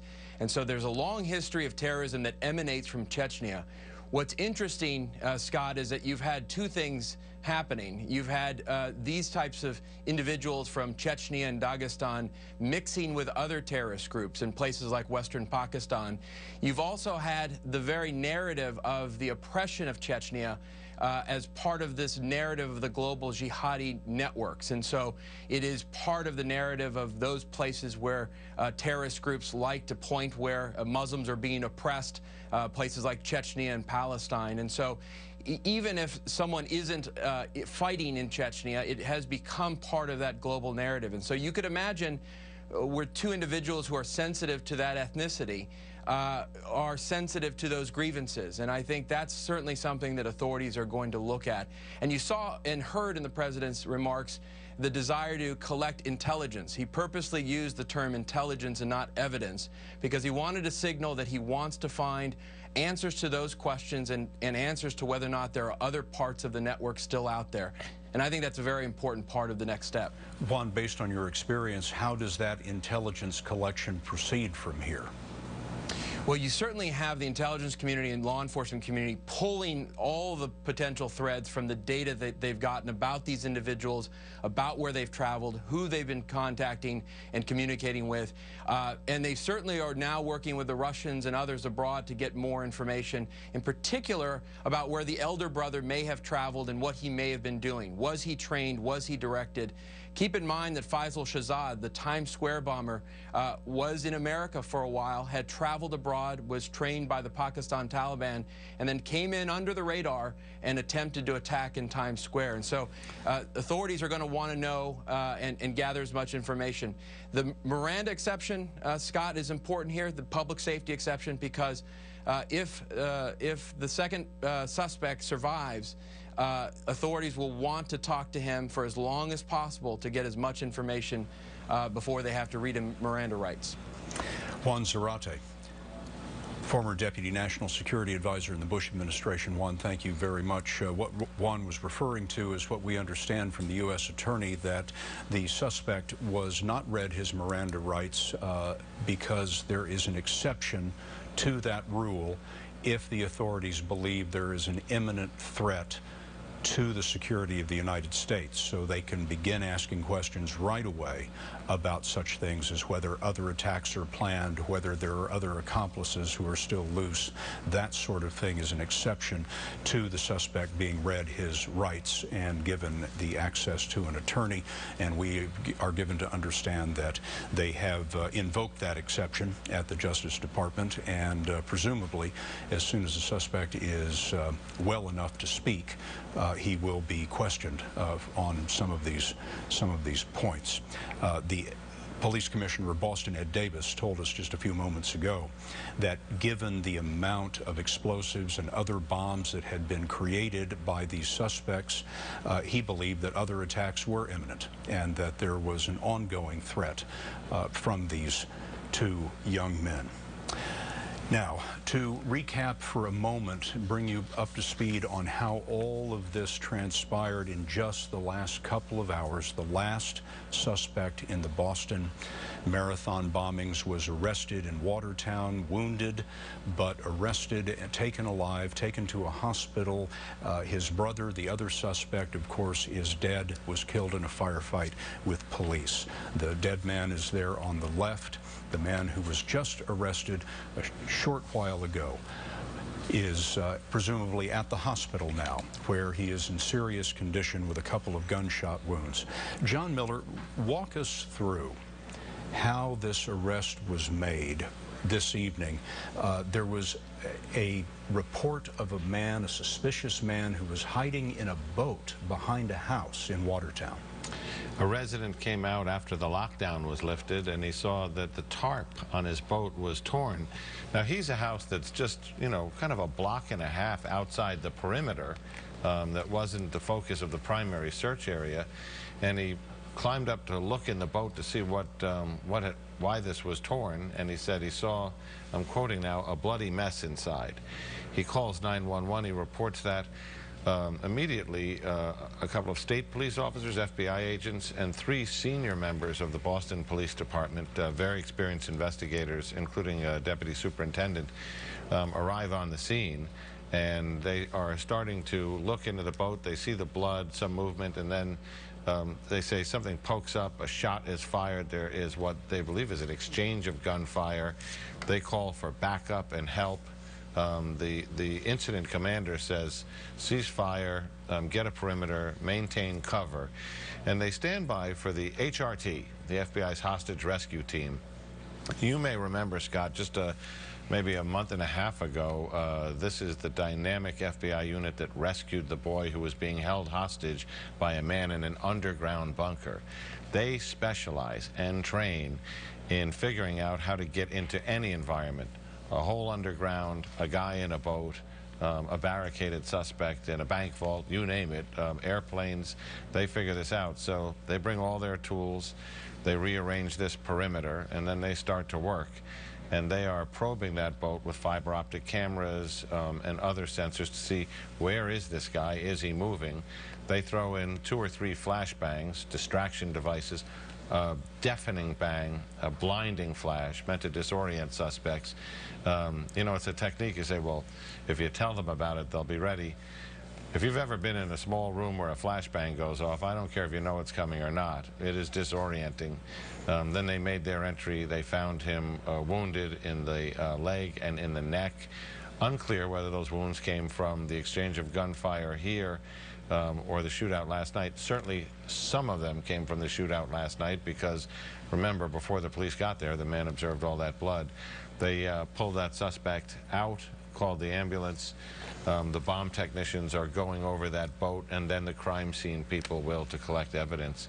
But that is the very dramatic way that an event that has whipsawed since Monday, from bombings at an iconic event to visits from the president, the tragedy of the memorial services and the funerals, a carjacking, the murder of a police officer, a high-speed chase, bombs being thrown at police officers during a prolific gun battle, and then a tense perimeter that we sat through today. I don't think many cities ever have or will see an event that is filled with this kind of emotional roller coaster that we just watched. A remarkable 5 days in April, ending, interestingly, today on April the 19th, which is the anniversary of the Branch Davidian fire in Waco, and also the anniversary of the attack on the Murrah Federal Building in Oklahoma City. This event would wrap up on that day is a remarkable coincidence.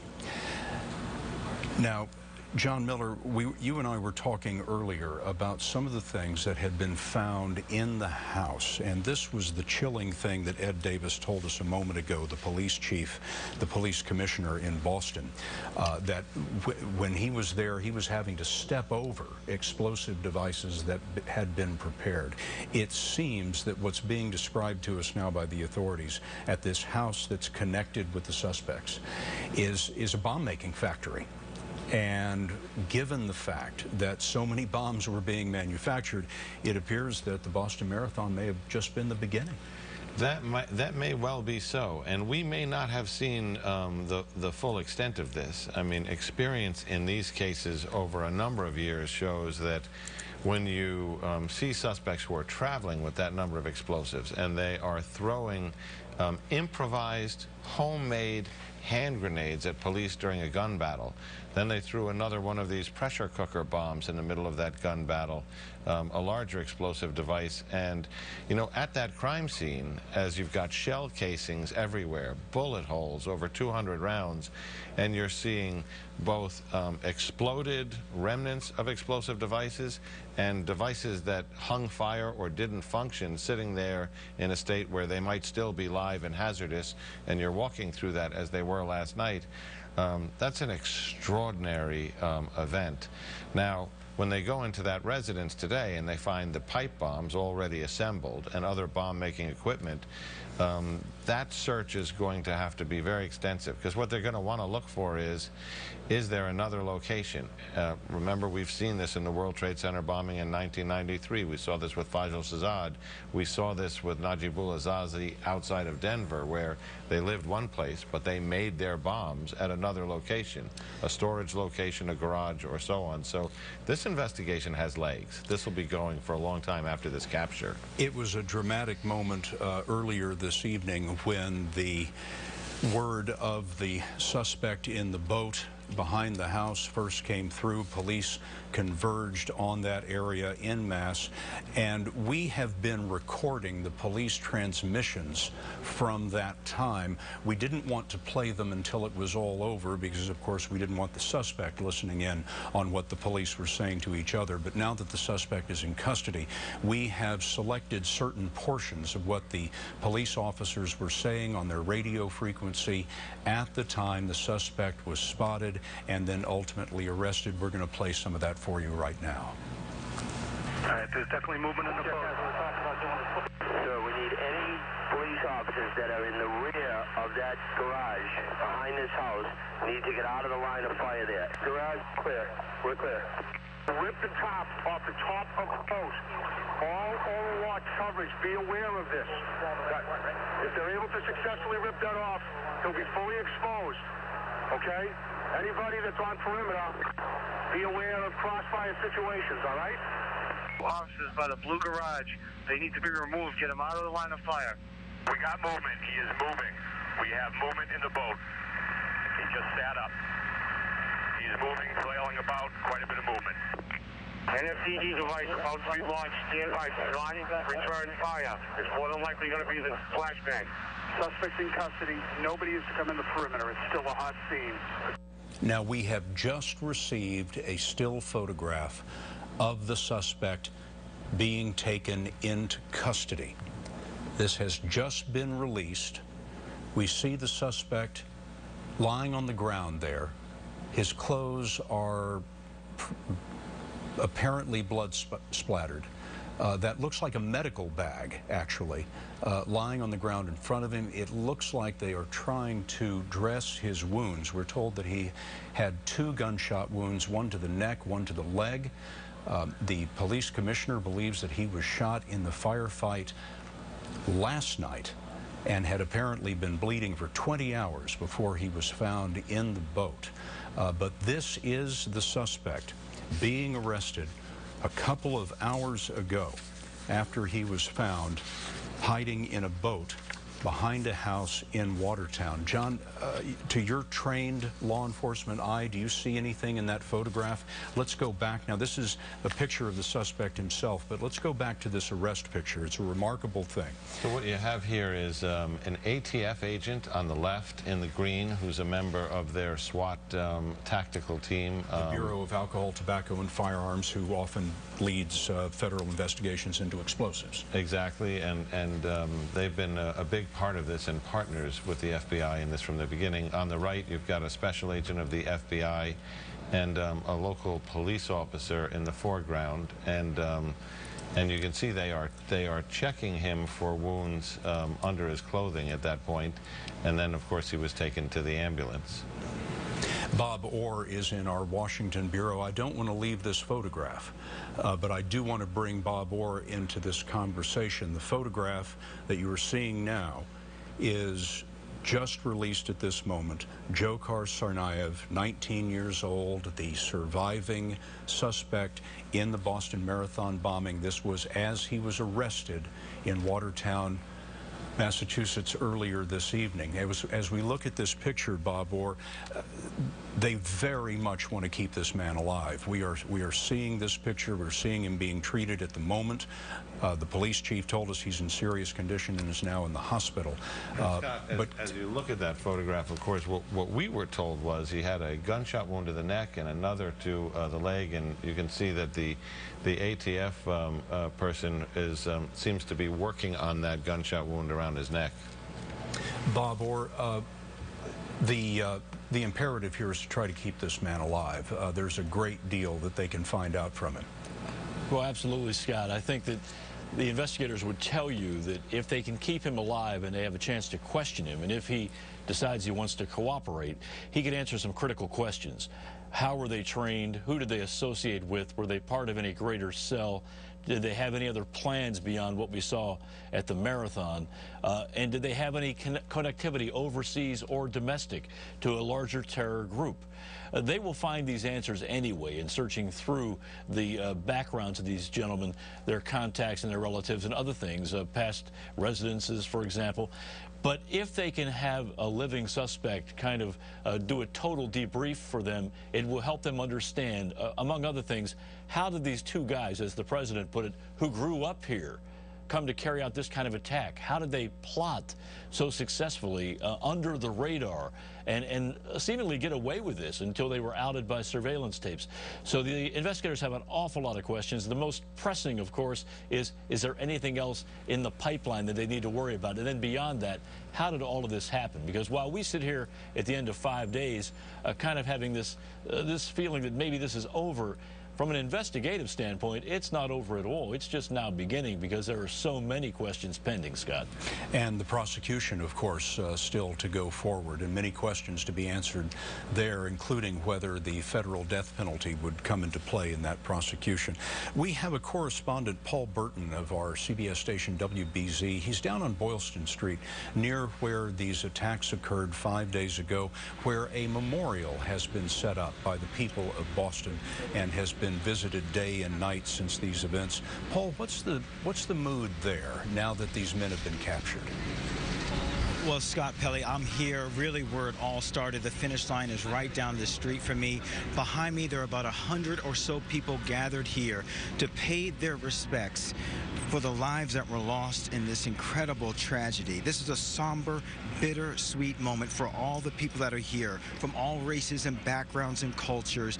Now that one of the suspects is dead, the other is in custody. Folks here say they are breathing a huge sigh of relief. But I tell you what, Scott, they are here for the victims. They are here for those that lost their lives and for those who are still recovering in the hospital beds. I have a special guest here with me, Jill Ambrose, who was also near the finish line where this all started. When you see this crowd behind you, what is going through your mind? It's incredibly moving to be here tonight. I wanted to come out here because I had seen the pictures on the Globe, and I hadn't seen it in person, and I don't think I would have been ready to come out and see it until we had the closure that we have tonight. And now I just want the hope for the city that it can, begin the healing process. You were watching the news all day today. You were watching these events unfold. Is that why you're here tonight, knowing that the one man is now behind bars, in custody rather? Is that why you're here, knowing sort of a sense of closure? Yes, exactly. A sense of closure to, I think, this phase of the investigation.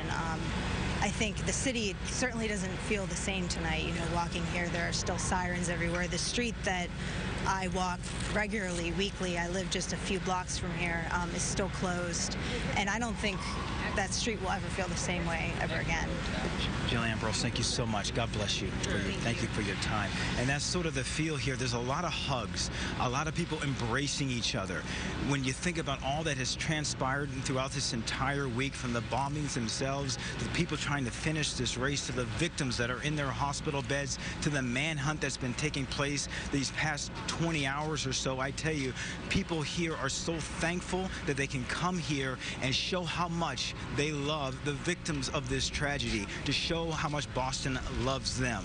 Back to you, Scott.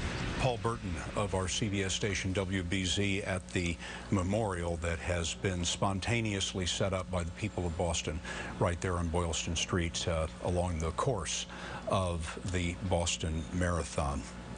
The president came into the Oval Office a short while ago and had a few remarks after it was announced that one suspect was dead and the other had been captured. And we have put together just a little piece of that to show you now. Here's the President of the United States. All in all, this has been a tough week. But we've seen the character of our country once more.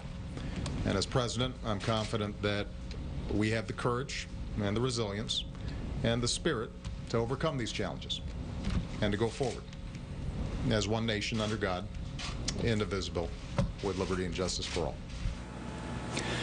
It was the president in Boston just yesterday, speaking at a memorial service. He spoke essentially to the bombers themselves. This is before we'd ever known what they'd looked like, let alone who they were. And he said, "We will find you, and you will face justice." And it was not very long after that that we saw the video, and the events of the last 27 hours or so began to move forward. Now, we are going to be able to show you soon a new picture. We have the picture now. That is the suspect on the boat tonight before he was taken into custody. This is 19-year-old Dzhokhar Tsarnaev. It is a surveillance picture. It has been taken from some height, I suspect, taken from the helicopter that was surveilling the scene overhead. But to remind you of what happened, a man who has this boat parked in his backyard with a cover over it noticed that the cover had been torn. He looked inside, saw this bleeding man inside, called the police. The police ripped the cover back. The FBI's hostage rescue team came in, but here he is. He has been wounded, shot apparently twice. This is him on the ground being treated by federal agents who are taking him into custody. You might presume that his hands are handcuffed behind his back in that picture, and they are trying to treat his wounds. We are given to understand he was shot once in the neck, once in the leg. We don't know how seriously, but it appears that he was shot in a firefight yesterday, 20 hours or so before this picture was taken. So he may have been bleeding for a very long time. He was arrested, placed in an ambulance, and taken to a Boston area hospital where he's being treated. The Boston Police Commissioner told us just a few minutes ago that he is not in great condition, that he's in serious or critical condition, is being treated. When we asked the police commissioner if he's expected to survive, the commissioner told us that they just didn't have enough information at this point in time as to whether this suspect would survive the night. But he is receiving the best medical care and is now in the custody of the FBI at the hospital. The Justice Department has invoked an exception to the Miranda rule so that they do not have to get him a lawyer right away. They do not have to read him his rights right away. He does not have the right to remain silent.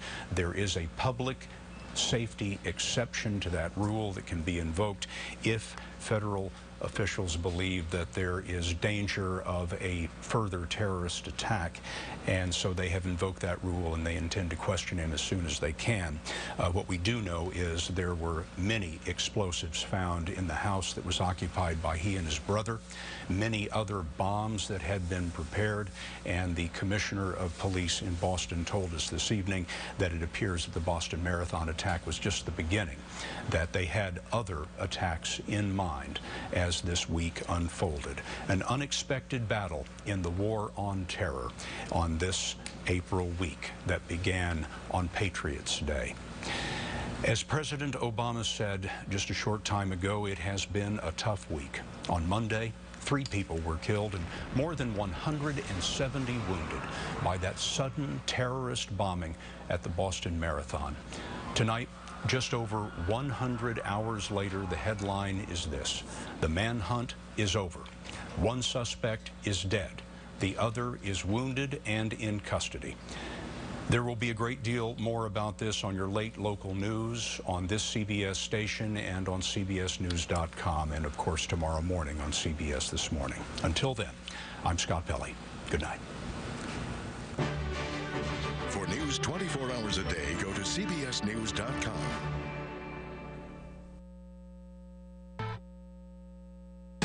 From Miami-Dade, Broward, and the Keys, this is South Florida's CBS 4 News. They failed because, as Americans, we refuse to be terrorized. We have a suspect in custody. After nearly 24 hours of intense searching, one of the men police believe is responsible for the Boston Marathon bombings is in police custody. And good evening to you. 5 days of terror gripped the city of Boston. The entire country watched the events unfold, but tonight, residents and police officers alike in Boston can rest easy because for the first time since Monday, they will be able to sleep well. Police converging on a boat up on a trailer in the backyard of a home in Watertown, and that is where they got him. CBS 4's Vanita Nair has been covering this since it broke. She joins us tonight with the very latest from Boston. Vanita? The 19-year-old suspect is now in the hospital, listed in serious condition. About an hour after he was apprehended, President Obama took to the airwaves to address the nation. He said this closes a chapter in the story, but the investigation is still very much ongoing. In particular, what was the motive for these 2 men? A crowd in Watertown erupted in applause after hearing police got their man. A short time later, an ambulance left the scene. The suspect accused of the Boston Marathon bombings, possibly inside. We are so grateful to be here right now. We're so grateful to bring justice and a closure to this case. Police took 19-year-old Dzhokhar Tsarnaev into custody. He was found hiding in a boat in the backyard of a home. CBS News has learned the homeowner saw a tear in the tarp protecting his boat. He looked inside, saw a bloody mess, and called 911. Police arrived, shots were fired, and eventually they captured him. This latest break in the case came less than an hour after police lifted a ban in and around Boston. Tsarnaev is from a former Soviet republic near Chechnya. His 26-year-old brother, Tamerlan, was also a bombing suspect. He was killed in a shootout with police overnight. The deadly confrontation came hours after the FBI released surveillance video and photos of the brothers. Tsarnaev became a citizen on September 11th of last year. A law enforcement source told CBS News his dead brother had jihadist videos on his internet accounts. Police say they started zeroing in on the brothers after they shot and killed a campus police officer last night at the Massachusetts Institute of Technology. When police caught up with them, the suspects fired at officers and threw explosives from the car as they tried to escape. Boston was turned into a ghost town after authorities ordered residents to stay inside and businesses not to open. The entire mass transit system was shut down. Now, in addition to a motive, authorities are still trying to figure out if these two men were working alone or if they were part of a larger group. We can tell you at this hour, 3 other suspects have been taken into custody in New Bedford. Reporting live in Watertown, Vanita Nair, back to you. Tonight, President Obama addressing the nation after word that 19-year-old Dzhokhar Tsarnaev had been taken into custody. The president thanking law enforcement and the American people for staying strong and resilient. Boston police and state police and local police across the Commonwealth of Massachusetts responded with professionalism and bravery over 5 long days. And tonight, because of their determined efforts, we've closed an important chapter in this tragedy. The president went on to say it's been a very long and sad week for all Americans, not only with the Boston bombings, but also that deadly explosion at the fertilizer plant in the town of West Texas. Now, many had thought the trail had gone cold after a news conference earlier in the evening when authorities up in Boston said they'd searched all day and came up with nothing. And then we had reports of the gunshots and a man covered in blood hiding in a boat. Our CBS 4 reporter Lauren Pastrana has been following this roller coaster ride of developments with us since the suspect's pictures went public yesterday. Brian, those photos and video clips released by the FBI triggered a flood of tips, and many, or rather may, have forced the suspects out of hiding. A long night and long day of an intense and dangerous manhunt, taking a dramatic turn at dusk tonight. Less than 32 hours ago, the FBI released surveillance video and photos of 2 men, both in ball caps, believed to be connected to the Boston Marathon bombings. People are asked to look out for them, but not to approach them. They're considered armed and dangerous. And then Thursday night, in a bold move, the men are caught on surveillance video, accused of robbing a 7-Eleven in Cambridge, Massachusetts. 10 minutes later, police say the suspects shot and killed an officer on the MIT campus. Next, investigators say the men carjacked an SUV, holding the driver hostage for 30 minutes before releasing him. During a chase early Friday morning, authorities say the suspects threw explosives out the window and started a shootout with police. Several officers were hurt, and one suspect was wounded and taken to the hospital where he died. He is 26-year-old Tamerlan Tsarnaev. The second bombing suspect is his brother, 19-year-old Dzhokhar Tsarnaev. He eluded capture for much of the day, prompting widespread lockdowns as police tirelessly searched for him. By 6:30 Friday evening, the governor of Massachusetts cautiously tells Bostonians they can leave their homes. Just half an hour later, gunfire erupts in Watertown. Police surround a bloody man hiding out in a boat behind a home. Then, just after 8:40, a welcome sound. Applause. Minutes later, Boston PD tweets, quote, "Suspect in custody. Dzhokhar Tsarnaev is alive and taken away in an ambulance." At 8:50, Boston Mayor Tom Menino writes, quote, "We got him."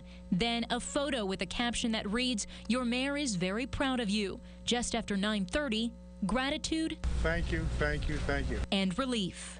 It's a night where I think we're all going to rest easy. So what's next? U.S. Attorney Carmen Ortiz summed it up. Her office's journey now begins. And of course, the investigation into what led up to these bombings will continue as the people of Boston move toward healing. In the studio, I'm Lauren Pastrana, CBS 4 News Tonight. Photos, videos, and tips helped authorities zero in on the suspects. A Jacksonville runner who participated in the Boston Marathon unknowingly captured a photo of one of the suspects leaving the scene. David Green snapped this photo with his iPhone, and it wasn't until yesterday that he took a second look at it. And that is when he realized he clearly captured suspect number 2, Dzhokhar Tsarnaev, wearing that distinctive backward white baseball cap. This picture could have helped find this suspect. Yeah. You know, I feel joy that maybe I could help, but I don't think I'll ever forget what I saw. He was just feet away from the explosions. Fortunately, he was not hurt. He says he was just in the right place at the right time to help those injured. And you really could follow every development out of Boston on social media sites, pieces of information being sent out via Twitter, Facebook, and Reddit with incredible speed. We spoke tonight to a social media expert about this new way of getting information. As soon as the FBI released images of the suspects Thursday night, they were quickly shared, tweeted, and retweeted within minutes, their faces seen by millions. And they were able to find the killers a lot faster because everybody posted their pictures online. Joseph Treaster is a University of Miami communications professor and a former New York Times reporter. Ordinary people are tweeting what they see, what they hear. Photos, videos are pouring in. It's fast. However, before officials could even identify the suspects, citizen journalists on Reddit were trying to get their names. 2 incorrect names surfaced. Sometimes it's accurate, sometimes it's not. You can more or less get a sense of what's going on because a consensus will often develop. Some were sharing information gathered from police scanners. In professional newsrooms, scanners are used to gather information, but never for reporting because it's not always right. CBS News tweeted, Boston police are asking social media users not to post information they hear on police frequencies, scanner channels. Twitter was introduced in 2006 and has changed our world. When Osama bin Laden was killed in May of 2011, the internet trumped President Barack Obama. We learned about the second marathon bombing suspect from the Boston PD tweet, captured. Tonight, President Barack Obama also addressed tweets and blogs in his news conference. He said there's a temptation to jump to conclusions with information coming at you so fast, but he cautioned investigations take time. Here in South Florida, we have some big events this weekend, and local law enforcement has definitely stepped up security here. Our Maggie Newland is live on Watson Island with what's ahead. Maggie? Well, Brian, the nation is breathing a sigh of relief tonight, and South Florida is no exception. Still, these terror attacks are fresh on people's minds. And with these big events coming up, police are working hard to keep you safe. At the Lauderdale Air Show Saturday, people will fill the streets and the beaches, eyes to the skies. Real crowded. It really does. As vendors made final preparations before the big event, police were prepping too, though their preparations were primarily behind the scenes. And after the attacks, police say they've intensified security measures, meeting with air show organizers to keep people safe. We're going to be doing cooler checks. We're going to be doing bag checks, which is, it's kind of standard at a lot of big events. So we just want people to have a safe and secure environment here. Police can't divulge their exact security plans, but say they're working with other law enforcement agencies. They'll have officers at every checkpoint and numerous officers, both uniformed and plainclothes, throughout the event. A good amount of police, good amount of security. And you'll see similar stepped-up security at other big events in South Florida this weekend. Saturday night, televangelist Joel Osteen will host America's Night of Hope at a sold-out Marlins Park. The park says it's increased security all week long in the wake of the attacks in Boston, and the same tight security will be in place Saturday. Sunday begins round 1 of the playoffs at the AAA, which has also been the site of increased security. At the last regular season game Wednesday night, certain areas near the arena were blocked off if you didn't have a ticket, and fans were not allowed to bring backpacks or large bags into the arena. Trash cans along Biscayne Boulevard were replaced with mesh containers lined with see-through plastic bags, and there will be plenty of police there too. And although the terror attacks are fresh in the minds of many, they say they won't let what happened in Boston change their plans for the weekend. You can't live your life in fear. And people we talk to say they really are not concerned. They feel safe here in South Florida, and they're ready to get the weekend started. We're live on Watson Island. Maggie Newland, CBS 4 News Tonight. And let's go back to Boston now for more on the atmosphere that has really changed in the past few hours. Vanita Nair is standing by live once again. And describe to me, Vanita, there, the mood. People really must be celebrating because they were really locked down for many hours today. You know, I have to tell you, Shannon, we were obviously in the midst of all of this in the play-by-play, so it was really funny to me to watch it all play out in the sense that the Boston Police Department tweeted, we have a suspect in custody. Then we heard the mayor saying, it's over, we have someone in custody. And almost immediately, we started to hear people clapping. Even being here right now in Watertown, as we're standing near the road, we're seeing people drive by. They're holding up the U.S. flag. They're clapping. They're screaming. They're all just so happy this is over. Keep in mind, it's been going on for 5 days now, so you can only imagine the frayed nerves and really the fear. People were on a lockdown being told to stay inside, and that perhaps might have actually lengthened the length of this manhunt, rather. I say that because the owner of the home says he was part of this lockdown. He wasn't going outside. It was only after the lockdown was lifted that he went outside and saw that the tarp on his boat had been torn. When he looked inside, that's when he saw the suspect, who he's describing now as a bloody mess. So yes, Shannon, a lot of people are just so happy this is over. Vanita, I understand, though, that authorities had literally, in that 20-block radius, they went door to door. So how was it that this 19-year-old suspect was able to get away from that horrible shooting scene and elude police for so many hours? You know, in terms of the radius, it was about a 20-block radius that was shut down in Watertown, and that was the perimeter they were searching. We now know this home was about a block outside of that radius, so they really were on his heels for a vast majority of the time. In terms of how he was able to evade police for that long, that's one of the questions they're really hoping he can answer. On top of that list includes, what was his motive? What were he and his brother after?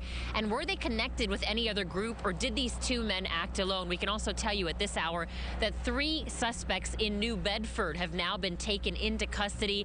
It seems at this hour as though this is related to what happened at the Boston Marathon bombings, but at this hour everything is so fluid we can't really confirm things, especially after the series of dramatic events that have played out tonight that started with the governor lifting the ban, allowing people to go out. About an hour later, the suspect supposedly being found, and then an hour after that, confirmation that this was the man all of Boston and really all of the nation has been looking for. Shannon.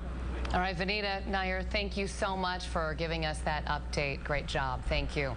Stay with CBS 4 News and CBSMiami.com for continuing coverage of the Boston Marathon bombings and also the latest on that arrest. Still ahead tonight on a busy night of news, we've got a CBS 4 News exclusive. We will have more of these special photos obtained by our news organization of a young woman accused of hitting and killing a Miami Beach chef. Plus this. You have to look forward and not make the same mistake twice. This is not that. This is not a mistake. That is what Dolphins owner Stephen Ross had to say today about the Sun Life Stadium renovation deal. We sat down with him today. Hear what else he told CBS 4 News. Plus, rallying for Venezuela, what South Floridians have to say about a full recount of the election to replace the late Hugo Chavez. One dealer gives you more for less. That dealer is Rick Case. One dealer gives you our lowest payment, price, and a money-back guarantee on new Hyundais, Acuras, Fiats, or Hondas. Rick Case. And only one dealer doubles the factory warranty. That dealer is Rick Case. Tonight, Dave's got James Franco. Kids, that's how you suck up when you have a show. Then it's Dave versus the National Grocery Bagging Champion. Tonight, Traffic and weather together with traffic reporter Vanessa Borsch and meteorologist Lisette Gonzalez. I can help you get around those messy traffic trouble spots. And I'll let you know what kind of day to expect, rain or shine. Traffic and weather together, weekdays starting at 5 a.m. on CBS 4 News this morning. Jim and John Arrigo here, and we love saving you money. That's why at Arrigo, bring us your trade and we'll give you up to $8,000 more than it's worth. Or we'll double your down payment up to $8,000 on any new Chrysler, Jeep, Dodge, or Ram. Your $500 down becomes $1,000. Your $2,000 becomes $4,000. And even your $8,000 becomes $16,000. And we don't even care about your bad credit. Our banks want to say, yes, you're approved. For the lowest price and the largest selection. You gotta go Arrigo! Sawgrass, Fort Pierce, West Palm. It's got performance with efficiency.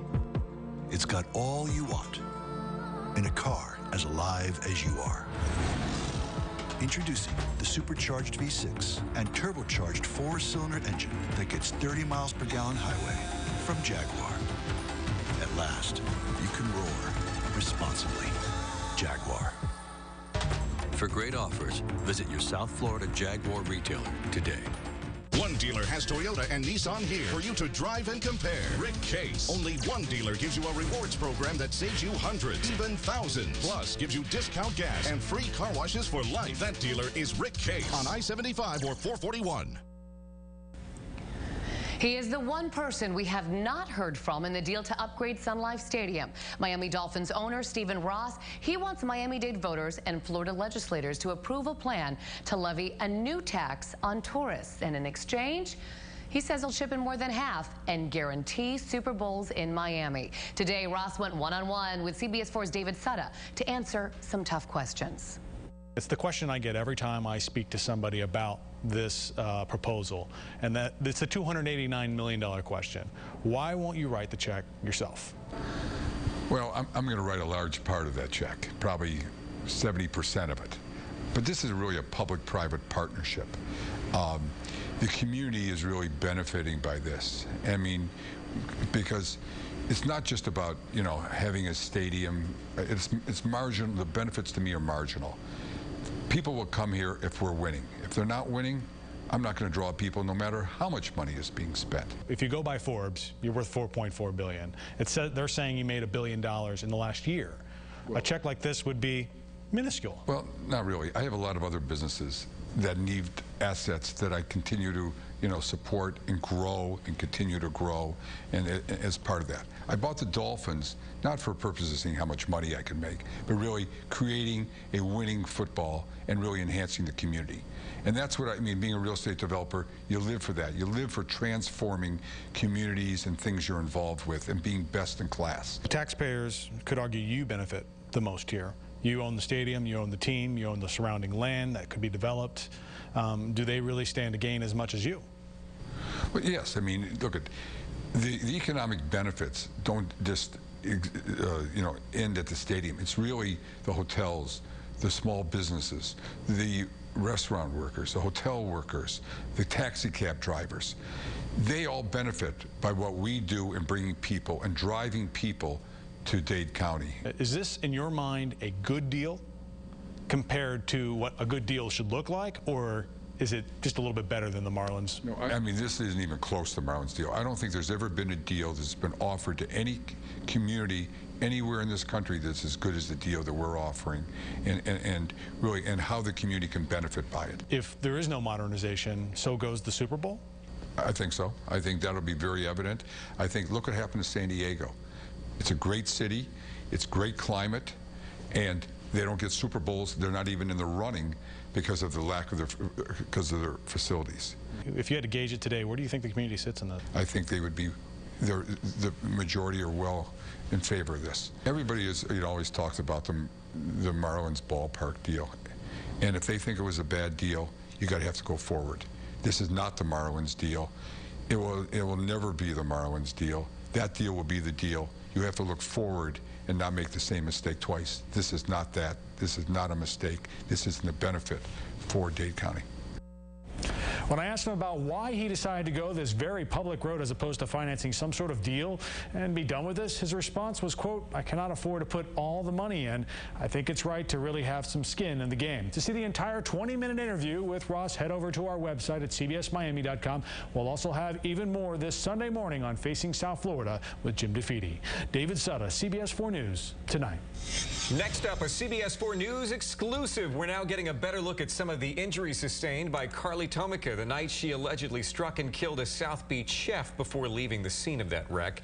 Take a look at these images. This is Tomica after she was involved in that hit-and-run accident that killed a 49-year-old chef by the name of Stefano Riccioletti. She appears to have bruises on her face and around her eyes. Dade County prosecutors say Tomica was highly intoxicated and traveling at a high rate of speed down Collins Avenue January 28th when she hit and killed Riccioletti. Riccioletti was the executive chef at the Shore Club on Miami Beach. Tomica is charged with DUI manslaughter, leaving the scene of an accident with death, DUI and property damage, and resisting an officer rather, without arrest. New tonight at 11, Venezuelans living in South Florida are continuing their call for a full recount of the election results in the race to replace Hugo Chavez. Dozens of Venezuelans living in Weston gathered tonight for a rally at the El Arapeza restaurant. They say the razor-thin results that led to the election of Chavez's protege, Nicolas Maduro, should be recounted. Challenger Enrique Capriles says he is pleased there will be at least a partial recount. Venezuelans here in South Florida say they are planning more rallies in the days to come. Up next, it is finally Friday. We'll have a look at our weekend weather. And it is back to work for the Miami Heat as their playoff opener is less than 2 days away. The quest for a repeat is coming up in CBS 4 Sports. And once again, live pictures out of Boston where you can see a tremendous outpouring of support. People thrilled there that that suspect is now in custody. A memorial growing in the streets. Stay with us.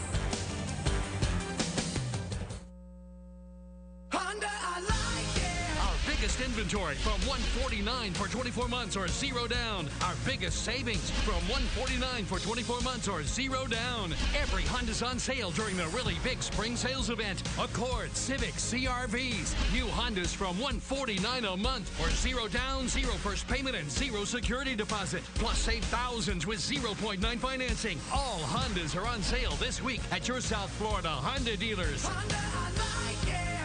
When it comes to accessories, you just can't beat Ross. Rings for your fingers to shades for your eyes. Go to Ross and accessorize. Ross has everything you need to take a simple outfit and make it spectacular. Like this designer handbag, $59 at department stores. At Ross, you'll save over $35. Add some sparkle and some splash. Go to Ross. Spend less cash. Ross for accessories. Unbeatable. Herb Yardley from Massey Yardley Dodge Chrysler Jeep and Plantation. I've been in the car business all my life, and people have always asked, what's the price? We car people don't really answer. Massey Yardley Dodge Chrysler Jeep is changing that. We have the true price on all our cars and trucks. True price at Massey Yardley is the price you pay. Massey Yardley will accept your trade at its highest market value. True price. And remember, we wouldn't sell you a car, we wouldn't drive ourselves. Coming up tonight on Letterman, catch actor James Franco. Plus musical guest Ed Sheeran. That's tonight on The Late Show with David Letterman.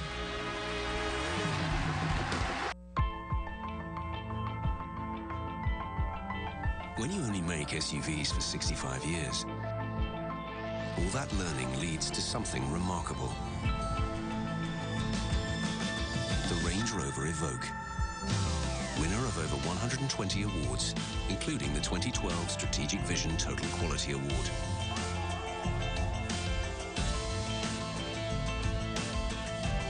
Land Rover, above and beyond. Okay. All right, people, on your feet. Check out the Elantra at your local Hyundai dealer. During the Let's Go sales event, get up to $1,500 Go Cash on any new Elantra. ALG's highest residual value award winner 3 years in a row. Okay, let's go. Get a move on to your Hyundai dealer. Every Hyundai's on sale. Elantra, $139 a month for 24 months or zero down. Save thousands this week with zero down, zero first payment, zero security deposit at your Broward Dade Hyundai dealers. Time to check the weather. I was so excited. I was going to make plans to go to the beach this weekend and do things outdoors. You might have to take a look at rebooking some of those plans, Craig Setzer, you can still go to the beach. Just bring a big umbrella. Let's show you what's going on the radar right now. A sign of things to come. A surge of moisture is working its way into the area, and showers have started to really explode across the coastal waters, and they're also moving on shore. So some spotty showers, even a thunderstorm possible tonight, but this is setting the stage for heavier storms tomorrow. Here's what's going on tonight. Post to cloudy skies, still very warm at the 11 o'clock hour. Temperatures right around 80 degrees and fairly humid out there too. A 5 now on the stickiness scale. Southeast wind helping to bring the moisture in. No rainfall yet, but it is going to be increasing overnight. Our winds are coming up too through the area right now. Coconut Grove. Southeast at 12 now. The Miami to Key Largo race is tomorrow, so that sailboat race is probably going to be wet, and winds will drop off later in the day, but those folks will have to watch out for the storms. Sunrise right now 78, Coconut Creek 79, as well as Miramar. All these areas will see some rain tonight and during the day tomorrow. Breezy conditions today. A stormy cold front to the northwest. The The cold air with this front's not going to make it, but the storminess is for tomorrow. It looks like storms likely once in the morning and then again in the afternoon. Some heavy downpours are possible tomorrow, and the moisture sticks around, unfortunately, for Sunday with a stalled front over the area. So warm and humid storms around, and it's probably not until the middle of next week that this pattern finally changes. We get the front out of here, the moisture finally goes back down, and our rain chances go down, but not until the middle of next week. Here's what's going on across the country tonight. The cold front has swept through much of the nation, just now approaching the east coast where temperatures are still mild but cool air behind it over much of the country. Here's our forecast for tonight. It's going to be warm and humid, but spotty storms on the increase. A low near 76 for tomorrow. Storms likely. Downpours at times. High temperature near 87 if we can get some sun, and the warmer it gets tomorrow, the better chance for heavy storms in the afternoon. If you are boating, southeast winds at 15 coming down to around 10 knots later in the day. Still some wind gusts in the storms. Seas 2 to 4 feet of moderate chop on the bays. 87 tomorrow. Storms likely. Still some storms around on Sunday, and then going into next week. Finally, unfortunately, the timing's off on this one. The weather gets better in the middle of the week. CBS 4 News Tonight is coming right back. CBS Health Watch. Lymphoma is a malignant tumor that originates in the lymph nodes, which protect organs against infection. Dr. Isidore Losos is a professor of medicine of hematology oncology at Sylvester Comprehensive Cancer Center. Lymphoma is a complicated disease. It may affect different organs, different systems, and very frequently we need assistance from other specialties. We work as a team. CBS Health Watch is sponsored by Sylvester Comprehensive Cancer Center, South Florida's most advanced cancer care. Williamson Cadillac Buick GMC has some incredible spring lease offers that will make you want to spring into action. Lease the new 2013 ATS for just $299 per month with zero due-it signing. Or the new 2013 SRX for just a $399 per month lease, also with zero due-it signing. Or even the new 2013 XTS for just a $459 per month lease with zero due-it signing. And at Williamson, all of our Cadillacs include Cadillac Premium Care Maintenance, roadside service, and courtesy transportation. Williamson Cadillac Buick GMC on South Dixie Highway at Southwest 104th Street. Tire Kingdom has changed the tire business with ready-to-roll all-inclusive pricing. And now through Sunday, get big rebates on the biggest brands like BF Goodrich and Michelin. Or use your Service Central credit card and save up to $160 on more big brands. Cooper up to $100 off. Bridgestone up to $120 off. Nitto up to $150 off. And Goodyear up to $160 off. Ready to roll. Tire Kingdom service, tires, and oil.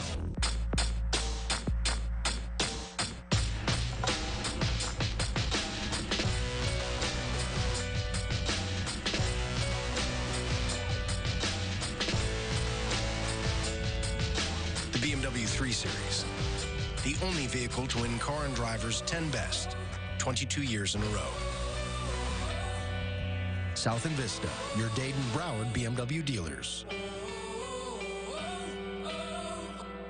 The new Malibus are getting a lot of attention at your Chevy dealer lately for good reason, like Malibu LTZ with Chevrolet MyLink. KBB called it one of the most user-friendly multimedia interfaces on the market. Malibu LT with 10 standard airbags, more than Fusion or Sonata. And Malibu LS offering an EPA estimated 34 mpg highway.